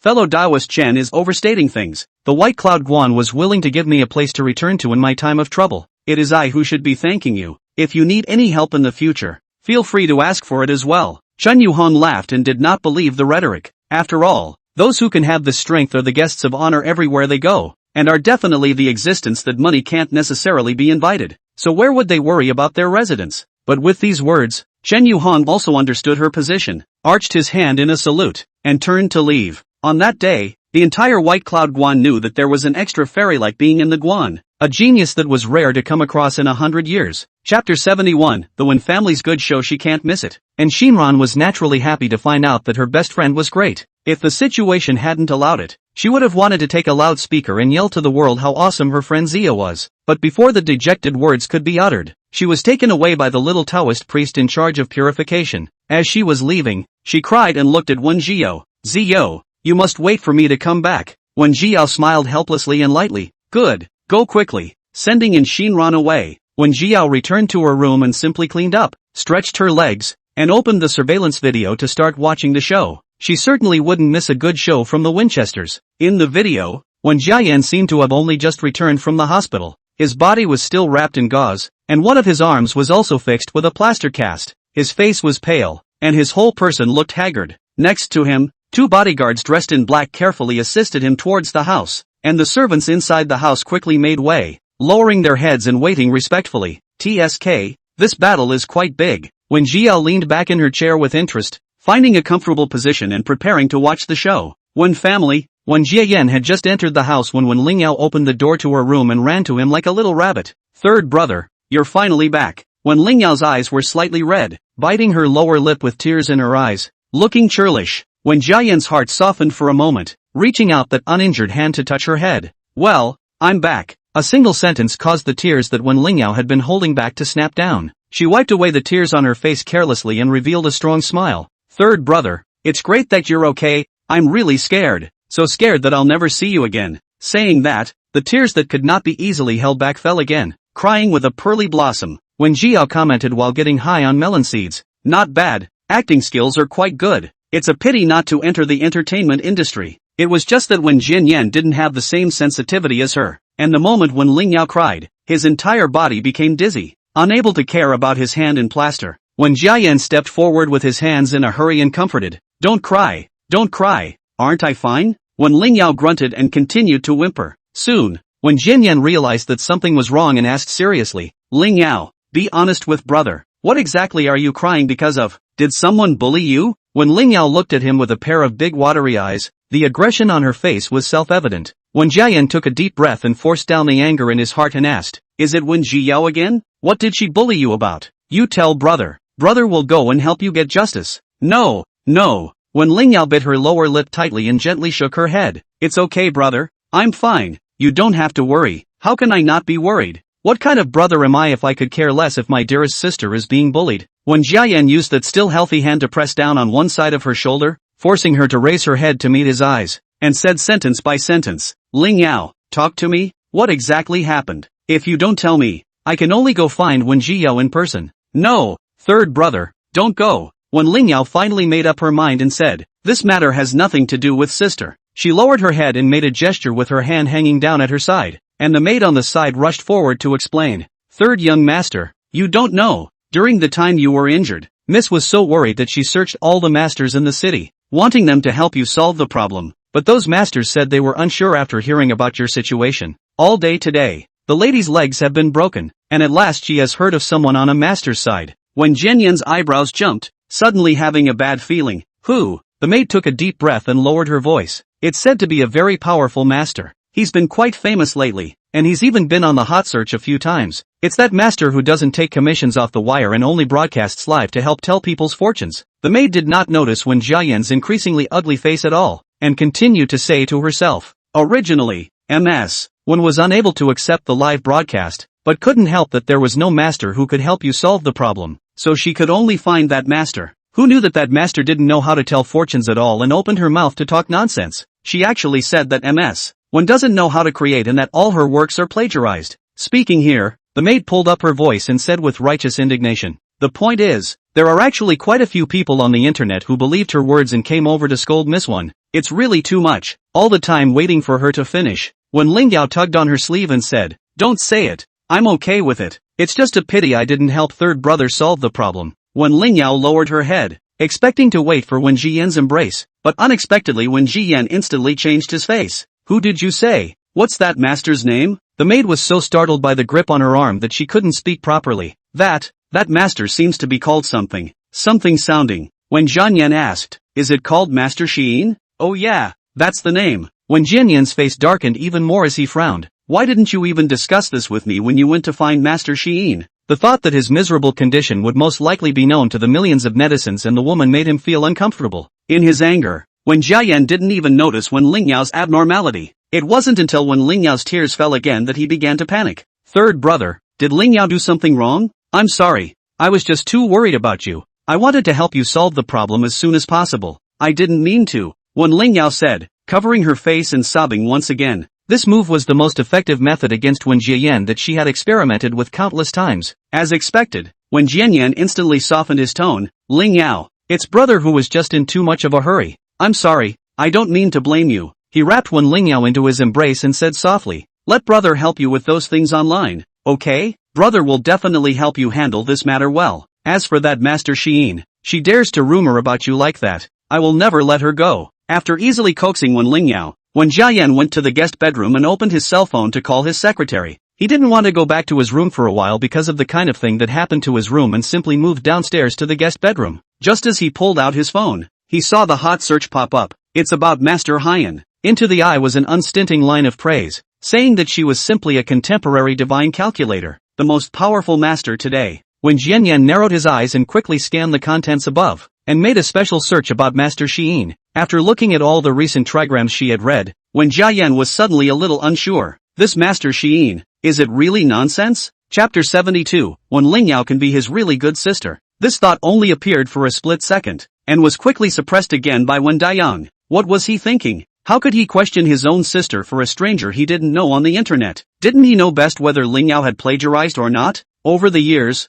which work hadn't Lingyao spent countless days and nights creating it? How could he doubt Lingyao? In the end, Master Xiyin is nothing more than a charlatan who doesn't even dare to show his face on the internet. When Jianyan sank his face and instructed his secretary to suppress all those unfavorable news on the internet against Wen Lingyao at all costs, and incidentally investigate Master Xiyin's identity information. He would like to see what kind of people were targeting his sister behind the scenes. The secretary's efficiency was very fast, but in half an hour, those remarks about Wen Lingyao's plagiarism on the internet had already disappeared as much as possible. Although there is still a steady stream of new similar statements, within seconds, those developments will somehow disappear. It was only when investigating the identity of Master Haiyan that the secretary repeatedly failed and hit the wall several times. Although the Wen family is not considered to be the top of the most powerful family, but it definitely belongs to the first tier of the big families. Want to check a person's identity is simply more simple. In the past, such small live platforms would take the initiative to submit information when they heard their request, and it was the first time the secretary had seen a direct refusal like this. This small platform does not want money, and is not afraid of threats. The mouth is very strict. The secretary froze and poked around for a long time before asking the reason. Upon hearing this news, Wen Jiayan's face was ugly as hell. What do you mean by that? The secretary lowered her head and replied respectfully. They said that this person called Master Xiyin has a more powerful existence behind him than the Wen family. There weren't many in the entire capital that were more powerful than the Wen family, and they were quickly able to target them. Just, how could a small anchor who looked mediocre get involved with a big family like that? There aren't many young female juniors within those families. They're either studying abroad or have already entered their own companies and started working, so how could they possibly go live? Wen Liyan said, are you sure the news is true? If it wasn't backed by a bigger backer, I don't think a small company would dare to go against the Wen family. The secretary thought about it and asked, could it be a partnership? Those guys have media companies under their names. Thinking about it, that's the only thing that's most likely. When Jiayan reached out and pressed his brow, saying with some fatigue, it seems to be the case. As long as that charlatan stops bad-mouthing Lingyao, let's leave her alone for now. Yes. When Liyan waved his hand, signaling his secretary to leave first. There was always a vague uneasiness in his mind as he sat in his chair. He had just watched the part where Wen Lingyao and Master Xiyin had linked up, and Master Xiyin had mentioned anything about a solution to these strange things that were happening to him. But she said something that made Wen Dayan care a lot. Master Xiyin said that the entire Wen family was about to collapse, so where would she find the time to trouble her? At that time, Wen Jiayan only thought it was that charlatan who made it up as he went along. But now that it had been confirmed that Master Haiyan was behind the connection to those families, this statement might have a different meaning. Could it be that those families are preparing to make a move against their Wen family? Or did they know something ahead of time? No, this was a matter of great importance, and he must inform his mother as soon as possible. When Jiayan quickly got up and went to where Wen mother was, explaining everything to her one by one. After hearing this, Mother Wen looked serious. If it's really as you said, this matter really needs attention. It just so happens that the one from the Shao family has also reached the age where he should marry. If we can tie the knot with the Shao family, not only will we be able to settle this matter, but it will also allow us to become the second largest family in the capital in one fell swoop. A trace of surprise flashed across Wen Jiayan's face. The one from the Shao family? Does mother mean Shao Yubai? Naturally, the Shao family has just this one only son. Mother Wen lowered her voice, an imperative smile on her face. I've already shouted for your second brother to return to China. Finalize this matter as soon as possible. On the other side, upon seeing Wen Jiayan leave the house in a hurry, Wen Jiao turned off the surveillance. She could guess what was happening behind the scenes, even if she couldn't tell. It was that I don't know what method Wen Lingyao used to press down the yin qi on her body, and the severe ghosts that should have appeared by her side actually hid their forms. But what was interesting was that only Wen Lingyao's yin qi around her body decreased, while the yin qi on Wen Jian's body was getting stronger day by day, indicating that this method Wen Lingyao had only used it for herself and not for Wen Jian, the good sister who was held in the palm of her hand by Wen Jiayan. Behind her back, she actually cared nothing about her brother's life. It was also unknown if he would break down after this matter was known to Wen Dayang. But according to that stupid look of Wen Jiayan, I guess instead of believing it, he would think that someone was slandering his good sister. Wen Jiao shook her head, rather amused as she stood up and stretched. It's getting late. It's time to rest. After lighting a good thread incense for Mumu and reciting the scriptures for it after half an hour beside it, Wen Jiao went to sleep early. Early the next morning, before she opened her eyes, Wen Jiao heard the bustling sounds of talking outside her door. She opened her eyes slowly, got up and washed and changed her clothes, and put Mickey on her pillow again before opening the door. Fellow Taoists, what is the reason for coming over so early, only to see a sea of people outside the door? At first glance, there are actually standing on 10 small Taoist priests wearing Taoist uniforms. A few of them were ones that Wen Jiao had seen before, and others were faces that were total strangers. Seeing the gate open, the little Taoist priest who had often been in contact with Wen Jiao stepped forward and briefly recounted the purpose of their visit. It turns out that yesterday, after Qin Yuhong went back, he called all the little Taoist priests in the Taoist temple and talked to them about Wen Jiao's matter. According to him, this Taoist friend one is a wonderful person. His strength is far above his, and he can even be equal to the master of the observatory. During the time that the goddess of mercy was in seclusion for cultivation, the biggest person within the White Cloud Guan was this junior master. He was also one of the few Taoist priests within the White Cloud Temple who carried a small amount of spiritual energy in his body. Therefore, the crowd was convinced of his words, and along with it, their attitude towards Wen Jiao also made a 180-degree change. It was too late yesterday for them to bother, so they had to make the special trip in the morning. Some of them wanted to observe Wen Jiao's talisman drawing appearance up close, while others wanted to come and ask her if she had any good ways to cultivate. Others came over to ask for help. As the largest Taoist temple in the city, the White Cloud Temple has countless believers who come to burn incense and pray for blessings every day. Among them, catching ghosts and subduing demons is also one of the businesses of Baiyun Guan. The little Taoist priests had no spiritual power, and most of the time they relied on the talismans drawn by Qin Yuhong and the magic weapons given by the goddess of mercy to subdue demons and eliminate devils. When they encountered things they didn't understand, they also looked to the goddess of mercy and the junior master to solve their problems. Only now that the master of the observatory is in seclusion,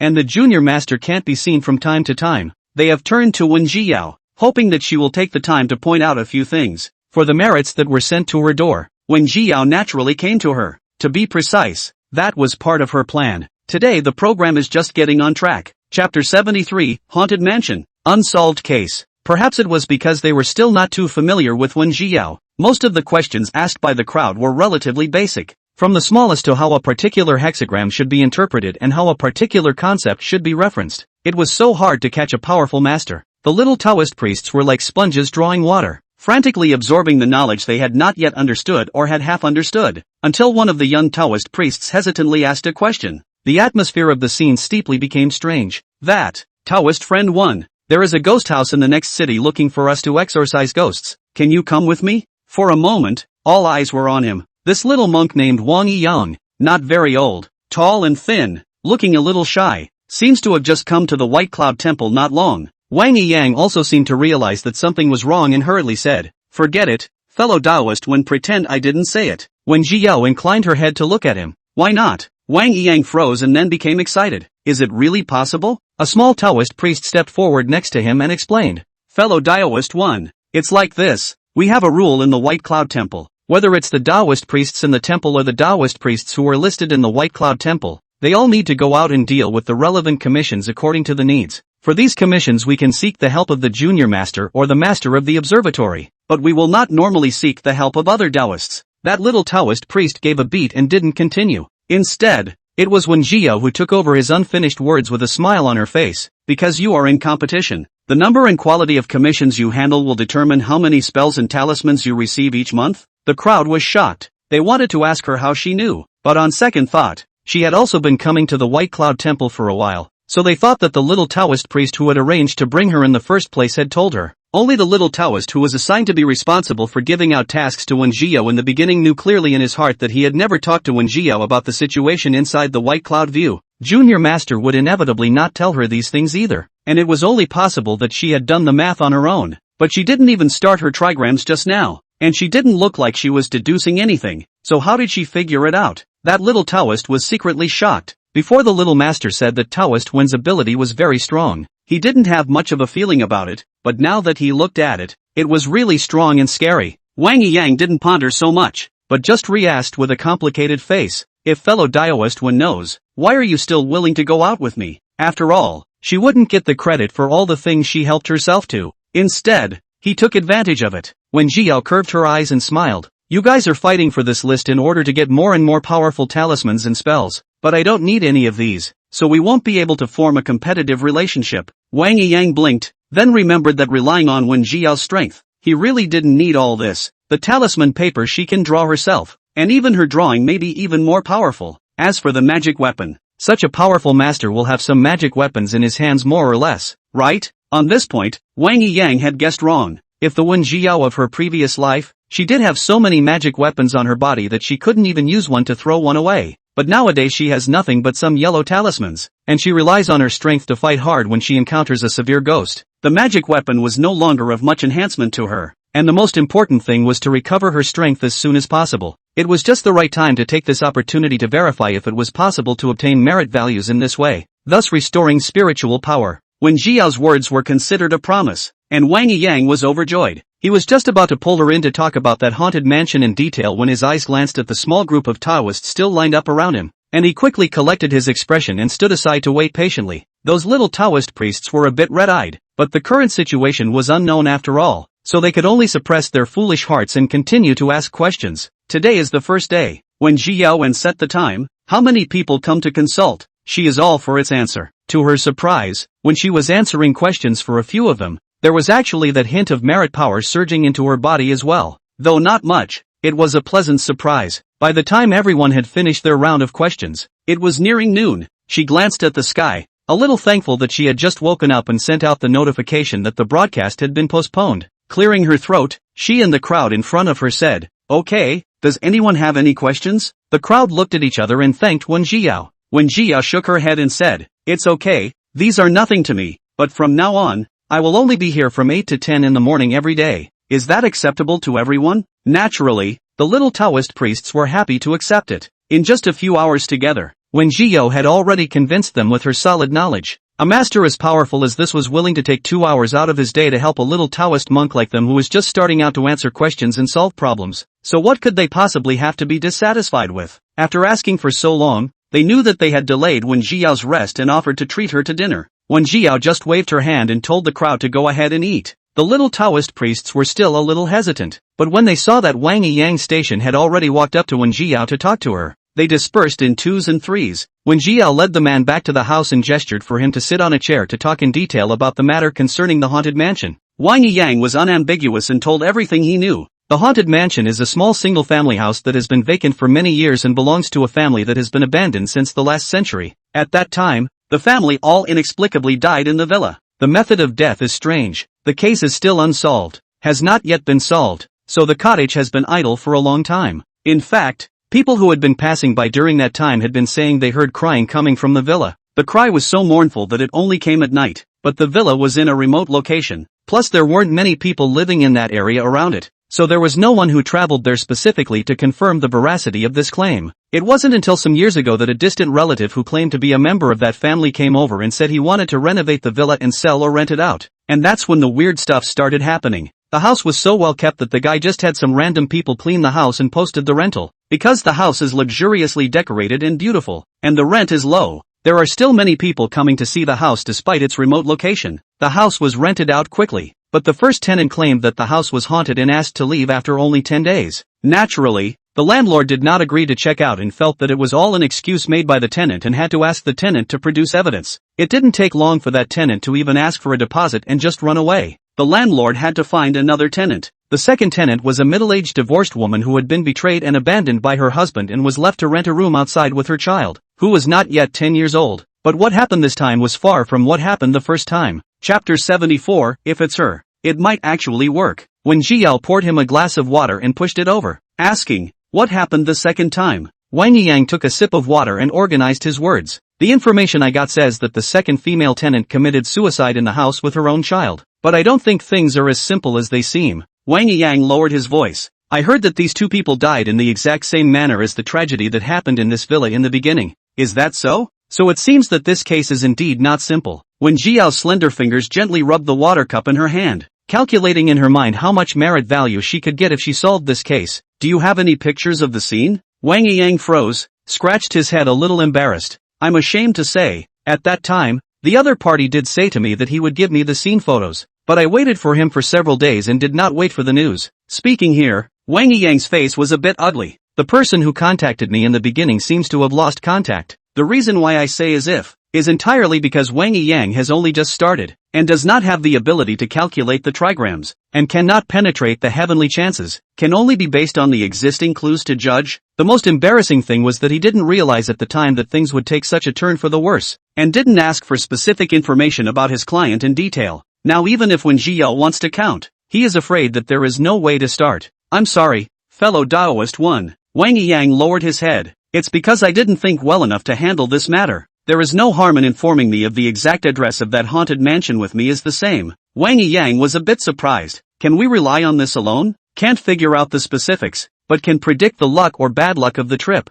I see, I actually forgot about this." Wang Yang lowered his head rather ashamedly, fearing that Wen Jiao would think that he couldn't even think of this, and that it was really too much water. Fortunately, Wen Jiao did not care about this, took out a few copper coins, according to the address that Wang Yang said to start a fortune. "Can is water, traveling dangerously with danger." The lower hexagram. "A round of bright moon shines in the water, only the shadow is not seen. A foolish man when the wealth goes down to take it. Touches and touches and touches and touches and touches and touches and touches and touches and touches and touches and touches and touches and touches." When Jiao frowned, her fingers unconsciously groping. No matter how she thought about it, it shouldn't be this trigram. Could it be that there was something that was too much for even her to handle? Seeing this trigram, Wang Yang's face changed slightly, and the ominous premonition in his heart became even stronger. Although he was unable to personally start the trigrams and measure them, he still understood some of these basic trigrams. In fact, as early as before today, he felt uneasy in his heart, as if this trip was extremely dangerous and there was no return. Wang Yang is a person with a strong sixth sense.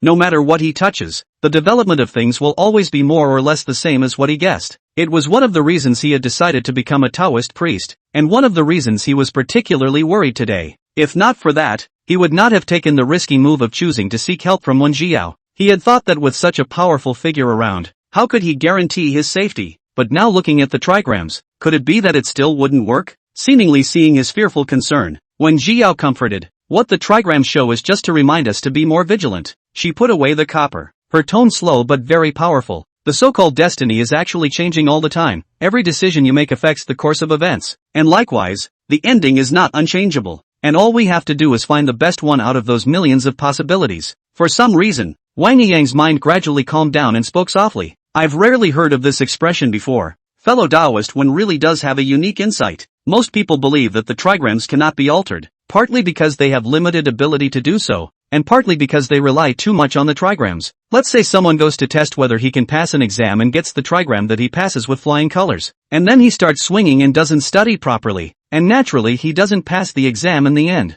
There are many more examples of the same. In fact, the trigrams measure the outcome of something that is projected based on the state of the person at that moment in time. After learning the results of the trigrams, the people's state of mind changes, and along with it, the results will also change slightly. It's just that one of these outcomes, a major event like death, is very hard to alter. Trying to change it also costs the most. If Wang Yang, he definitely couldn't say this speech, not to mention that he didn't even have the ability to measure, much less the ability and perseverance to change anything. But Wen Jiao is different. He could feel that Wen Jiao's body flourished with dense power. That was by no means comparable to an ordinary person. If it was her, it might actually make a difference. Wang Yang closed his eyes, took a deep breath, got up and bowed to Wen Jiao. "Then I'll trouble fellow Taoist one. If there's anything I need to do, I'll do my best to accomplish it." The case has been entrusted to him, and he has created karma with his client. Knowing that his client was lost, he had to go ahead and resolve the matter or jeopardize his own merit. Of course,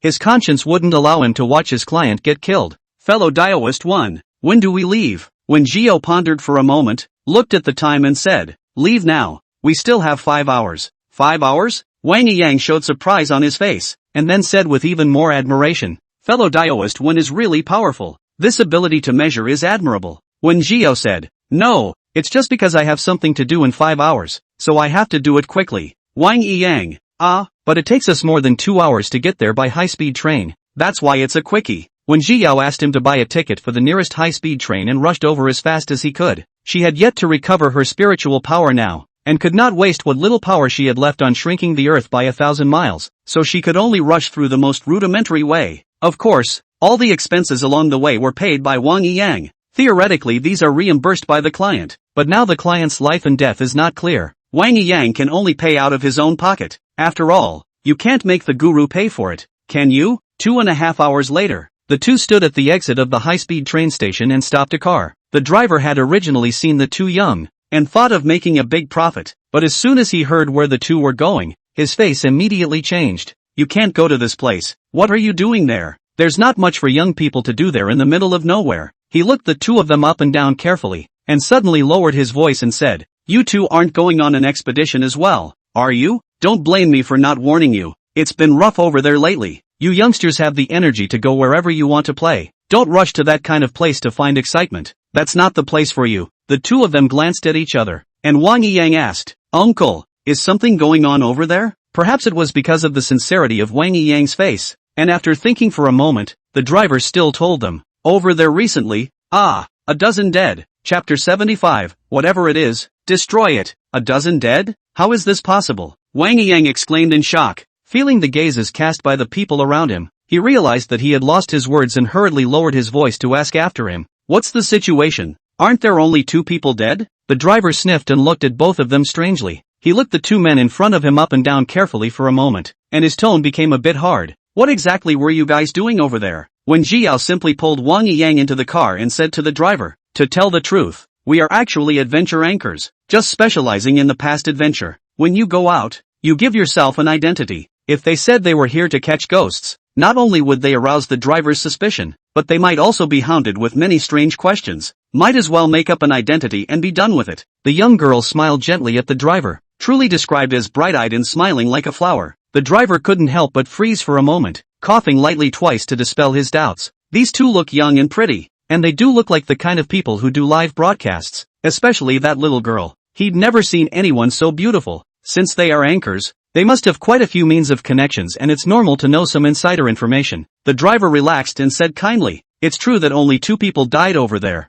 and I said that before just to scare you guys so you wouldn't go over there looking for excitement. Seriously, there's something very wrong with that mansion. I advise you guys that don't go over there either. So many places to explore. Wouldn't it be good to change to another place?" When Jiao revealed a difficult look and hesitantly said, "But this place has the highest call. We can't help it. We just want to earn more money." She glanced toward the side, and Wang Yang immediately scanned the code to pay the double fare. Folding his hands together and saying sincerely, "Please," the driver listened to the voice of the collection assistant and was silent for a long time, but he sighed softly and slowly started the car. As the saying goes, cutting off someone's money is like killing their parents, not to mention the fact that they paid double the fare. In the end, it was in his heart, and on the way, the driver began to take the initiative to talk to them about the situation on the other side of the haunted mansion. "I'm telling you guys, that place is really evil. There were rumors of it being haunted a long time ago, and it said that quite a few people have disappeared over there." "Disappeared? How come I haven't seen any reports about that?" "Ouch. That's what I heard.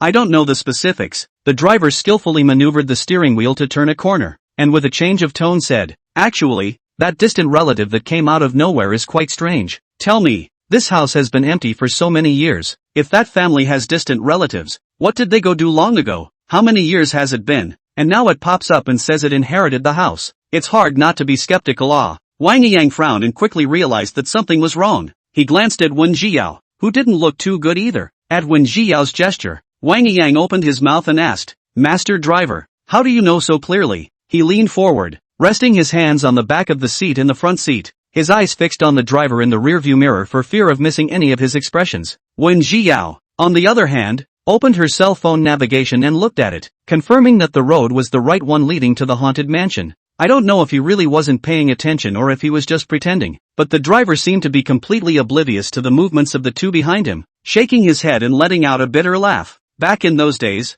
that case was notorious in our area. Who wouldn't know about it? We've never had a case with that kind of impact in our city. He subconsciously reached for the cigarette case in front of him, remembered he was driving, and put it back. Out-of-towners may not know, but there's not a single one of us locals who doesn't know about that mansion reletting. That's right. When Jiao lowered her eyes, hiding half of her face in the shadows, so she couldn't see her expression. Then the people who rent this house are all outsiders? I'm not sure about that. I've just heard about it. How do I know so much about it? Probably thinking of the dead tenants in the haunted mansion. The driver sighed and said no more. The car quickly drove to the destination. The driver hesitated for a moment, but still, and the two said, "Don't think I talk too much. This place is really evil. You'd better pay attention to safety." When Jiao's movement to get out of the car lurched, nodded, and threw the peace talisman in her hand on the car the moment she exited the door. As soon as the two men got out of the car, the driver was in a hurry to get the car out of the area. Wang Yiyang said, "Fellow Daoist 1,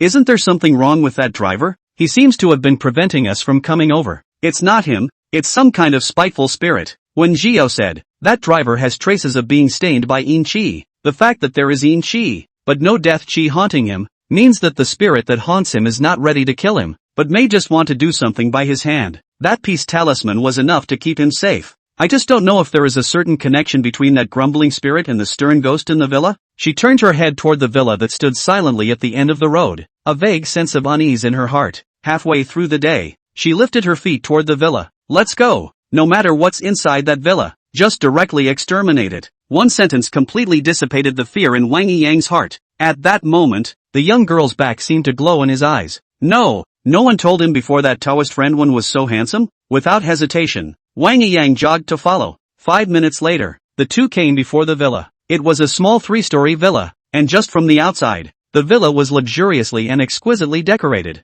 with a unique retro feeling of the last century. Walking into this place, Wang Yiyang has a kind of stepping through time to the last century is the feeling. At the same time, in the eyes of Wen Jiao, this villa is gloomy, black gas winding, is a real ghost house. Ordinary people would be affected just by being near it, so I don't know how the first tenant lived in it for so many days. She glanced at the clock and asked, "Haven't you contacted anyone yet?" "No," Wang Yiyang said, "messages don't return, and the phone doesn't answer." After some thought, he dialed the landlord's number again to see if he would get through this time. A few seconds later, a lilting ringtone came from inside the villa, which seemed particularly eerie in this atmosphere. Based on the amount of time the landlord had been out of contact, he had been in the villa for at least a day and a half. He wouldn't have stayed inside for so long when the landlord was known to have haunted the villa. Unless, of course, he didn't stay by choice. Unfortunately, it seems to be the worst-case scenario. When Jiao narrowed her eyes and took out the yellow talisman from her bosom. "Let's go. Go in and take a look." Wang Yang put away his cell phone, nodded solemnly,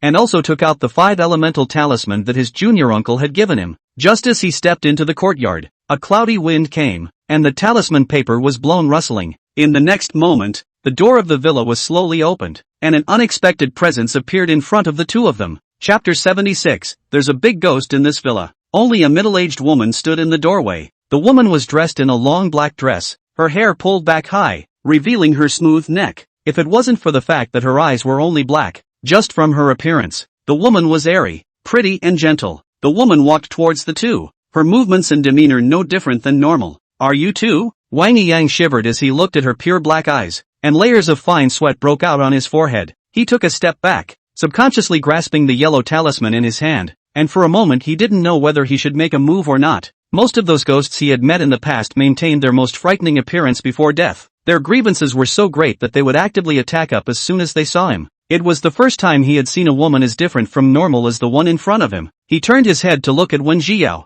wanting to see what she would do, when he saw the young girl with a harmless smile on her face, stepping forward and saying, "Hi, we're here to see the landlord of this house. He made an appointment with us today to show us the house today, but we haven't been able to reach him when it's time. We didn't know where he lived, only that there was another villa in his name that was being rented out, so we looked for it." Saying that, she glanced at Wang Yiyang as if she was not aware of it. The latter immediately understood and took out his cell phone to call the landlord. The bell rang again, drifting languidly out of the house. The woman looked back, no emotion visible on her expressionless face. She sidestepped slightly to make room for the two. "Come in and speak, both of you." When Jiao nodded and took the lead, Wang Yiyang hung up the phone, took a deep breath, and followed suit. In the gradual silence of the sky, the gate of the villa was slowly closed, as if it were a wall, separating the two worlds. Just after stepping into the villa, an unpleasant putrid odor hit his face. When Jiao looked around, the villa was filled with dust, the kitchen was piled up with all sorts of sundries,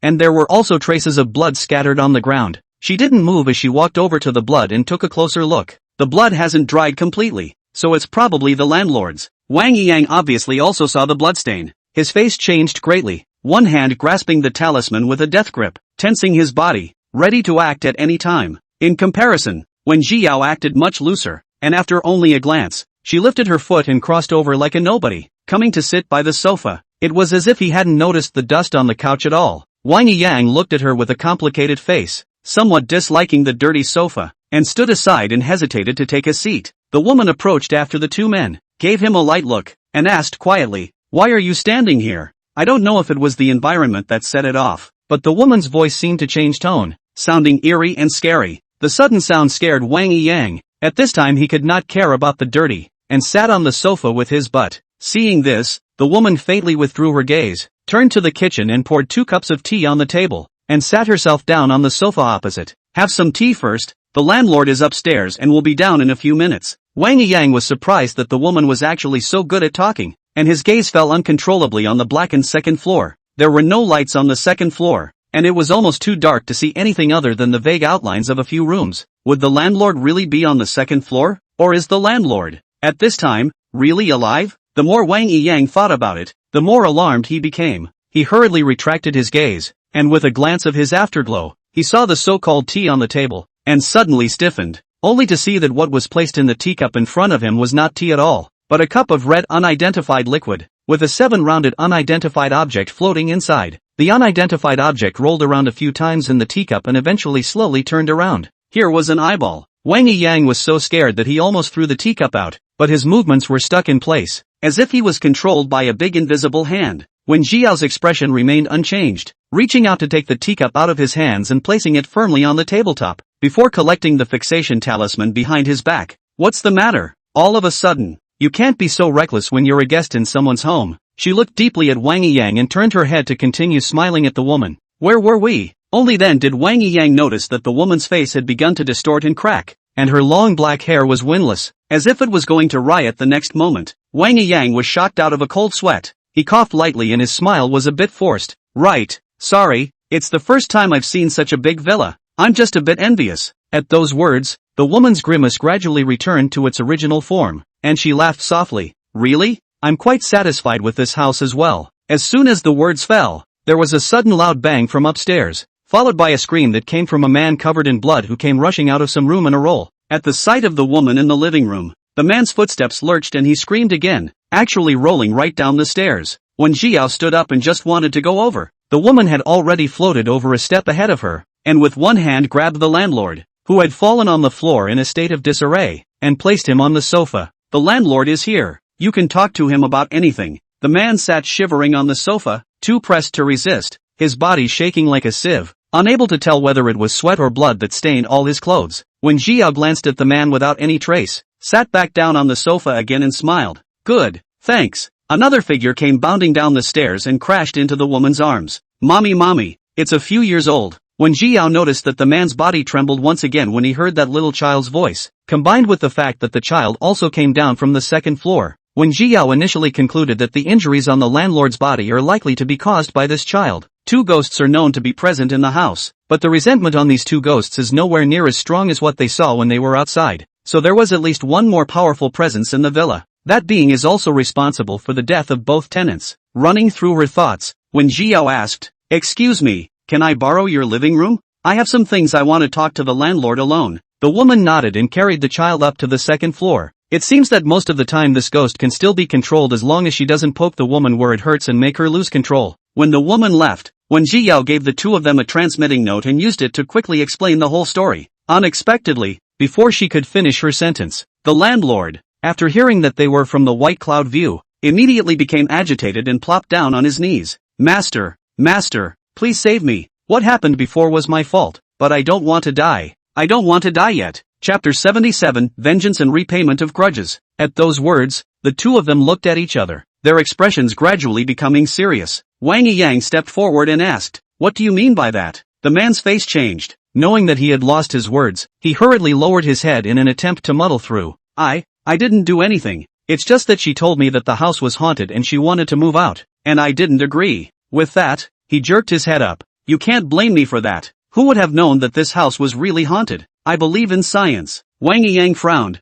He knew that the other party was fooling himself, but this person was the client. Even if he had many methods, he could not use them on the client. When Zhao wasn't so polite, she pulled Wang Yang back to sit on the sofa and snorted lightly. I can't promise to save you until I know what's going on. The man was shocked and angry. How can you do this? Didn't your White Cloud Temple say that you would guarantee my safety no matter what? Yes. When Zhao leaned on the sofa and said nonchalantly, but it's normal for you to insist on concealing the facts, causing us to make mistakes, right? The man was stunned, and a deep fear welled up inside him as he looked at the beautiful, almost demonic woman in front of him. He knew that the woman in front of him was truly capable of such things. Damn, this crazy woman. The man cursed in his mind, his hand hanging down at his side clenching and unclenching, his face clouded. He was struggling, thinking, weighing the pros and cons. Suddenly, the small child who had been carried off earlier came thumping down the stairs, sharp fangs bared in a mouth that was about to reach his ears. That's never a tooth a human could grow. The small child came all the way to the man, so fast that he only had time to get up before the child pounced heavily on him and hit his head hard on the ground. But that wasn't the most painful part. The most painful part was his arm that was bitten by the ghost child.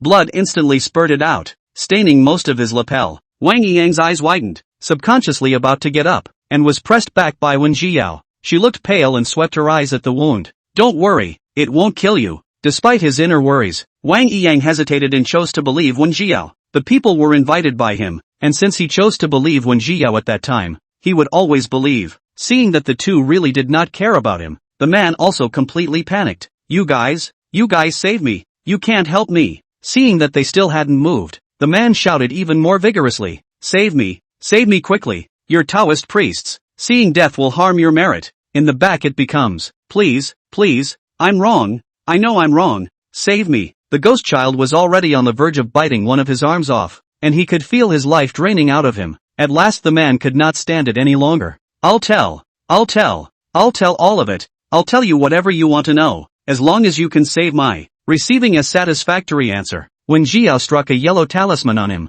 The moment the yellow talisman touched the ghost child's body, a scream came out. Only a few bared sounds could be heard, and the ghost child that was still lying on the man's body turned into a puff of black smoke in the blink of an eye, dissipating in front of several people. The expected kind of cool ghost-catching plot did not come. Wen Zhao only used one move to solve the ghost child that had been haunting the man for a long time. The man stared dazedly at the black smoke that was dissipating from his body, almost wondering if he was hallucinating. Just gone? He reached out and clawed at the black smoke, feeling a bone-chilling chill. The man winced, but there was no trace of fear, only excitement and thrill. Ha, let you bite me, die, damn, deserved it. If you ask me, you should be sent to the 18 layers of hell. The man who had gotten his revenge did not notice Wen Zhao, whose eyes gradually darkened on the side. Naturally, he didn't see the silent woman standing in the darkness of the second floor, holding her child. Wen Zhao narrowed her eyes, did not move and looked at Wang Yang, signaling him to keep quiet, and got up to take down the yellow talisman that had long been affixed to the man's body.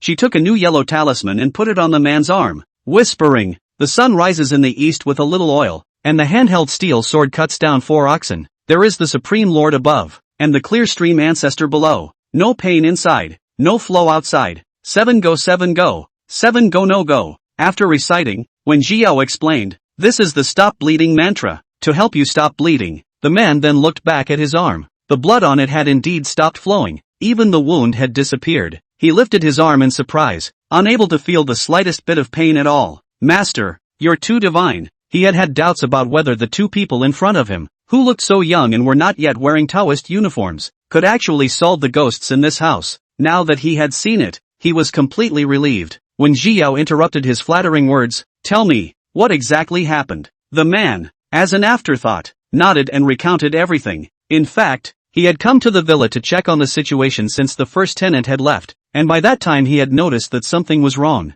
But trying to sell the villa in a short period of time is definitely impossible, and the only thing he can do is to rent it out. He was strapped for cash and in a hurry for money, so he could only learn the online method of simply getting something to ward off evil spirits inside the villa, and then posted the rental information again. Soon the second tenant, the woman they saw when they came in, arrived. The woman had only been divorced a short time before, and had drifted to the city alone with her children, and had seen the rental information by chance, so she came over to inquire about it. The man also thought that a woman is good to talk, plus she is from abroad, not clear about this side of the situation, so he hid all the things, and rented the house to her. But I swear, I really did not do anything. I just want to make some money. Who knows, this woman's psychological quality is so bad, directly suicide. The man said also poo-poo too sound, to blame on her own psychological quality is too bad. If she cannot stand, directly run away is not it? Must stay here. It was obvious that the man was more upset about his money and his house than the two lives. After something like this, it's unlikely that you'll be able to rent the house out again, let alone sell it. Just thinking about it, the man didn't hold back a curse. Damn, what bad luck. His words also completely wore down all of Wen Jiao's patience. She stood up and let out a long sigh. I've given you a chance. You're the one who didn't take it. In that case, don't blame us. She didn't care to save such people, much less get involved in their karma. She turned around and led Wang Yiyang to the entrance of the villa, and suddenly increased her volume. We're leaving, and you'll have your revenge, and you'll have your revenge. The man was still a little confused and had no idea what was happening. He followed suit and got up, trying to catch up and leave the villa, only to feel a sharp pain hit him and his body was instantly slammed against the wall. When he opened his eyes again, there stood before him the woman who had gone completely berserk, and the ghost child who was supposed to have disappeared. Chapter 78. This is a height he will never reach in his lifetime. Waiting until the door of the villa was closed again, Wang Yiyang, who had been holding back for a long time, finally couldn't help but open his mouth and ask, fellow Daoist one, what exactly is going on here? What exactly happened just now? What he saw in his perspective was that they had been talking and talking well, and then suddenly the man went crazy and started rolling around on the floor repeatedly, unable to stop moaning out of the side of his mouth. Wang Yiyang was startled and just wanted to ask something when he saw that Wen Jiao had actually started a conversation with the man. He could only force down the questions in his mind and wait quietly on the sidelines. He was clear about his position. Since he couldn't help in these matters, he at least couldn't cause trouble for Taoist friend one. The fortune that Wen Ji counted when he asked out is still fresh in his mind. This operation was already treacherous, and if they took a wrong step they might all die here. Even if he didn't consider it for Wen Jiao's sake, he still had to cherish his own little life. Wen Jiao looked at him with a smile. What do you think just happened? Seeing this, Wang Yiyang knew that this was the master trying to test himself, and immediately straightened his back and thought carefully. I think the man was just caught up in some kind of illusion,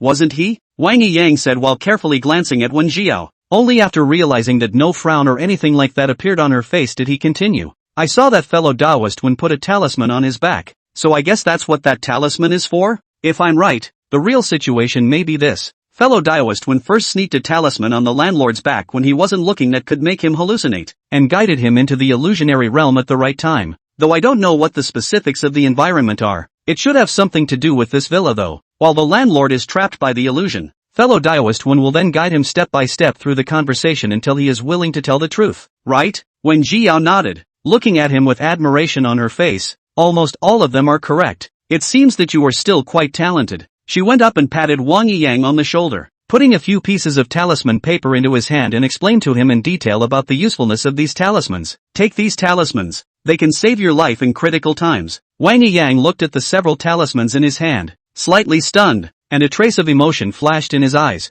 Others might not know, but he could actually feel the spiritual energy flowing above these talismans. Wang Yiyang took the peace talisman drawn by his junior uncle, although there was also a lot of spiritual power on it, but compared to the talisman Wen Jiao gave him, he was afraid that it wasn't even 1/10 of it. It was a height he didn't know how many years it would take him to reach. Wen Jiao, perhaps much more powerful than they had imagined. Those people before were afraid that they were not clear about her true strength. Thinking of this, Wang Yiyang was somewhat glad that he had decided to ask her for help. Otherwise he wouldn't have known about this. Perhaps it will be a crucial, life-changing opportunity for him. Don't worry, fellow Taoist one. I will definitely protect myself and never hold you back. After putting away a few talismans close to his body, Wang Yiyang then asked, fellow Taoist one, what should we do now? Really just leave him alone? The ghosts in this villa could be more than the two that had just appeared, and if they really sat around and did nothing, the landlord would definitely die inside. It wasn't that he was worried about damaging the merits. After all, he had only just started. He didn't even have any spiritual power yet,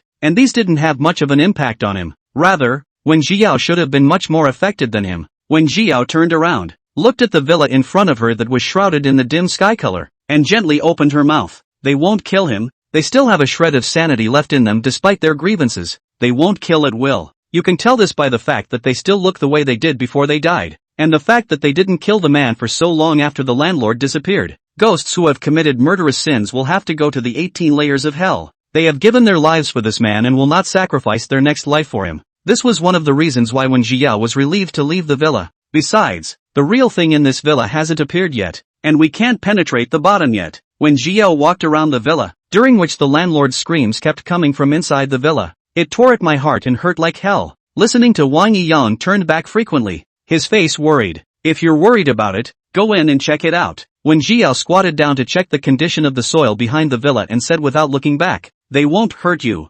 Upon hearing this, Wang Yiyang quickly shook his head and gripped the talisman in his hand. Fellow Daoist one has said that nothing will happen to him, so I believe it. As soon as the words fell, the screams in the villa abruptly disappeared, and for a while, the area around the villa was quiet, with the only sound being the rustling of the wind blowing the leaves. Wang Yiyang listened carefully with his side ear, as if he could still hear the sound of something hitting the wall. Knock knock knock. The voices were spaced out for a long time, one after another, as if they were smashing on Wang Yiyang's temples, causing his temples to jut out. Wang Yiyang reached out and pressed his temples. Having a bit of a headache, fellow Daoist one, have you heard any strange sounds? Well, I heard it. When Jiao got up and looked around for the source of the sound, but at a glance around, where was there anything else but trees? Could it be coming from inside the villa? Impossible. When Jiao said, I'm sure the source of this sound is outside. In fact, she'd heard the sound long ago, so she'd come out to check it out. The sound wasn't too noticeable when he was inside the villa, only a slight thump.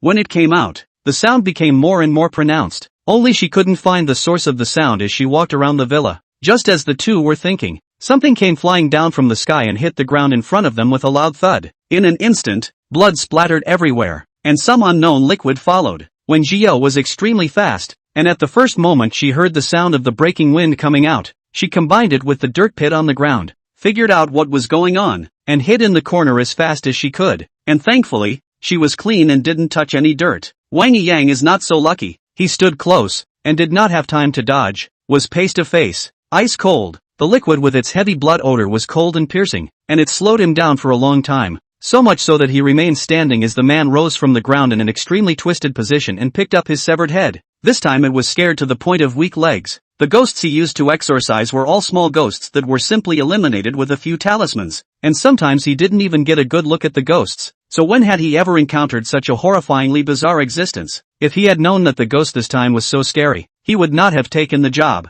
Chapter 79, He's not gone. He's just dead. Suddenly, the twisted and horrifying spirits on the ground noticed Wang Yiyang standing aside, and immediately pounced towards him quickly in a weird posture with all 4 feet facing the ground. Wang Yiyang was so shocked that he burst out. He tried to turn around, but the spiteful spirit had already grabbed his ankle. Intense pain came from the feet. Wang Yiyang was unsteady, and even fell straight to the ground. He looked back just in time to meet the corner of the spiteful spirit's mouth that grinned behind his ear, revealing the sharp fangs within. Hiss! The first thought in Wang Yiyang's mind was actually being bitten by such a mouthful of teeth. It is estimated to be very painful. The spiteful spirit moved fast, and in the twinkling of an eye, it reached Wang Yiyang, opening its bloody mouth and heading for his neck. The black gas around him seemed to condense into substance, firmly controlling Wang Yiyang, pressuring him to move, and he could only watch the hideous and horrible face getting closer and closer. He seemed to have smelled the rushing stench of rotten blood from the grudge. Right at the critical moment, the talisman that had been kept close to Wang Yiyang emitted a blinding light,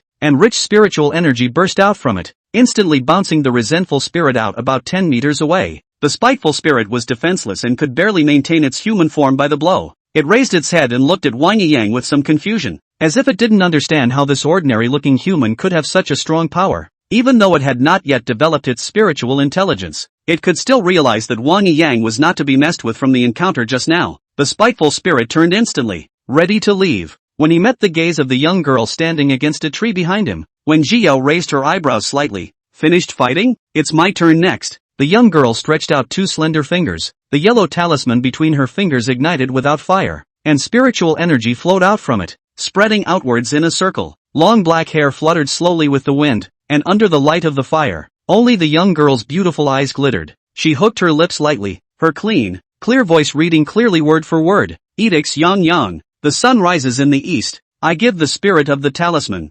Universal sweep ominous, mouth spit mountain range of the fire. The charm fly door ingested light, mentioning the monster all over the sky. Meet the calendar. Break the plague with the age of eating the King Kong. Subdue the demonic dead. Turned into auspicious. The Supreme Lord Lao Jun my GG as the order of the law. In a flash, the golden light was so great that countless spiritual energy went towards the resentful spirit and pressed it to the ground, unable to move. This scene was surprisingly similar to when Wang Yiyang was just pressed. Wang Yiyang, who hurriedly rushed here, his lips slightly opened, his face showed surprise, and his heart fluttered and beat wildly. This was the first time he had ever seen such a shocking scene, and it was unlike anything he had ever seen before. From the time he first entered the White Cloud Temple, his youngest uncle had told him that the development of metaphysics today was not what it used to be, and that many powerful predecessors had lost their lives in the war. Most of those who survive today have not even learned the skinny on those who came before them. Even the goddess of mercy herself admitted that his strength was not even a tenth of his master's, but he is still one of the few remaining masters in the world today.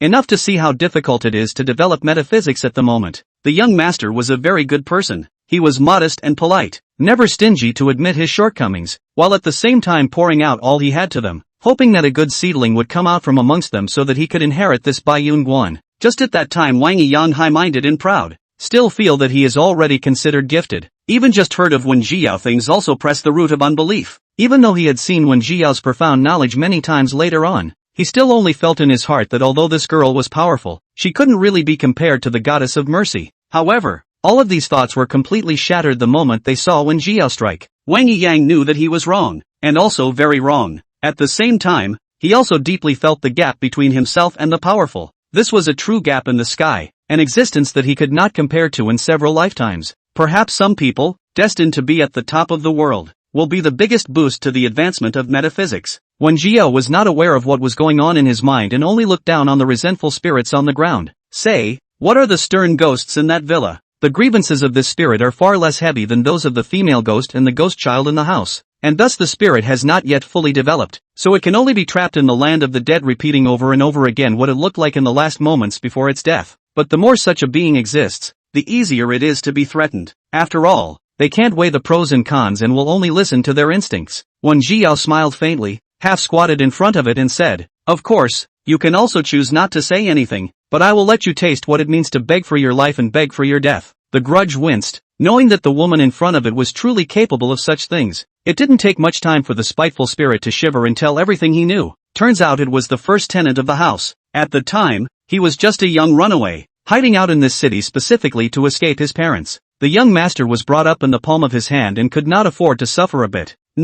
His card had long been stopped by his parents. He didn't have much money in hand, and he refused to rent one of those cheap houses. He searched for a long time and finally found the villa. The location is a little bit remote, but the good thing is that the house is cheap to rent and well decorated. The young master was defenseless and signed a contract with the landlord and happily lived there. The first day in, the youngest had nightmares. He assumed it was because he hadn't gotten any rest and simply laid around the house for days. But instead of getting better, the nightmares are getting worse. He also went from waking up from a nightmare to a dream within a dream. The young master's mental state was deteriorating, and from time to time he heard people talking and walking around the house. The naive young master thought it was because he was sick, and did not pay any attention to it, and drank the medicine and fell into a deep sleep once again. But the next day, he realized that his things had been moved. The young master was wary. The neighborhood was deserted. There was no security guard on duty at all, and this house of his was so nicely decorated that a burglar was likely to enter his home. So he stayed up all night and started searching all the corners of the house.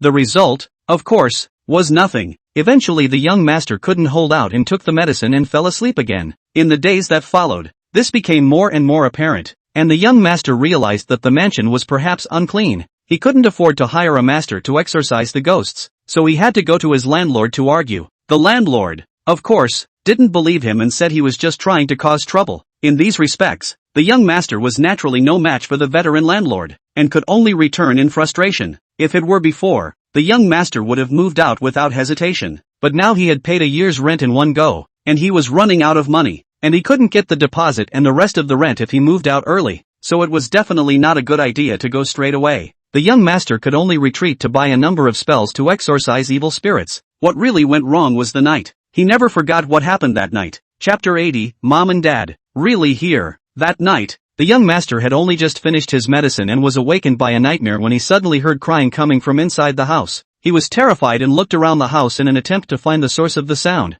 "So did you find it?" Wang Yang couldn't help but ask. The spiteful spirit gave him a ghostly look, revealing an expression that he didn't know whether to laugh or cry. "I found it," the grudge said. "That's why I'm here." That night, the youngest searched the house and the house after the youngest searched the house, but could not find the source of the sound. I don't know if it was because of the medicine, but the young master was extra angry that day and felt that everyone in the world was bullying him. When his temper got the best of him, no one could stop him, and the young master decided that he must catch the thing that was making the noise. He searched based on the size of the sound, and it really let him find the source of the sound inside the basement of the villa. "Does this villa still have a basement?" Wang Yang said. "Why don't I remember there is?" The spiteful spirit replied. "I didn't know about this at first. That basement was very hidden. It took me 3 hours to find the entrance to the basement at that time. The entrance was made into a vase, hidden inside a pile of vases on the far side of the first floor living room. If my father didn't like vases, I wouldn't necessarily see the problem. I was rotating that vase 180 degrees counterclockwise when the painting on the wall began to move slowly, revealing a deep pathway. The little young master was newborn,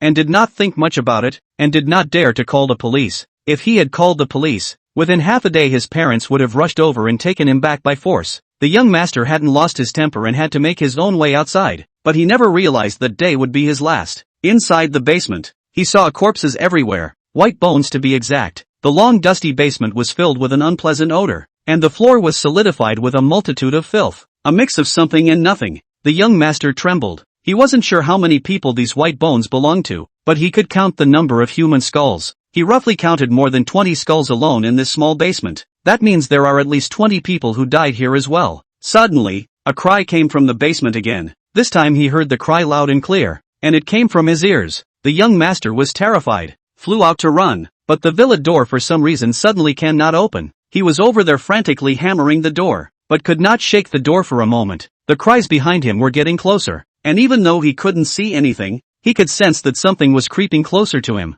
The young master had no choice but to run towards the top floor of the villa in an attempt to avoid those things. Along the way he had been trying to open the doors to the rooms on the second and third floors, but those doors all looked as if they were securely fastened by something, and could not be opened at all. The cries continued. The young master did not dare to stop, forced to run to the topmost floor of the villa, and finally pushed down by the invisible force. The young master's life came to an abrupt end. In its place was the wandering spirit of the young master, repeating the action of jumping down day and night, hovering in the area and refusing to leave. Wang Yang listened to a burst of sighs, turned his head and just wanted to ask Wen Jiao how this matter should be dealt with, just to see that she has skillfully pulled out her cell phone to send a text message. He curiously patted over to her, wanting to look but too embarrassed to go right to it, and could only look at her with one eager eye. Wen Jiao did not raise her head and only said, "Look if you want to." Wang Yang, who got the consent, was overjoyed and quickly came over to look at the content of the text message, his face showing surprise. He wanted to ask something, but on second thought, Wen Jiao is a big brother. There is something that she cannot calculate, so he did not open his mouth again.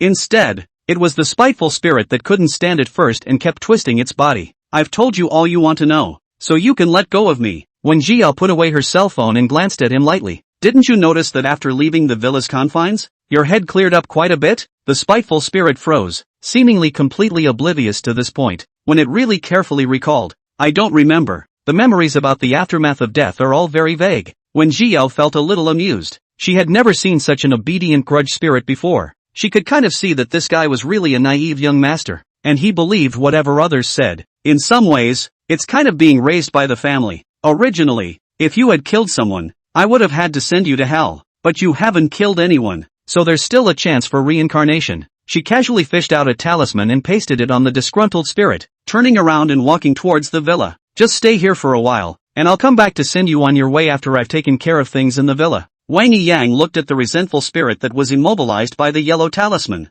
and then looked at Wen Jiao, who was gradually walking away, and did not hesitate to chase after him. "Fellow Daoist 1, wait for me." Only the grudge is left a ghost shivering with fear in the forest at night. "No, what do you mean? Didn't you say you'd let me go if I told you? Wait, come back here. Don't leave me here alone as a ghost." Wen Jiao did not turn around, but it was Wang Yang who turned around and looked at it several times. But after all, he could only be considered a small assistant, and he certainly wouldn't take the initiative to let go of the resentful spirit if Wen Jiao didn't open his mouth for this kind of thing. Just like that, the two figures slowly disappeared before the eyes of the spirits. In the back there is only endless blackness. The evening wind blew through, rustling the trees, and the suburb was sparsely populated at night, surrounded by trees and shadows, eerie and frightening. The spiteful spirit winced hard, wondering if it was a function of its increasingly clearer brain that it actually felt a twinge of fear. No, no, no, what am I afraid of? Didn't I die a long time ago? What do I have to be afraid of? The spiteful spirit kept cheering itself up in an attempt to pull itself together and find a way to break free of the yellow talisman. But after half a day's effort, it realized that it couldn't even move a single finger. The little young master still cried indisputably. To be precise, it was just dryly wailing over there. Who let the ghost not be able to cry? It couldn't even squeeze out a single tear at this time. Where's the promised reincarnation? Ooh-hoo, Mom and Dad, I miss you so much. I don't know how long it took, so long that when the little young master was already exhausted, it actually began to hallucinate. It seemed to hear Mom and Dad's voices. Mom and Dad's voices were just as they remembered. Mother gentle, father stern. It was just that both men's voices took on a bit of worry at this point. It wasn't until a warm tear fell on his body and the young master opened his eyes that he realized it wasn't a hallucination. The mother who had not seen her for a long time hugged herself in pain. My son, where have you been for so long? How could you leave your mother behind like this? Father, on the other hand, stood with red eyes and did not speak. That's Mom and Dad. They're really here. Chapter 81, now that it's happened. Don't you know your mistakes? The young master stared blankly at the two men in front of him. It's only been a few months. Parents had a lot more gray hair. It's always loved skincare. Mother eye wrinkles also more a few points. Even my father, who had always been quiet, seemed to have aged 10 years. It subconsciously wanted to reach out and caress the face of the mother in front of it, but it was suppressed by the yellow talisman and could not move. Dad, Mom, what are you guys doing here? The mother wiped her eyes, not caring that her dress, worth tens of thousands of dollars, was stained on the floor. Mom got a text message that said we could find you here. The text message actually said that they could come here to see their son one last time. She just didn't say it. On the way over, she kept praying in her mind that she would actually find her son, and hoping that what the text message said wasn't true. She'd rather she never find her son than see his cold, dead body, as long as he's still alive and well. It's just a shame that the text message was true. Her sweetest, most innocent son had literally died in the middle of these cold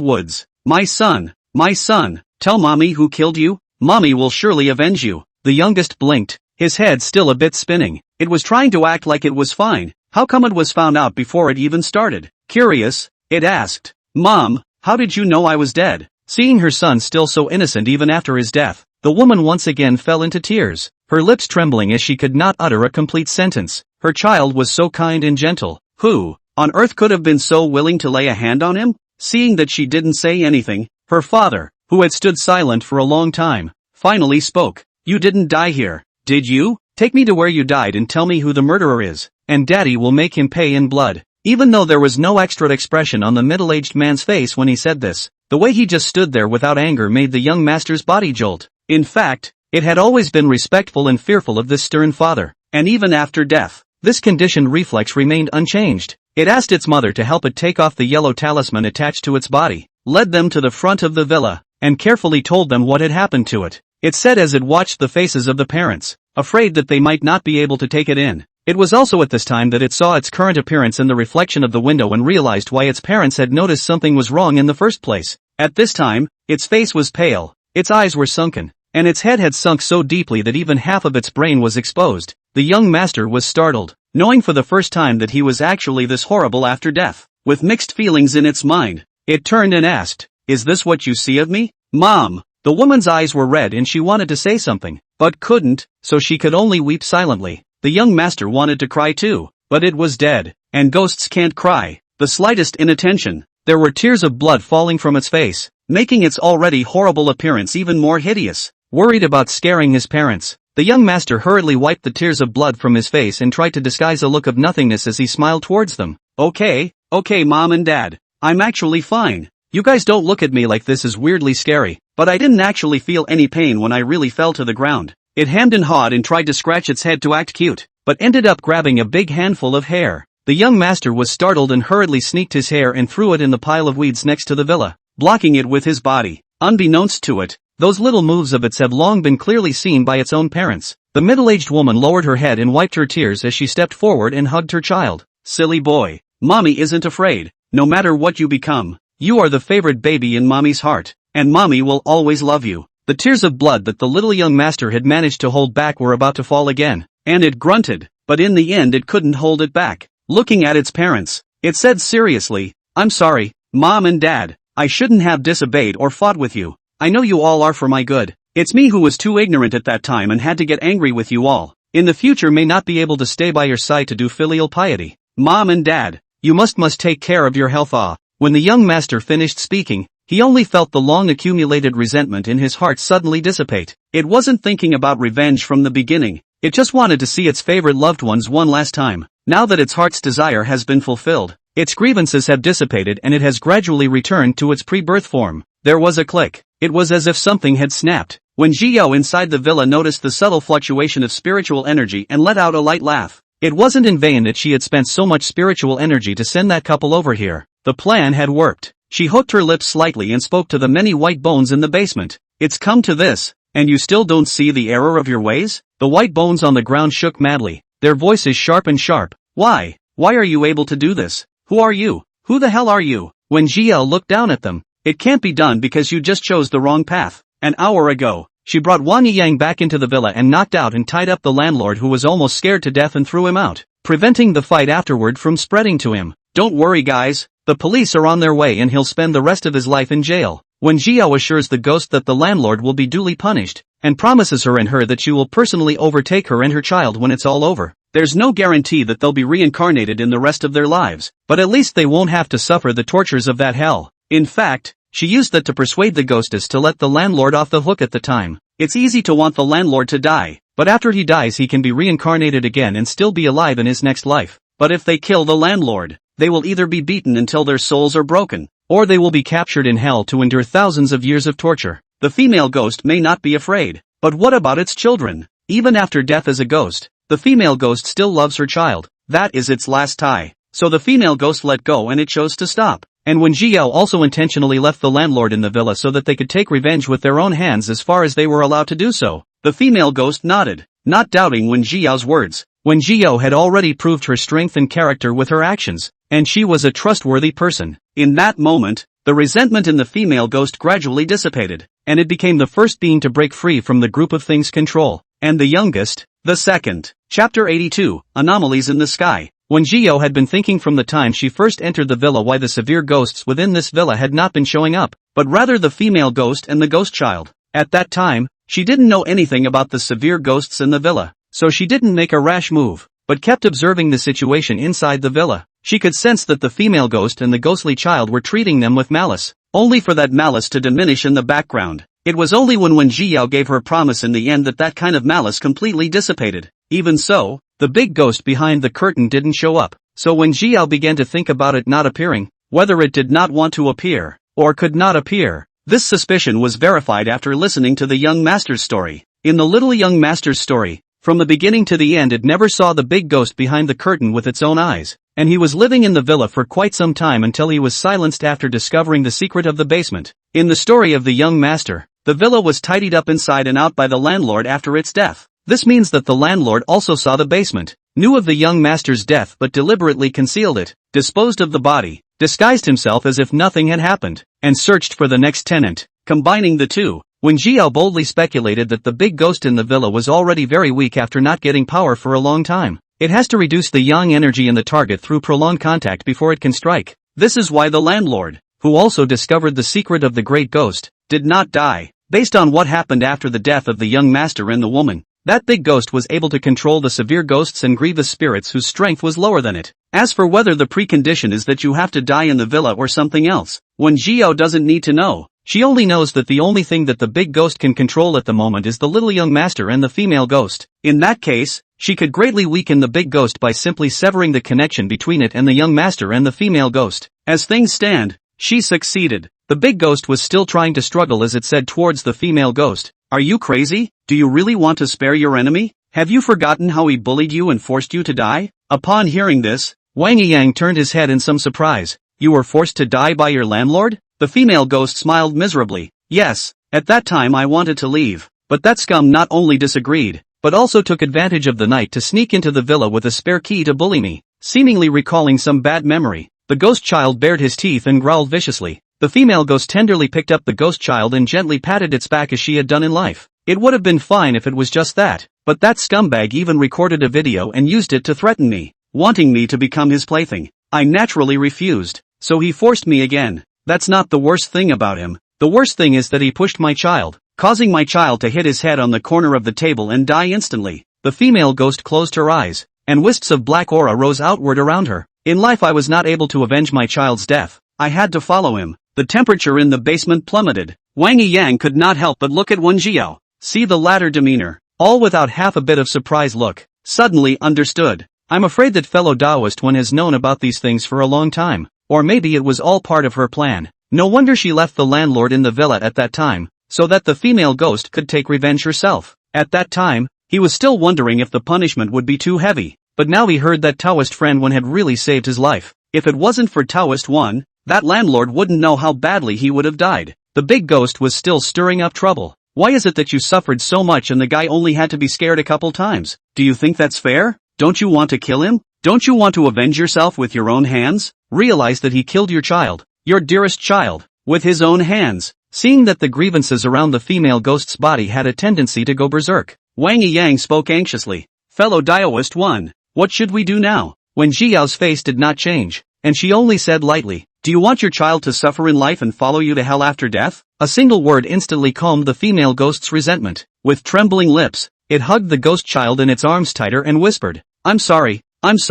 What a useless thing. What's the use of me wanting you? Seeing that the provocation failed, the big ghost was furious, and the white bones on the ground trembled with it. When Jiao knew that it was starting to try to summon its other puppet. Meanwhile, the cottage door was opened, and the young master ran in hurriedly, coming to the basement door with a clear objective. The big ghost sneered and gave an order to the little young master. Just in time. Hurry up and kill these two humans for me. The youngest cocked his head and looked around. No, who's talking? When Jiao didn't hold back a light snort and shook her head. It seems like you're really weak. You can't even feel if it's still under your control. The big ghost was shocked. How is this possible? What have you done? What the hell did you do? I didn't do anything. I just helped them understand their heart's desire. When Jiao took a step forward and stamped her foot on the senile white bones, making a clicking sound. Now, what else do you have? Use it all together. The big ghost's white bones were crushed and he let out a sharp scream. The white bones on the ground shook and twisted, and even the voice of the great ghost began to change tone. Why? Why do ye not take revenge? Don't you guys hate?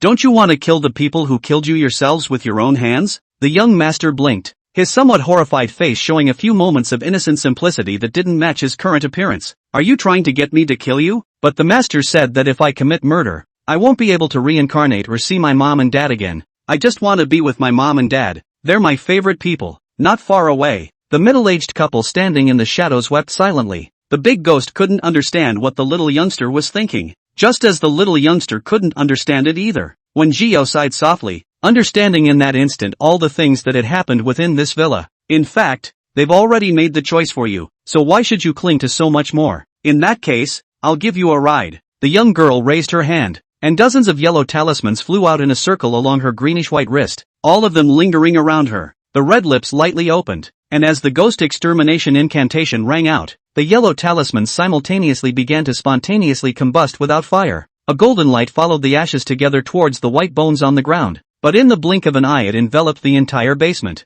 On that day, the blinding golden light shot up into the sky, becoming a heavenly vision that was endlessly discussed in the mouths of people in later generations. Chapter 83, One Thought of Heaven, One Thought of Hell. That golden light was just too blinding. Even Wang Yang, who was a human, was almost stung by that light, not to mention the several stern ghosts and spirits around him. Despite the fact that the attack wasn't directed at them, the young master and the female ghost were still quite affected, staggering back a few steps, and were about to lose the ability to even maintain their form. Seeing this, the middle-aged couple behind them, full of panic, rushed forward and protected the little young master behind them, using their bodies to help it withstand those golden lights. The female ghost, on the other hand, held the ghost child in her arms, fearing that her child would be harmed in the slightest. The big ghost screamed and raged throughout this process, from the initial indignation and rage against the injustice of the world, to the constant begging for mercy in an attempt to soften the crowd. When Jiao listened expressionlessly, her hand movements did not stop. She knew that this big ghost was miserable and had gone through a lot in life, but that was no reason for them to wantonly harm people. Whoever it is will have to pay for what they have done.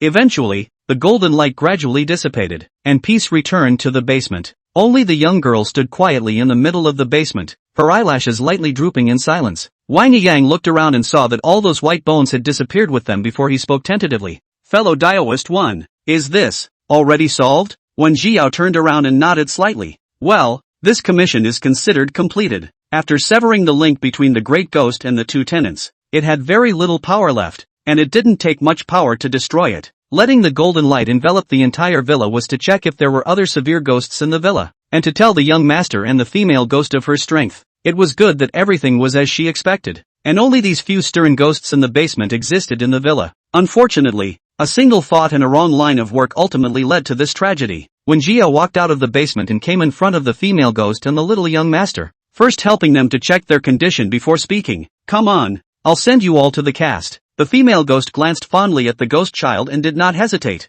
Okay, then thank you, master. It was the youngest who was hesitant to speak as he grasped the hands of his parents at his side. When Jiao didn't say much, and obediently surpassed the female ghost and ghost child first. As he watched the female ghost and the ghost child gradually disappear, the little young master's heart was empty, and he subconsciously clenched his mom and dad's hands. The middle-aged couple held his hand back, their bodies trembling slightly. They had long heard the young master talk about Wen Jiao and were clear that the text message was from her, and they were both grateful and in awe of this master. But more than that, it was hard. They'd had a hard time finding their child. Were they going to watch him disappear again? Out of their expectation, Wen Jiao did not find them after overtaking the female ghost, but went out to see how the landlord was doing. The man is still in a coma, bound like a dumpling, eyes closed tightly on the ground. Wen Jiao noticed that the position of the rope in his hand had produced a shift, stopping the movement of the person behind him to move forward, took out his cell phone and dialed the police again. Yes, I was also the one who called the police before.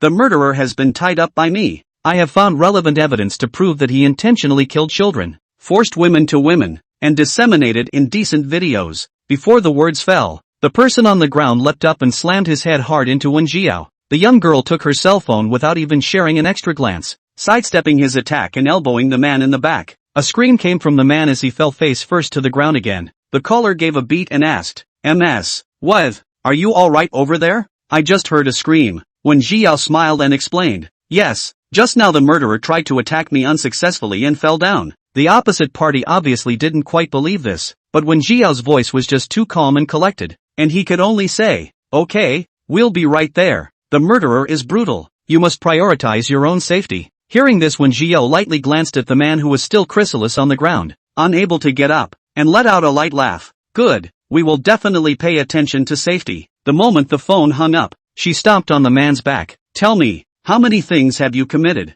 The man's whole face was buried in the ground, eating a mouthful of ash, and his heart was churning with anger and blood as he cursed. Asterisk asterisk asterisk asterisk. "You stinking, let go of me if you can do it, and you'll see me play you to death." Responding to his aggravated force of a foot, when Jiao converged his smile, his gaze cold, toast to refuse to eat a penalty wine, she picked up the man and threw him heavily to the door of the villa. "This is the man who indirectly killed your children." When Jiao looked at the time, "The police will arrive here in 15 minutes. Within 15 minutes, he is at your disposal, as long as you don't get him killed." Saying that, her red lips slightly hooked, smiling meaningfully, "You guys should know which places to hit that aren't easy to be seen and hurt, right?" The middle-aged couple glanced at each other, and when they looked at the man again, they immediately sank their faces. "Thanks, MS. What?" When Jiao waved her hand and brought Wang Yang back to the villa, leaving time for the two men and one ghost. Sitting on the sofa, when Jiao edited a dynamic to tell the crowd the exact time of the live broadcast, and looked up to Wang Yang who was next to him several times and wanted to speak. "Just ask anything you want.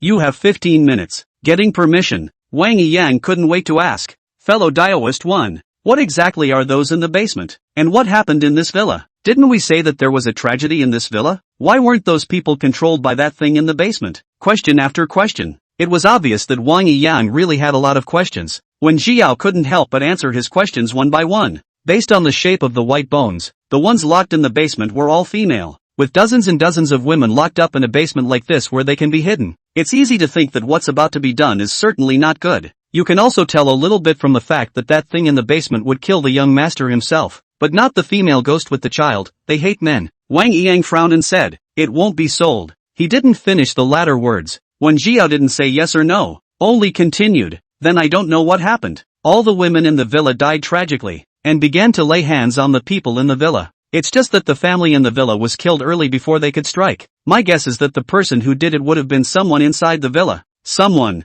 most likely female, who discovered the secrets hidden inside the villa, and in their heart they chose to take the guilty person with them and kill themselves. That person may have seen the dead souls of the women who died unjustly, and perhaps she knows a little about metaphysics, and knows that once the dead souls are moved, there is no chance of reincarnation before she does it for them. Of course, these were all Wen Jiao's judgments based on the situation of the big ghost in the basement. If they had avenged themselves, they would have been even more cruel and bloodthirsty, and would not have been so weak that they couldn't even manifest their forms, and could only rely on absorbing each other's grievances to maintain their existence. This is corroborated by the absence of the dead souls of that family in the villa. It's just a shame that they ended up failing the man. One thought of heaven, one thought of hell. Wang Yiyang's face was complicated and he wanted to say something, but in the end, it only turned into a long sigh. Sirens blared in the distance, highlighting the complete closure of the case. Chapter 84, When It's Really All for Naught. When Wen Jiao and Wang Yiyang went out, the middle-aged couple was standing next to each other, organizing their clothes. The middle-aged man was dressed in a well-tailored suit, and even though he already had some gray hair on his head, he still couldn't stop his reserved demeanor. Although the women are in their middle age, they are still very well maintained, with fair skin, firm skin, and except for a few gray hairs on their temples they can't tell their real age at all. Tidying up their clothes, the two of them resumed their usual look of nobility and elegance. If they didn't see the landlord on the ground next to them, who was in so much pain that he couldn't even wail, Wen Jiao might really think that they hadn't done anything at all. Only their simple, naive son was still concerned about the landlord. It crouched carefully beside the landlord and cocked its head to check him out, fearful that its parents had made a mistake if they hadn't been careful. The young master didn't want his parents to do something stupid for him when he was gone. Wen Jiao glanced at the landlord who was curled up on the ground but still peeked at them from time to time with his afterglow, sneered, and quickly drew a charm on his head. The landlord was tied up and couldn't dodge, so he could only watch as Wen Jiao messed around with his head. He had been a little worried that this was some new form of torture, but after waiting a while and realizing that there was no discomfort, the landlord was relieved. The youngest saw the charm for the first time and was curious enough to come over and look it over carefully. "Master, what kind of charm is this?" Wen Jiao said with a smiling face. "You'll know later."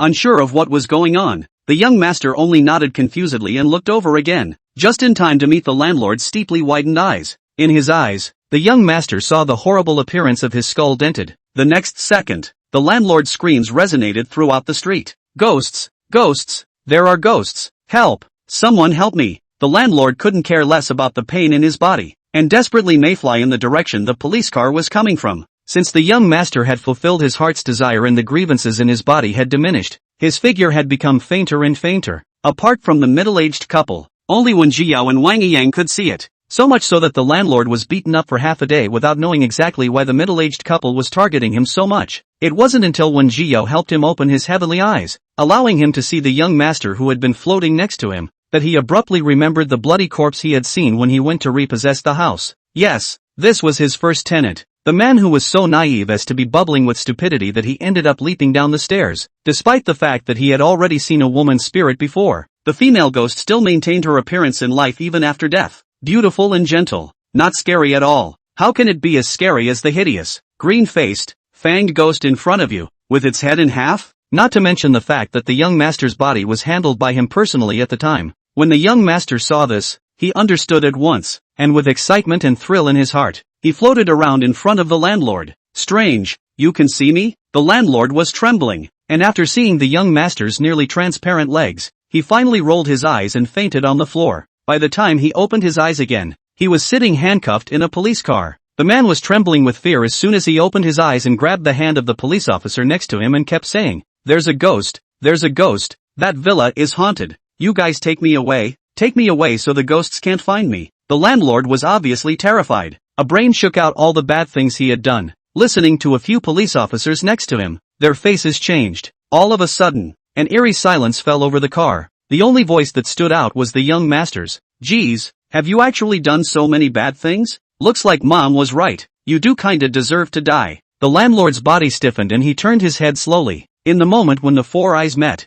the young master even gave him an embarrassed smile of being caught saying something bad. However, in the eyes of the landlord, the young master's leathery look added a few more horrifying moments. An unpleasant odor filled his eyes from the compartment. It turned out that the landlord was so frightened that he was incontinent. The latter part of the statement session was very smooth. Wen Jiao will collect all the evidence to the police, coupled with the landlord confessed to his crime. It did not take long for a few people to walk out of the police station. Outside the sky has completely darkened. The middle-aged couple stood under the street lamp, looking toward a light that was lit up not far away. With complex emotions, the youngest floated beside the two, and was quiet for a rare moment. Does the fact that everything is taken care of mean that they are going to be completely separated as well? Both men and one ghost wished the time could slow down, and slow down again, and preferably never come. Wang Yang looked at a few people and sighed lightly. Although he was deeply sympathetic to what happened to the young master, this matter was still in the end Taoist friend Wen's call, so it was not good for him to speak out. One can only hope that the young master will be reincarnated in a good life after he is transcended and live well in his next life. After standing for a few minutes, Wen Jiao put away her cell phone and raised her hand to stop a car.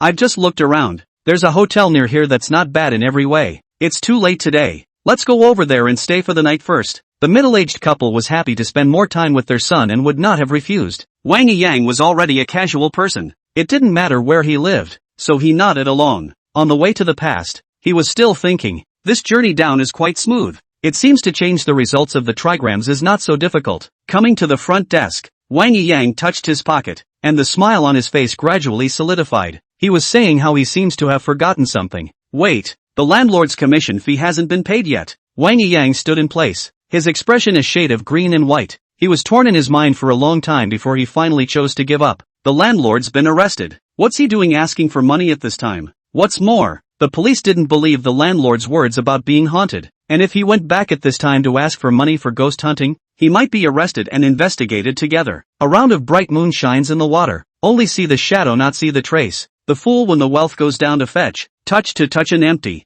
Original and empty is actually this meaning. Wang Yang said with a bitter smile and shook his head. It's really a waste of time. Fortunately, Wang Yang had helped others to solve a lot of commissions before, and he still had some money on him, which was not so embarrassing that he could not afford to live in a hotel. The middle-aged couple wanted to grab the first payment, was stopped by Wang Yang. They had to change to buy some things to the two people. When Jiao didn't refuse, if she really didn't accept anything, she was afraid that the couple wouldn't feel at ease. Taking her things into the room, she jammed in and adjusted her phone to start the day's broadcast. It was the latest she had ever been on air, and the crowd in the booth was growing instead of decreasing, and the pop-ups were sliding by so fast that she couldn't even read the words on them. Gift effects appeared and the first connectivity request popped up. Chapter 85, the one you're looking for is dead. When Jiao scanned the application for connecting the mic and first turned off the gift reward function to avoid too many people giving gifts, before tapping the accept button, a young man's face quickly appeared in the screen, all in designer labels, all high luxury. The watch on his hand alone was worth $1 million. Looks like another young master of some family. When Jiao said, what do you want to count? The man lowered his head and operated on his cell phone for a bit before looking up and saying, I've sent you the photo and the 8 characters privately, and I want you to help me find the whereabouts of this person in the photo. According to the man in the photo is his hairdresser. They grew up together and are very close. Originally, the two families agreed that if a boy and a girl were born, they would be betrothed, and if 2 boys or 2 girls were born, they would be designated as siblings. In fact, the two did have a brotherly relationship. Some time ago, his hair and family fell out, left home in a fit of anger, and has not returned. The bottom line is that he misunderstands that there was a previous incident where the man and his family told on him, so he refuses to pay attention to him. He won't return my messages, and the people I sent out can't find him, and it's been months now, and I'm uneasy in my mind, and I always feel like something's going on. The man covered his chest, with a few moments of panic on his face. I've heard that you can count everything on your side. Can you help me count his whereabouts? I'll give you 50. No, $1 million if you can help me find him. Whatever you want. Before Wen Jiao said anything, the live broadcast pop-up screen boiled first. Asterisk asterisk asterisk asterisk $1 million? Really? Young master is too generous, isn't he? It's too much money to find someone and have $1 million, right? What are you thinking upstairs? Didn't you hear the young master say that none of the men he sent out could be found? That is, what is the status of the young master of the family? He must have done everything he could and couldn't do, and he couldn't find it before he turned to Master Xiyin for help, right? There's a loud bang in the sky and the old slave shines. Young master, do you still need friends? No, I'll just be your follower. In the man's expectant gaze, Wen Jiao shook her head. No need, the man you're looking for is dead. Wen Jiao averted her gaze from the photo, but if you call his parents now, you can still see him one last time. The man froze slightly. His heart was so mixed that he didn't know how to react for a moment. If someone else had said this to him,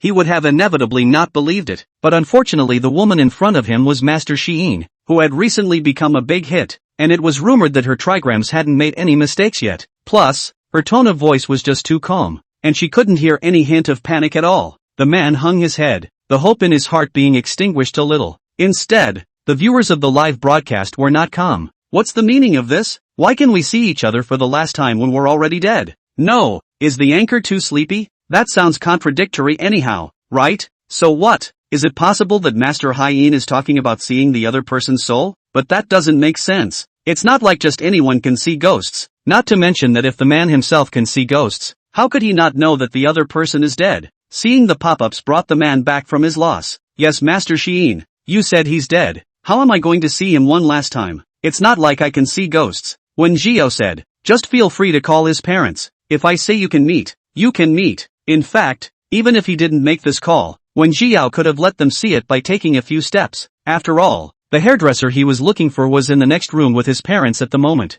The man hesitated for a moment, but picked up his cell phone and called his hairy parents. Whether it's true or not, you'll find out when you get on the phone. If the woman in front of him really dared to lie to him, it wouldn't be too late to settle the score then. The phone is answered after 2 rings, and the slightly haggard face of the middle-aged woman appears in the shot. Nan, why are you suddenly calling us at this late hour? The middle-aged woman got up and went to the window, looking flustered, as if she were hiding something. They knew that Nan and their own son had grown up together and were deeply attached as brothers. Unlike his own son, Minami had been groomed as an heir since he was a child, and at a young age had already made a small fortune in the business world. He was ruthless, thunderous, and vindictive, only showing some tenderness when he faced his own son. When their son was kidnapped earlier, Minami was like a madman and arrested all the kidnappers, almost causing a big trouble. There was no telling what he would do if he learned of his son's death this time. Thinking of this, the middle-aged woman sighed. Xiao Nan, Auntie still has some things to take care of. Let's talk about anything in a few days, okay? At least until the murderer was convicted.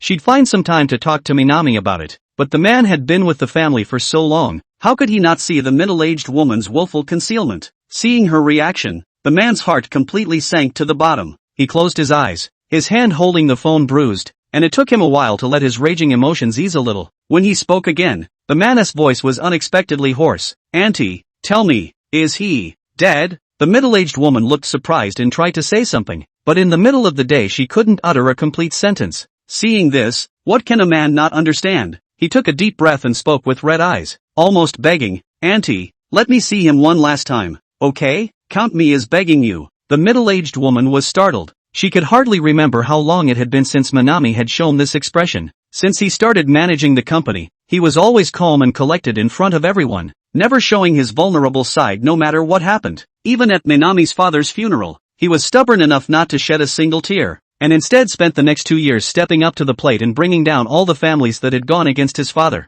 After a long silence, the middle-aged woman sighed. Actually, he is beside us. I don't know if you can see him. The middle-aged woman turned to the direction of the living room, where the middle-aged man was saying his last confession to his son. The live viewers held their breath and watched the video with rapt attention. But where was anyone else but a man seen talking to himself to the air? The man, too, apparently seeing nothing, was in a hurry for help. Master Hyene. He could feel that the person he'd been looking for so long was there, right there on the couch, but he couldn't see him. When Gio sighed softly, yellow talisman as a guide, lit a incense laced with rhinoceros eyes. Now you can see him. Chapter 86, everything is up to him. Really? Minami froze, and then looked towards the cell phone screen once again, only to see that a young male ghost with a sunken skull and a pale face had suddenly appeared on the still empty couch. Even though it was very different from what it had been in life, Minami recognized him at first. Minami opened her mouth to say something, but the tears had fallen silently. What has he been through all this time to become what he is today? Minami didn't dare to think about it, but he had to know what his hairdresser had gone through in order to pay back all of that pain to the murderer in one lump sum. Seeing this appearance of Xiao Nan, the middle-aged woman's heart was difficult, and she spoke softly. Xiao Nan, you don't feel too sad. The murderer has been arrested. The middle-aged woman wanted to say some comforting words, but the words were reduced to a sigh. No one in the world understood that feeling better than they did, and those words of comfort didn't help in the slightest. She hesitated for a moment, but asked, Nan, do you want to talk to him? Minami finally got over her grief and shook her head gently. No, Auntie, I'll just look at him from a distance. It wasn't that Minami didn't want to talk to him, It was just that he understood the other man too well to know that he certainly didn't want to appear like this. Let him live in his memory as the best-looking man he could be. Anyway, after avenging him, they'll meet soon. Nan, who was immersed in grief, didn't notice the pop-ups that were frantically swiping in the live broadcast. When Jiao didn't open the heavenly eyes for Xiaonan alone, but rather, she used the rhinoceros incense to haunt the little young master, so that it could be seen by people for the time being. Thus not only Minami, but all the viewers in the broadcast room saw this ghost that suddenly appeared with only half of its head left. Asterisk asterisk asterisk asterisk. This, I'm not mistaken. Why is this man with half a head? Ah, my ass. This guy came out of nowhere. Mommy, I saw a ghost. No, did you guys see that? What's showing on that guy's head? It can't be brain, can it? Oh, don't be ridiculous. I can't believe I've seen such a scary ghost in my lifetime. Hoo. Laughing, where's the guy who said it was a script? Go on, come on, tell me what kind of actor can do this. The netizens' discussion didn't last long as Minami had cut off the video. He placed his cell phone on the table and took a deep breath, his entire being shrouded in shadow and no longer making a sound. Seeing this, when Jiao sighed softly, don't do anything stupid, he'll be angry if he finds out. Minami gave a start, and his heart felt like it had been scratched hard by a large invisible hand, hurting him. The hand hanging down at her side loosened and clenched. Minami eventually said nothing and turned off the link in silence. At the end of the day, when Jiao didn't see his face, so naturally he couldn't deduce the final direction of this matter based on the changes in his facial features, and she wouldn't start another trigram specifically for this matter. Everyone has everyone's destiny, and all she can do is to remind him that the decision of what to do is still in his own hands. The streak cut off, and when Jiao released a half-minute foo-foo without changing her face, grab a fortune bag if you need one. There are 2 more trigrams today. Having just experienced the ghost incident, the crowd's enthusiasm for Wen Jiao was now soaring, and in less than 10 seconds there were already nearly 30,000 people participating in grabbing the lucky bags. Soon the list appeared, and when Jiao reopened the reward function, the other party is very self-conscious, not waiting for Wen Jiao to speak, has sent the Gua Jin over, which applied for a continuous microphone. The connection is connected and an old woman with gray hair, over 100 years old and wrinkled, appears in the shot. Just after seeing Wen Jiao, she knelt on the ground, ready to kowtow to the other party. Wen Jiao frowned slightly and grabbed the opportunity to speak. Grandma, hurry up, you gave the Gua Jin. I will help you solve your problems. There is no need for you to kneel. The grandmother sniffed and raised her head, her eyes tearful. Really? Master, can you really help me solve my problem? Wen Jiao said. Well, you get up first and tell me about your problem in detail. Good. The old lady nodded repeatedly, reared up, and trembled as she recounted what had happened to her. Her name is Li Fengchun. She is 78 years old and has a son in his 40s. In the early years their life was all right, and although the family was not very well off, her son was dutiful and never spared her suffering. The daughter-in-law he found was also a good girl, not to mention beautiful, and took good care of her as a mother-in-law. In the company of the two, the old lady is also considered to be in good health. Eat well. The change happened a few months ago. During that time her daughter-in-law was pregnant, and in order to earn more money to take care of the child, the old woman's son decided to go to the big city to work, and would only return for the new year. Her daughter-in-law, on the other hand, stayed at home to nurse her health and incidentally to keep her company as an old lady. Granted, a pregnant woman living with a 70 or 80-year-old woman will inevitably encounter many difficulties. Luckily, the family is usually very warm to their neighbors, and now those folks are willing to come and help them when they are in trouble. Even though he was away from home, his son was still thinking about them and often called back to check on them. I thought that was the way things were going to be, but a few months ago, her son suddenly came home, and that's when the change happened. When they got home, their son was like a different person. Not only did he ask them to hand over all the money they had saved at home, but he also beat and scolded them. At first the two thought he was having some kind of problem and asked patiently. In return, their son pointed at their noses and cursed them angrily. He says it's their fault for dragging him down and making him what he is today, and that they are of no use at all. What else can they do but waste money? The old lady was old. Where could she hear such words? She almost passed out on the spot. The son, however, didn't care and just took the money from the two men and left the house. Poor daughter-in-law, a pregnant woman who was all close to giving birth. This kind of thing can only drag her tired body to take care of her mother-in-law. Now without money, the two cannot even go to the hospital to check, can only lie at home, rely on their own slowly carry through. Fortunately, both of them were not seriously hurt, and after resting for a while they gradually got better. After the old lady woke up, she has been trying to contact her son, only that the other party either did not answer the phone, or answered the phone as all kinds of insults. Seeing her daughter-in-law's belly getting bigger and bigger,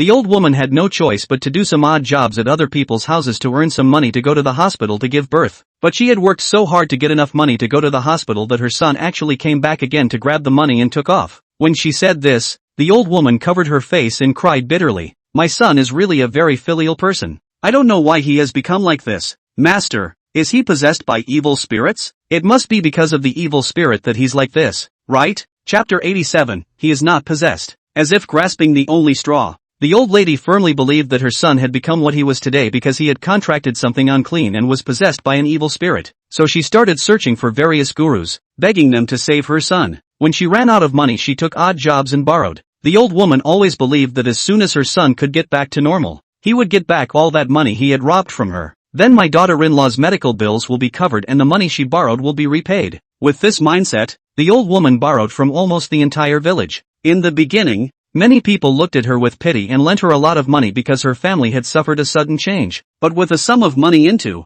looking for the master changed again and again. The old lady's son has never been better, but instead intensified, began to abuse the whole village. Gradually, the people in the village didn't dare to have any more contact with him. The daughter-in-law also advised the old lady to stop and not to continue like this, but she still stubbornly believed that it was just that the master she was looking for wasn't powerful enough, and that if she could just find a powerful enough master, she would be able to get her son back. The old woman couldn't borrow any money and went back to odd jobs, but because of all the things that had happened to their family before, the people in the village didn't dare to ask the old lady to help them anymore. The old woman had no choice but to go to the next village for odd jobs. It was hard to earn some money, so she started looking for a guru again. It's just that as the guru she's looking for gets more and more famous, it costs more and more money, and the little she earns from odd jobs alone just isn't enough. In desperation, she started borrowing money from people in the next village. The people in the next village didn't know her well at all, and except for the families she helped, who were too embarrassed to refuse and lent her a little, the others simply ignored her. With such a small amount of money in her hands, the old lady was disheartened. It was at this time that she heard someone in the next village discussing Master Hyan. She rushed over to find out more about it, only to learn that there was a particularly hot Hyan master on the internet recently. She not only counted a lot of great things, but also from the live broadcast so far, there has not been any problem with any of the trigrams. The most important thing was that Master Sheen was only $2,000 a hexagram, too much cheaper than those individual masters she had looked for, and she had just over 2,000 on hand. The old lady was so ecstatic that she decided to go online and ask for the help of Guru Sham. She wasn't sure when Master Sheen was going live, so she started squatting from that time until now, and it was hard for her to connect to the microphone. Please, Master Sheen, you must save my son. You're the only hope I have left. When the old lady spoke in an agitated place, she was ready to kneel down for Wen Jiao again, when Jiao's eyebrows jumped as she hurriedly stopped it. Don't move yet. Send me a picture of your son and the 8 characters in a private chat. The old lady nodded repeatedly and operated her cell phone for half a day before she sent her son's 8 characters in photo. When Jiao looked at the photos and said in silence for a moment, the photos better be taken recently. Don't take the ones from too long ago to me. The man in this photo is in his late teens, and it looks like it's years old. A person's face is subject to change, and if he gradually grows crooked as he grows up, his face will become mean and vicious. So taking a photo from many years ago and asking her to look at her face will somewhat cloud her judgment, especially if this is currently an unknown situation. It would be good to get photos of the aftermath of such an occurrence. Grandma, do you have any pictures over there of your son after he was possessed? The old lady thought for a moment and slammed her thighs. There is. At that time, my neighbor said something about my son coming to the house to get money again and took a picture of me. I'll look for it. It should still be in my phone. The old lady, wearing presbyopic glasses, picked up her cell phone and rummaged around for half a day, squinting her eyes in a way that looked like she had a very hard time finding it. About 5 minutes later, she was beaming. Found it. Found it. New photos were sent over, and when Jiao frowned at the first sight of them. Grandma, are you sure this picture was taken after he was possessed? Yes. At that time he was all possessed for a long time,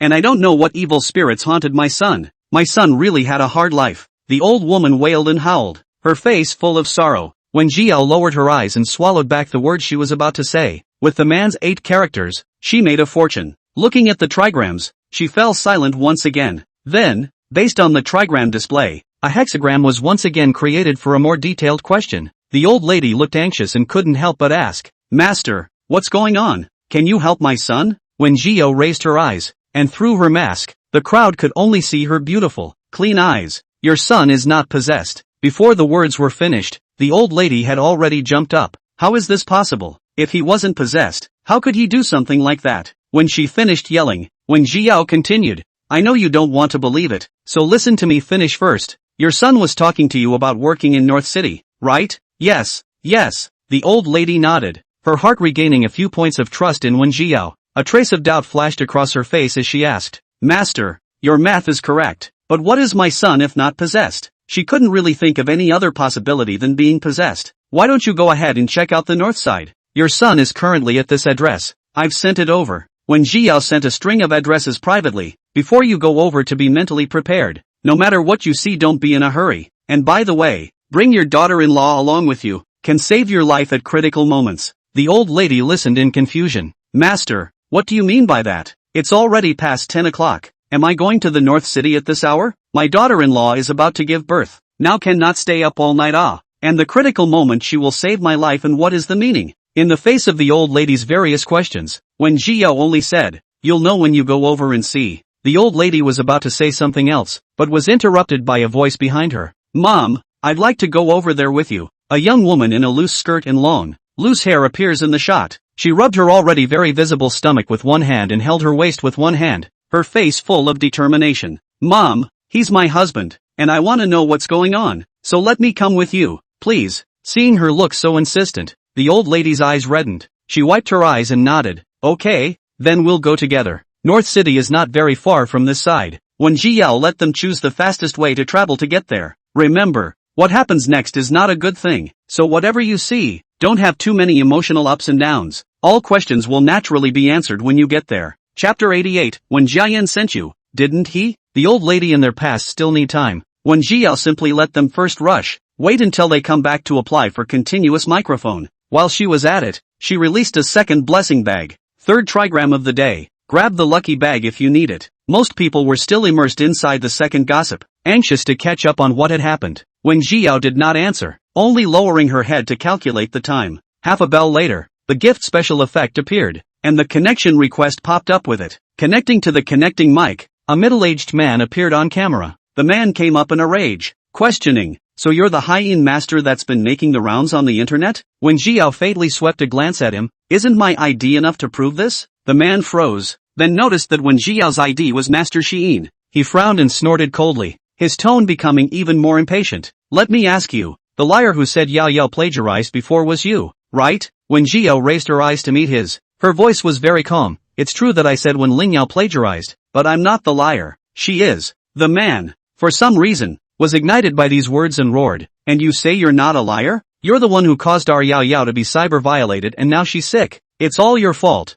Yoyo was all set to update, but it turns out she's going to stop again because of you. Our Yao Yao is so gentle and kind. How could she possibly plagiarize? On the contrary, you're the liar. You don't even dare to show your true colors. What is it if you're not weak-minded? The man roared out several interrogative words in one breath, and his eyes seemed to be on fire as he looked at Wen Jiao. To correct you, she didn't break the update because of that, but she couldn't write it at all, so she made up a sick excuse to avoid updating it. Wen Jiao smiled faintly, not angry. Did Wen Lingyao find you here, or did Wen Jiayan find you here? She casually pinched her hand and revealed a dazed look. So it's Deacon 1. The man's face changed, and he pulled up his voice and said angrily, I don't understand what you're saying. Can't understand? Then do you dare to open your collection records for us to see? Let's see if there's a transfer from the one family on it. Slender fingers gently tapping on the desktop. When Jiao's voice was not hurried, but it clearly reached everyone's ears. Why don't you move? Are you afraid to? The man opened his mouth, obviously anxious. Asterisk. That's my transfer record. Who am I to show it to you? What are you? Aha, so it's a weak heart. When Jiao came to a conclusion and said with a change of topic that, You've been a hobo for so many years, gnawing away at home for the last 10 years. And now that your parents are old and there's no money left for you, won't you have a bad conscience if you starve them to death? Poor your mother. Before she starved to death she kept thinking that her son wouldn't be so hard-hearted. She just had something on her mind and forgot about them. It's just a shame they waited until they were starved to death themselves to see you come over. How desperate do you think they must have been when they were starved alive? With every word, the man's face hardened. By the end of the day it had turned into a face ashen and trembling. He kept roaring angrily, trying to shut Wen Jiao up, but Wen Jiao had already toned down his side of the voice in advance. Obviously, he yelled that the whole building was almost heard, but it was transmitted to the live broadcast room but only a tiny sound, which could not cover Wen Jiao's voice. The biased look of his frenzy further corroborated Wen Jiao's words. The live stream instantly exploded. Asterisk asterisk asterisk asterisk. Really? This man is so shameless? That's his own parents. How can he do that? No. Am I the only one who noticed that Deacon Wen actually paid someone to come after Master Sheen? That's movie director 1. Come on. When Jiayan's title of movie star was already watery, completely bought with money, I've always felt that he's not up to par. To be honest, Wen Lingyao is Wen Jiyan's sister. His sister has been wronged. It is normal for Wen Jiyan to help retrieve the scene, right? Shouldn't the premise of this be that Wen Lingyao's was indeed misunderstood? Now that we don't even know if Wen Lingyao is a plagiarist yet, isn't it a bit disgusting for him to do this? No, you guys should care about those old people. That's 2 human lives. Wen Jiao glanced at the pop-up screen, paused, and continued. You don't really think that this opportunity right now is a chance for you to get rich from heaven, do you? Her gaze fell on the dark shadows behind the man, imploring. This opportunity was supposed to be a fortune that your mother sought for you across thousands of miles to a temple in the capital, and it was because of your mother that the Winchesters found you. But when you learned of this,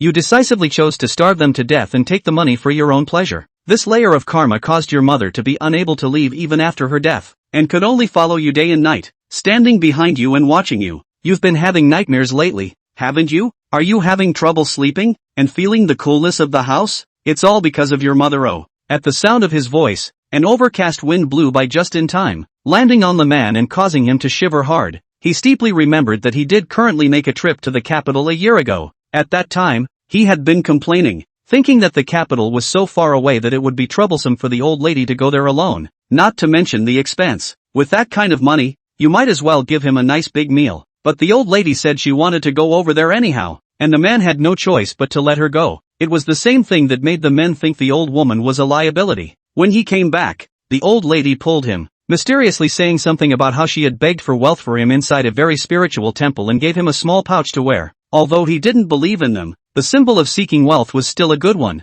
and he wore it all the time. That is, until the Wen family found him and told him to go to Master Sheen's live broadcast and make a big mess. No matter what, to make Master Sheen's reputation stink, he was given $200,000 for the deposit alone, and there was a big reward after it was accomplished. The man was instantly impressed and ready to take the job, but the old lady felt that Master Sheen was so hot lately, he must be somewhat competent, and this job could not be taken. The two had an impulsive argument, so in a fit of pique he sent his elderly parents, who were not too leggy, to an old house in the country. In order to starve them, he even deliberately took all the food from the house. When he went back again, the two had indeed starved to death. But how did Master Hyan know all this? The man winced, remembering the pouch that had begged for money. Could it be that at that time, his mother felt that this fortune came because of the brocade bag, and that's why she didn't let him mess with Master Sheen? It was too late to think about it. A gust of cloudy wind blew by and the man's eyes widened as he suddenly screamed. Chapter 89, He's dead. Just in front of the man, a dark shadow gradually took shape,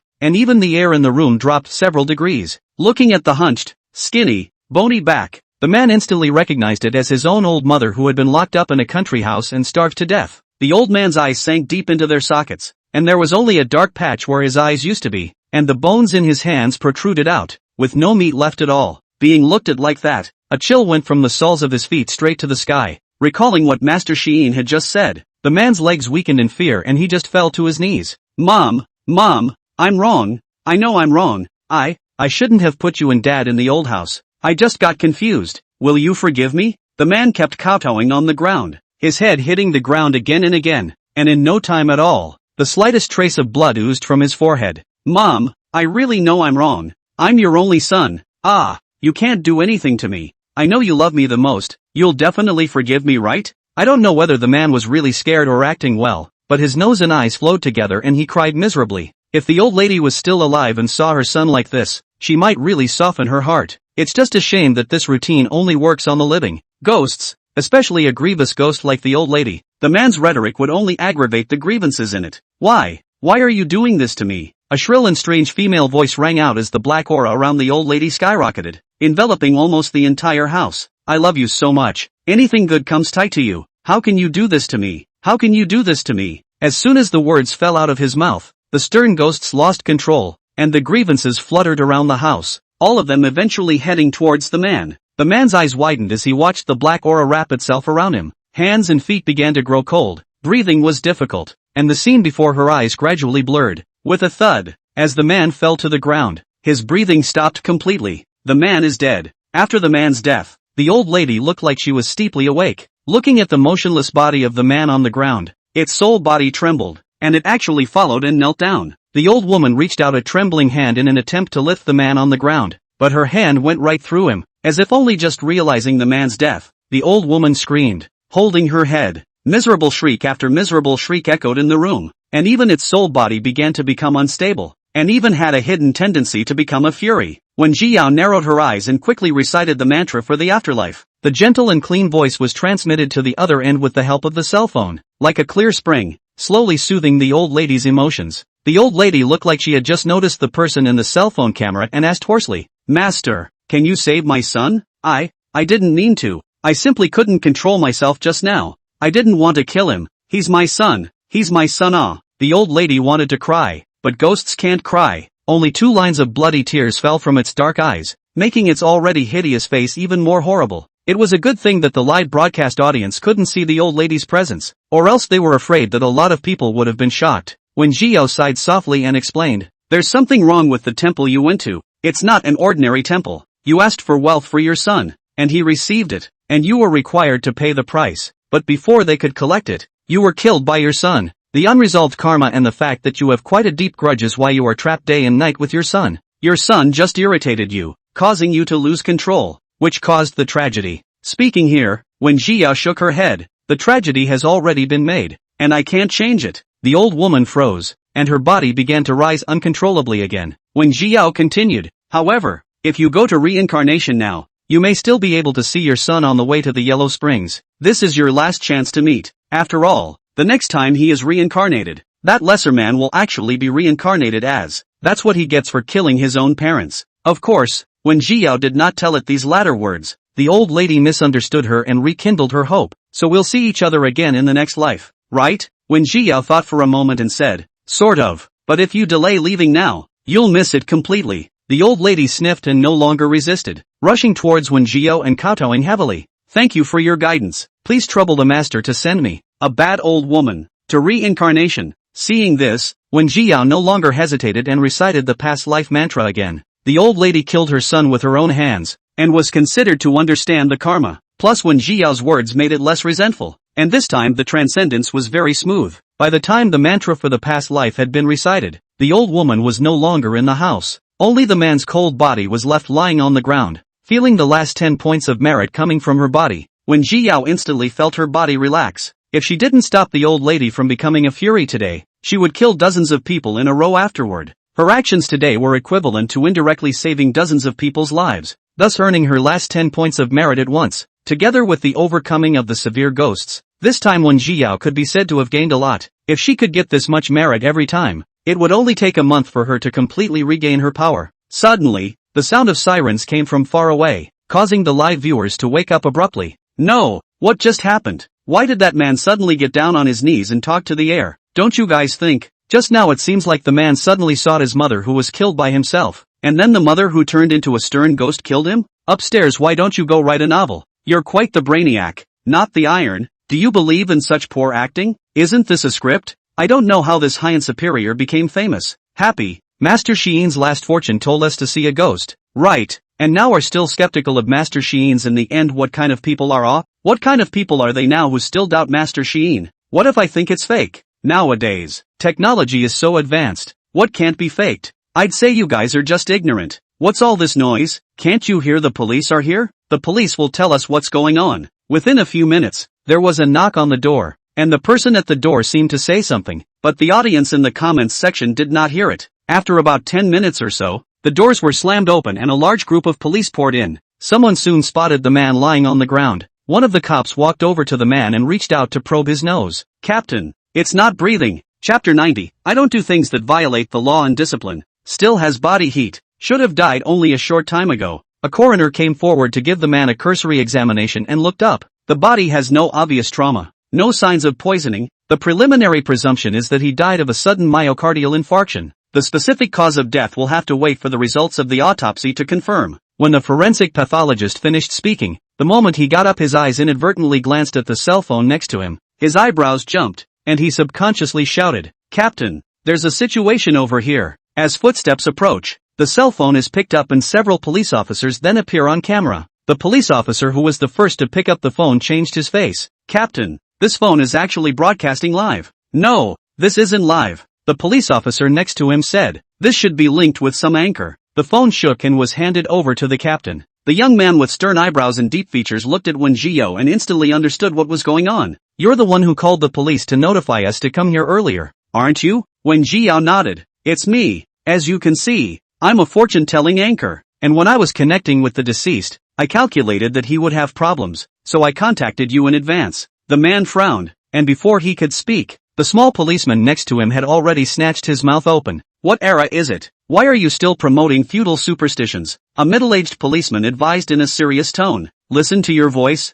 you should not be very old. Little girl, you are still so young. Do whatever you want, but never use feudal superstition to cheat people. This is illegal, no?" Although the middle-aged policeman's tone was serious, looking at his expression, he was indeed genuinely worried about Wen Jiao. Wen Jiao smiled. "Please don't worry. I never do anything illegal or else I wouldn't have called the police in the first place, wouldn't I?" The middle-aged policeman froze, as if he only just remembered the matter. His probing gaze fell within the live broadcast, and he turned his head to ask, "Captain, are we allowed to check the live replay?" The captain nodded and rushed to Wen Jiao. "This Master Xiyin, the case is being investigated, and there may be subsequent areas that require your cooperation, so please also stay in your place of residence for the time being and wait for a summons at any time." After saying that, he signaled the person next to him to cut off the phone's connectivity first, put the phone into the evidence bag, and bring it back for proper investigation. The streak cut off, and calm returned to the live room. The live audience exploded. Asterisk asterisk asterisk asterisk, it's really the police. So the guy is really dead? My mom. It's too scary. 1 second you're talking on air, the next second you're on the ground. Human life is also too fragile. How come no one suspects it's scripted at this point? Where's the guy who just taunted? Blackie speaks. "No, that captain is also too handsome, right? Shasha, I'm also a witness. Can you subpoena me? But this man looks so healthy, could he really die suddenly? And just now Master Hien was seeing a ghost, right?" Sweeping the comments, Wen Jiao said, "I did see the ghost of his mother. As for the cause of his death, everyone wait for the police autopsy results can be." That being said, what else didn't the live viewers understand? Asterisk asterisk asterisk asterisk thinks extremely scared, so this man really is taken by his mother, right? It's only right to take him away. Who made him chew on his old age for so many years and starve his own parents to death when he had money? He's a real piece of work. It's a good death. If you ask me, this kind of scum should die as soon as possible. Master Hien, so he was really killed by his own mother? This time, Wen Jiao didn't respond to the questions on the pop-up screen and only sighed softly. People are doing. The sky is watching. Everyone still need to think more before doing anything. Don't make a big mistake because of a thought, then it will be hard to regret. Well, today's live broadcast is here. The daily live broadcast is in the morning, and those who need it can come and apply for connectivity at that time. After saying that, Wen Jiao closed the live broadcast, took off her mask, and got up to stretch, just in time for bed. She took a shower and slept until morning. She had just gotten up the next morning when there was a knock at the door. Opening the door, Wang Yiyang lifted the large bag in his hand to her, grinning. "Fellow Daoist 1, this morning I went for morning exercise, and incidentally bought you some breakfast. Want to eat some?" When Jiao looked at it, and there were donuts, buns, noodles and soy milk in it, and there were quite a few categories. Noticing her gaze, Wang Yiyang explained, "I didn't know what you like to eat, so I bought some of all of them, just so I could call them to eat with me as well." When Jiao took the breakfast and said thank you, and went with him to the middle-aged couple's door and knocked. After waiting for a while, the door opened. The middle-aged couple was still dressed in yesterday's clothes. Their eyes were dark underneath. Their spirits were haggard, and they seemed to have been up all night. Seeing the two, the middle-aged couple raised a forced smile, looking a little nervous. "Master, can you give us some more time? We still want to talk to him more." The little young master floated right next to the two, his body a little more transparent than yesterday, but his spirit was quite good, and his mouth chattered endlessly. "Mom and Dad, it's okay, you don't have to be nervous. I will come back to you even if I go to reincarnation." Seeing this, Wang Yiyang hurriedly explained up. "You guys misunderstood. Taoist friend Wen didn't come here to overtake it. We just came over to ask if we want to have breakfast together." He handed over the breakfast in his hand and smiled. "I bought more than enough for 2 people to eat, and thinking that you guys shouldn't have eaten yet either, I simply came to ask you." The middle-aged couple was a bit flattered, thanking them while accepting the breakfast and looking at Wen Jiao from time to time. After thinking about it, Wen Jiao still explained, As long as you guys want, I can keep on not overtaking it. Really? The middle-aged woman was so happy that the breakfast in her hand almost fell on the floor. When Jiao reached out and steadily dragged her breakfast, continuing, but you have to think clearly, it could have been there before, partly because the villa was too heavy with grievances, and partly because of its own unfulfilled wishes. Now that it has seen you, its wish has been fulfilled, and it has left the villa, without its grievances to support it. It will only grow weaker by staying with you. As you should have noticed, its body is starting to turn transparent. If it continues at this rate, in 3 days at the most, it won't even be able to maintain its form, and at that time, once you all get close, it will all be burned by the yang qi from your bodies. That's when it really suffered. You guys, do you want it to suffer like that? The middle-aged woman covered her mouth and said incredulously, how can? Despite all the reluctance in their hearts, they were all clear that the master in front of them would not lie to them. Master, is there really no other way? As long as you can keep my son with us, pay you as much as you want. When Jiao lowered her eyes, and only after a long time did she say, there is indeed another way. Chapter 91, You underestimate the evil of human nature. What way? The middle-aged woman's face was full of eagerness, and she stepped forward, ready to pull when Jiao's hand. The middle-aged man coughed softly and reached for his wife, patting her shoulder to signal her to calm down a bit and sidestepping to make way. The two masters come in first. After all, things were special, and it wasn't good for them to just stand in the hallway and talk. It would be bad if they were overheard and treated as mentally ill, but it would be bad if it affected their plans. Sitting at the table, Wang Yang distributed breakfast to several people, and wanted to say something to ease the atmosphere, but looking at the serious expression of the two people, the words reached his mouth and swallowed back, greeting the two men's expectant gazes. When Jiao asked, even if this method requires you to pay a huge price, are you willing to do so? I'm willing, the middle-aged woman said without hesitation. Whatever it takes, I'm willing. The young master who floated in the back clenched his fists at the words, wanting to cry but unable to do so, and could only float back and forth in the house in annoyance.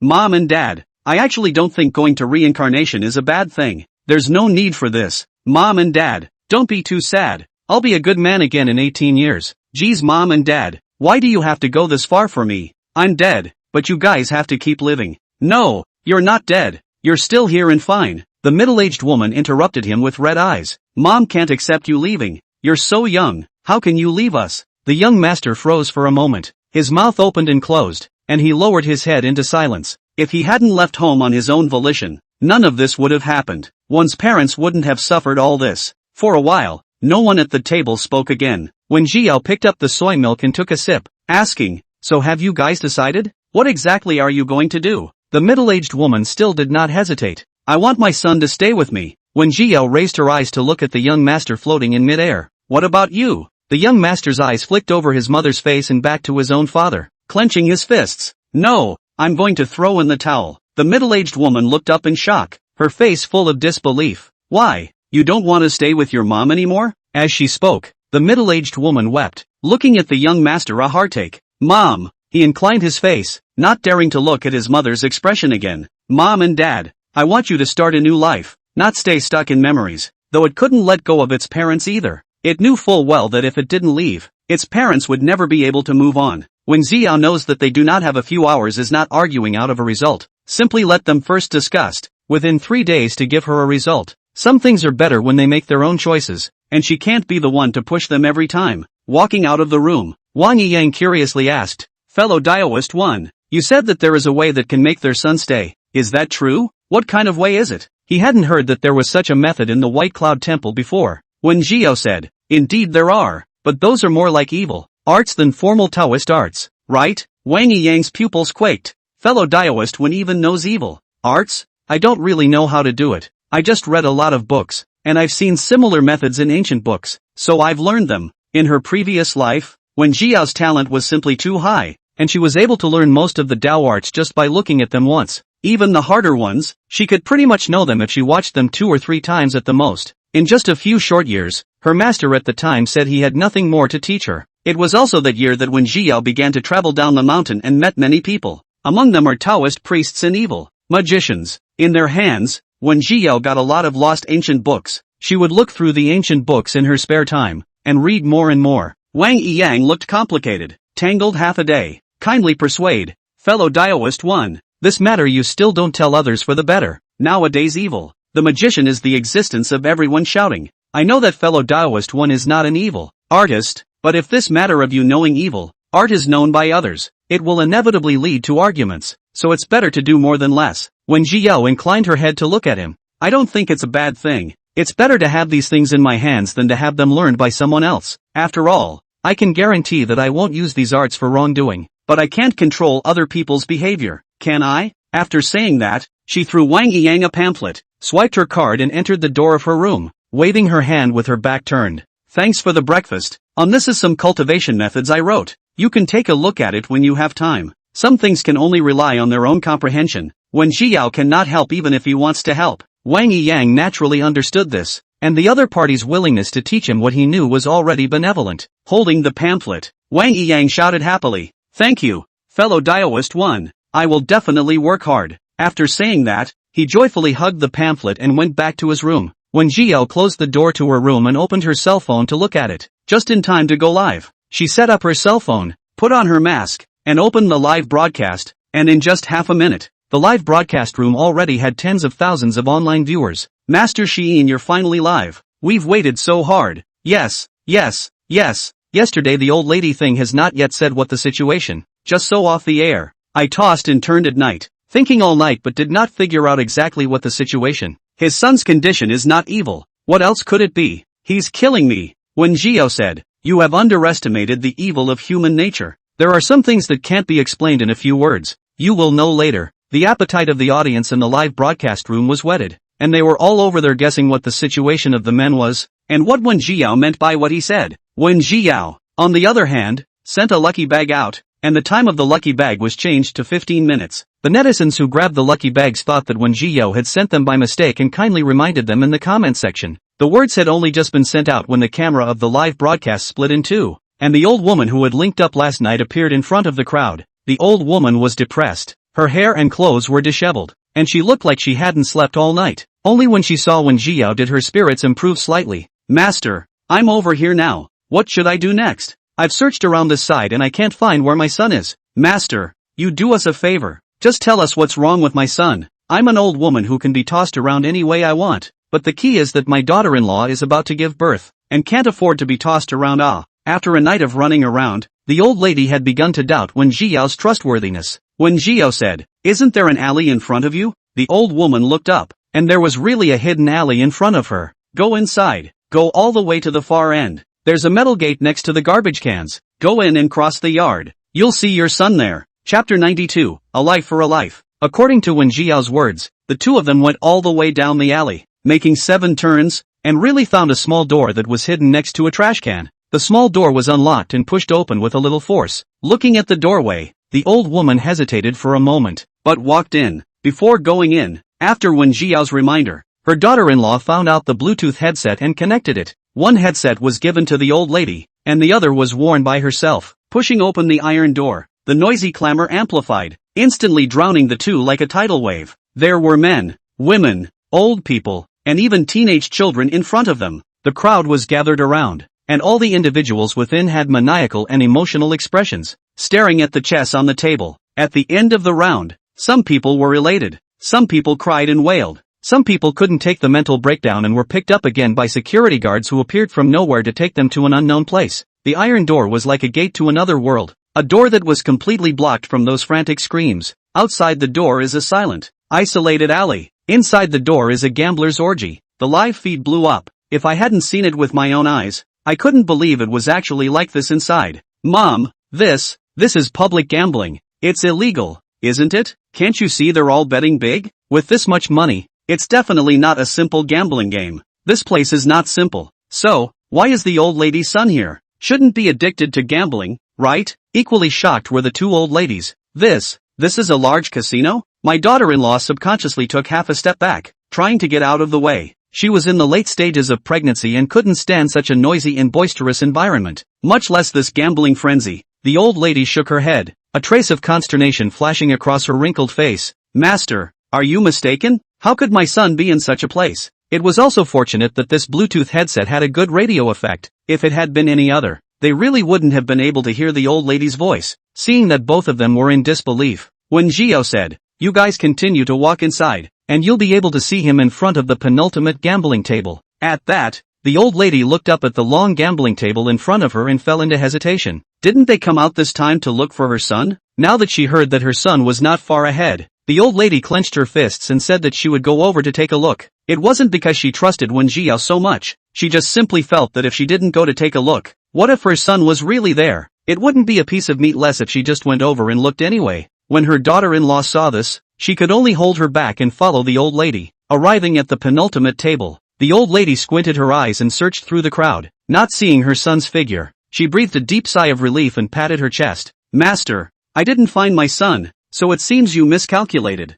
I knew my son wouldn't come to a place like this. He's usually the best behaved. Before the words fell, the old lady turned her head and collided with a middle-aged man who hurriedly ran. The middle-aged man was tall, and although not robust, he was so strong that he knocked the old woman to the ground in one fell swoop. Before the old woman could react, she heard the man's angry scolding. Asterisk asterisk asterisk asterisk. Dead old woman, you don't have eyes. Bumping into me hurts like hell. No, what's wrong with you? Don't you know how to respect the old and love the young? It was obviously you who bumped into me. Before the old lady could finish her sentence, she was interrupted by her daughter-in-law's exclamation. The daughter-in-law covered her mouth and looked at the man with surprise. Honey, I can't believe you're actually here. What are you doing here? At those words, the man then set his eyes on the two men before him. After seeing the faces of the two men, the man frowned subconsciously and was about to turn his head away. When the old lady saw this, she couldn't care less about the pain in her body. She climbed up in a flash and went forward to stop him. Son, it's Mommy. Have you forgotten Mommy? Mom's coming for you. The old woman didn't notice the impatience in the man's eyes at all, and grabbed his arm as she prepared to walk out the door. Mom knows it all. You're like this because you're possessed. Don't be afraid, son. Mom will cure you. Even though the casino was noisy, the old woman's voice attracted the attention of many people around. Seeing more and more people looking over, the man's face became even more annoyed, backhandedly grabbing the old lady's hand and pulling her towards a quiet place nearby. When he waited for a place where no one was around, the man completely exploded and yelled at the top of his lungs. Damn old woman, how did you find this place? Who the sent you over here? The old lady was confused by the yelling, or her daughter-in-law behind her said, Honey, don't be like this, we're just too worried about you. The man glared back at the woman, wanting to curse her along with him, but his eyes fell on her already large stomach, and he didn't curse out after all. Even if he didn't feel sorry for his daughter-in-law, the child in her stomach was bleeding his own blood in the end, and he didn't want the child to have an accident at this juncture. Seeing him like this, the old lady who was concerned about her son thought that he had briefly regained his consciousness, and said in a hurry, Son, talk to Mom. What's going on here? Don't be afraid. Everything has Mom. Mom will definitely help you. Help me? The man laughed in exasperation. If you really want to help me, then bring me all your money. At the mention of money, the old lady's face changed slightly. Son, you sober up, but do not get hooked on gambling. The man shrugged off the old woman and snorted lightly. I knew you dead old woman wouldn't give me money, so if you don't give me money, get the hell out of my way. With that, the man turned and tried to leave. Unrelenting, the old woman came forward and hugged his calves, saying she wouldn't let him go. Son, Mom is doing this for your own good. Just listen to Mom. Mom won't hurt you. Damn it, get thee off me. The man tried to draw his foot back, but he couldn't move it at all. In his anger, he kicked the old woman hard in the chest and raised his hand to smash it. Seeing that something was wrong, my daughter-in-law tried to step forward, but tripped at the critical moment and her stomach began to turn over in pain. Ah, it hurts. It hurts. Mom, husband, help me. Baby, baby. The daughter-in-law rolled on the floor covering her stomach. Noticing her daughter-in-law's condition, the old woman also became anxious and crawled that way on her hands and knees. The man struggled in his mind for a long time, but eventually chose to turn his head for help after seeing the blood coming out from underneath the woman. It was a pity that the casino staff heard this and immediately had the security guards kick out all three of them. The three of them were thrown heavily to the ground, and their daughter-in-law, who was already in pain, turned pale and had fallen into a coma. For the first time the man had a panic attack. He found his cell phone and tried to call the hospital, but the phone had long since been broken in the action he had just taken. Steeply, the old lady remembered Wen Jiao's words. In a pinch, your daughter-in-law will save your life. Is this so-called life-saving a life for a life? At the critical moment, Wen Jiao said, take her to the exit of the alley and wait. The ambulance will arrive in a minute. Chapter 93, it becomes someone else's dish of fish. At this point in time, the two men could not care less about whether it was true or not, and immediately took the woman and ran towards the alleyway entrance. It's actually best not to move the pregnant woman at this time and wait for medical personnel to come. But there was no way. The alley was too narrow and remote for an ambulance to drive in. In a crunch like this, one more second wasted is one less chance a woman has of surviving. The two men brought the woman to the entrance of the alley as fast as they could, during which time the woman had been wailing in pain, her face pale and blood flowing from beneath her. Good thing the ambulance really drove over, as Wenjio said. Several paramedics came to the woman with a stretcher, and with only one glance, their faces instantly changed. Quick, the patient is in bad shape. Get her up there now. The old lady stood by in a hurry, wiping her tears of regret. I'm the one who did this to you. I'm the one who did this to you. With that, he turned around and slapped his own son in the face again. That's your daughter-in-law, and it's your seed she's carrying in her belly. It doesn't matter how you want to beat me, but you can't do this to your daughter-in-law. Have you forgotten how she treated you and me all these years? This time the man didn't fight back. He clenched his fists and lowered his head. The veins on his hands bulged. The whole man looked like he had aged 10 years overnight.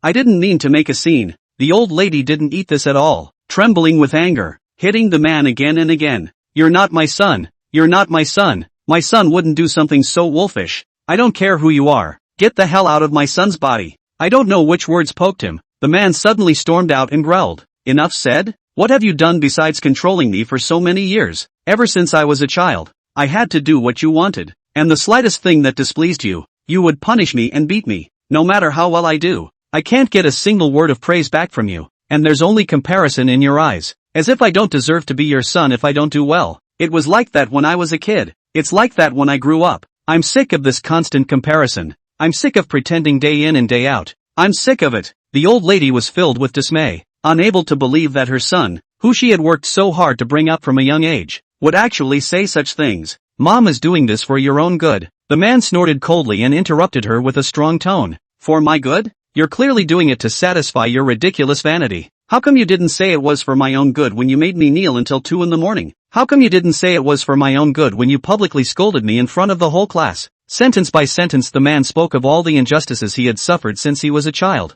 and with every word the old woman's face grew a little paler. One thing after another, all of them expressed the man's dissatisfaction with his mother. I just went gambling on purpose. I just don't want you to keep controlling me. I hate you. I hate you. In the end, the man nearly broke down and roared out. From the beginning to the end, I was just a tool for you to show off. If I could choose, I would never be your son. You rebellious son. Really angry with me. The old woman held her chest, trembling badly, and took out her cell phone, which was in her jacket pocket, and smashed it hard on the ground. The live feed came to a screeching halt as netizens recalled the final argument between the two and realized everything. I see. This man has never been possessed. He just doesn't want to pretend anymore and releases his nature. It's outrageous. Talking about his mother controlling him. Is gambling a good thing? Look at him. It's a good thing his mother controls him. Otherwise he would have killed and set fire to the place. Not necessarily. My mom is very controlling. To be honest, I really feel suffocated with her. And I even suffered from depression for a while.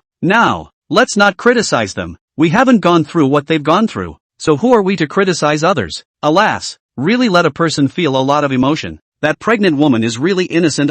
Married to such a man. And now are going to give birth to still encounter so many things. It is simply an unmitigated disaster. I'm the only one who cares if the baby will survive. It's scary when a pregnant woman bleeds so much. When Gio said, it can be preserved. That girl is kind by nature and has done a lot of good deeds. There is a golden light of merit on her body to protect her. Although it is not much, it is enough to help her preserve this pregnancy. Except that she would choose to divorce the man after she had the baby and go into business for herself with the baby and become the owner of a small company. It's not a particularly big earning, but it's still okay to keep her clothed and fed for the rest of her life. Upon hearing this, the live streamers have called it a good job and praised the woman for being sober and independent. And that's what she should do. Someone also asked what happened to the remaining two. As for that pair of mother and son, when Jiao lowered her eyes, faintly said, the man was arrested by the casino people to break his arms and legs because he owed a huge gambling debt. His mother committed suicide because she could not accept the fact. In the face of such a harsh reality, the live audience sighed. Unlike the previous lopsided comments, this time the pop-ups were heavily polarized,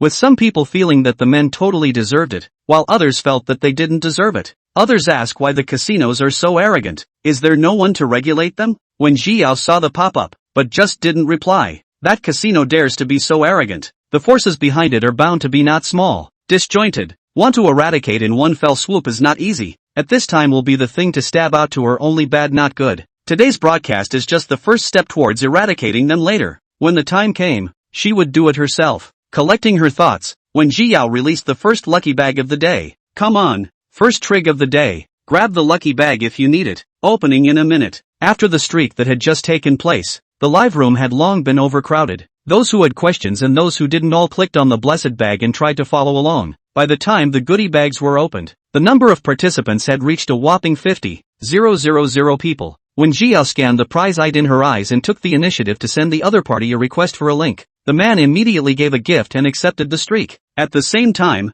when Jiao also released the second lucky bag, which also closes in 1 minute, the young man who appeared in the shot froze. Master Shein, we've only just connected to the mic. Why are you handing out a second lucky bag? Because our streak will end soon. When Jiao adjusted her posture and asked, what do you want to count? The young man wanted to say something, but still didn't dwell on the issue. Master, it's like this. I've raised a penguin in the online cloud, but in the past few days it suddenly stopped moving. I'm so worried about it. Master, can you help me calculate what's wrong with it? The worry on the young man's face didn't seem to be fake. When Jiao started a fortune and said, your penguin turned into someone else's dish, and now it's being drained out. Middle-aged man? Chapter 94, your mom was starved to death alive. No, who are you to say that the penguin I raised was eaten? I saw it moving all the time the other day. Unable to accept this, the young man darts out his cell phone and puts the penguin's course of action in front of the camera in an attempt to convince the crowd that the penguin is still alive. When Jiao shook her head and sighed lightly, you don't believe me when I say it. What about them? While the young man was still pondering who this they referred to, the netizens on the air had already begun to make their presence felt. Mr. Teacher, you mean, you raise penguins that don't eat, drink, go ashore, or breathe across the Argentine Cape Tomboy and still float with the currents? Is that right, Mr. Teacher? Your penguin doesn't look like he's swimming. It looks like he's turned into a takeaway. Your QQ seems to have been stolen. Teacher, your pet is of sufficient level to have evolved into a killer whale or seal or shark. Brother, your pet seems to have retreated from the circle, from the biosphere. The young man was dumbfounded and wanted to retort, but as he looked at one pop-up after another, he opened his mouth and froze, unable to say anything. He anxiously wanted to retort, but he couldn't speak to so many netizens. Most of the time, often before he finished a sentence, the netizens sent a dozen or 20 sentences. To the back he could only stomp his foot in anger, actually crying. Seeing this, the live streaming netizens were also confused. They don't seem to have said anything out of line, right? Why is a big man still crying? When Jiao had expected this, there was no extra expression on her face. She only reminded lightly, the second lucky bag is open. As the words fell, the crowd noticed that the 2-minute-long goodie bags had been opened. The timing was actually just right. No wonder Master Shein had distributed the second blessing bag in advance. So it turned out that he had anticipated all of this. While the old fans were already surprised, the new viewers were shocked and the pop-ups were hearing wows. When Jiao didn't care about the trolling on the pop-up screen, scan the list of prizes in the eyes, and read out the name. Soon the gift special effect appeared and a link request popped up. A woman in her late 30s or so appeared on the air. The woman had long hair, thick eyebrows, and despite the slight wrinkles on her face, she was still beautiful and atmospheric. Only now her eyes were red and swollen. Her face was pale, and she looked a bit of a mess. Master Shein, hello, my name is Zhang Xiaowen. The woman's voice was a little raspy, and she cleared her throat in an effort to sound clearer. In her account, the crowd learned that Zhang Xiaowen's mother, who was in her 80s, had just died. In Zhang Xiaowen above there are 2 brothers. 2 brothers have been 40 years old. Has long been a family, successful career, family, counted in the eyes of the crowd successful people. In contrast, she was much less impressive, having a small store of her own but not yet married. Their village thinking was rather traditional, and once there was a woman over 30 who was still not married, she would be laughed at by the village people as being unwanted. As a result, Zhang Xiaowen has always been inferior to their 2 older brothers in the eyes of the village. Over the years my mother has gotten older, and she has trouble with her legs, so I didn't feel comfortable with her being alone in the village, so I took her back to my house to take care of her. When she mentioned her mother, Zhang Xiaowen showed a few moments of tenderness on her face, and it was obvious that she and her mother had a good relationship, but as she spoke, her eyes reddened. I was living well with my mother and my 2 brothers insisted that I couldn't take care of my mother and wanted to take her away from my house. I was thinking that they make more money than I do, and their house is bustling, and that it would indeed be better to leave mom with them than with my family, and that's why I sent her there. But how long has it been? It's only been 6 months, half a year and mom died. How can I dare to believe that? Zhang Xiaowen clenched his teeth, trembling with anger, his eyes scarlet. They actually told me it was because mom wasn't well in the first place and treated me like a little cutie. Lies. Mom is obviously fine in my house. The bottom line is,